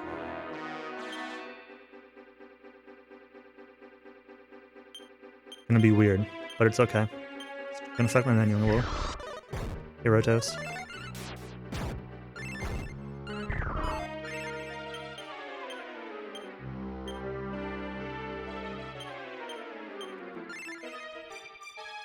Okay, B.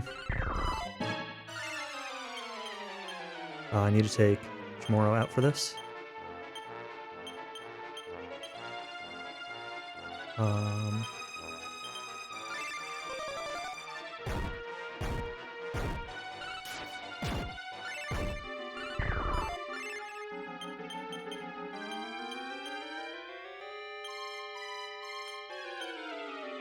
Meditating, okay.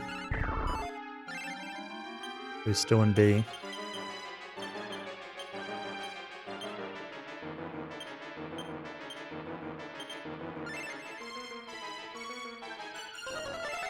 Poison slash failed. Good. Taking about 1,000.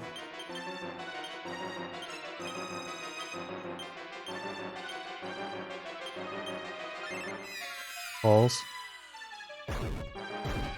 Double on Hassan.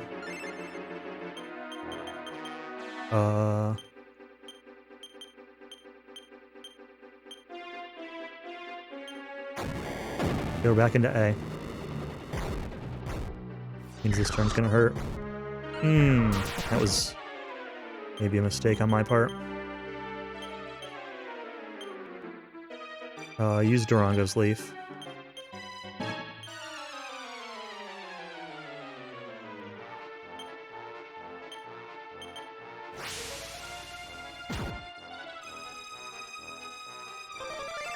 Back into B.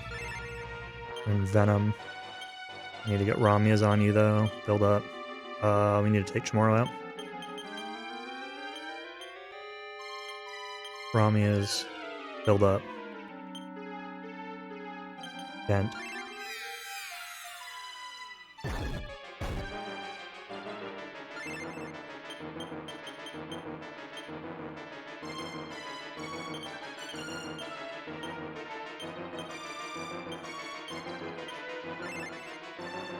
Meditate.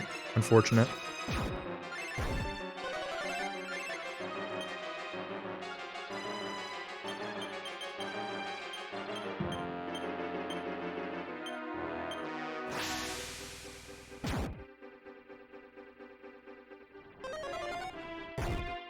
Split up.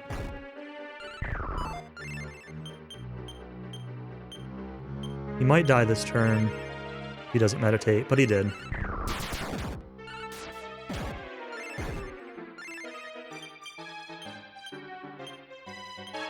That's the wrong thing.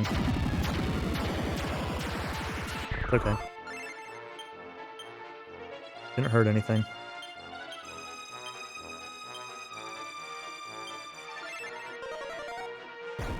Just don't meditate. Stop here. Meditate it again. What a jerk.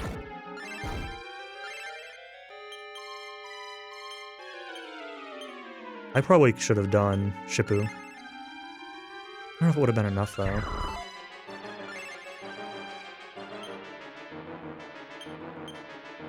gonna try it this turn. Oh, not enough. So we're back into A. Gonna take a lot of damage here, but... Oh, that's actually gonna push us over. Okay. Phase 2. That's one way to do it. Puts this in a little bit of a sketchy spot for the first turn, but not too bad. Gotta kind of rely on some turn order here, or I could use the do. I think I'm gonna...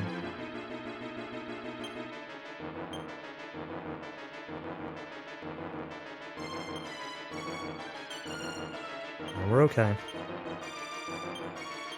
You don't need to do. Outspeed Chamorro. Okay. Let's defend. Put Metal King. He's already done an upper, which isn't good, but it's just one upper.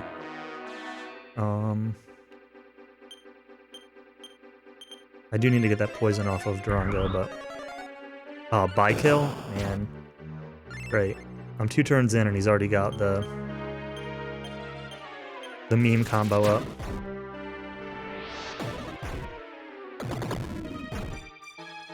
Reaction per turn, and then killed to Venom. That's annoying.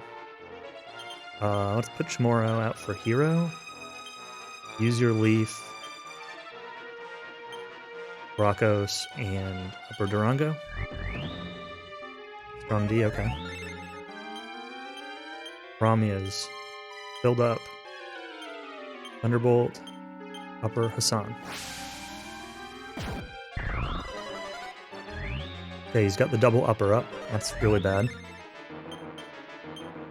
But, you know, sometimes that's what he does.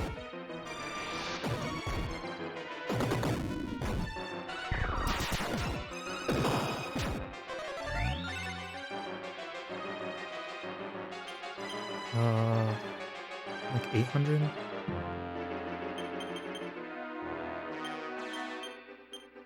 Hold up.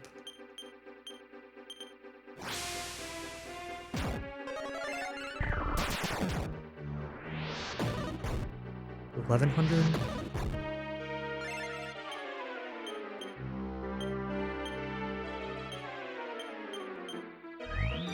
That's not the right thing again. And my inventory is messed up. I've mismenued quite a few times because I've got the Gent staff in the wrong spot.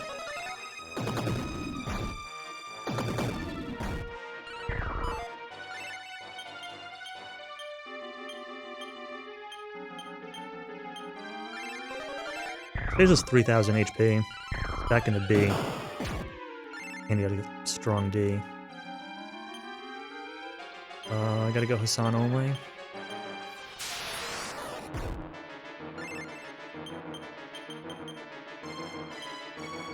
Wrong. We're like halfway through the phase.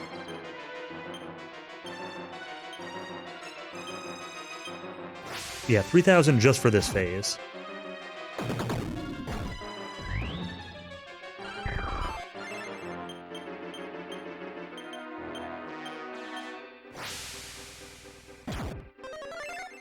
I've done like 1,700, 1,600, 1,800. I should be really better at counting than I am.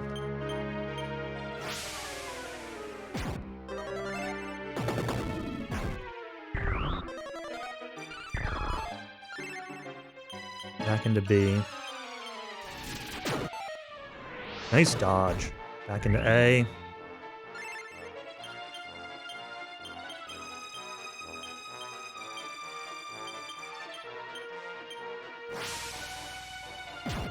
Strong D. And back into B.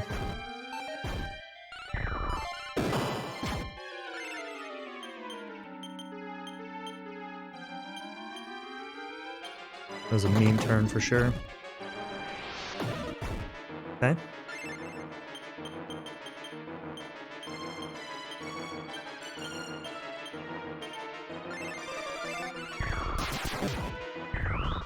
2200.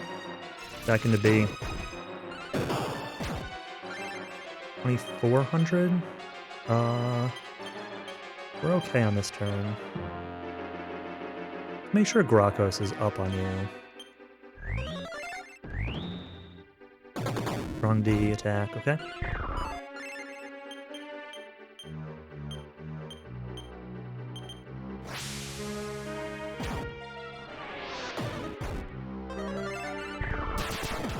Okay. Okay, that's a really, really good shape going into phase 3. Excellent way for that phase to end. Excellent way for that phase to end. Nothing's guaranteed. Phase 3 cannot be underestimated either. So, don't take any meaning from me being in good shape.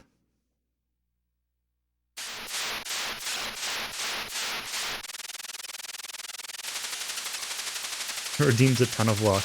I have been prone to effing up this phase, so there's also, like, play.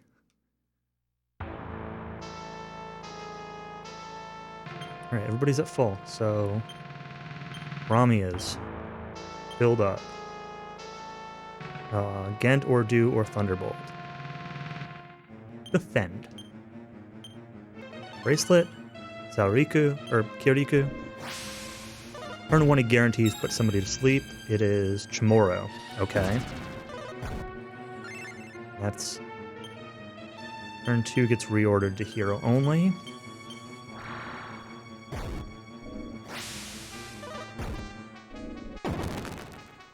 Hero dies, it's fine. Turn 3...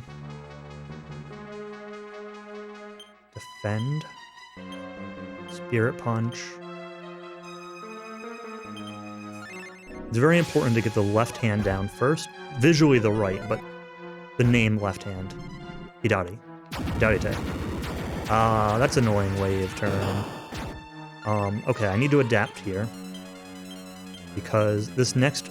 The head is on rotation. And the next turn is waves, but if I don't rebuff with Grokos here, he'll skip waves because he just did waves with the right hand. Okay, Chamorro's awake again. We need to put Malayu out here, though. Yeah. Yeah, we need to just eat this turn. We need to eat the Kogoi Fubuki. Okay. Defend. Actually, no. You know what? Attack. Spirit Punch. Gent.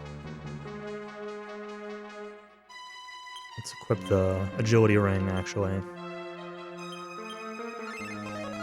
Okay. Turn order was... Harry dead. Harry's not dead. Okay. The left hand has 2000 HP. So, I'm gonna use the do now. I'm going to preemptively wake up in case he goes back into A with the head.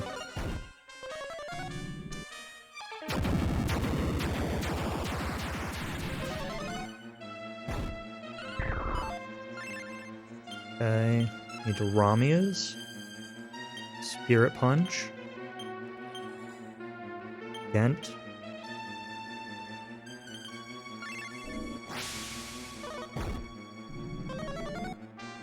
You don't need to count for me, Holmes. It's all good. See if it dies this turn or not. Terry's down. That's okay. Bad turn order on that Ramia's, though. How do I want to handle this turn? I think defend is the right play. Because I messed up. I should have... Let's actually try this now.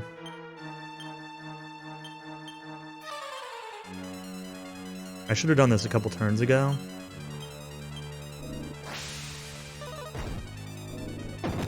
During a guaranteed waves phase. Ah, she died. That's alright. I should have done Magic Burst.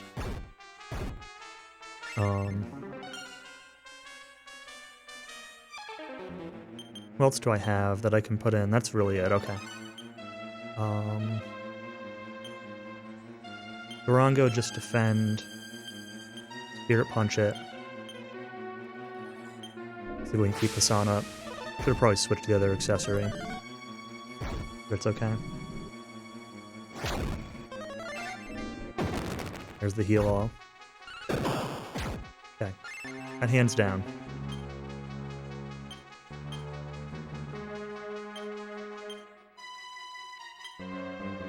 We're in good shape. It might not look like it, but I have the Farewell Bracer, the Megazaru Bracer, still available on Amos. Like, this is fine. No, that hand cannot be revived. This hand, this right hand, does have Vivify, but it will only do it on the head. Yeah, the left hand will revive the right, but the right hand will not revive the left.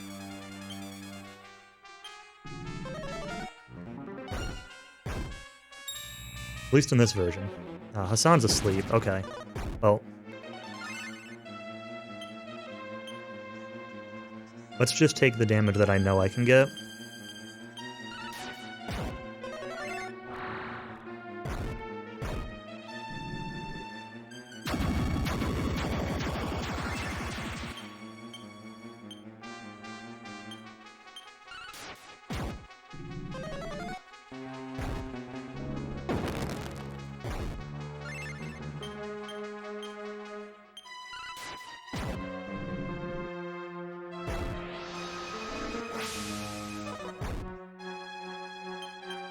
Let's put this team as Malayu, Amos.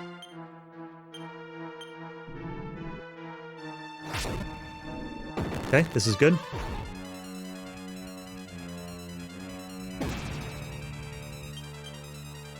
I don't really know what action I'm on, so I haven't been paying attention to the cycle. So we're just gonna go with... We're gonna leave Chamorro out this turn.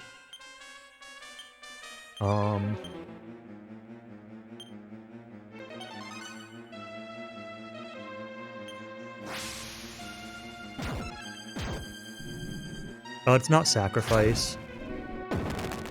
It's, Kerplunk.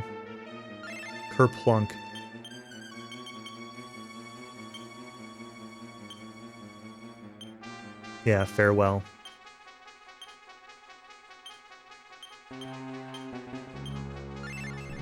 If Barbara can get off her Magic Burst now. Unlucky wave, but she'll survive this, so she'll get Magic Burst off at least. Oh, it's dead anyway. Okay, just the head left. Head has 2,500 HP, and when under half, he can use Magic Burst.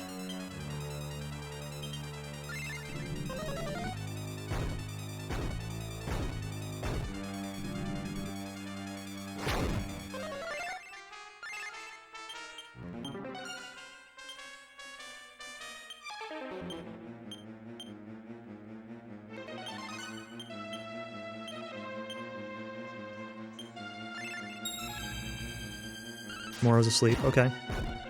Bad turn order. Oh, I didn't refresh Ramia's, actually. Or it wasn't built up. I don't know. I don't know what I did there. Okay. Oh, you were awake. Build up. Gent. Heal up.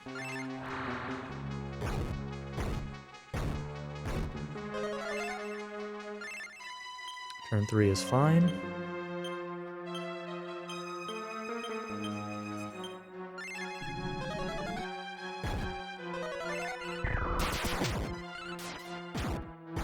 There's 600.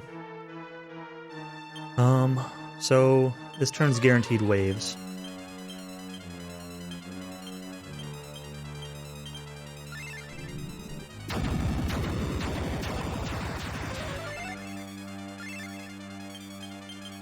Turns Blizzard Breath.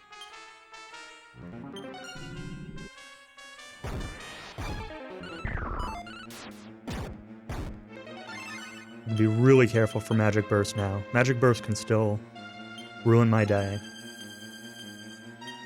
There's not really much I can do about it. He won't do it when he's in A pattern, because A pattern is a fixed phase. But now that he's back in B, he can do it again.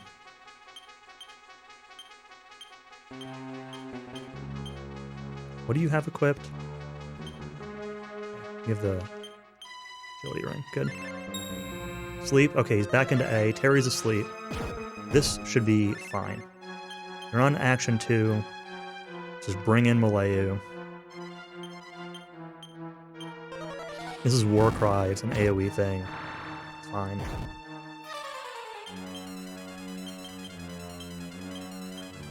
This is Blaze Most.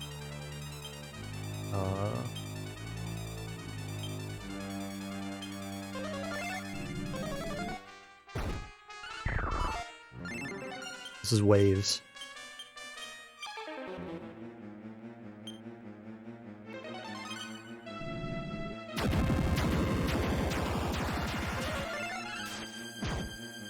Got him. Boom. I definitely lost track of damage in the middle of the head. Just trying to keep track of what action he's on. My internal brain has a hard time keeping track of both his action and counting damage at the same time. I've been really prone to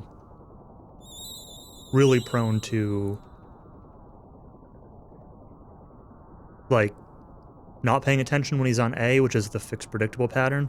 So his A pattern is a guaranteed sleep. Warcry, which is like a AoE shout. Blaze Most, freezing waves, but only if somebody has a buff up. And then Ice Breath, and then switch to B. That's his A rotation. 1 action per turn, guaranteed. And you want to swap most of the party down out when on turn 2 and turn 5 when he does the Warcry and when he does Blizzard Breath to reduce damage taken. And I've gotten owned at any point just by forgetting which action he's on.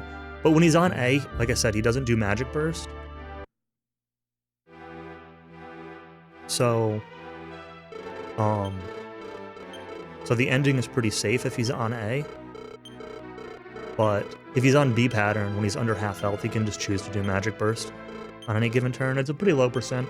I have it written down somewhere. It's like 5% or something, but you can do it more than once too. Yeah, I could write numbers down, or I could, I'm on my PC, I could use calculator, right? But, and a lot of players actually do use calculators for a few bosses in this run.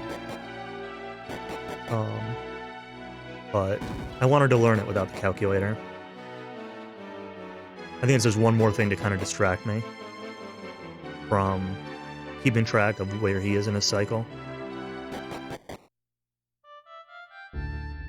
Northrex, thank you for the sub. Thank you for the GGs. Northrex, Electra, Cowie, Holmes, PM. I'm super happy with this for really honestly at all. Like, I'm like ultra happy with this for a first run. I was estimating 9 to 11 hours for a first run. And I still need to do a little bit here, so I'm doing this. Right. Yeah, that's generally partially how I try to keep track of damage numbers in general, is what you describe. The thing is that it's only useful, there's only 2 places it's useful, realistically, which is he under half HP or not, which is exactly 1,250, and will a Shippu kill, which is a priority move, versus needing to lunge. Those are really the only 2 decisions to like, oh, I went the wrong way. Well, using time on the escape. Those are the only really 2 decisions to be made, and without pretty precise counting, like, I don't think you can make fully informed decisions. with estimates. Or you could make a wrong decision because of an estimate. I mean, like I said, estimating is what I do anyway. But if I were going to calculate, I think I would, like, take a full calculator approach, but it's all good. Ah, Pop-san. Ohayou gozaimasu. Arigato. Thank you for the GG.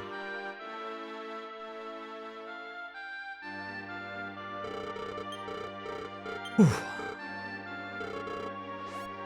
Once I get done with this, like all this dialogue stuff, I'll run through the splits when we get to actual credits. But I actually haven't practiced this outro sequence at all, so.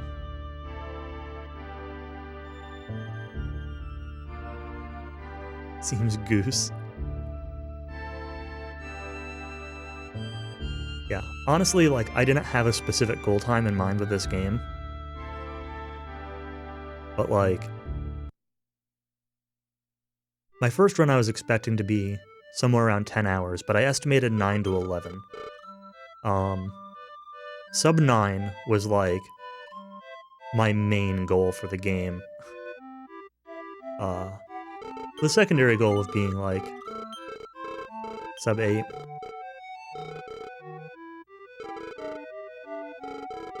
And I didn't hit the sub 8. But, like, if I don't improve this time, I'm not gonna feel bad about it. Like, I'm gonna try more runs. It's not gonna be completely a one and done.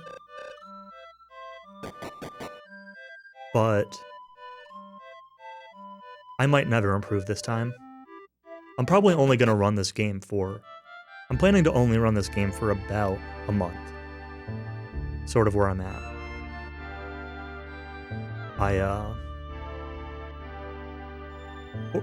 Like, anywhere from 3 to 6 weeks, really, is what I'm going to give this game. I wasn't planning to do my first run until next weekend, but I felt pretty good about Deathmore practice and how I was improving, and I wanted to just do a full run. And, yeah, it's basically going to be one run a week for the next month or so. There's actually a chance I might not do one next weekend, only because it's the first F1 race of the year on Sunday and qualifying on Saturday, and they're at reasonable times. And maybe I'll actually watch that instead of playing DQ6. But that's undecided.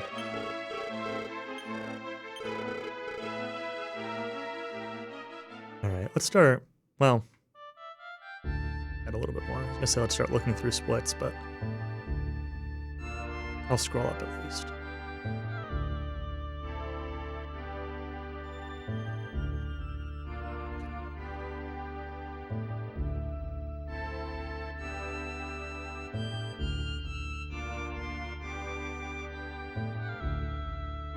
We got 4 more towns here to talk to. San, Ghent, Vallejo, and Terry, whatever town that is. I always forget the name of their town. Or the G, I think. And then Rydok. And then credits, and then more Rydok.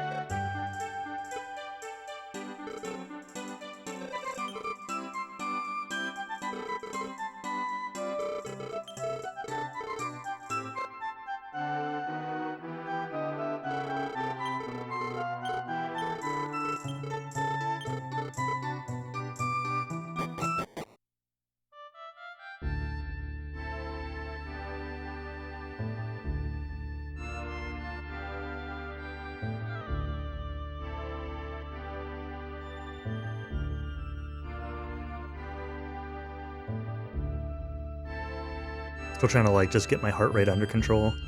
Deathmore is, like, so stressful. It's such a complicated fight.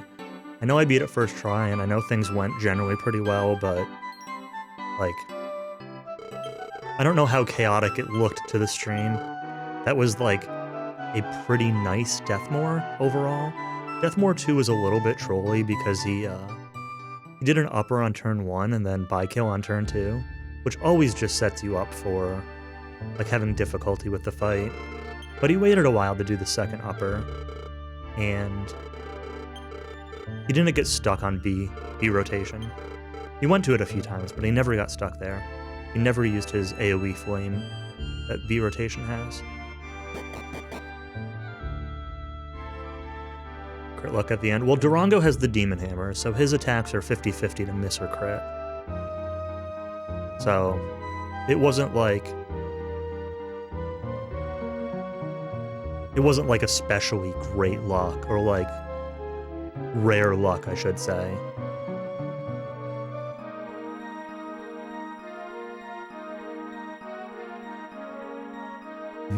Yeah, phase 1 gets caught in meditate loops, and it's just like, can drag on and drain a lot of resources, and I still had, like, I think I had both of Terry's leaves left at the end, and 1 or 2 of Durango's leaves left at the end. I did use the Dew, I did use the Bracer. A lot of times I end up using the Dew in phase 1. Or the start of phase 2, just because phase 1 just wears you down if you get stuck in those loops. But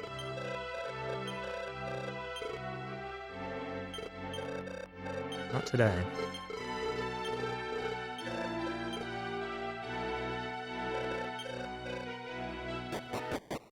One more town, then I got 6 minutes to run through the splits real quick before the final scene.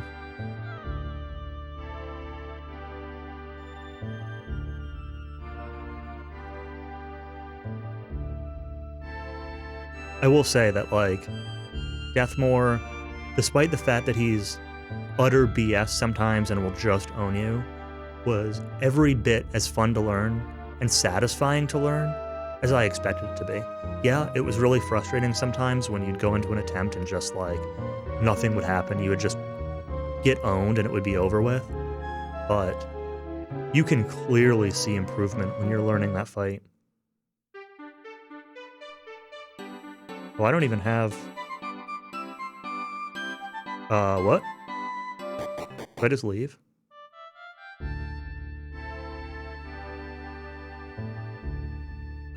I don't even have life cod as, like, in my notes here.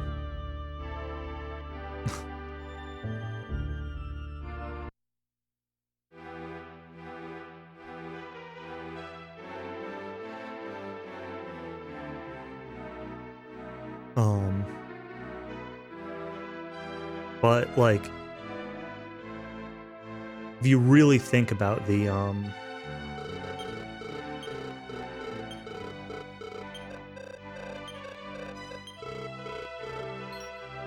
if you really think about the fights and, like, what is happening? If you really think about the fight and think about what the decisions you made were and what the actions he took were, and what set you back in the fight, what killed you in the fight. Like, watch other runners do that fight. There is so much going on that you're in more control of than you think. Not always, but more often than you think. Here's Countess's scene.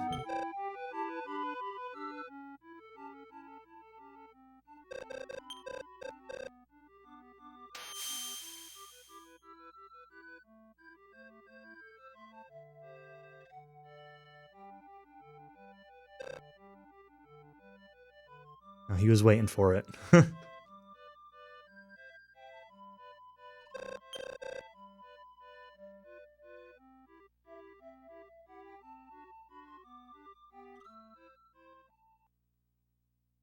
Okay. Splits. Beginning of the game, Tower Guard. I forgot to split, but the beginning of the game was fine. Tower Guard was a little trolly. Didn't really like to build up power very much, but fine. Some like movement sloppiness in the early game. Throughout the whole game, really. I don't really talk about movement unless there's anything really significant. Bloody Paw was very good RNG. Bloody Paw is the one that you confuse and hope it runs away. And it ran away first try. So turn 2. Horror Beast, we got a Metal Slime pretty quickly when grinding for Horror Beast. So that split was pretty fast. Mirror of Ra, this split was really slow. I had a billion encounters in the tower where you get the mirror. A ton of encounters. Every floor was 1 or 2 encounters. There was no encounter resetting. There was no anything. It was just encounter, encounter, encounter. Mudo 1 was really scary. Mudo 1 spit fire a lot. I ran out of MP on the Leyu. Or no, did I? I think I did. Yeah, I did. I ran out of herbs on Barbara. The last turn, everybody was like almost dead. I'm happy with how I played Mudo 1, because I kind of supplemented healing with Hero a little bit once I realized my resources were going quicker than I would like. Which is what set me up to win that fight. Mudo 3 was great. Mudo 2 was pretty nice, and Mudo 3 just like went fine. I don't know, I might have made one menu mistake in there, but it was fine. No problem.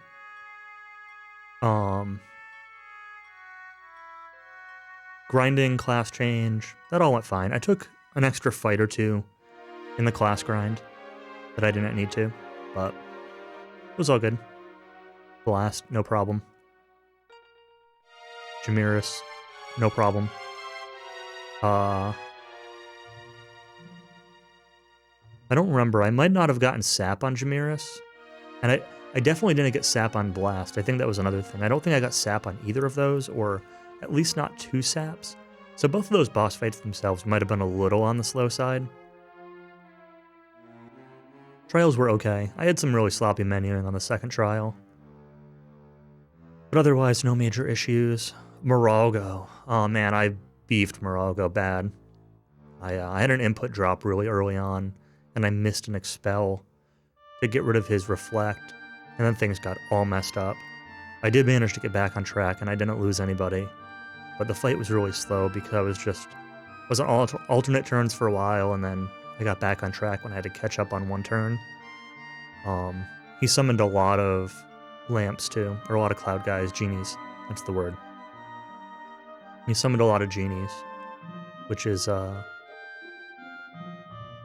just a time waste, really just slow. And especially with me being off cycle, created some issues, but just slowed down the fight, thankfully. There was some overworld movement sloppiness on the way to Grakos.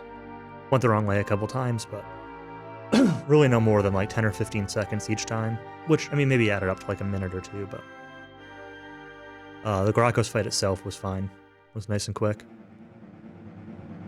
Same thing with like going to life cod and everything. I think that segment was decent. I think there were a couple movement mistakes again. Barbara died on one of the life cod fights, so didn't get magic burst off. That fight could have been a little bit, or that segment could be a little bit faster. During Gauntlet was okay, but I only got 1 sap on the cloud, or on the castle, I mean, and the castle was just like really rude. No single targets, no magic barriers, just wouldn't let me catch up. So I had to defend a lot on the castle. I managed to get through it, thankfully, because I haven't practiced that fight a whole lot. That went way worse than any of my practice fights. We got through it. And Silver Machine land armor was fine. Terry was okay. So Terry and Durin were a little slow, or Durin in particular was a little slow because I forgot to equip the Power Ruby on the hero. So he was doing notably less damage, maybe like 50 less damage a turn than he should have been. So I probably added an extra, 4 or 5 turns, 6 turns to that fight. I did play it pretty safely also. I wasn't really using lunge much. So definitely time to save on Durin, that whole segment. Beginning of the Dark World, I made some movement mistakes. I accidentally flew back to the Dark World. Like, I messed up the horse movement, landing versus flying into the Dark World multiple times. Landed when I meant to go up and went up when I meant to land. So, definitely lost a minute or two just in, like, movement sloppiness on Sorrow Giant and Akbar phases. And then the Metal Kings were really slow. Like, it took me 9 or 10 minutes to get the first one, and then another 8 to get the 7 or 8 to get the second one. My splits were a little off here, but yeah, almost 20 minutes on Metal King grinding. It's kind of a long time. So there's definitely like 10 minutes to potentially save there. Zuikaku and Shokaku, I think, were a little slow too. I don't remember exactly what happened. I don't know if I missed a sap or just had to heal or had some weird turn order. And then Deathmore. 19-minute long Deathmore fight where I won. It's a long fight, but Deathmore went reasonably well. Phase 1 meditated, I think, twice. Maybe it's 3 times. Phase 2 started off with an upper, and then second turn was a buy kill, like I mentioned before, and he did do a second upper later in the fight. But in general, he stayed in A pattern enough that it wasn't too bad, and watching some other runners and determining which turns I'm able to like still be kind of aggressive even when he goes into B pattern versus which ones you absolutely need to switch out and defend for.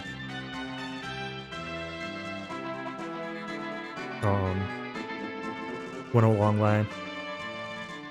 And then phase 3 was fairly nice. I took the menuing in phase 3 really slowly. Wanted to make sure I did everything by the book, everything right.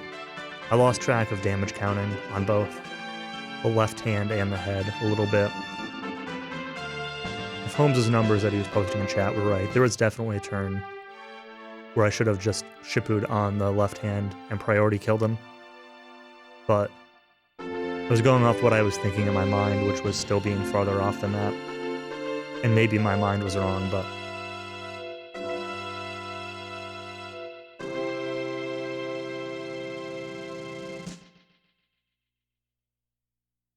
$8-18-42. Didn't get the sub 8, but we got the sub 8 Deathmore kill, which is pretty good. Like, for a first run, ultra happy with this. Again, I'm happy if I don't ever improve this. Very glad I learned this game. Honestly, the speedrun is a lot of fun. It's a little long, but it's a lot of fun, and it's really satisfying.